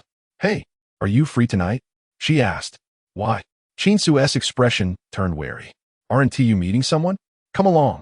Chen Wanqing chuckled. I must tell you, my friend is a stunning beauty. Qin Ce shook his head, not going. Do you think I'm like Qin Changyue, unable to move when faced with a woman? Besides, no matter how beautiful your friend is, can she rival Su Qingxian? Although just 18, Su Qingxian was already hailed as the most beautiful woman in Haicheng. A testament to her remarkable beauty, myelin, bamboo, and chrysanthemum each has its own merits. Chen Wanqing retorted, somewhat displeased. My friend is no less than Su Qingxian. Seeing her agitated expression, Qin Ce chuckled. I'm not teasing you. Be honest. Why do you want me to come? Surely your intention isn't merely to introduce your friend to me? Feeling her secret exposed, Chen Wanqing blushed slightly. Well, my friend has been unwell. Many doctors have said there's no cure. So for years, she has been traveling the world, and now that she is back, I fear she might wish to settle down. At this point, a hint of sadness flickered in her eyes. We are very close friends, and I thought you, as a descendant of the legendary Giga Doctor, could help her with your exceptional medical skills. Qin Ce understood. You wish for me to treat your friend? Chen Wanqing nodded. Have you ever heard the saying, a physician does not knock on doors? In these times, how often does a doctor take the initiative to visit a patient? If she trusts me, let her come to the Qin residence. But at that time, you're treating my grandfather. That's entirely different. Qin Ce's demeanor turned serious. I hold great respect for General Chen. Without the sacrifices of their generation, we would not have the strong China we have today. Though reprimanded by Qin Ce, Chen Wanqing felt a swell of pride. So, why did you come find me? Is it for that thing? Rest assured, I've hidden it well. Chen Wanqing stated. I need your assistance. Qin Ce opened his hand, revealing 2 strands of hair. Please help me conduct a paternity test with these 2 hairs. Chapter 56. My sister wants to lop with you. Bro, are you free tonight? Let me take you out for some fun. After Chen Wanqing departed, Qin Ce received a call from Wu Yifei. Sure, Qin Ce agreed. The best entertainment was yet to come with Wu Yifei in the spotlight. I'll send you the time and place. Soon enough, that evening, Qin Ce arrived at a club following the address Wu Yifei had sent. Upon pushing open the grand doors, a cacophony of noise greeted him. Bro, you finally made it. Come over. Wu Yifei's face lit up upon spotting Qin Ce, prompting him to wave eagerly. Everyone turned their gaze towards Qin Ce, eyes filled with surprise. Isn't that the young master who just returned to the Qin family? His luck is astounding, marrying Su Qingxian right after coming back. I've heard the younger generation of the Qin family isn't too pleased with him. The whispers were hushed, yet distinctly reached Qin Ce's ears. However, he paid them no mind, recognizing them as insignificant second-generation heirs, their backgrounds far inferior to the Qin family. Wu Yifei enthusiastically beckoned Qin Ce over. Gome, let me introduce you all. This is Qin Ce, and from today onwards, he is my brother. Wu Yifei threw an arm around Qin Ce's shoulder, grinning broadly. While I'm away from Haicheng, you all must take good care of my little brother, understand? Don't worry, Boss Wu. Of course, Boss Wu. Your brother is our brother too. Seeing Wu Yifei's high regard for Qin Ce, many expressed their surprise, quickly echoing his sentiments. Arrange a few beauties for my brother, Wu Yifei declared loudly. Qin Ce hastily waved his hands. Wu Ge, no need. I'm not quite accustomed to that. Once is new, twice is familiar. What man isn't used to it? Wu Yifei chuckled. Hey bro, you wouldn't still be a virgin, would you? Qin Ce shot him a glare. Certainly not. You may be unaware, but I have a nickname. The Nighttime Beast. Wu Yifei laughed, Looks like I need to arrange a few more for you tonight, so my little brother doesn't miss out. That's not necessary. Qin Ce leaned in closer to Wu Yifei, whispering, I actually came to see you for something important. Oh, what's the matter? It concerns my sister. At this, Wu Yifei's expression became serious. Brothers, feel free to enjoy yourselves. I'll cover tonight's expenses. Qin Ce, let us step into the adjacent room to talk. Once in the private room, a hint of tension flickered across Wu Yifei's face. Little brother, let us get to the point. What does your sister really think of me? Qin Ce spoke solemnly. Wu Gu, you are charismatic and distinguished, possessing both looks and character. With a prestigious lineage, it is only natural my sister is fond of you. Hearing this, Wu Yifei's eyebrows shot up. But Qin Ce's tone shifted to one of difficulty. A little brother, but what? Wu Yifei asked, scratching his head anxiously. Vu Yi, do you know why my sister often seems indifferent towards you? Why? Because of Qin Changwei. Huh? Wu Yifei was taken aback, confused about how this was related to Qin Changwei. Little brother, don't joke around. I have a decent relationship with Changwei. A cold smile crept onto Qin Ce's lips. Decent? Do you genuinely believe that? Has Qin Changwei ever tried to match you with my sister in your presence? Of course. As Wu Yifei trailed off, a look of realization dawned on him. It appeared that Qin Changwei had never attempted to match him with Qin Qingxue in front of him. Every time he sought to please Qin Changwei would invariably assure him that he would speak well of him. Yet, upon each encounter, Qin Changwei remained perpetually silent. Brother, what does this mean? Spare me the suspense and clarify your intentions. Wu Yifei's expression soured. Qin Ce chuckled softly. It seems Brother Wu has come to realize that Qin Changwei has been stringing you along, but you might wonder why. Indeed, why? Wu Yifei instinctively inquired. Qin Ce snapped his fingers and stated, the matter is quite simple. Qin Changwei harbors affections for Qin Qingxue. How could that be? They are siblings. Wu Yifei initially laughed heartily, but soon his mirth faded as he comprehended the truth. Qin Changwei was adopted by the Qin family. In other words, there was no blood relation between Qin Changwei and Qin Qingxue. Could it be? As this realization dawned on him, Wu Yifei's countenance darkened. Qin Ce continued, Moreover, to my knowledge, Qin Changwei is quite favored at home. If he were to express his feelings for my sister, it's entirely possible that my parents would consent to their union, thus solidifying familial ties and ensuring Qin Changwei's peace of mind. With a resounding thud, Wu Yifei slammed his fist on the table. This is absurd. Isn't that incestuous? They share no blood relation, so how can it be considered so? Qin Ce sighed beside him. I hadn't planned on revealing this to you, Brother Wu, as it's hardly a commendable matter. However, witnessing your sincere feelings for my sister, I truly did not wish to keep you in the dark. Wu Yifei grasped Qin Ce's hand, his expression one of heartfelt gratitude. Brother, I cherish your loyalty, but now, what am I to do? Qin Ce found himself at a loss for words. Having laid everything bare, why could Wu Yifei not grasp the gravity of the situation? Ahem. The reason I came today is that my sister sent me to ask you one question. Qin Ce's demeanor turned serious. What are you willing to sacrifice for her? I would give everything for her. Wu Yifei responded immediately. Qin Ce's lips twitched. In this day and age, even Qin Qingxue had found such a devoted admirer. Wu Yifei, after all, was the young master of the Wu family, which had made its fortune in maritime trade and was regarded as a top-tier family in Haiqin. Why did he seem to lack even a taste of the finer things in life? My sister wishes to elope with you. Qin Ce announced. Are you willing? Elope? Wu Yifei's eyes sparkled. If she desires it, I would naturally agree. Very well, next Friday, my grandfather's birthday banquet. My sister mentioned she would take advantage of the crowd to elope with you. However, this matter must remain a secret between us. Otherwise, my sister will certainly deny it. Wu Yifei thumped his chest. Rest assured, as long as Qingxue accompanies me, I guarantee we shall traverse every corner of the world, and no one will find us. Chapter 57. A Chance Encounter. Yinzhan. At the entrance of a modest eatery, Chen Wanqing and Nangong Yinzhan were dining together, the table adorned with the establishment's signature dishes. After such a long-awaited reunion, you not only refuse to let me treat, but you also invite me to dine at this dive? Chen Wanqing feigned annoyance. Have you not considered me a friend? Nangong Yinzhan chuckled. Wanqing, do you know what profound truth I have gleaned from my travels around the globe over the years? What truth? The essence of human existence is found in the warmth of life's mundane pleasures. Nangong Yinzhan replied with a light laugh. To savor a simple meal is the truest form of happiness, for it is in such moments that I feel truly alive. Chen Wanqing glanced at Nangong Yinzhan's wheelchair. Your health is failing.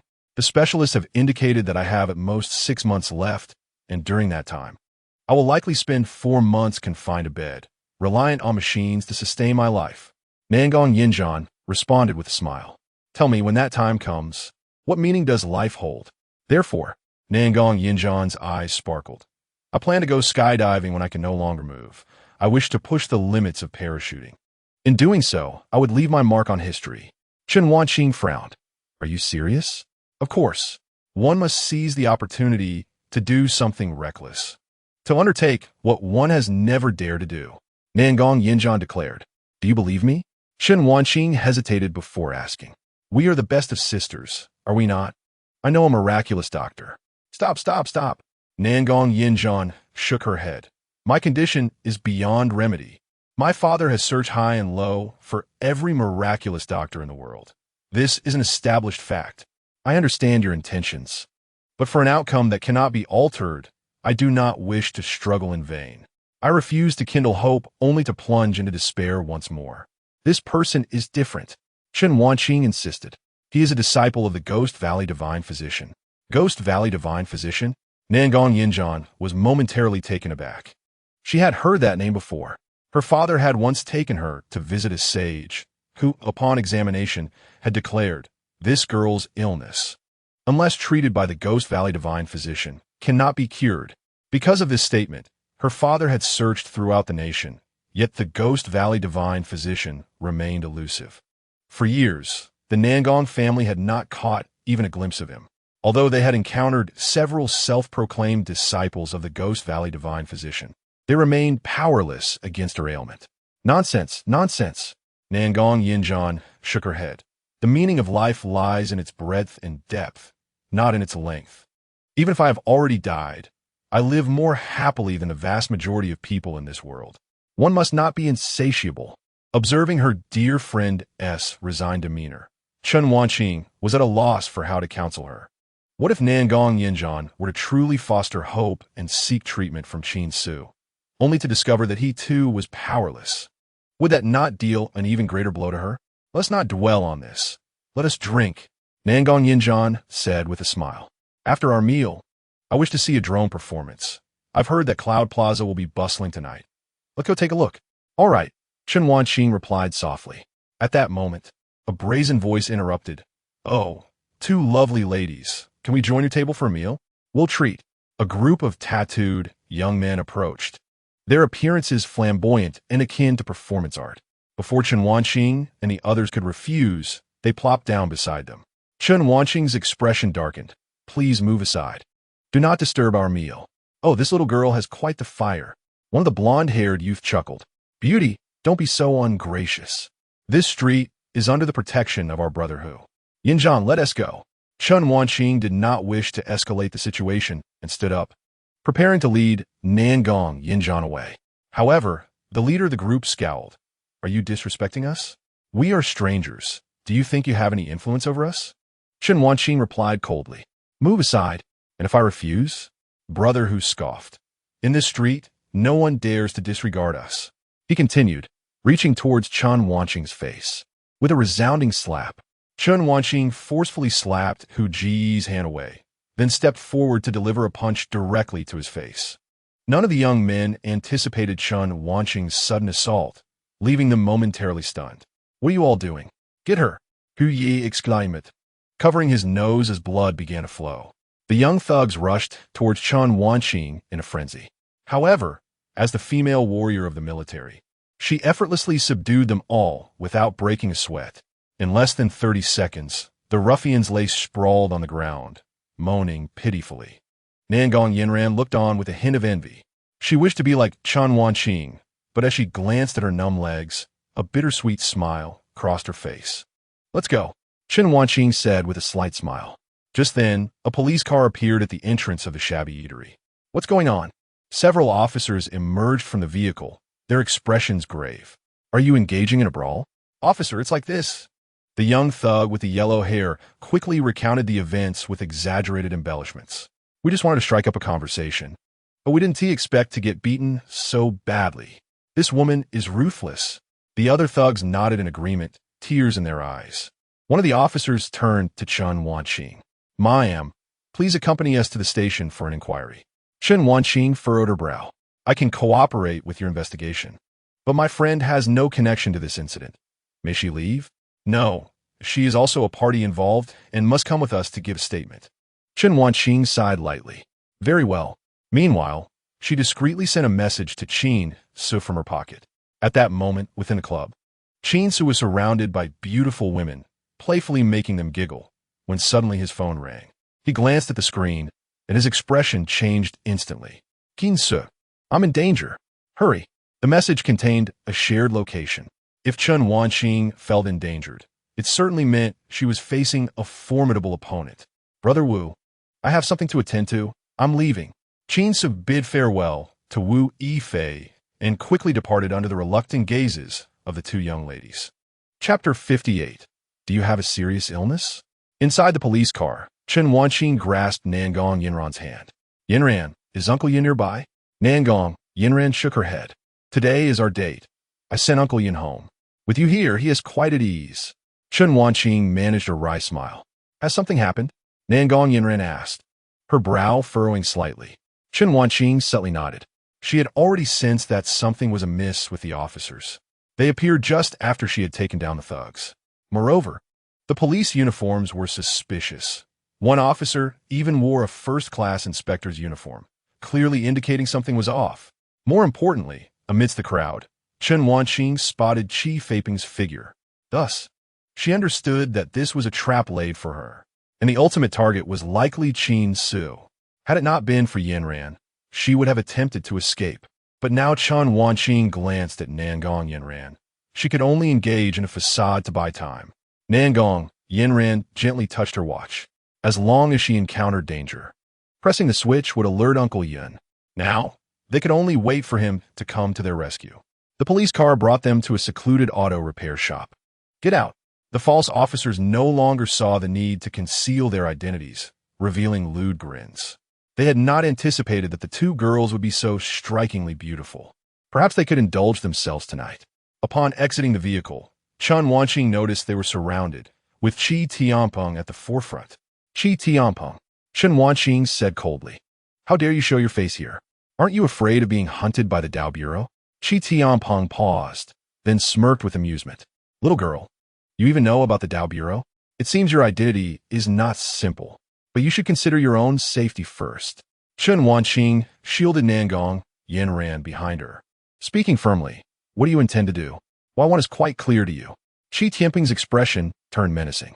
Have Qin Ce hand over the dragon's blood and the crimson blood vine, or else you'll find yourselves in grave peril tonight. With your beauty, you must know what that entails, right? Chen Wanqing scoffed coldly. Do you dare bring Qin Ce here? I recall you were quaking in your boots back then. You're courting death. Qi Tianping's face darkened at Chen Wanqing's ridicule, stepping forward to strike her chest with a palm. The force of his attack bore down on her, exuding an overwhelming pressure. Chen Wanqing's expression shifted. Hadn't he used his full strength during the day? If she evaded, Nangong Yinran would surely be caught in the crossfire. Gritting her teeth, Chen Wanqing retaliated with a palm strike of her own. With a thunderous crash, Chen Wanqing was sent flying by Qi Tianping's strike, landing heavily on the ground. Wanqing, Nangong Yinran's face was filled with concern. Chen Wanqing struggled to rise, her body trembling. Standing became an arduous task, let alone fighting. Well done. Qi Tianpeng's eyes gleamed with surprise. He had expected this strike to dismantle Chen Wanqing's combatability, yet she still managed to stand. But now you lack the strength to fight back. Qi Tianpeng stated nonchalantly. You have Qin Ce bring the items here, or else his gaze shifted to Nangong Yinran. What a beautiful, sickly beauty. Take her to my room. You beast. Chen Wanqing gritted her teeth, glaring fiercely. If you touch her, I'll kill you. Qi Tianpeng chuckled mockingly. Kill me? With your current state? I'll touch her, and what can you do about it? As he spoke, Qi Tianpeng reached toward Nangong Yinran's face. Just then, a roar echoed from outside the auto repair shop, and the previously closed doors were suddenly smashed open. Qin Ce rode in on a rugged motorcycle, barreling straight into the fray. The crowd scattered in fear. Moments later, the motorcycle halted before everyone. Good evening, everyone. Qin Ce greeted cheerfully as he dismounted. The onlookers exchanged bewildered glances, wondering who this intruder was. Upon seeing Qin Ce, Qi Tianpeng's expression shifted to one of excitement. Qin Ce, you've arrived. Qin Ce noticed Qi Tianpeng, and, simultaneously, the fragile form of Chen Wanqing. His brow furrowed with concern as he rushed to her side. Qin Ce, c'est violent. Chen Wanqing coughed, blood trickling from her lips. Qin Ce turned to face Qi Tianpeng, who had his hand resting on Nangong Yinran's head. Qin Ce, I did not expect you to arrive so swiftly. Your timing is impeccable. Hand over the blood of the dragon serpent and the crimson blood wounding, or I shall take her life. Qin Ce cast a glance at Qi Tianpeng, a peculiar expression gracing his features. Are you suffering from some grave illness? Do I even know her? On what grounds do you assume that I would relinquish such precious items for a stranger? Qi Tianpeng was momentarily taken aback. He pondered for a moment, finding Qin Ce's reasoning quite compelling. Aren't you afraid I will kill her? She is a friend of yours. Qi Tianpeng pressed on. If you wish to kill her, then do so. Qin Ce waved his hand dismissively. Do not attempt to morally bind me. Each day, countless lives are lost around the globe. How can I possibly intervene? Life and death are fated. Her unfortunate fate is in your hands. This declaration not only left Qi Tianpeng in stunned silence, but also astonished Chen Wanqing. She tugged at Qin Ce, her face reflecting desperation. Although she believed Qin Ce could not be so heartless, the thought of him betraying even his own kin left her doubting his compassion for someone as unfamiliar as Nangong Yinran. Qi Tianpeng fell silent, then nodded slowly. You make a valid point. If that is the case, then I shall proceed to kill her. With that, Qi Tianpeng raised his hand, striking towards Nangong Yinran. Wait. At that moment, Qin Ce interjected. A smirk of triumph crept across Qi Tianpeng's lips. He had discerned Qin Ce's ploy. What is the matter? Can you no longer maintain your facade? Very well, you have one. Qin Ce sighed, producing a small glass vial from his palm, revealing the coveted blood of the dragon serpent within. Give it to me. Qi Tianpeng's eyes glimmered with excitement. Yet in the next instant, with a swift motion, Qin Ce hurled the glass vial away, sending it hurtling like a meteor towards a distant wall. Should that vial shatter, the precious blood would be wasted. Ignoring Nangong Yinran, Qi Tianpeng dashed towards the vial. Chapter 59. Just as the wolf leaves, the tiger approaches. At this juncture, Qin Ce rushed to Nangong Yinran's side, lifting her and returning to Chen Wanqing's side. Yinran, are you all right? Chen Wanqing's expression was fraught with concern. Nangong Yinran shook her head. Fine. Just a bit flushed. It was her first time experiencing such intimate contact with the opposite sex. Qin Ce regarded Nangong Yinran, a strange expression crossing his face. Her body temperature seems a bit off. However, this was not the moment for such reflections. Qin Ce. In the distance, Qi Tianpeng had finally retrieved the glass vial, only to be met with fury upon realizing its contents were not the dragon serpent's blood, but rather a plastic lighter. Qin Ce's swiftness had left Qi Tianpeng unable to comprehend the situation as he rushed forward. Observing Qi Tianpeng's exasperation, Qin Ce scoffed. Tell me, Qi Tianpeng, are you truly that foolish? Did you honestly believe I would discard the dragon serpent's blood? What a jest! A sneer of disdain crossed Qin Ce's face. This woman is a friend of a friend, but not mine. Do you think I would be so naive? Nangong Yinran grimaced at his words. Though harsh, there was a certain truth to them. With a resounding thud, Qi Tianpeng hurled the lighter to the ground, his voice laden with malice. Qin Ce, you are quite impressive. It is my first time being so thoroughly toyed with by a junior. But do you truly believe you can leave here today? Qin Ce shook her lightly. I have heard you once roamed the northern regions of Myanmar. Perhaps you indulged a bit too much in certain substances, impairing your judgment. You think I would come here alone? In all honesty, I have already alerted the authorities. The police will arrive shortly. Qin Ce crossed his arms, stating, "You may be formidable, but regrettably, this is China, and I am fighting on my home turf." Qi Tianpeng's eyes narrowed. Had Qin Ce truly called the police? Had he forgotten he was in China? If law enforcement took notice, or if experts from the Taoist Bureau converged upon them, his escape would be impossible. HMPH, Qin Ce. Do you think I would fall for your tricks again? Qi Tianpeng sneered. You deceived me once, but you believe I would be fooled a second time? You may wager on it. I am in no rush. Qin Ce yawned. When the police arrive, none of you will escape. You're just putting on a show. Qi Tianpeng lunged at Qin Ce. I will subdue Qin Ce, and you capture those two women. Qin Ce sighed, realizing he had not been able to deceive Qi Tianpeng this time. Yet, it also presented an opportunity to test his abilities. Having just refined a drop of dragon serpent's blood, his physical strength had significantly increased. He was eager to find an outlet for his newfound power. Wanqing, can you still fight? Qin Ce inquired. Shun Wanqing offered a wry smile. It might be a bit difficult. I can hardly breathe. Then there is no choice. Qin Ce sighed, producing several silver needles. The needles descended, piercing Chun Wanqing's acupoints. Instantly, she felt her pain dissipate. Am I healed? What nonsense! Qin Ce rolled his eyes. I have merely temporarily suppressed your injuries with acupuncture. This state will last only 5 minutes, but it will suffice. In 5 minutes, I shall deal with Qi Tianpeng. With that, Qin Ce charged towards Qi Tianpeng. Qin Ce, be cautious. Qi Tianpeng has concealed his strength. He is stronger than during the day. Chen Wanqing urged. Qin Ce looked at Tili. What a coincidence. I'm also stronger than during the day. To be honest, I am known as the Fierce One at night. Upon hearing this moniker, both Chen Wanqing and Nangong Yanran flushed, unable to suppress their disdainful retorts. In no time, Qin Ce was engaged in combat with Qi Tianpeng. Qi Tianpeng's strength was formidable. He had already reached the peak of the transformation stage, just a step away from entering the innate realm. Once he reached the innate realm, his internal energy would attain a state of perpetual vitality, propelling his combat prowess to a terrifying level. Regrettably, that last step eluded Qi Tianpeng, which was why he was so desperate for the dragon serpent's blood. After exchanging a few blows, Qin Ce discovered that his physical strength was more than sufficient to withstand Qi Tianpeng's assaults.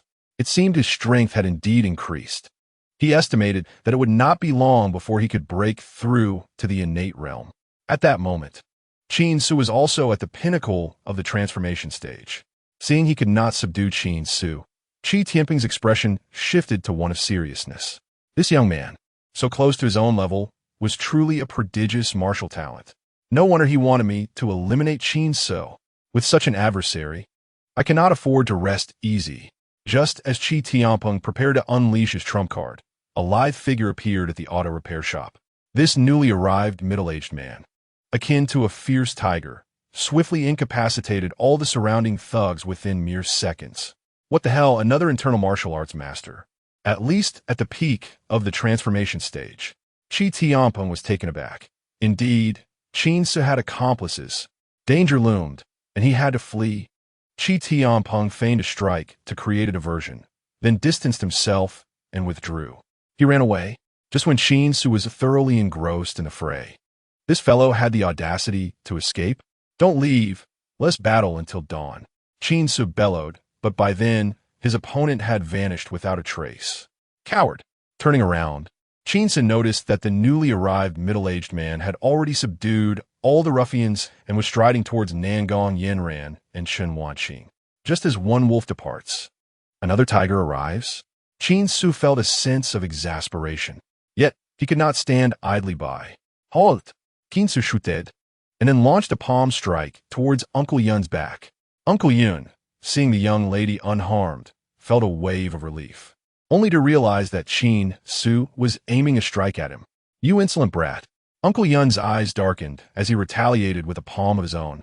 With a resounding thud, both Qin Ce and Uncle Yun stumbled back a few steps, astonishment evident in their eyes.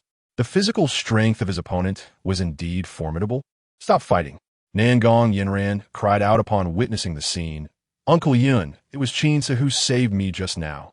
Had it not been for him, I would have perished. Qin Ce, he is my protector, Uncle Yun. He is not a villain. Not a villain indeed. A hint of regret flickered across Qin Ce's face. It seemed that the fight could not continue. Seeing Qin Ce's expression, Uncle Yun's demeanor lightened. This young man wished to spar with him? Young friend Qin Ce, I thank you for safeguarding my young lady. Uncle Yun said earnestly, the Nangong family will remember this favor, and should you ever find yourself in need, do not hesitate to seek our assistance. Furthermore, if you wish to spar with me, I am always at your service. Hearing this, Qin Ce's eyes sparkled with excitement. Then it is settled. Chapitre 60, Qin Ce Sutel Sauts. At that moment, Chen Wanqing let out a soft groan and collapsed weakly. Wanqing, what is the matter? Nangong Yinran exclaimed in alarm. Qin Ce placed a hand on Chen Wanqing, reassuring her, it's nothing serious. She is merely exhausted and needs to recuperate for a couple of days at the hospital. Shen Wanqing chuckled helplessly. Qin Ce, I have yet to introduce you to this gentleman. He's the one I mentioned before. Qin Ce interrupted. Enough of that. You ought to focus on yourself. Your ribs are likely broken, and you still think of your dear friend. She is not terminally ill, so there's no need for such urgency. A flicker of hope appeared on Chen Wanqing's face. Qin Ce, what do you mean? Are you saying Yinran's illness is not terminal? Nangong Yinran also displayed a hint of disbelief. If anyone else had uttered such words, she would have dismissed them outright, even questioning their motives. But Qin Ce had just saved her life. Could it be he possessed a means of treatment? Yet at that moment, someone was even more exhilarated than Nangong Yinran. Uncle Yun stepped forward, grasping Qin Ce's hand with wide eyes. What did you say? Did you just imply that my young lady is not terminally ill? Qin Ce nodded. Indeed, is it not merely that she cannot walk? What constitutes a terminal illness? So this was Qin Ce's perspective? A bitter smile crept upon Nangong Yinran's face. After all, the world's most renowned experts have been powerless against her condition. How could a young man in his 20s possibly help? Qin Ce, you have no idea. My lady, Uncle Yun began, but was interrupted by Nangong Yinran. Uncle Yun, let it be. Life and death are fated. I have long since come to terms with it. With a sigh, Uncle Yun released Qin Ce's hand, a look of bitterness crossing his face. As a servant of the Nangong family who had watched Nangong Yinran grow up, he regarded her as his own daughter. He had initially believed that Qin Ce truly had a way to heal her, only to find himself disappointed. Noticing the dejection of those around him, Qin Ce expressed his surprise. What is this? It's not such a grave matter, is it? Why the long faces? Shen Wanqing managed a high smile. Qin Ce, please stop. Yinran's body cannot hold out much longer. Are you not rubbing salt in her wounds? Nangong Yinran waved her hand dismissively. Wanqing, it's all right. I'm not concerned. Qin Ce hesitated. Surely you have heard of the cold body? The others exchanged puzzled glances. What is the cold body? No wonder you all look so morose. It all makes sense now. Qin Ce found it somewhat amusing. Pointing at Nangong Yinran, he declared, this beauty is not actually ill. Rather, she was born with a very unique constitution known as the cold body. Uncle Yun, as a martial artist, you must be aware that certain physiques are particularly suited for martial cultivation. Uncle Yun nodded. I am aware. You mean to say that my young lady's cold body is actually conducive to martial cultivation? Partly correct, partly incorrect. Qin Ce elucidated, in truth. Miss Nangong's cold body is not suitable for cultivation. Due to her constitution, she inherently harbors cold energy should she attempt to cultivate. It would only accelerate the infiltration of coldness into her body, worsening her condition. Uncle Yun grew anxious. What do you mean by that? Although Miss Nangong cannot cultivate, her constitution can aid others in their cultivation. Qin Ce stated with a smile. You see, the cold energy within Miss Nangong is an exceedingly rare, innate energy. If it can be harnessed, it would greatly benefit the cultivation of others. Moreover, once the innate coldness is drawn out, her health will naturally improve. Gasp! The crowd collectively inhaled sharply. So, it is like this? But how can we extract the cold energy from my lady's body? Uncle Yun pondered. a frown creasing his brow. At that moment, Chen Wanqing regarded Qin Ce with an odd expression. Qin Ce, you must have a method, right? Qin Ce cleared his throat, of course. I indeed have a way. With a sudden thud, Uncle Yin knelt before Qin Ce. Young friend Qin Ce, do you truly possess a method to save my young lady? I implore you, save her. I shall bow to you. As he spoke, Uncle Yin prepared to prostrate himself. Qin Ce was startled and quickly helped him up. What are you all doing? If Miss Nangong is willing to undergo treatment, I will certainly assist. This is too much formality. A glimmer of hope appeared on Nangong Yinran's face. Mr. Qin, please treat me. If you have any requests, feel free to state them. Though Nangong Yinran had long since accepted the inevitability of life and death, who would wish to embrace death if there was a chance to survive? All right, for Wanqing's sake, I shall not stand idly by. Qin Ce declared, however, we need a quiet place. Shall we relocate? In truth, Qin Ce concealed a detail. The innate cold energy produced by Nangong Yinran's cold body was exceedingly precious, possessing the capacity to refine the muscles and marrow. This was also the reason behind her extraordinary beauty. Unfortunately, those who understood the cold body were few, and it was only during his past training with his master that Qin Ce learned of it. At present, I have reached the pinnacle of my transformative prowess. This evening, by utilizing the essence of the dragon, source stones, and the innate chill from Nangong Yinran, I may very well achieve a breakthrough into the realm of innate mastery, allowing my internal energy to attain a state of perpetual renewal. Half an hour later, they arrived at the Army's recuperation facility, which boasted excellent security and privacy. Moreover, Chen Wanqing was in need of treatment. Qin Ce gently positioned Nangong Yinran on the bed, her figure accentuated by the lightweight garments she wore.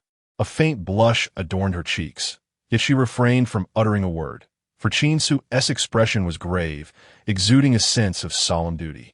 Nangong miss, you may feel a sense of discomfort shortly, but a healer recognizes no gender. Qin Ce stated in a deep voice. If you're unable to accept this, you may voice your concerns now. There's no need for worry, Nangong Yinran replied. I am not a woman devoid of reason. That is reassuring. Qin Ce exhaled, first removing her shoes to reveal her feet, which were as translucent as jade. However, they were excessively pale and cold. His hands pressed upon her Tai Chi and Kuan Lun acupoints, each application allowing a portion of his latent dragon energy to flow into her. Although Nangong Yinran's legs were devoid of sensation, she felt a twinge of embarrassment witnessing this scene. Suddenly, an expression of disbelief crossed her face. She felt a warm sensation coursing through her legs. Were her legs regaining sensation? Chapter 61. Ascension to Innate Mastery. Instantly, her heart surged with excitement. Could it be that Qin Ce truly possessed the means to restore her health? As Qin Ce's hands continued their ministrations, the latent dragon energy gradually permeated Nangong Yinran's being. Due to the excessive innate chill within her, her meridians were obstructed, rendering her lower body immobile and causing her temperature to plummet far below normal. Thus, Qin Ce had to first utilize his energy to clear her meridians before employing acupuncture to guide out the innate chill. This process was intricate and laborious. Finally, upon successfully unblocking her lower meridians, Qin Ce swiftly withdrew the silver needles and, like lightning, inserted them into her body. Under the influence of the latent dragon energy, the innate chill within Nangong Yinran began to flow gently. Qin Ce, I feel as though a current of cold is moving within me, Nangong Yinran exclaimed, her face reflecting astonishment. Qin Ce nodded. That is entirely normal. It is the innate chill that has accumulated within you over the years. As he spoke, he produced a drop of dragon essence from his pocket and diluted it into an entire vial of water. As the innate chill flows, you may experience profound cold. At that moment, take a sip of this water. I have infused it with a drop of dragon essence, which is a source of potent yang energy. Nangong Yinran nodded in understanding. Soon, under Qin Ce's guidance, the innate chill within her coalesced at her dantian. At this moment, Qin Ce placed his palm upon her dantian, allowing the latent dragon energy to return to him, carrying with it the innate chill from Nangong Yinran. As the chill entered his body, a look of astonishment flickered in Qin Ce's eyes. This power was astonishingly pure. The innate chill, mingling with the latent dragon energy, began to purify his body, expelling various impurities along the way. A sense of comfort washed over his features. He then consumed another drop of dragon essence. The ferocity imbued in the essence was swiftly neutralized by the innate chill, leaving only the most refined yang energy. The harmonious interplay between the pure yang energy and the innate chill continually nourished Qin Ce's corporeal form, simultaneously enhancing his strength. Originally, his meridians resembled a vast river. Now, through the balancing of yin and yang energies, they expanded once more. The fusion of yin and yang energies surged through Qin Ce's run and du meridians, as well as the 8 extraordinary vessels. At last, he felt as though the shackle within him had been shattered. His internal energy surged forth, merging with the essence of the world, forming a perfect cycle. Qin Ce took a deep breath. At this moment, he could sense the ethereal energies of the universe resonating with his being. The realm of innate mastery. He had succeeded.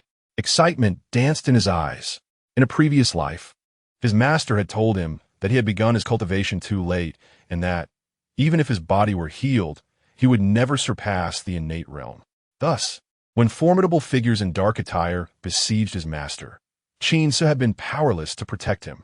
But now Qin Ce clenched his fist. He had entered the realm of innate mastery, which signified that he could aspire to even greater heights in this life. When he next encountered those dark-clad figures, he would possess the confidence to safeguard his master. Master, await my return. In my past life, you granted me a second chance, and in this life, I shall not allow anyone to inflict harm upon you. Upon ascending to the innate mastery, Qin Ce discovered that remnants of innate chill persisted within Nangong Yanran. He chose to continue his cultivation. Such unadulterated innate chill was a rarity. For a full 2 hours, he absorbed all of the innate chill from her body. All done. Qin Ce withdrew his hand from her dantian, calmly stating. Nangong Yanran felt a long-lost warmth enveloping her, and she could distinctly sense newfound strength in her lower limbs. Taking a deep breath, she made an effort to sit upright on the bed, tentatively placing her feet on the ground. The sensation was both strange and familiar, overwhelming her with emotion to the point of tears.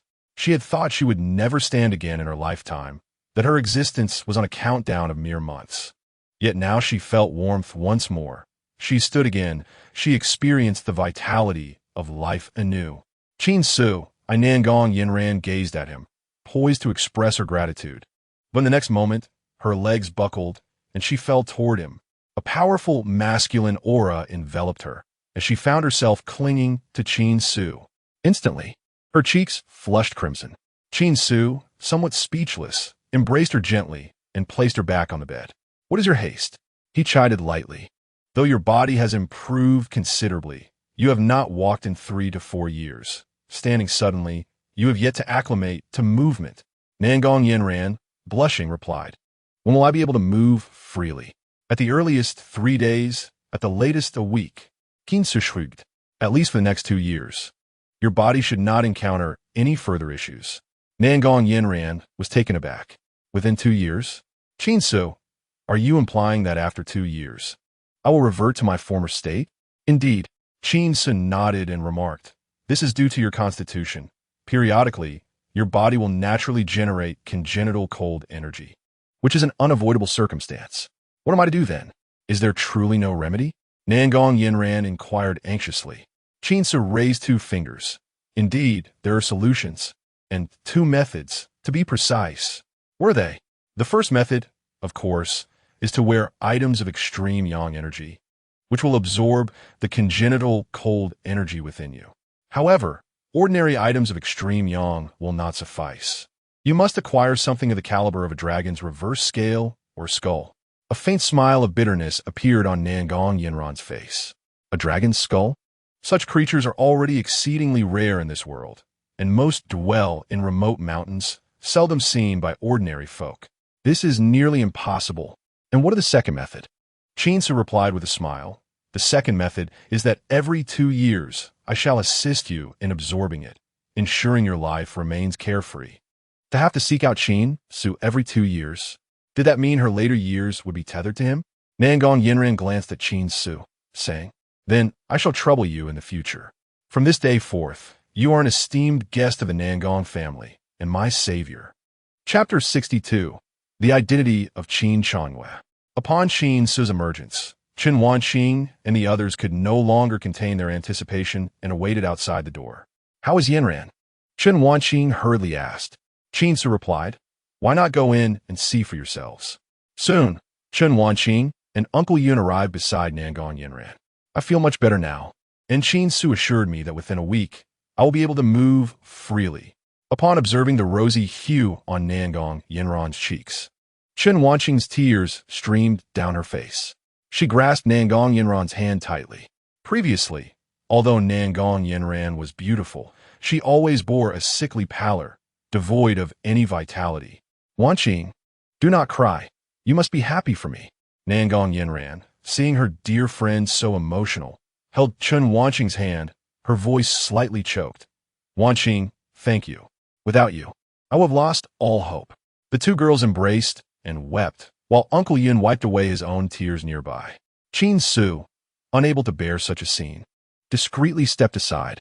If he did not shed a few tears, he felt out of place, yet he truly felt little in the way of emotional turmoil. It can only be said that the joys and sorrows of humanity do not resonate with one another. Before long, Chen Wanqing approached Qin Ce. "Qin Ce, thank you for saving Yinran." Her face was full of gratitude. Qin Ce smiled. "I can't help but feel that my saving her has stirred you more than saving you would." Chen Wanqing let out a slight sigh. "Because we are the best of sisters, and without Yinran, I would likely have perished by now."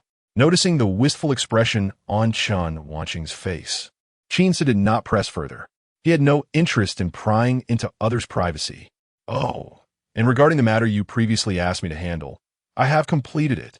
Chen Wanqing handed a paternity test report to Qin Ce. As he opened the report and saw the results, a cold smile crept upon his lips. "Your smile is rather unsettling," Chen Wanqing remarked curiously. "Whose paternity test is this?" "It belongs to Qin Yunhe and Qin Changwei." Qin Ce stated candidly. "Qin Yunhe and Qin Changwei?" Chen Wanqing paused, her face revealing surprise. She had long since researched the Qin family's information. And did not Qin Changwei belong to the Qin family as an adopted child? How could he possibly have a biological relationship with Qin Yunhe? Did this not imply that Qin Changwei was indeed Qin Yunhe's biological son?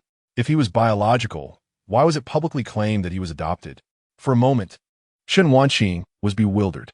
Qin Ce closed the paternity report, and many of the questions that had plagued him were finally resolved. Since his previous life, Qin Ce had harbored a question. Why was he, the true young master of the Qin family, treated with less favor than Qin Changwei?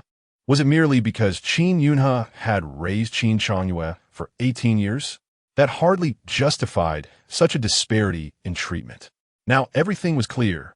Qin Changwei was, in fact, Qin Yunhe's biological son, and this fact was likely known only to Qin Yunhe within the entire Qin family. Intriguing. Qin Ce stroked his chin thoughtfully. Qin Yujun is unaware of this matter. Evidently, Qin Changwei is a love child of Qin Yunhe, brazenly brought back to the Qin family. If Chen Yujun were to discover this, it would certainly be amusing. Chen Wanqing soon pieced things together. Gazing at Qin Ce with a hint of suspicion, "I'm beginning to doubt whether you are truly the young master of the Qin family. Could it be that you are the impostor, and Qin Changwei the real one?" Qin Ce rolled his eyes, "Do not speak nonsense," and refrained from prying into the Qin family's affairs. Chen Wanqing retorted with an eye roll. "Do you think I wish to pry? I am merely concerned for you." Qin Ce patted Chen Wanqing's shoulder. "Rest assured, those capable of dealing with me in the Qin family have yet to be born. Focus on your recovery. Oh, and during this time, you need not come to the Qin family. I shall grant you a leave of absence." With that, Qin Ce turned and departed. At this moment, at the Zhang family, Qi Tianpeng appeared in the Zhang family's secret chamber. "What? You failed?" Zhang Xiaonan's countenance darkened at Qi Tianpeng's words. "Master Qi, is Qin Ce truly that difficult to contend with?" Even you cannot best him? Qi Tianpeng shook his head. A mere Qin Ce is certainly no match for me. But this time, there was also a peak expert by his side. I faced 2 opponents and had to retreat. Another peak expert? Is he also one of Qin Ce's people? No. He is likely a guardian of another party involved in the abduction of a girl. Qi Tianpeng spoke solemnly. Some prominent young masters often travel with a guardian arranged by their family. What shall we do next? A shadow flickered across Zhang Xiangnan's face. Qin Ce is a thorn in my side. I must exact blood for blood. Qi Tianpeng furrowed his brow slightly. To be frank, he was no longer keen on battling Qin Ce. Qi Tianpeng was no fool. A peak expert in their 20s represented what was self-evident. Even some core disciples of major families and sects cannot reach the pinnacle of their craft by such a young age. A martial arts prodigy, undoubtedly with a mysterious expert or force backing him. If he were to kill Qin Ce, only to provoke an even more terrifying force behind him. Even if Qi Tianpeng had 10 times the courage, it would not suffice. Yet, having accepted the Zhang family's money, he naturally had to take some action. Qin Ce was as slippery as an eel. However, the others from the Qin family were much easier to manage. Qi Tianpeng spoke gravely. As long as we capture those closest to Qin Ce in the Qin family, we shall be able to draw him out. Zhang Xiangnan frowned. Qin Ce has only just returned to the Qin family, to my knowledge. There is no one in the entire Qin family who has a close relationship with him. That poses quite a dilemma. The next day, Qin Ce first went to administer acupuncture to Qin Dongying. At present, Qin Dongying's condition is steadily improving, and his yearning for life grows ever stronger. Grandfather, your situation has improved significantly. In a few days, once I concoct the medicine from the dragon's blood, it will replenish the yang energy that you have been missing.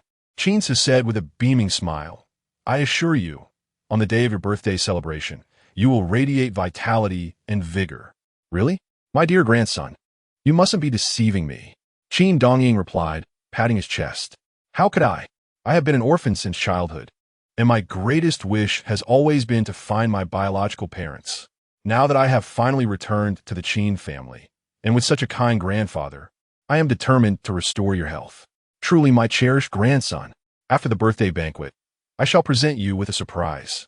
Qin Dongying chuckled. Qin Ce's face was alight with anticipation, yet a cold smirk brewed within him. Old man, on your birthday, I too shall present you with a surprise. By then, you must be overjoyed. If I do not allow you to recover, what if your excitement leads to your demise? I cannot let you depart this world without witnessing the downfall of the Qin family. Chapter 63. My beloved brother upon exiting Qin Dongying's hospital room. Qin Ce sought out his second elder brother, Zhang Tianda. After today, Zhang Tianda would return to the imperial capital. He had initially come at the invitation to provide guidance and could not remain indefinitely. Junior brother, you're just in time. We have a flight this afternoon, so let us hold the signing meeting we agreed upon this morning. Zhang Tianda said with a smile. Do you need me to assist with anything? Qin Ce replied chefully. No need. Just make an appearance, and I will handle everything. Zhang Tianda hesitated before asking. Junior brother, are you truly not coming with me? With your medical skills, you would have much better prospects in the imperial capital. Qin Ce grinned. Better prospects? There is nothing more comfortable than being the second heir of the Qin family. Brother, I know you mean well, but I genuinely have no desire to go at this moment. When I decide to venture to the imperial capital, I will naturally reach out to you. Very well then. Zhang Tianda sighed. Soon, news of the Qin group's collaboration with Professor Zhang Tianda's team spread throughout the entire Haichen. Additionally, they would host a signing conference at a 5-star hotel, broadcast live, attracting countless reporters from Haichen.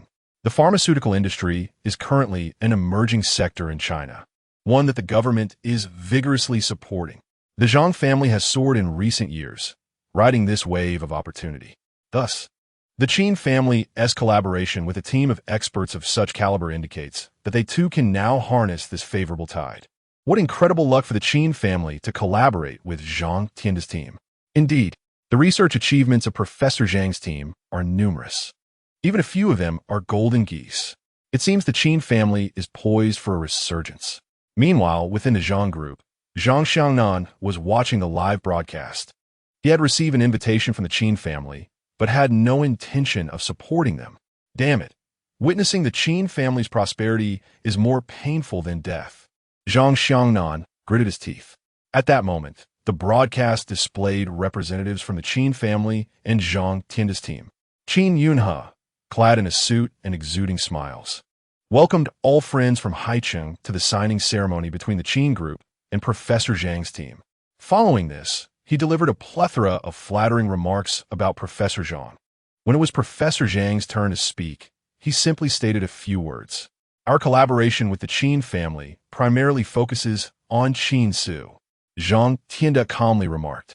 We also hope that this partnership with the Qin family will alleviate the suffering of more patients and bring them hope. Qin Ce, aside from the Qin family members, everyone else was taken aback. Is this Qin Ce not the true young master who has just returned to the Qin family? Qin Ce is indeed the focal point of collaboration for Professor Zhang's team. The Qin family has truly struck gold. At this moment, Qin Ce also rose to his feet, smiling as he declared, thanks to Professor Zhang's generosity, the Qin family will certainly live up to expectations, bringing a brighter tomorrow for the citizens and patients of Haicheng and the entire nation. After a brief pause, he continued, the Qin family will establish a separate pharmaceutical company. Initially, Professor Zhang recommended me as the president of the pharmaceutical company, but I am acutely aware that my capabilities and insights fall far short of the requirements. So I would like to nominate Qin Changyue to assume the position of president. Gasp. Qin Ce's statement not only astonished the reporters, but left the Qin family members on stage dumbfounded, especially Qin Changyue. Moments ago, as he watched Qin Ce take the stage, he felt an overwhelming discontent. Why do all good fortune seem to fall upon Qin Ce? Yet in the next moment, he heard Qin Ce propose the presidency of the pharmaceutical company to him. Am I hallucinating? Qin Changyue was momentarily stunned, taken aback. However, Qin Ce beckoned him, saying, My dear brother, come up here. The cameras of the reporters all focused on Qin Changyue. He felt a sudden chill run through him. What is Qin Ce planning to do? Would he dare to target him in front of such a large audience? Yet, if it did not go up, wouldn't that appear cowardly? Just as Qin Changyue hesitated, Qin Yunhe spoke up. Changyue, your second brother is calling for you. Seeing Qin Yun busied Qin Ce, Qin Changyue gritted his teeth and ascended the stage. Regardless of Qin Ce's ulterior motives, he surely wouldn't scheme against him in front of so many witnesses. Would he? Soon. Qin Changyue stood next to Qin Ce. In the next moment, Qin Ce placed an arm around Qin Changyue's shoulders and smiled at the camera, saying, This is my brother Qin Changyue. Although he is not my biological brother, he has lived in the Qin family for 18 years, and in everyone's hearts. He is already a part of the Qin family. Qin Changyue's mouth twitched. Why mention this at such an occasion? Qin Ce seems intent on ensuring everyone knows that he is an adopted son. As Qin Changyue's eyes darted, he suddenly adopted a pitiful expression. Second brother, I know I have enjoyed the love that rightfully belonged to you for these 18 years, and you must harbor resentment towards me. I would like to clarify something to everyone. With red-rimmed eyes, Changyue continued, Regardless of what brother Qin Ce does to me, I bear no grievances, because this is what I owe to brother Qin Ce. Those present at the signing ceremony observed Qin Changyue's demeanor, each feeling a twinge of sympathy. In truth, this situation had little to do with Qin Changyue, right? Was Qin Ce deliberately attempting to humiliate him? Yet, why then did he propose that Changyue take the presidency of the pharmaceutical company? As the crowd pondered, Qin Ce patted Qin Changyue on the shoulder and earnestly remarked, Everyone, just look at my wonderful brother Changyue. How could I ever bring myself to blame him? Moreover, his being adopted is not his fault, and by being embraced by the Qin family, the world has one less orphan. I completely understand my parents' actions. Upon hearing Qin Ce's words, the faces of the Qin family members reflected a mixture of bewilderment and disbelief. This scoundrel is truly adept at saying the right things to the right people while spinning tales. He certainly does not speak this way in private. However, it is regrettable that outsiders are oblivious to this. Listening to Qin Ce's words, numerous reporters and viewers of the live broadcast could not help but nod in appreciation. Although Qin Ce had spent his childhood outside, He was indeed a person of discernment. Upon my return, my younger brother Chanyue seemed to lack a sense of security. Qin Ce sighed as he spoke. In his perspective, he was ultimately an outsider. Thus, the reason I appointed my younger brother Chanyue as the president of the pharmaceutical company was to convey to him that he would always be a member of the Qin family, and forever my beloved brother. At this juncture, Qin Ce turned to look at Qin Chanyue. Chanyue, you are well aware of the significance of this pharmaceutical company to our Qin family. So let us join forces and weather the storm together. Qin Chanyue was taken aback. Could such heartfelt words truly come from that despicable fellow? What scheme was Qin Ce concocting? At that moment, Zhang Xiangnan's face revealed a hint of confusion. Could it be that my intelligence was erroneous? The bond between Qin Ce and the Qin family appeared harmonious. If that were the case, then perhaps I should first take action against Qin Chanyue. With this thought in mind, Zhang Xiangnan picked up his phone. Chapter 64. Qin Chanyue is kidnapped. Until the conclusion of the press conference, Qin Chanyue's mind was in a daze. Was it truly possible that Qin Ce had not orchestrated anything and had genuinely bestowed upon him the position of president of the pharmaceutical company? This was perplexing. Brother. Qin Chanyue immediately sought out Qin Changlin. Among the younger generation of the Qin family, Qin Qinxue was utterly inept, while Qin Changlin was the one whom Qin Yunhe held in high regard as his successor. Therefore, Qin Chanyue approached Qin Changlin. Brother, why do you think Qin Ce wants me to become the president of the pharmaceutical group? This defies logic. Qin Chanyue earnestly inquired, what could possibly be the reason? Pushing up his glasses, Qin Changlin responded calmly. Did not Qin Ce make himself abundantly clear? Brother, Qin Chanyue said, urgency in his voice. You are aware that Qin Ce and I have never seen eye to eye. His sudden generosity raises my suspicions. Qin Changlin narrowed his eyes. What are you worried about? With father around, would he allow you to be taken advantage of? After contemplating, Qin Chanyue conceded. Then, I shall give it my all.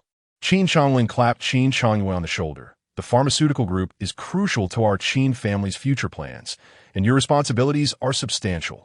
Should you encounter any uncertainties, do not hesitate to seek my guidance. Thank you, brother. Qin Chanyue expressed his gratitude as he departed. However, Qin Changlin's eyes darkened. Qin Ce, your methods are indeed cunning. A voice in his heart murmured.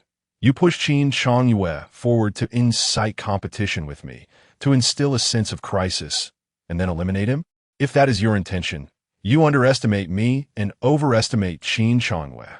The future of the Qin group is mine, and so too is that of the pharmaceutical group. After the press conference, Qin Ce proactively approached Qin Yunhe.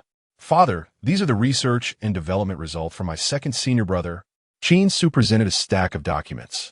My second senior brother invested in the company with these results, holding 40% of the shares, while the Qin group retains 60%.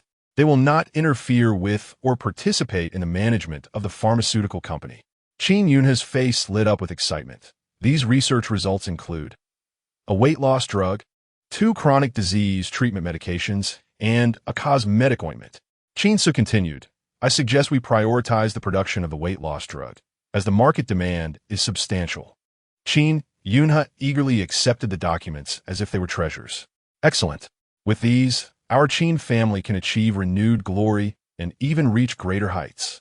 Qin Ce, you have done remarkably well. Qin Yunhe nodded in satisfaction at Qin Ce. However, I have one question. Why did you choose to make Changwu the president of the pharmaceutical group? Do you not wish to take on that role yourself? Qin Ce shrugged. What good is being president? It's exhausting and burdensome. After 20 years of toil, I deserve to enjoy some leisure. Besides, even if I do not hold the title of president, my second senior brother's dividends will still be deposited into my account. Do I really need to be a president? So that is how it is. Qin Yunhe secretly sighed in relief. Patting Qin Ce's shoulder, Qin Ce, to be honest, I was previously concerned about your relationship with Changwu, but it seems I underestimated you. Feigning sincerity, Qin Ce remarked, Changwu is my brother. I may enjoy teasing him, but when it counts, I will certainly consider his interests. Father, you need not worry. Very well, Qin Yunhe replied. Pleased, you have granted such a significant benefit to Changwu. What compensation do you seek? Anything within my power. I shall not refuse. Father, you're being overly formal. Qin Ce solemnly stated, I do all of this for the Qin family. Indeed, for the sake of the Qin family. Qin Yunhe pondered before saying, if you need anything in the future, do not hesitate to ask. Great.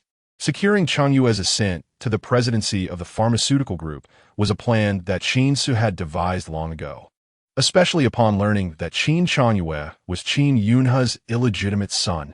If Qin Changyue encountered difficulties, Qin Yunhe would undoubtedly intervene. As long as Qin Changyue could be used to restrain Qin Yunhe, and then Qin Ce could reveal Qin Changyue's true identity, the Qin family would surely be thrown into chaos. Moreover, within the formulas that Qin Ce provided to Qin Yunhe, the weight loss drug contained a rather rare ingredient. Once the weight loss drug became a sensation and production needed to be ramped up, the scarcity of this ingredient would impede production. At that moment, Qin Changyue would have no choice but to resort to alternative ingredients, and with a little manipulation on Qin Ce's part, the efficacy of the weight loss drug would be significantly diminished or even lead to side effects, potentially triggering a negative chain reaction that could spell disaster for the Qin family. I can hardly contain my anticipation for that moment. Qin Ce chuckled. To bring about one's downfall, one must first incite their madness. This tactic was an open strategy employed by Qin Ce. Unless the members of the Qin family could resist such temptation and conduct themselves as upright merchants, they would sadly lack the inherent disposition for such integrity. When Qin Changyue was appointed president of the Qin pharmaceutical group, the entire business community of Haicheng was astounded. How young was Qin Changyue? Only 18. An 18-year-old president. How audacious of the Qin family. Were they not concerned that Qin Changyue might ruin everything? Qin Changyue was merely a pawn on display, and it was widely understood that Qin Yunhe was pulling the strings from behind the scenes. However, Qin Changyue was elated. He even gathered his cronies that very day for a celebration. Haha, I told you Qin Ce was nothing to worry about. In the end, he obediently handed this monumental achievement to me. Qin Changyue scoffed. But does he think that this will allow him to escape my grasp? One day, I shall make him pay dearly. Qin Ge, if you're truly the blood of the Qin family, what need is there for Qin Changlin?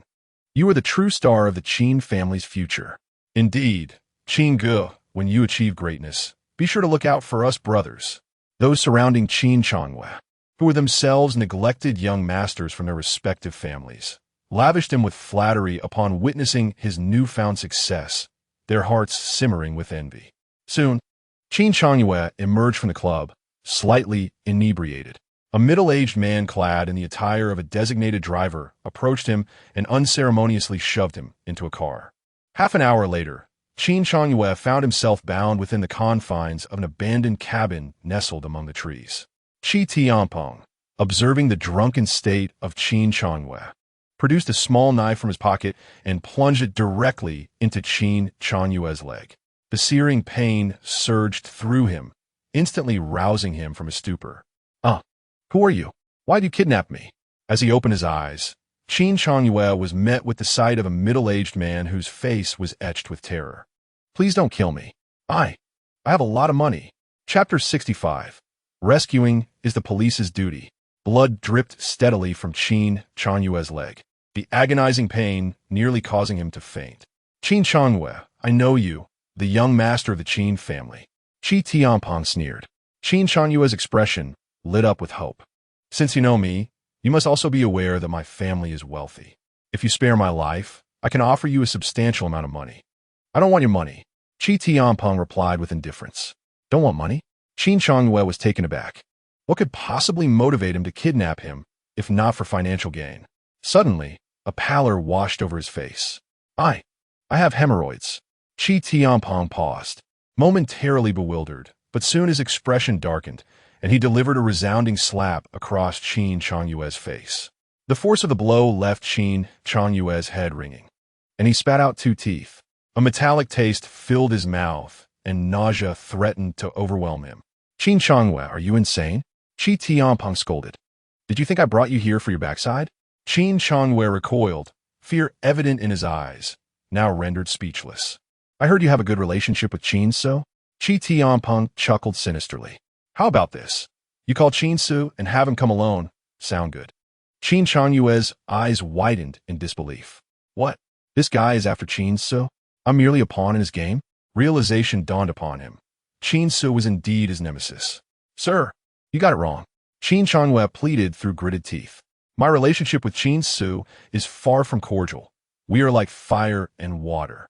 With another resounding slap, Qi Tianpeng struck Qin Changyue's other cheek. Do you really believe I haven't done my homework? He retorted coldly. At today's signing ceremony, Qin Ce relinquished his position as president of the pharmaceutical group for your sake. You still dare claim your relationship is poor? Qin Changyue opened his mouth, at a loss for words. Damn it. Qin Ce, is this why you've been treating me well? Have you set me up? Understanding began to dawn on him. Qi Tianpeng rifled through Qin Changyue's belongings and brandished his phone before him.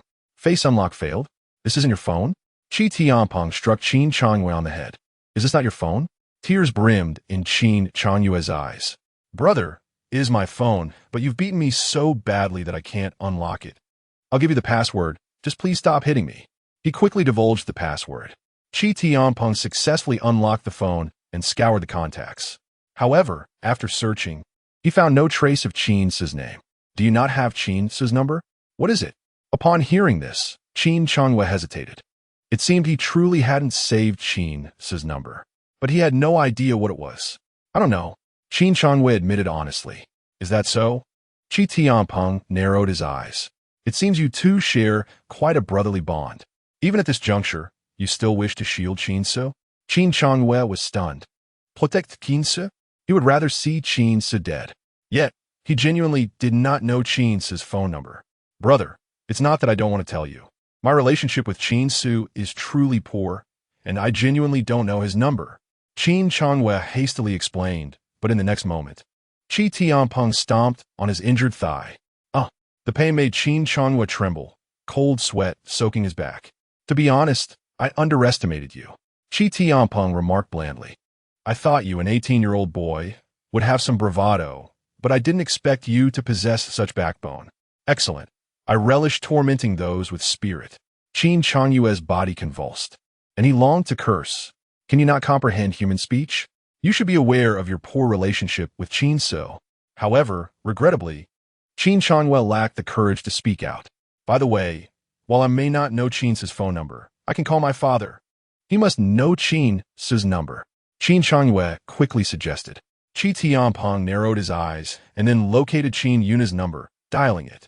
At that moment, Qin Yunhe was brimming with excitement. He had just finished evaluating the formulas with professionals from the group, and, if executed properly, they could yield billions in pure profit for the Qin Group annually. More importantly, this would be immensely beneficial for the future layout of the Qin Group. The more industries the Qin Group ventured into, the stronger their influence in Haicheng. This Qin Ce truly bestowed upon me a grand gift. I almost hesitate to target him now. Qin Yunhe stroked his chin. A pragmatist and a cold-hearted opportunist, he recognized the immense benefits Qin Ce could bring him. Even without fondness for Qin Ce, he contemplated how to draw him closer. After all, the connections behind Qin Ce included General Chun, just as he was lost in thought. A phone call interrupted him. Changyue, why are you calling so late? Hello, Changyue, where are you fooling around? You are now the president of the Qin Pharmaceutical Group. You can't just. Changyue has been kidnapped? Soon, the entire Qin family was summoned. Changyue has been kidnapped. As everyone was still in confusion, Qin Yunhe spoke slowly. What? Qin Qingshue's face registered shock, followed swiftly by rage. Who is so heartless as to kidnap Changyue? Her gaze fell upon Qin Ce. Qin Ce, who had been yawning and appearing impatient, suddenly perked up upon hearing that Qin Changyue had been kidnapped. Someone actually kidnapped Qin Changyue? This is intriguing. Chen Yujun, now visibly anxious, inquired, Old Qin, why did they kidnap Changyue? Do they want money? No matter how much they demand, we will pay. But on one condition, do not harm Changyue. Qin Yunhe's gaze swept around before landing on Qin Ce. Qin Ce, what do you think? Qin Ce hesitated, wondering why the old man was asking for his opinion. Did he suspect that I kidnapped Qin Changyue? Call the police. Qin Ce déclared. To dare to abduct members of the Qin family, we must retaliate with utmost severity. Qin Yunhe then inquired, Are you willing to rescue Changwei? In an instant, Qin Ce became vigilant. Rescuing people is the police's responsibility. What does that have to do with me? Chapter 66. When did you two become involved? The corner of Qin Yunhe's mouth twitched. Qin Ce, this little sly fox, certainly spoke with impeccable precision. In truth, the kidnappers' demands were rather straightforward. They wanted Qin Ce to bring the blood essence of the dragon. Qin Yunhe slowly began to articulate his thoughts. Swish! All eyes fell upon Qin Ce. A contemplative expression emerged on his face. Those obsessed with the dragon's blood essence must be the masters of internal martial arts, though it remained uncertain whether they included Qi Tianpeng. Qin Ce, what are you waiting for? Hurry and rescue Changwei. Qin Qingxue said bluntly. Do you intend to watch him die? Chen Yujuan added. Indeed. Qin Ce, you must go and save Changwei. Qin Ce rolled his eyes and sighed. I am genuinely curious. Have your ears been stuffed with donkey hair? What do you mean by that, Qin Ce? Qin Qingxue retorted, displeased. I knew it. You have a heart of a wolf and a dog. Haven't you long wished for Changyue's demise? Qin Ce replied nonchalantly. The other party desires the dragon's blood essence. Yet it is a vital remedy for grandfather's ailment. Are you suggesting I abandon saving grandfather to rescue Qin Changyue? Qin Qingxue froze, her face paling. I did not say that. Yet, that is precisely what you are doing. Qin Ce stated bluntly. I have already explained the significance of the dragon's blood essence. However, your mind is solely fixated on saving Qin Changyue, neglecting grandfather entirely. If grandfather were to learn of this, do you think he would be pleased? Qin Qingxue trembled, nearly unable to stand. If grandfather found out, he could very well be furious. I'm just concerned. Qin Qingxue stammered. Do not label me. Qin Ce chuckled. He hardly regarded Qin Qingxue. A simple-minded fool. Seriously. The reason Qin Yunhe and Qin Changlin remained silent was that they were weighing the pros and cons. How could a mere Qin Changyue compare to the health of the old master? Even if Qin Dongying were to discover this matter, he would not consent. After all, this was a family devoid of any warmth. I'll make this clear. Qin Ce announced. If you are willing to exchange the dragon's blood essence for Qin Changyue, if you are prepared to sacrifice grandfather's health for his sake, then produce a written document, sign it, and I shall take the dragon's blood essence to rescue Qin Changyue. Of course, I will also inform grandfather of this matter in detail when I go for his acupuncture tomorrow. As his words fell, the room fell silent. Even Qin Qingxue, who had always doted on Qin Changyue, was rendered speechless. Qin Ce's tactic was utterly insufferable. To require a written document with signatures, who would dare? Even Qin Yunhe could not bear such a burden. Cough, cough. Qin Yunhe cleared his throat. Qin Ce, there is no need for such an extreme measure. Surely you have other means to save your grandfather aside from the dragon's blood essence? Qin Ce shrugged. I do, as I have mentioned before, without the dragon's blood essence. I can restore grandfather's health within half a year, but with it, I assure you he will recover in 2 months. The choice is yours. The crowd exchanged glances. Qin Ce, you must have another way to save Changyue, right? Chen Yujuan could not help but ask. Qin Ce nodded. Indeed, I mentioned it. Call the police. They certainly have ways, and if the police cannot help, what can I do? As time ticked away, no one could conjure a viable plan. Qin Ce yawned. While you ponder, I shall retire for the night. Inform me when you have results. I shall cooperate. With that, Qin Ce prepared to head off to sleep. However, at that moment, Qin Qingxue's eyes lit up. Wait, she exclaimed, we need not submit the genuine dragon's blood essence.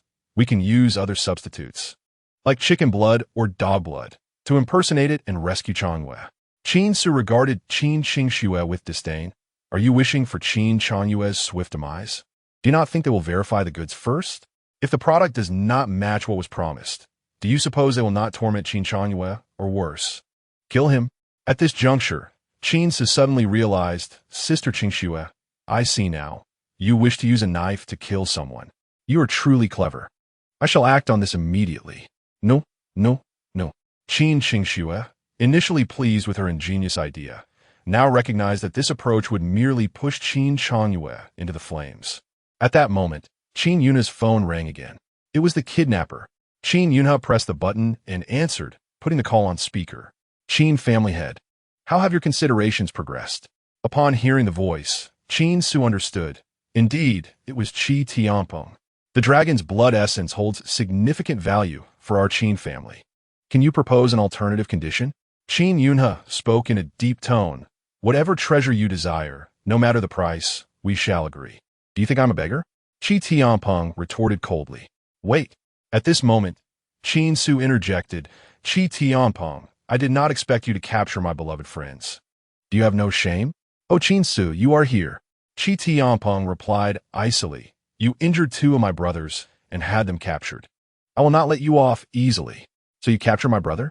Qin Ce shot back. Do you think this will intimidate us? The Qin family has no spineless members. If you dare to torment Qin Changwei, and I do not flinch, then I am no hero. Hiss. Torturing Qin Changwei has nothing to do with your stoicism.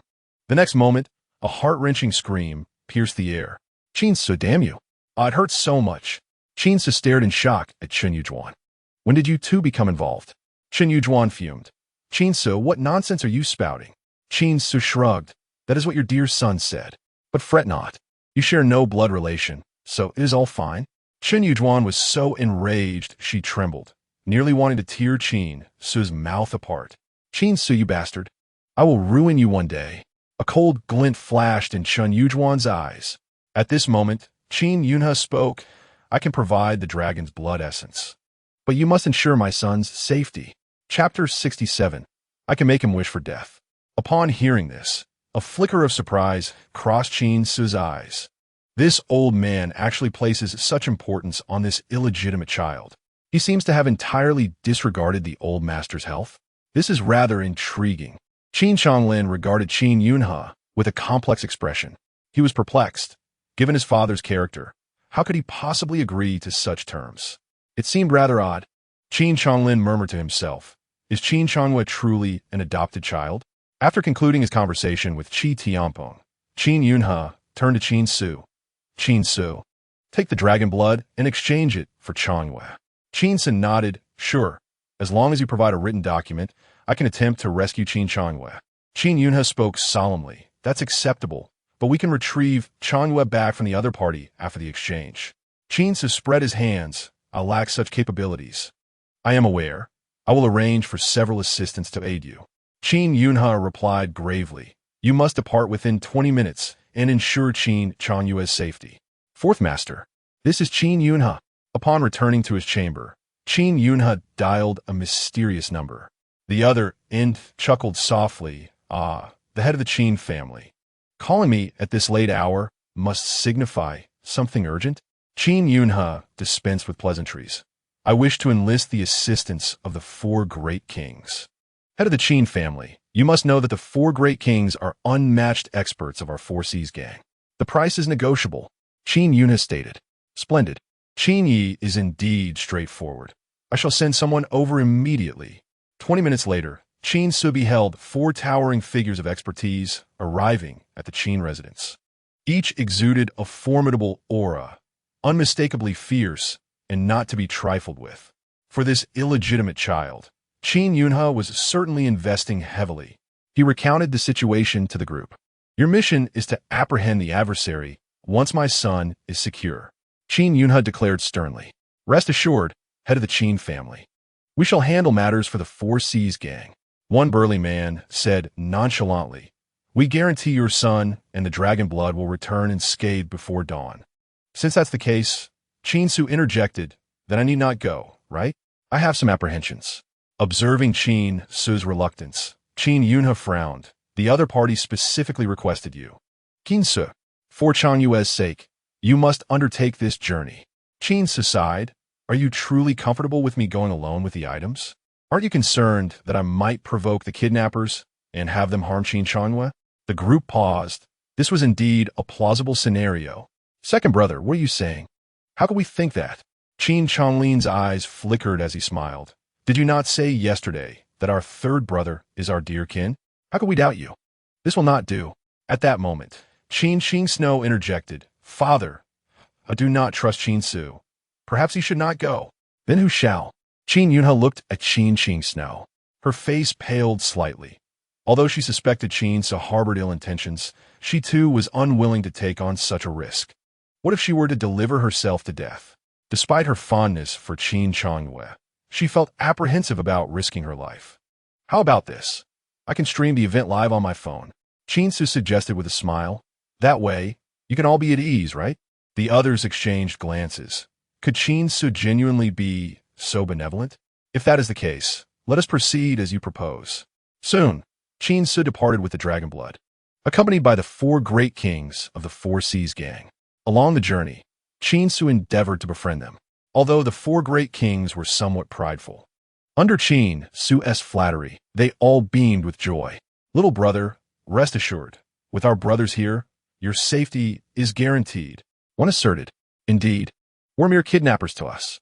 We, the 4 great kings, are all masters of transformation, with the eldest, Qin Long, being a mid-stage expert.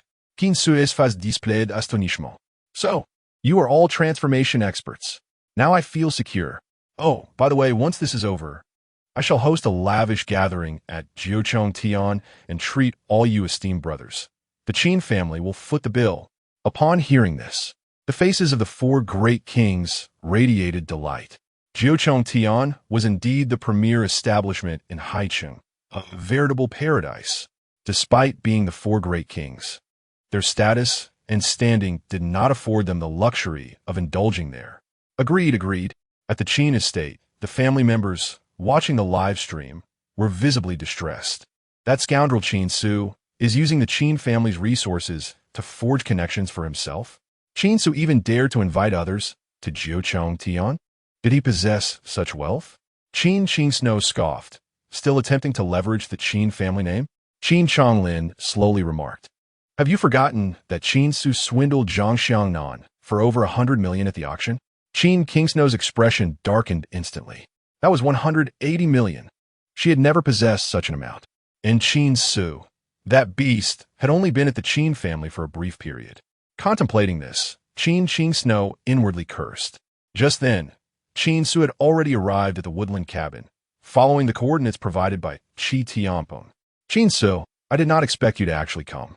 It seems your relationship with Qin Changwei is indeed quite close. Qi Tianpeng emerged from the shadows, speaking coolly. Have you brought the items? Qin Ce replied calmly. I need to see Qin Changwei first. Very well. With that, Qi Tianpeng produced a figure from behind him and tossed it before Qin Ce. Under the light, the pitiful sight of Qin Changwei appeared before Qin Ce. He was bloodied, his face swollen, and his body bruised. It was evident he had endured considerable torment. Qin Ce, save me. Qin Changwei, nearing his end, gazed at Qin Ce with a pitiful expression. Changwei, little you, the women of the Qin family, including Qin Ce and Qin Yujun, could not help but shed tears upon witnessing this scene. The kidnappers were truly vile for treating little you in such a manner. They would not let him off lightly. However, Qin Ce frowned. Who is this? What is happening? You fail to recognize your own beloved kin? Qi Tianpeng sneered. This is Qin Changwei. Qin Ce inaled sharply. This is Qin Changwei? Qi Tianpeng, what do you mean by this? His expression darkened. You have tortured my own brother to this extent, and still expect me to hand over the dragon blood? You must be dreaming. Qi Tianpeng raised an eyebrow. Oh, now that Qin Changwei is in my possession, you dare to be so arrogant? Do you not fear for his life? Do you dare?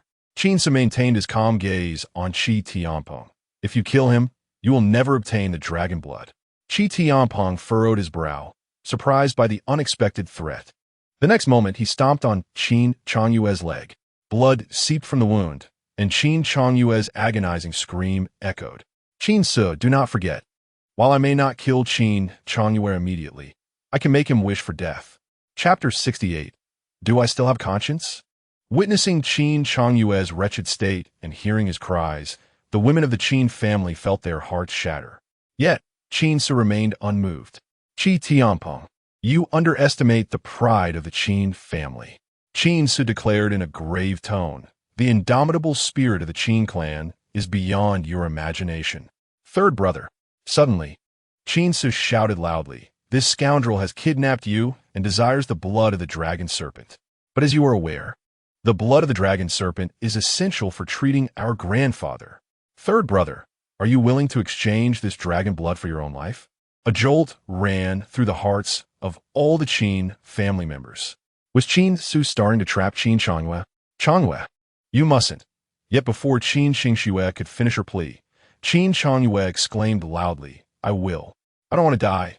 Hurry and give him the dragon blood. Qin Ce's voice was laced with disbelief. Third brother, do you not care about grandfather? I do not care. Who cares for that old wretch? Qin Changwei gritted his teeth and replied, Qin Ce, I know you wish for my demise, but if I die, you will find no solace either. Before Qin Changwei could utter another word, Qin Ce waved his hand, tossing a glass vial directly into Qi Tianpeng's grasp. Qi Tianpeng cautiously accepted the vial and carefully opened it. Having been deceived by Qin Ce before, he was particularly vigilant this time. Sensing the exotic fragrance emanating from the vial, Qi Tianpeng's face lit up with excitement.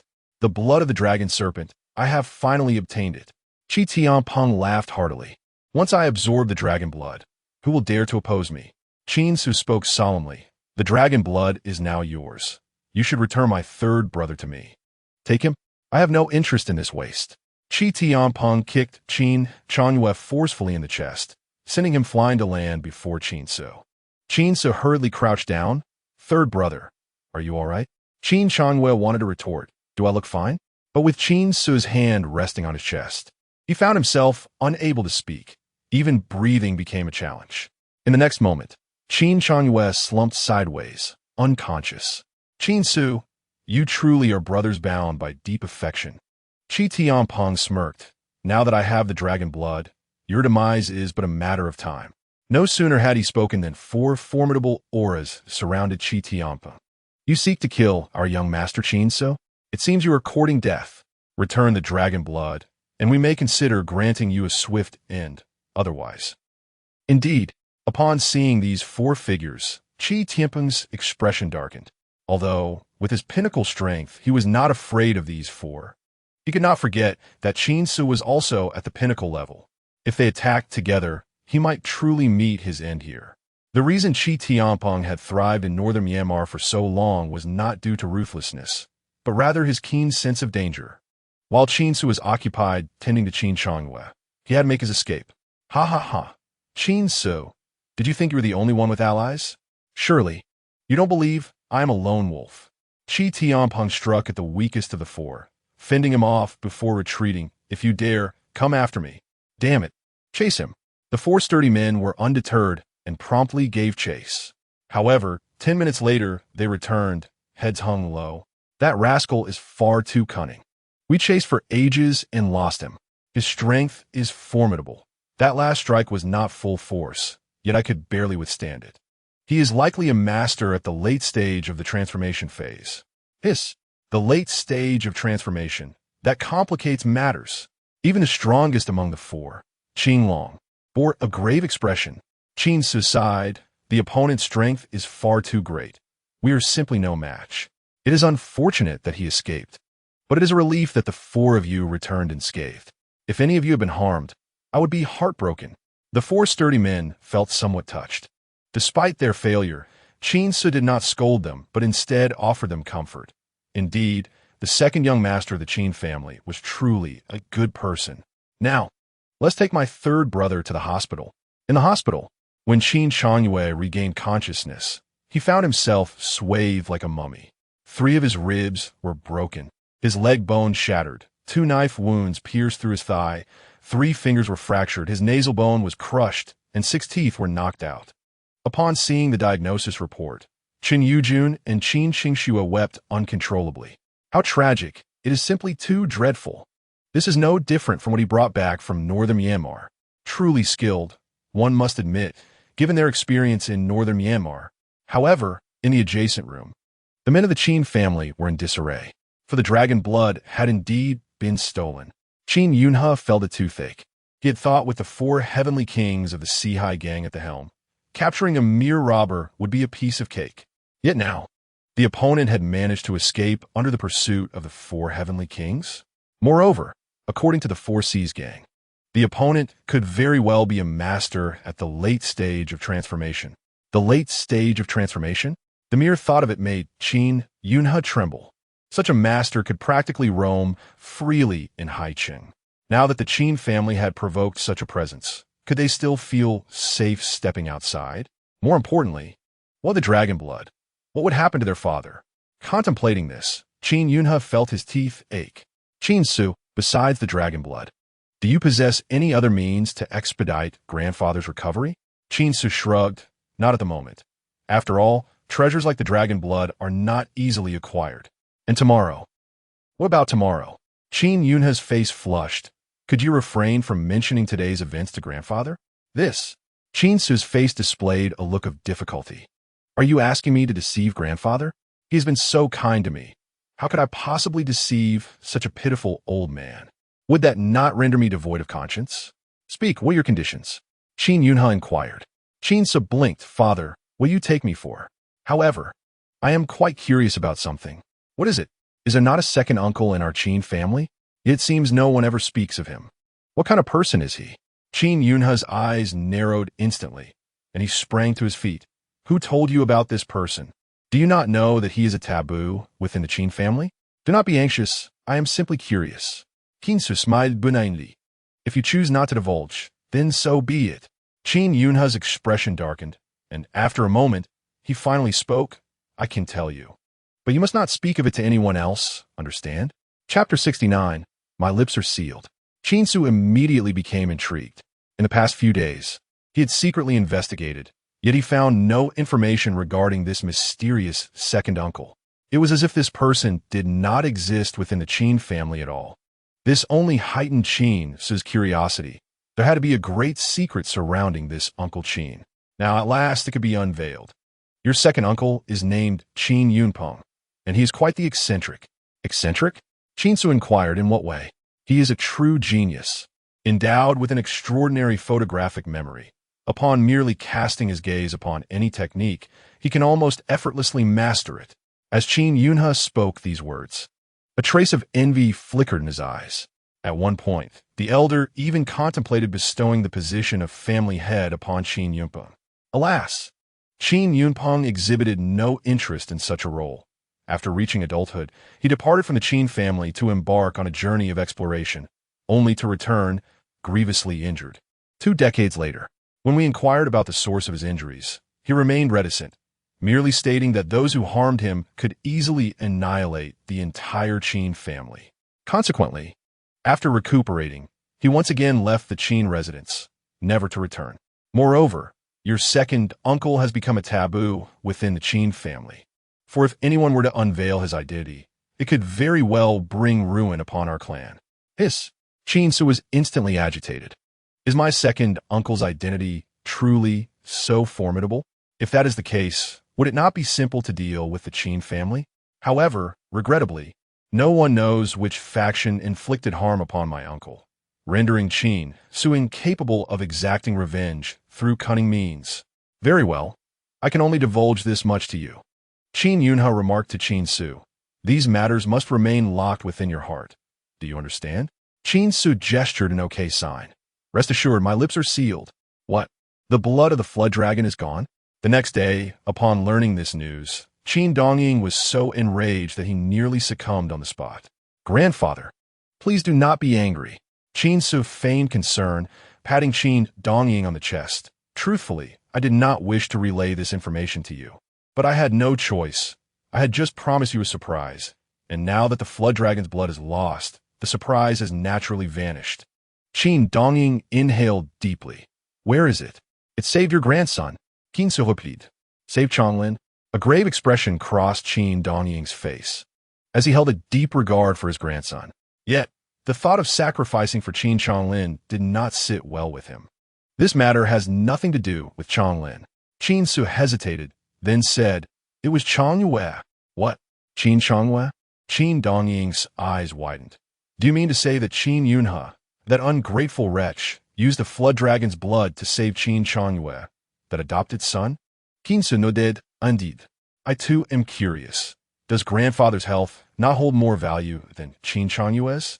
However, that was a decision made by my father, and I cannot voice my objections. Qin Dongying's expression darkened. He took out his phone.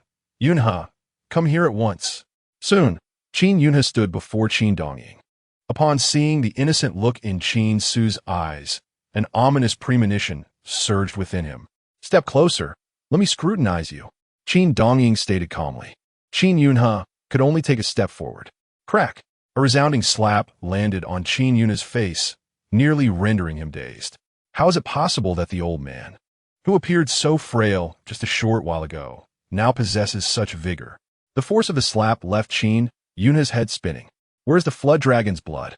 Qin Dongying's piercing gaze fixed on Qin Yunhe. Did you take my life-saving elixir to rescue Qin Changwei? That bastard? Qin Yunhe's face contorted with frustration as he glanced at Qin Ce. Damn it! Qin Ce, that scoundrel, claimed to have such a tight mouth. Yet it is as loose as a widow's undergarments. Father, it is as follows. Qin Yunhe hurriedly explained the circumstances. However, it was evident that Qin Dongying was uninterested in listening. How dare an adopted son presume to act with such audacity? Qin Yunhe, do you believe that just because you're now the head of the Qin family, you can disregard my authority? Qin Dongying glared at Qin Yunhe, his voice icy. This position of head of the Qin family is one I grant you. If I choose to withdraw it, you must obediently step down. Do you comprehend? Qin Yunhe's face fell. Father, I acknowledge my mistake. What good is that acknowledgement? Qin Dongying scolded. You should hasten to find another source of yang essence. I warn you, henceforth, all matters regarding yang essence must be submitted to my dear grandson. Or else, do you believe I would let my grandson take the helm? Upon hearing this, Qin Yunhe's countenance darkened further. Qin Ce, meanwhile, humbly interjected, Grandfather, that is absolutely out of the question. My father has managed the Qin family for many years, possessing an intimate understanding of its operations. Everyone within the family looks to my father for guidance. I, being of limited capability, could never shoulder the immense responsibility of leading the Qin family. An intimate understanding of the Qin family? Everyone within the family looks to Qin Yunhe for guidance. Qin Ce's words struck like a hammer, further darkening Qin Dongying's expression. Qin Yunhe, naturally, detected the underlying implications of Qin Ce's remarks and wished fervently to tear his mouth to shreds. I merely intended to admonish your father. You surely do not believe you possess the capability to assume the role of family head? Qin Dongying cast a sidelong glance at Qin Ce. You are still far too inexperienced. Qin Ce chuckled sheepishly, adopting en diring demi-honneur. Yunhe, this Friday's birthday banquet presents an excellent opportunity to showcase the strength of our Qin family. Qin Dongying began, his tone deliberate. I suspect many believe the Qin family to be a toothless tiger. Now it is time for all to recognize that I, Qin Dongying, have returned. Father, I understand.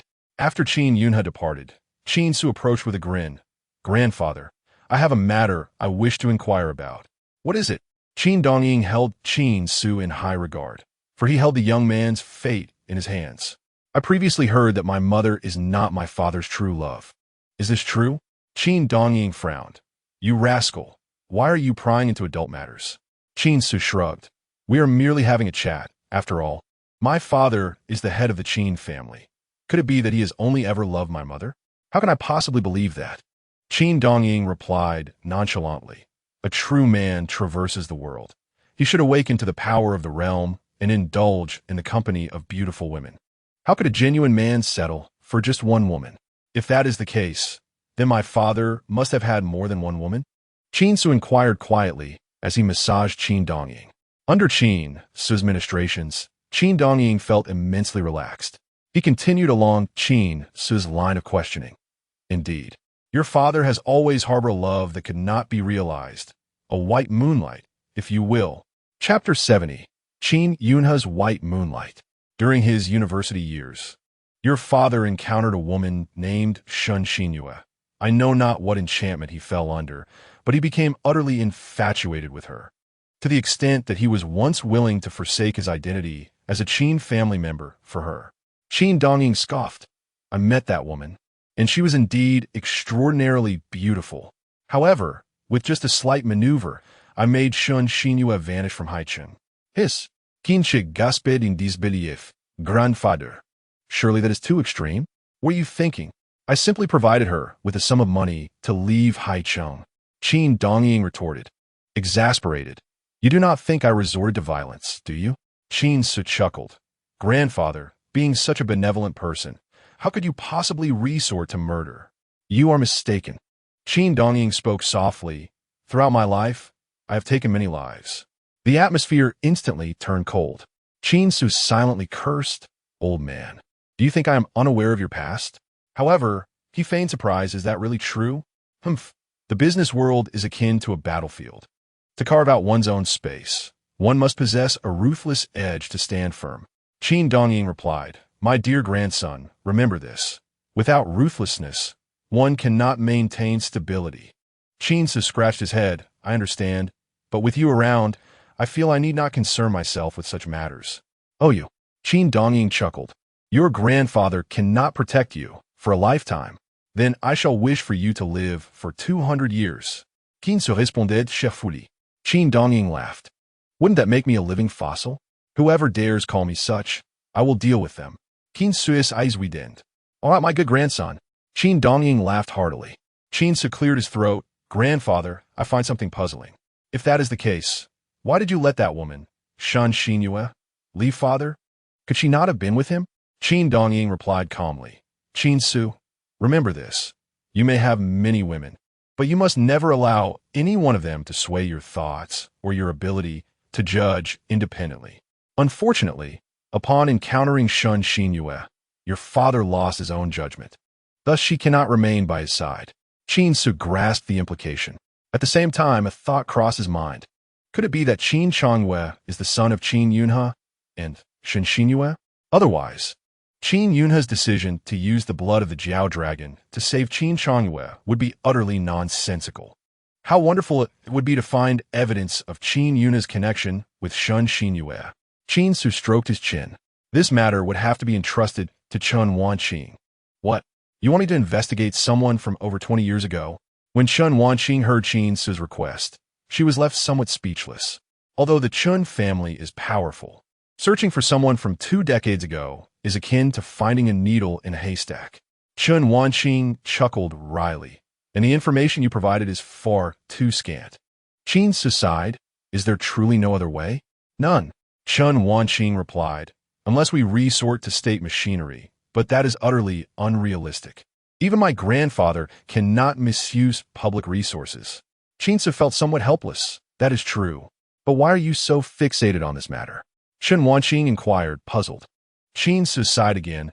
I simply cannot bear to see my brother Chongyue lying alone in a hospital bed, unable even to meet his own mother. If I could find her, it would surely bring him joy. Chen Wanqing glanced at Qin Ce. Whenever it came to matters involving the Qin family, she found it hard to believe a single word he said. The Jiao dragon's blood had been stolen, and Qin Chongyue had been nearly rendered paralyzed. The atmosphere in the Qin household had grown rather oppressive. Yet, amidst it all, there was one person who remained cheerful, Qin Ce. Among everyone, he was the only one who seemed to take delight in the situation, which was quite irritating to others. Qin Ce. That day, upon returning from Feiyue Entertainment, he found Qin Qingxue waiting for him. Isn't this my dear sister? Qin Ce said with a smile. Haven't you been with Qin Chongyue all this time?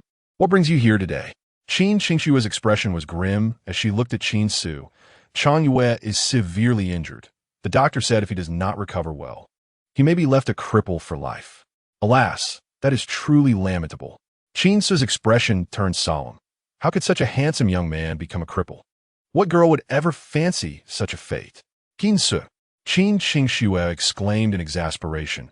Aren't you supposed to be a disciple of some miraculous physician? Can't you heal him? I can, Qin Ce nodded. Then you, but I won't treat him. Qin Ce interrupted. I feel as though your mind is not quite clear. My relationship with Qin Chongyue is hardly amicable, so why should I save him? But we are still family. Qin Qingxue insisted, her frustration mounting. Since you can save him, why would you turn a blind eye? Qin Ce sneered. Family?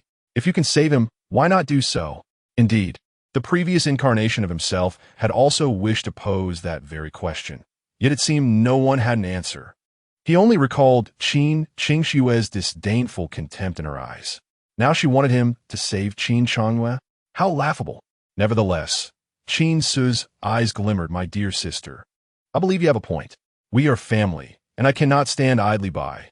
Qin Qingxue nodded eagerly. So if I were in danger, you would come to my aid as well, right? Qin Qingxue's gaze faltered slightly, of course. With his sister having said so, what else could Qin Ce say? He sighed. Very well. I shall make preparations to ensure that Changyue can regain his mobility by grandfather's birthday banquet. Really? Qin Qingxue's face lit up with joy. Qin Ce nodded, indeed. You shall see results by tonight. Soon, Qin Qingxue conveyed this good news to Qin Changyue. Qin Changyue expressed skepticism. Could Qin Ce really be so kind-hearted? Is he not scheming to ensnare me? He shouldn't be, right? Qin Qingxue hesitated. If he dares to pull any tricks, it won't escape others' notice. Qin Changyue agreed. Despite his resentment towards Qin Ce, he had to admit that Qin Ce's medical skills were indeed remarkable. That very night, Qin Ce presented a small red pill. After taking this pill, you must drink a liter of water within half an hour. Qin Ce instructed, otherwise, severe side effects will occur. However, if you ensure sufficient water intake, you will be able to get out of bed by tomorrow. Is it truly that miraculous? Qin Changyue's face reflected excitement, and he could hardly wait to swallow the pill. Drinking a liter of water in half an hour? How simple. Observing Qin Changyue consume the pill, a smile crept across Qin Ce's face. The show is about to begin. Chapter 71. Has Qin Changyue died? Drinking a liter of water in half an hour. 2 liters in an hour. While this may not seem like a daunting task, executing it proved to be exceedingly difficult. For most individuals, consuming 2 liters of water in a day is already considered ample. Yet Qin Changyue was required to drink that amount within the hour. Within 2 hours, he reached his limit. Moreover, the more water he drank, the more he felt the urge to relieve himself. However, due to the 2 wounds in his thigh, he was unable to get out of bed and had to rely on the nurse to assist him in resolving this predicament, which left Qin Qingxue feeling quite awkward. Qin Changyue, on the other hand, felt utterly humiliated. In front of the girl he liked, he felt his dignity shattered. Sister Qingxue, it's fine. I really don't need to drink that much water. Qin Changyue said to Qin Qingxue. I believe Qin Ce is simply taking pleasure in tormenting me. Really? Qin Qingxue frowned. But Qin Ce mentioned that insufficient water intake could lead to severe side effects. Qin Changyue let out a cold laugh. That scoundrel Qin Ce. When has he ever spoken a truth from his dog-ass mouth? I suspect he calculated that I wouldn't dare to refuse water, which is why he is torturing me like this. It's barely been 2 hours, and I've already made 5 trips to the restroom. How am I supposed to endure an entire night like this? Upon hearing Qin Changyue's words, Qin Qingxue furrowed her brows. Given her understanding of Qin Ce, it indeed seemed plausible that he could do such a thing. Do you feel anything uncomfortable? Qin Qingxue inquired. Qin Changyue shook his head, no. That is why I conclude that Qin Ce is certainly lying. What serious side effects could there possibly be? Would he dare to kill me? If something were to happen to me, he wouldn't escape unscathed. Qin Qingxue nodded. That is true. I will stay by your side today. If you feel any discomfort, you can call for me at any time. Sister Qingxue, you're so kind to me. Qin Changyue said, touched. You're my brother. Who else should I be kind to if not you? Qin Qingxue replied softly. But I am merely an adopted child. Qin Changyue said weakly, his eyes slightly reddening. Qin Qingxue affectionately ruffled Qin Changyue's hair. Don't say that. Our bond of over a decade cannot be severed so easily. Don't overthink it. Just rest well. As she spoke, Qin Qingxue laid down on the adjacent bed. Gazing at Qin Qingxue's delicate features, Qin Changyue's heart was filled with complexity. Although Qin Qingxue treated him well now, what about in the future? After all, he was not her biological brother, and while his parents were kind to him now, what would happen later? With Qin Ce being so formidable, proficient in medicine, and a disciple of the legendary Giga Doctor, if he continued to stay in the Qin family, he would eventually usurp his place in their hearts. Would he still be able to remain in the Qin family then? These thoughts made Qin Changyue feel exceedingly anxious. Simultaneously, he sensed an intense fire seemingly igniting within him, and the pain in his chest and thigh began to diminish. Qin Changyue yawned, then closed his eyes and fell asleep. 2 hours later, Qin Changyue's consciousness became slightly hazy, his face flushed and burning, his clothes soaked with sweat. At that moment, Qin Ce, who was heading to the restroom, noticed something was amiss. She rushed over and grasped Qin Changhue's hand. Changhue, what's wrong? She touched his forehead and felt an alarming heat. Doctor, quickly, come here. No sooner had she spoken than her wrist was suddenly seized. Qin Changhue, who had been with his eyes closed, opened them, but they seemed to blaze with an intense fire. His gaze appeared as if it would consume Qin Ce whole. Startled by the feral look in his eyes, Qin Ce exclaimed, Changhue, what's wrong? Before she could finish her sentence, Qin Changhue abruptly dragged her onto the hospital bed, his entire body pressing down on hers. Simultaneously, his hands were tearing at Qin Ce's clothes. Qin Ce was momentarily stunned, and only after a moment did she scream. Changhue, what are you doing? I'm your sister. You can't do this. But at that moment, it was as if Qin Changhue heard nothing. He quickly ripped apart Qin Ce's clothing. Anger and disappointment flashed across Qin Ce's face. She had cared for Qin Changhue, treating him as her own brother. But that did not mean she could accept such behavior from him. They were siblings. This was incest. Just then, doctors and nurses rushed in, their eyes widening in shock at the scene before them. They had come in response to Qin Ce's voice, but it seemed they had interrupted something inappropriate. Goodness, a live spring scene. How thrilling. They whispered among themselves. Aren't they siblings? Is this acceptable? The murmurs of the onlookers filled Qin Ce with immense shame. What are you all standing there for? Hurry and help. Qin Ce shouted, My brother has suddenly gone mad. Why are you just standing there? Upon hearing her words, the crowd finally dared to step forward and separate the two. Qin Ce covered her tattered clothing, her face flushed with shame and anger as she glared at Qin Changhue. At that moment, Qin Changhue appeared as if he had lost all rationality, still attempting to lunge at Qin Ce. Quick! Administer a sedative to young Master Qin. Soon, a sedative was injected into Qin Changhue, and he finally quieted down. Meanwhile, Qin Ce's expression grew exceedingly grim. During this time, she had regained her composure. It must be Qin Ce. Surely there was something wrong with the medication he provided. Otherwise, how could Changhue have suddenly gone berserk? With this thought, Qin Ce felt an overwhelming urge to dismember Qin Ce. She changed into a fresh outfit and stormed back to the Qin residence. Upon entering the grand doors of the Qin family, she immediately went to knock on Qin Ce's door. Qin Ce, come out, she shouted. If you're capable of drugging someone, then you should be able to open the door. What are you hiding in there like a turtle? If you're a man, come out right now. The loud knocking soon awakened everyone. Qin Yunhe and Chen Yujun also emerged. Qin Xue, didn't you go to keep Changhue company? Why'd you return so suddenly? Chen Yujun asked, puzzled. Qin Ce's face was filled with rage and shame. I believe Qin Ce knows more about this than I do. Qin Ce, if you have the guts, come out. Just then, Qin Ce opened the door, yawning. What's with all the commotion in the middle of the night? What have you done to Changhue? Qin Ce stepped forward, grabbing Qin Ce by the collar, her voice seething with anger. Qin Ce was taken aback. Qin Changhue is dead? Bah, you're the one who's dead. Qin Ce trembled with fury, gritting her teeth. What have you done to Changhue? Don't you know? Qin Ce feigned innocence. My dear sister, I know you don't like me, but you can't accuse me unjustly. I don't even know what happened, and you're already claiming I did something to Qin Changhue. Isn't that bullying an honest person? Qin Yunhe chimed in. Yes, Qin Ce, what exactly happened? Qin Ce's expression turned conflicted. How could she, as a girl, bring this up? Seeing that she remained silent, Qin Yunhe lost interest in pressing further. He pulled out his phone and called the hospital, inquiring about what had transpired. Although Qin Ce had ordered silence, this was a matter that Qin Yunhe was personally investigating, and the attending physician had no choice but to be honest, especially since the high-end VIP ward was equipped with surveillance.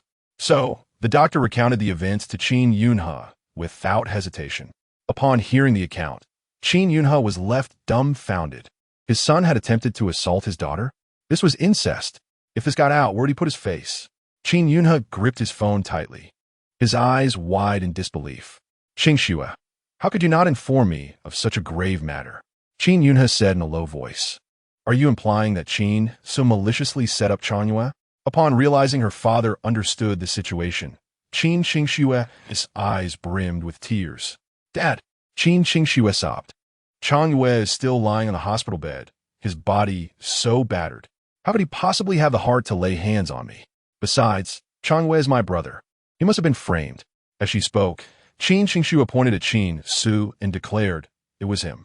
When I implored him for help to treat Changyue, he gave him a small red pill, and after taking it, Changyue ended up like this tonight. Swish, swish, swish. The gazes of Qin Yunhe and Chen Yujuan fell upon Qin Ce's face. Qin Yunhe's expression darkened as he asked, Qin Ce, is what Qingxue said true? Qin Ce blinked. That much is true, but I truly do not know what transpired. At this juncture, Qin Ce suddenly displayed a look of realization. Sister Qingxue, could it be that Qin Changyue has been bullying you? You must be the one behind this. Qin Qingxue gritted her teeth and retorted. I knew my brother Changyue would never disrespect me. However, Qin Ce sighed, Sister Qingxue, you are truly wronging me.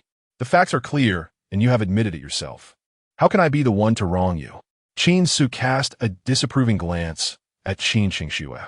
Do you recall what I said when I gave you that small pill? What did you say? Suddenly, Qin Qingxue halted, a hint of disbelief crossing her face. It seemed she remembered something. Speak. Qin Ce urged. You were so aggressive just now. Why are you silent now? Do you need me to repeat myself? After the events that had just unfolded, Qin Qingxue had been so focused on blaming Qin Ce that she completely forgot about this detail. Could it be related to not having given Changyue a liter of water within half an hour? But that seemed utterly absurd. Qin Qingxue thought to herself, feeling a twinge of panic. You said nothing. Qin Qingxue gritted her teeth. Am I to wrong you? Qin Ce sighed, then produced his phone, playing a recording. After taking the small pill, you need to drink a liter of water within half an hour. Otherwise, serious side effects may ensue. However, if sufficient water is consumed, Qin Changyue will be able to get out of bed by tomorrow. The voices of Qin Ce and Qin Qingxue could be clearly heard in the recording. At this, Qin Qingxue's face flushed crimson. She had never anticipated that Qin Ce, the sly one, had recorded their conversation. Was he anticipating her reaction? Qin Ce, since you recorded it, you must have known this would happen. Why didn't you inform us? That's simply unforgivable. Qin Qingxue bit her teeth as she spoke. Qin Ce shook his head. I merely took precautions. After all, I have grown accustomed to being wronged by you all. I never expected it would actually prove useful. You certainly did not ensure that Qin Changyue drank a liter of water within half an hour. Did you? Is there a problem with that? Qin Ce became serious. The small pill I gave to Qin Changyue contains potent medicinal properties, and drinking water is necessary to dilute the medication, allowing it to circulate through his body swiftly to prevent accumulation. You failed to provide him with sufficient water, leading to a lag in the body's circulation compared to the release of the medication. Qin Ce spoke in a low tone. This accumulation will naturally cause a reaction. How is that my fault? Qin Qingxue stood there, dumbfounded. So this was the truth? Had she misunderstood Qin Ce? Enough, enough. At this moment, Qin Yunhe interjected. This matter has nothing to do with Qin Ce. On the contrary, I am quite pleased that he could procure such an excellent remedy for Changyue. However, at this, Qin Yunhe's expression grew stern. Today's events must remain confidential. Family shame should not be aired publicly. The others nodded in agreement, and Qin Ce also nodded. Father, rest assured my lips are sealed. Upon hearing Qin Ce's words, Qin Yunhe nearly stumbled. He glared at Qin Ce among all those present. You are the one I trust the least. Qin Ce shrugged. Then there is nothing I can do. Qin Ce, now that Changyue is in this state, do you have any solutions? Qin Yunhe inquired. Qin Ce replied, since he is reluctant to drink water, we can administer in 4-drip. It can achieve the same effect. Qin Qingxue was taken aback. If in 4-drip can have the same effect, why did you insist he drink water? You claim you didn't set us up? Do you think it's easier to give in 4 or to drink water? Instantly, Qin Qingxue was rendered speechless. Qin Ce sighed. Sister Qingxue, I truly understand your feelings. I too do not wish to see Changyue in such a predicament. But just because of this, you cannot place all the blame upon me. I risked my life to save Chang Yue. I wanted him to stand up again. I produced my treasured remedy and even kindly reminded you all of the precautions. Yet, instead of following my advice, you chose to slander me and question my character. We are siblings, after all. A tremor of indignation and grievance laced Qin Ce's voice. I truly do not comprehend why you must be so biased. Qin Qingxue opened her mouth, but upon seeing Qin Ce's aggrieved expression, she found herself at a loss for words. A hint of remorse began to bloom within her heart. Perhaps her previous actions had indeed been somewhat excessive. Chapter 73. Father looks down on you. Eem Soda. Qin Qingxue surprisingly took the initiative to apologize to Qin Ce. This left Qin Ce somewhat astounded. The narrative had taken an unexpected turn. How could Qin Qingxue possibly apologize to him? Had he imagined it? What did you say? Qin Ce blinked. I believe I just heard an extraordinary sound. Qin Qingxue's countenance grew anxious. I said, I'm sorry. I should not have treated you that way. But I was just too anxious. Having said that, Qin Qingxue turned and left. Qin Yunhe and Chen Yujuan exchanged glances with Qin Ce before returning to their respective rooms. Qin Ce stroked his chin. Something was amiss with Qin Qingxue's character. She actually apologized to him? Alas, apologies held no value for him.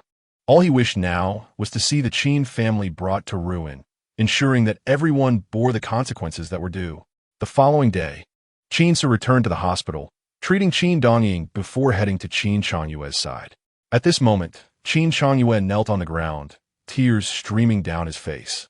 Clutching at Qin Qingxue's clothing, continuously apologizing. Sister, I am so sorry. I am not human. I do not know what happened yesterday. It was as if my body was beyond my control. I know that whatever I say now is futile. I have caused you irreparable harm. If you still harbor resentment towards me, you may hit me. I will not utter a word. Beside them, Qin Yunhe and Qin Yujuan wore complex expressions. Though Qin Changyue had acted foolishly yesterday, it was not his true intent. All right, I do not hold it against you. Qin Qingxue sighed, it is also my fault. I should not have allowed you to act recklessly. I should have ensured you drank water in a timely manner. Upon hearing Qin Qingxue's forgiveness, a glimmer of joy flickered in Qin Changyue's eyes. He then turned toward Qin Yunhe and Qin Yujuan. Mom and Dad, though Sister Qingxue has forgiven me, I must take responsibility for my actions. Mom and Dad, I wish to marry Sister Qingxue, and I hope you will support us. At this proclamation, everyone was left in shock. Qin Qingxue's face was painted with disbelief. Changyue, how could you think this way? We are siblings. Qingxue Jie, we share no blood relation. Qin Changyue retorted, having done what I have, I must take responsibility. I only hope that you, Qingxue Jie, can grant me a chance to show you my sincerity. Qin Yunhe's expression darkened considerably. Others may have been oblivious, but he was acutely aware. Qin Qingxue and Qin Changyue were half-siblings. How could they possibly be together? At that moment, however, Qin Yujuan clapped her hands, exclaiming, yes, how could I not have thought of that? With a smile, she continued, Qingxue, you currently have no boyfriend. And Changyue has grown up in our Qin family, knowing you well. If you were to marry Changyue, we would truly become one family. Would that not be splendid? A look of hesitation crossed Qin Qingxue's face. But I have never considered such a notion, and I am considerably older than Changyue. Xingbu, yeah. You are merely 4 years my senior. Qin Changyue quickly interjected. Romantic relationships between siblings are quite trendy nowadays. Do you not have feelings for me? That is not it. I am just bewildered, Qin Qingxue replied. How did this conversation shift so abruptly? Qingxue, Qin Yujuan interjected. I believe there is merit in what Changyue is saying. Perhaps you should contemplate it further? Qin Qingxue glanced at Qin Changyue, her face a mask of indecision. But just then, Qin Yunhe's voice, filled with fury, rang out, no? Everyone turned to Qin Yunhe in surprise. Old Qin, why do you oppose this? Qin Yujuan asked, puzzled. Qin Yunhe coldly replied, is this not sheer madness? Who does not know that Qin Changyue is the son of the Qin family? He and Qingxue are siblings. Is this not tantamount to incest? How can we maintain the dignity of the Qin family? Qin Changyue was taken aback, having thought that the greatest obstacle would be Qin Qingxue or Qin Yujuan. But to his astonishment, it stood with Qin Yunhe. This was utterly illogical. Qin Chongyue could readily perceive Qin Yuna's affection for him. How could he possibly refuse such a proposition? Father, you are in the wrong here. At that moment, Qin Ce, standing nearby, spoke with indignation. Are you really willing to sacrifice the happiness of Chongyue and Qingxue for the sake of the Qin family's reputation? Gasp. Qin Ce's sudden allegiance to Qin Chongyue shocked everyone. It felt deeply unsettling. I believe that nothing is more paramount than the happiness of family. Qin Ce asserted earnestly. If you deem this situation inappropriate, we could simply allow Chongyue to leave the Qin family and establish independence. In that case, their relationship would face no issues whatsoever. Shen Yujuan's eyes brightened. Indeed, Qin Ce's idea is quite astute. Old Qin Yu silence. Qin Yunha snapped irritably. I have stated that there is no room for discussion on this matter. It is impossible for you to. Father, why? Qin Chongyue asked, bewildered. There is no need to discuss this further, and regarding yesterday's events, let us consider them as if they never occurred. Qin Yunha turned to leave. Chongyue, focus on your recovery. There is no need for you to concern yourself with anything else. As Qin Yunha departed, confusion enveloped the others, save for Qin Ce, who remained cognizant of the reason behind Qin Yunha's fury. Once they had left, Qin Ce approached Qin Chongyue and whispered, Do you understand why Father disapproves? Why? Qin Chongyue instinctively inquired. It is because you are merely a bastard. Qin Ce whispered. Father looks down upon you. Qin Qingxue is the treasured daughter of the Qin family. How could you naively believe we would truly consider marrying her to you? What value do you hold for the Qin family? Qin Chongyue's eyes widened in shock. Qin Ce, you. Calm yourself. I merely stated a fact. Qin Ce replied coolly. You are well aware of the kind of man Father is.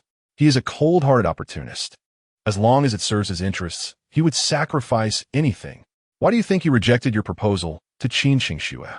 Is it not because he perceives you as useless? Though Qin Ce's words were harsh, they bore truth.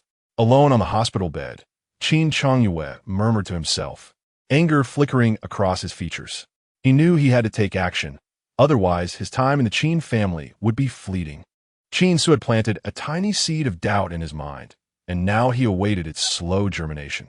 Meanwhile, Qin Ce returned to Haicheng, continuing his role as a university lecturer, primarily to cultivate his relationship with Su Qingxian. Su Qingxian was stunning, with an enviable physique and a prestigious background, making her a paragon of beauty among the elite in Haicheng. Qin Ce was no eunuch. Should he successfully win her heart, it would indeed be a delightful conquest. Moreover, he sensed that Su Qingxian regarded him with a distinct fondness. After a match of tennis, Qin Ce accompanied Su Qingxian to the cafeteria. As they walked, the handsome young man and beautiful young woman became the most captivating sight on campus, drawing the attention of many who discreetly captured their images. Qingxian, Qin Ce casually remarked, Are you truly the most beautiful campus belle in the history of Haicheng University? Su Qingxian looked at him in confusion. What do you mean? You are so striking. Have you had no admirers or fervent fans at Haida? Qin Ce question. Given that we are so openly together, why have I not seen anyone challenge me? Su Qingxian rolled her eyes. Are you reading too many novels? Even before you arrived, no one dared to pursue me. Is that so? Qin Ce replied, astonished. Do the boys at Haida have poor eyesight or a flawed sense of aesthetics? How could such a gorgeous girl go unpursued? Su Qingshuan chuckled lightly. It is because someone confessed to me before, but I did not accept. When he attempted to block my path, your uncle Su threatened him. Since then, no one has dared to pursue me again. Qin Ce nodded. It seems I should be grateful to my future father-in-law for protecting my wife before my arrival. Su Qingshuan's cheeks flushed slightly as she brushed a stray strand of hair behind her ear. Who is your wife? Of course, it is the most beautiful woman in Haicheng. She cast a sidelong glance at Qin Ce. I have just now realized that I seem to have fallen for your trick. When we first met, you clearly stated that you would not force me into anything, and you even promised that when I found someone I liked, you would release me from our engagement. Qin Ce blinked innocently. Did I say that? You did. All right then. Qin Ce spread his hands in mock surrender. I admit I said that, and I also confess that I wish to go back on my word. I must acknowledge that I am indeed a lecherous man. Su Qingxian couldn't help but chuckle. It was her first time encountering someone so unabashedly admitting their lasciviousness. Yet, it seemed strangely endearing. Besides, if I can make you fall in love with me, wouldn't everything just fall into place? Qin Ce grinned cheekily. Are you that confident? Absolutely. As they exchanged playful banter, the duo arrived at the restaurant, where Qin Ce skillfully ordered a serving of garlic-flavored crayfish noodles for Su Qingxian. By the way, I mentioned I would prepare some medicine for you. Qin Ce remarked. I will send you the prescription shortly. Sounds good. Su Qingxian replied. However, there's something I wish to discuss with you. My father wants to meet you. When? Tonight. All right. Su Yingguan's curiosity piqued. Aren't you going to ask why he wants to see you? Isn't it obvious? He wants to have a good talk with his future son-in-law. Qin Ce chuckled. What does my father enjoy? Give me a hint, so I can win his favor. Su Qingxian pondered for a moment before replying. My dad doesn't he have many hobbies. He simply enjoys playing chess. Chess, how delightful. I didn't expect my father-in-law to have such refined tastes. Gomoku. Qin Ce immediately fell silent. A billionaire CEO, the head of the Su family, enjoys playing Gomoku? That seems rather beneath his stature. Observing Qin Ce's speechless expression, Su Qingxian stifled a laugh. You just need to show up. No other gifts are necessary. In the afternoon, Qin Ce received a call from the Leap Entertainment Division. Mr. Qin, there has been an issue with the company. You need to come back. What is going on? Qin Ce inquired, furrowing his brow. It's about the Qin Gongzi account. There has been a problem. Qin Ce was taken aback. I'll be there immediately. Actually, ever since Qin Ce impersonated Qin Changwei during a live broadcast, the account had been reported extensively, leading to its suspension for several days. It had only just been reinstated. Could there be another issue? However, Qin Ce had no particular attachment to that account. His intention was merely to undermine Qin Changwei. Upon arriving at Leap Entertainment, Qin Ce was met with a revelation that shattered his preconceived notions. What? The Qin Gongzi account not only retained its followers, but actually gained more? Qin Ce was momentarily bewildered. He truly could not comprehend the mindset of today's netizens. Yes, the manager exclaimed with excitement. The Qin Gongzi account is the most valuable one at Leap Entertainment. I initially thought it would be ruined, but to my surprise, after just a few days of suspension, its followers surged upon reinstatement. I almost thought we had to buy followers. In the span of just one day, the follower count had inexplicably increased to 3 million. Qin Ce was left in stunned disbelief. What on earth was happening? Ahem, Mr. Qin. Here's the situation. I sent someone undercover into the fan group, and that's how we discovered the secret. The manager explained.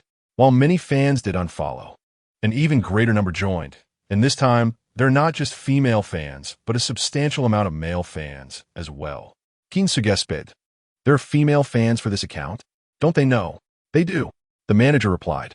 Moreover, they all hope to become the next Shenlingling. Goodness. Qin Ce gasped again. Had the world turned so upside down that he no longer recognized it? Chapter 75, I'm on a diet tonight. Qin Ce examined the back end of the Qin Gongzi account and confirmed that the follower count had indeed surged. Numerous fans had sent various messages and private photos. Some pictures even caused Qin Ce to stiffen slightly, out of respect. Mr. Qin, how should we handle this account now? Qin Ce stroked his chin, pondering the dilemma. However, a smile soon crept across his face. Since the account had gained followers, why not capitalize on this momentum and use it to draw attention to other accounts? If I return this account to Qin Changwei, he will surely be delighted. Qin Ce sighed. After all, Changwei is feeling quite down as an older brother. I cannot disregard his feelings. Oh, by the way, how is everyone else developing? In response to Qin Ce's inquiry, the manager hurriedly replied, everyone else is doing well. Especially after branching into new avenues, the follower growth has been rapid. One account has already gained nearly 200,000 followers. Qin Ce nodded slightly. Understood. From now on, keep me updated on any developments. As for this account, I will temporarily return it to Qin Changwei. Just await my instructions. Yes, Mr. Qin. After leaving Leap Entertainment, the sun began to set. Qin Ce first picked up Su Qingxian from school and, under her guidance, arrived at the Su residence. This was Qin Ce's second visit to the Su household. The first was on Su Qingxuan's birthday. Dear nephew, come here. The moment he spotted Su Cheng, A smile spread across Su Cheng's face as he affectionately pulled Qin Ce in for a hug, his large hand resting amiably on Qin Ce's shoulder. "I've been wanting to chat with you, but I couldn't find the time," Su Cheng said with a grin. "Tonight, let us have a good conversation. I hope my dear nephew won't mind." Qin Ce replied with a smile. "Uncle Su, what are you saying? You are my future father-in-law. How could I possibly be bothered? Just as long as you don't find me unsatisfactory." "Ha ha. My nephew Qin Ce is quite confident." Su Cheng chuckled. "Are you not afraid that I might marry my daughter off to Qin Changwe? In that case, I shall have to resort to a marriage snatching." Qin Ce sighed dramatically. "Miss Su is beautiful and gentle, possesses elegance, and has a lovely disposition. I have long been enamored by her. I trust you wouldn't want to thwart true love, would you?" Beside them, Su Qingxian couldn't help but roll her eyes. Two cunning foxes, neither of whom spoke a single honest word. "Enough of this chatter. Let us eat. I am starving." Su King Swaninterhectif. "Where's my mother?" "Your mother is cooking today. You are in for a treat." Su Cheng replied. Su King Swangast. "My mother is cooking? Who allowed her to do that?" Su Cheng feigned innocence. "She insisted on cooking. What could I do?" Seeing the nervous expressions on the father-daughter duo, Qin Ce felt a flicker of curiosity. "Qingxian, what is the matter? Your mother cooking for me is a sign of her regard. I assent it. Why do you both look as if you were preparing for battle?" "Well," Su Qingxian sighed and remarked, "my mother used to be an exceptional cook. But after suffering from a viral infection, her taste buds were affected, causing her to lose the ability to discern many flavors. As a result, her cooking tends to be much saltier than it should be. Had I known she would be cooking, I would have taken you out for a meal first." Qin Ce waved his hand dismissively, saying, "It's quite all right. I have a strong palate and enjoy salty food." At that moment, a gentle voice chimed in. "Is that you, Xiao Qin? Come in quickly, my dishes are ready." A graceful and elegant woman donned in an apron, wielding a spatula, greeted them with a warm smile. Su Cheng wrapped an arm around Qin Ce's shoulder, exclaiming, Come, you must try your aunt's cooking. To be honest, I pursued your aunt because of her culinary skills." Observing Su Cheng's relentless praise for his wife, Qin Ce couldn't help but smirk. He had much to learn about the art of maintaining a straight face while fibbing. Soon, the dishes were served. The vibrant colors and enticing aromas suggested that the food would be delightful. Braised abalone, stir-fried beef, steamed sea bass, and longjing shrimp were among the offerings. Each dish looked delectable and fragrant, certainly not resembling anything unpalatable. Before long, everyone took their seats. Su's mother had changed into a soft beige outfit that made her appear even more amiable and approachable. Qin Ce had previously encountered her, and back then, she exuded an air of opulence and grace. However, now her demeanor radiated tranquility and warmth. "Come, Qin Ce, try your aunt's cooking," said Su's mother as she used serving chopsticks to place a piece of braised pork on his plate. "Your uncle used to love my braised pork." Su Cheng chuckled. "I still do. You become picky since you've been dining out so often." Su's mother replied with a hint of melancholy. Su Cheng quickly took a sip of water, urging, "Qin Ce, why are you just sitting there? Dig in." Qin Ce gazed at the glistening piece of braised pork and smiled. "Thank you, Aunt." He then picked up the pork and took a bite. The meat was tender and melted in his mouth, yet he was overwhelmed by the excessive saltiness. For a moment, he wondered if Su's mother was playing a prank on him. "How is it?" Su Qingxian asked nervously, her eyes filled with anticipation. A flicker of delight appeared on Qin Ce's face as he replied, "Aunt, this braised pork is absolutely delicious. I've never tasted such exquisite braised pork before." "Oh, you sweet talker." Su's mother beamed. "I was worried you might not enjoy it." Qin Ce shook his head, insisting, "Aunt, I speak the truth. I grew up in an orphanage, and before being reunited with the Qin family, I could only indulge in meat during the new year, as I could hardly afford it." His eyes glistened with emotion. "You are the first elder to cook for me. I'm sorry for losing my composure." Seeing his eyes glistening, Su's mother felt a pang of compassion. She reached out to gently pat his head, her gaze imbued with maternal warmth. "Good child, if you ever have cravings, feel free to tell Aunt. If no one else will cook for you, I will." Qin Ce nodded eagerly. "I will make sure to accompany Qingxian for meals." Su Qingshuan's expression shifted slightly. I'm on a diet tonight and don't feel like eating." Chapter 76. A Proposal? I decline. The meal was thoroughly enjoyable, and Sue's mother's smile never waned. It is said that a mother-in-law grows fonder of her son-in-law with each encounter, and by the end of the meal, Sue's mother seemed to regard Qin Ce as her own son. Subsequently, Su Cheng ushered Qin Ce and Su Qin Xian into the study. Observing the two who were engaged in a lively conversation, Qin Ce curiously inquired, "Qin Xian, doesn't your mother realize that her taste buds are not quite right?" Su Qin Xian set her cup down. "Of course she knows. But my mother is quite proud. She believes that even with her impaired taste, she can still create dishes that are visually appealing and flavorful." "Qin Ce, I must thank you," Su Qin Xian said sincerely. "Thank you for not revealing the truth. Otherwise, my mother would be very upset." Qin Ce smiled and replied, "It's nothing. I merely sealed my acupoints to dull my sense of taste. So I didn't detect anything off." Su Qingxuan's lips twitched. "Is that even possible?" "While dining, I did observe your mother's condition closely. It seems quite manageable. I can prescribe her some medicine, and if she takes it regularly, her taste buds should return to normal within 3 days." Su Chengan Su King Swanixchan Dixaiti Glances. "Really?" they both asked. "Absolutely," Qin Ce affirmed. "It's just a minor issue. There is no need to be overly surprised. Please write the prescription quickly. I'll arrange for someone to fetch the medicine right away." Su King Swan anxiously. Qin Ce scribbled the prescription on a piece of paper and handed it to her. He then wrote another one. "This prescription is for your health. Take it once a day for 10 days, and it will ensure your body feels rejuvenated, resolving any lingering issues."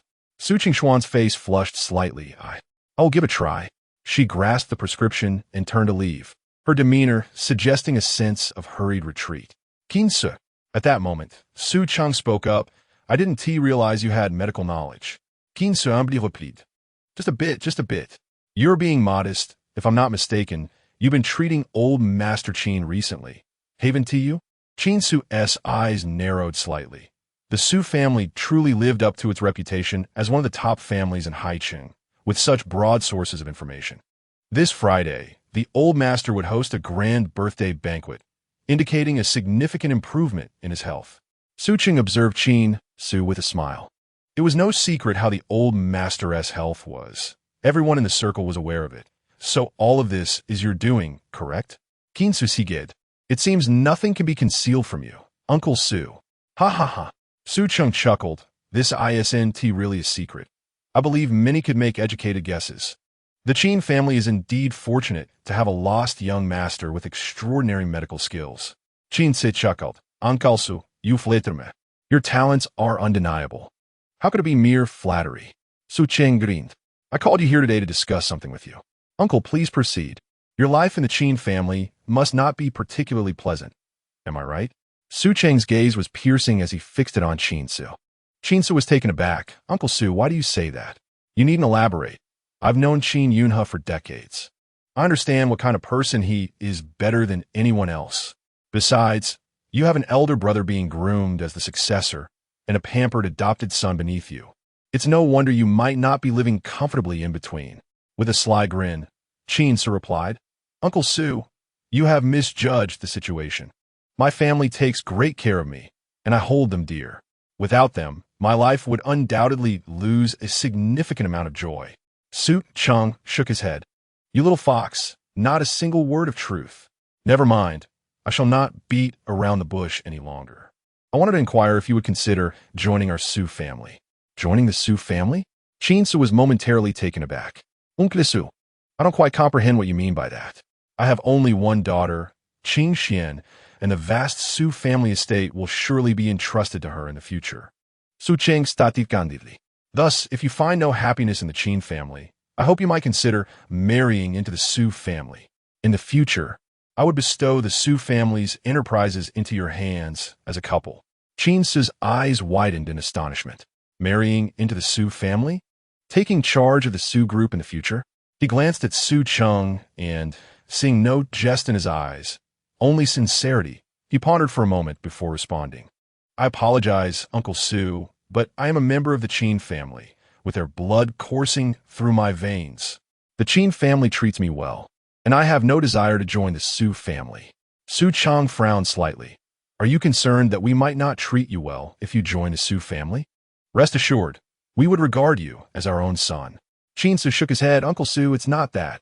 I certainly appreciate the care that you and Annie show me, but I reiterate, I am a Qin, and I do not wish to consider marrying into the Su family. Sighing softly, Su Chang found it difficult to understand. Was the Qin family truly that exceptional? What was so undesirable about joining the Su family? However, Qin Ce continued, in the future, if I have children with Qin Xian, I could allow our second son to take the Su surname. Really? A glimmer of surprise crossed Su Chang's face. Qin Ce nodded affirmatively. Of course. Such a good son-in-law. Su Chang immediately changed his tone, enthusiastically patting Qin Ce on the shoulder. From this exchange, it was evident that Qin Ce was not an antiquated thinker. While he might not be receptive to the idea of marrying into the Su family now, who could say how his thoughts might evolve in the future? Oh, by the way, there's something I must remind you, Su Chang said. The Qin family has wielded considerable influence in Haiqing for many years, and we have our fair share of enemies who would not wish to see old Master Qin recover. Therefore, you must take care to protect your own safety. I understand. Thank you for the reminder, dear father-in-law. Meanwhile, within the Zhang family's secret chamber, Qi Tianpeng sat cross-legged on the bed, his internal energy surging, his aura fluctuating in intensity. Before him lay an empty vial, having completely consumed the dragon's blood contained within it. Regrettably, it was still insufficient. After a prolonged moment, Qi Tianpeng opened his eyes, revealing a hint of disappointment. The vitality contained in this dragon's blood is somewhat feeble. It is not enough for me to break into the innate realm. Little did he know, the vial of dragon's blood he had consumed was merely diluted with 2 drops, resulting in a significantly diminished potency. Nevertheless, even with this limitation, he had stepped into the threshold of the half-innate realm. At present, neither Qin Ce nor those within the Taoist Bureau stood a chance against him. A smug smile appeared on Qi Tianpeng's face. Chapter 77. The Truth Unveiled. Qin Changyue's Identity Exposed. The grand celebration for old Master Qin's birthday was fast approaching, marking a significant event for the Qin family. Almost all the prominent families of Haiqing had received invitations from the Qin family. In recent years, the Qin family had gradually declined, primarily due to Qin Dongying's deteriorating health. As a formidable figure in Haiqing, Qin Dongying still commanded considerable influence. Many of the Qin family's adversaries were eagerly awaiting his demise. However, the fact that Qin Dongying was hosting a grand birthday banquet raised questions. Had his health improved? Time swiftly passed to Friday, the day of the celebration. The Qin household was enveloped in a jubilant atmosphere, adorned with festive decorations, while luxury cars crowded the front of the Qin estate. Qin Yunhe, the current head of the family, donned a long robe and warmly welcomed the arriving guests at the entrance. Brother Qin, congratulations. Brother Qin, may the old master enjoy longevity as vast as the Eastern Sea. Brother Qin, may I inquire which esteemed physician has restored the old master's health? Many of Haiqing's top families approached Qin Yunhe, some even those who had distanced themselves from the Qin family, all eager to engage, which brought immense joy to Qin Yunhe. He could almost envision the revival of the Qin family's fortunes. Meanwhile, in the rear courtyard of the Qin estate, Qin Ce and Wu Yifei were in close conversation. Qin Laudi, didn't you say that your sister would? Seeing Wu Yifei's excited demeanor, Qin Ce felt a wave of disdain. How could someone of such low taste find interest in someone like Qin Qingxue? Yet, this was merely Qin Ce's internal sentiment. He maintained a calm exterior, reassuringly stating, rest assured, my sister has already made arrangements. After the banquet concludes, when the guests depart, that will be your opportunity. Wu Yifei paced back and forth in excitement. Qin Laudi, what if I propose to your sister today and the old master agrees? Qin Ce shook his head. Don't even think about it. As he spoke, Qin Ce pulled out his phone, playing a recording that unmistakably captured Qin Changyue's request to marry Qin Qingxue. Of course, the recording was not complete, but upon hearing it, Wu Yifei was left utterly stunned. In the recording, Chen Yujuan was highly supportive of the idea. This signified that pursuing the conventional route was nearly impossible. Thus, The only option left for them was to elope. Wu Ge, my sister said that as long as you two consummate the relationship, even if you are caught, my father will surely yield. Qin Ce whispered. It all hinges on your courage. What is there to fear? Wu Yifei declared resolutely. For Qin Ce, I fear nothing. Truly, a worthy match for my sister. After calming Wu Yifei, Qin Ce proceeded to Qin Ce's room. Since Qin Changwei confessed his feelings to Qin Ce, she had secluded herself in her room for several days. Qin Ce knocked on the door. Sister Qin Ce, open the door, it's me. However, there was no response from within. Rolling his eyes, Qin Ce retrieved a wire and skillfully inserted it into the keyhole. Moments later, with a click, Qin Ce's door swung open. Qin Ce, what are you doing here? Qin Ce's expression was one of disdain as she regarded his entrance. In the days of separation, Qin Ce appeared noticeably thinner, emanating an aura of a sickly beauty. Qin Ce marveled, Sister Qin Ce, today is grandfather's birthday celebration. I was merely concerned about your well-being. Qin Ce scoffed. You came to witness my humiliation, didn't you? With a look of feigned grievance, Qin Ce replied, You are wronging me. I genuinely worry about you. Sister Qin Ce, have you been locked away in your room for so long because you secretly desire to marry Changwei? How dare you? Qin Ce's face flushed with indignation. My relationship with Changwei is completely innocent. However, at this moment, Qin Changwei is not interested in preserving your innocence. Rather, he seeks to tarnish it. Qin Ce spoke calmly. Moreover, you must have realized that father would never agree to this matter. Qin Ce, what do you mean by that? Did you barge into my room merely to humiliate me? Qin Ce replied, somewhat irate. Qin Ce raised a finger and shook his head. No, no, no. Do you understand why father will not permit brother Changwei to marry you? Qin Ce furrowed her brows. You know? Certainly. Qin Ce replied, as if it were obvious. But before that, I have a crucial question to pose to you. Are you willing to marry Qin Changwei? How could that be? Qin Ce exclaimed. My feelings for brother Changwei are purely fraternal. Qin Ce was taken aback. He had assumed that Qin Ce harbored ambitions for Qin Changwei, just as he did. However, he was mistaken. Yet, if Qin Ce felt no romantic inclination towards Qin Changwei, why was she so concerned about him? Perhaps sensing the confusion in Qin Ce's eyes, Qin Ce spoke softly. When I was 12, I accidentally fell into a lake. And it was Changwei who found someone to rescue me. So that's the reason. Qin Ce nodded slightly. Qin Ce, can you now reveal to me why this is so? Qin Ce huffed coldly. Qin Ce chuckled. It's quite simple, because Qin Changwei is your biological brother. Biological brother? Qin Ce was stunned. Impossible, he was adopted. How could he be? With a resounding clap, Qin Ce slammed a paternity report onto the table before Qin Ce. This is the paternity report between father and Qin Changwei. Qin Ce stated matter-of-factly. This document proves that Qin Changwei is indeed father's biological son. As she perused the report, shock spread across Qin Ce's face. Qin Changwei is truly my brother? No wonder father refused to acquiesce to Changwei's request. Qin Ce murmured, but this doesn't make sense. Why was I unaware of this before? At this juncture, Qin Ce's eyes narrowed.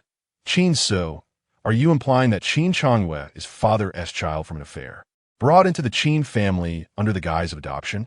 Qin Ce stared at Qin Ce in disbelief. When did this naive girl become so astute? Qin Ce, since you are aware of this matter, why have you not revealed it? Qin Ce gazed at Qin Ce, her expression grave. What are your intentions? Qin Ce sighed.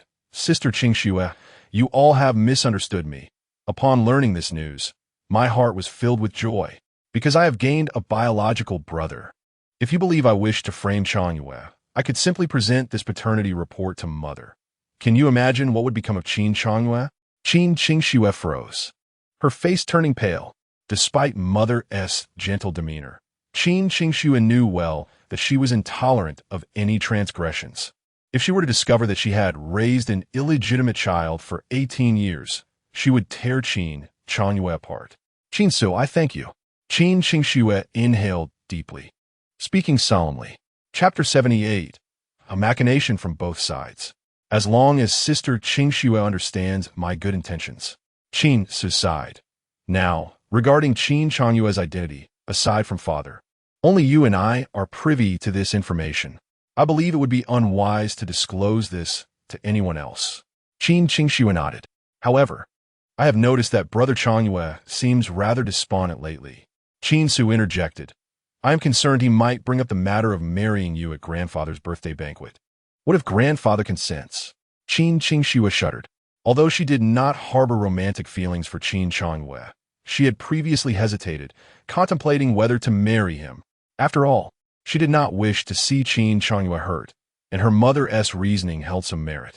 But now, she had completely abandoned that idea. After all, that would be incest. Yet, Qin Changyue remains oblivious to his true identity. Should I disclose his identity to him? This thought barely surfaced before Qin Qingxue dismissed it. Even though she had previously held a disdain for Qin Ce, she had to concede he was right. This matter should not be known by more people. Not even Qin Changyue. I have a plan.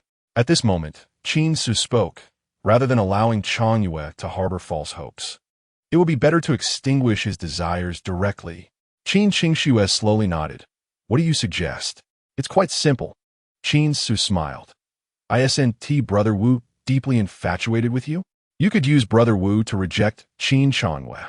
Once Qin Changyue realizes that Sister Qingshue's heart belongs to another, he will surely relinquish his unrealistic fantasies. Hearing this, Qin Qingxue took a deep breath. All right. In Qin Changyue's room, he listened to the ruckus outside, feeling a chill within. He could not comprehend why his father would not agree to betroth Sister Qingxue to him.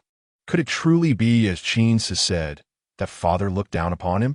In recent days, Qin Changyue had isolated himself in his room, meticulously contemplating Qin Ce's words, ultimately arriving at a conclusion that he was indeed correct. Qin Yunhe truly looked down upon him. When his elder brother Qin Changlin was around 14 or 15, Qin Yunhe had taken him under his wing, allowing him to gradually engage with the affairs of the Qin group. When Qin Changlin turned 18, Qin Yunhe had directly bestowed upon him a company to hone his skills. But what about him? Though he was dearly cherished, he had never been privy to any coarse secrets of the Qin family. At 18, his father gifted him a limited edition sports car. While it was certainly flashy, it was clear that he had no intention of grooming him as the heir to the Qin family. Qin Ce, though I detest you, your words ring true. Qin Yunhe looks down upon me simply because I am an adopted son, and thus they have always guarded against me. They prevent me from engaging with the Qin group's affairs, and even wish to prohibit Sister Qingxue from marrying me. All of this is due to their disdain for me. You old fool, after I've called you father for 18 years, it turns out you never regarded me as your true son. Qin Changyue clenched his fists tightly, his eyes aflame with indignation. Just then, Qin Changyue received a message from Qin Qingxue on his phone. Brother Changyue, please come out. I have something to discuss with you. Qin Changyue's eyes brightened. At this moment, Sister Qingxue wishes to speak with him. Could it be that she desires to be with him? He hurriedly tidied himself up and rushed out with anticipation. However, when he saw Qin Qingxue, he was utterly astonished. For Qin Qingxue was entwined with Wu Yifei's arm, a smile gracing her face. Changyue, I am now with your brother Wu, Qin Qingxue said with a grin. In the future, when you see Brother Wu, remember to call him brother-in-law. Call a brother-in-law? Qin Changyue's mind buzzed. It had only been a few days, and Qin Qingxue was already with Wu Yifei. Hadn't she previously looked down upon Wu Yifei, calling him a foolish pig? What was happening now? Sister Qingxue, is what you said true? Qin Changyue's eyes widened, fists clenched, his voice hoarse. Of course it is true. Qin Qingxue chuckled. Your brother Wu is even planning to propose to me in front of grandfather today. Qin Changyue felt as though struck by lightning. He was utterly oblivious as to how he had returned to his room. Had Qingshue's sister truly become involved with Wu Yifei? And where did that leave him? It felt as though everyone in this world had forsaken him. Even Qingshue's sister had cast him aside. With this thought, Qin Changyue violently hurled his phone to the ground. TSK, TSK, TSK. My dear Changyue, what a temper you possess. At that moment, a mocking voice resonated from behind him. Qin Ce, is that you? Upon seeing Qin Ce, A flicker of fear crossed Qin Chunyue's eyes, swiftly followed by a surge of anger. Are you here to mock me on purpose? How could I?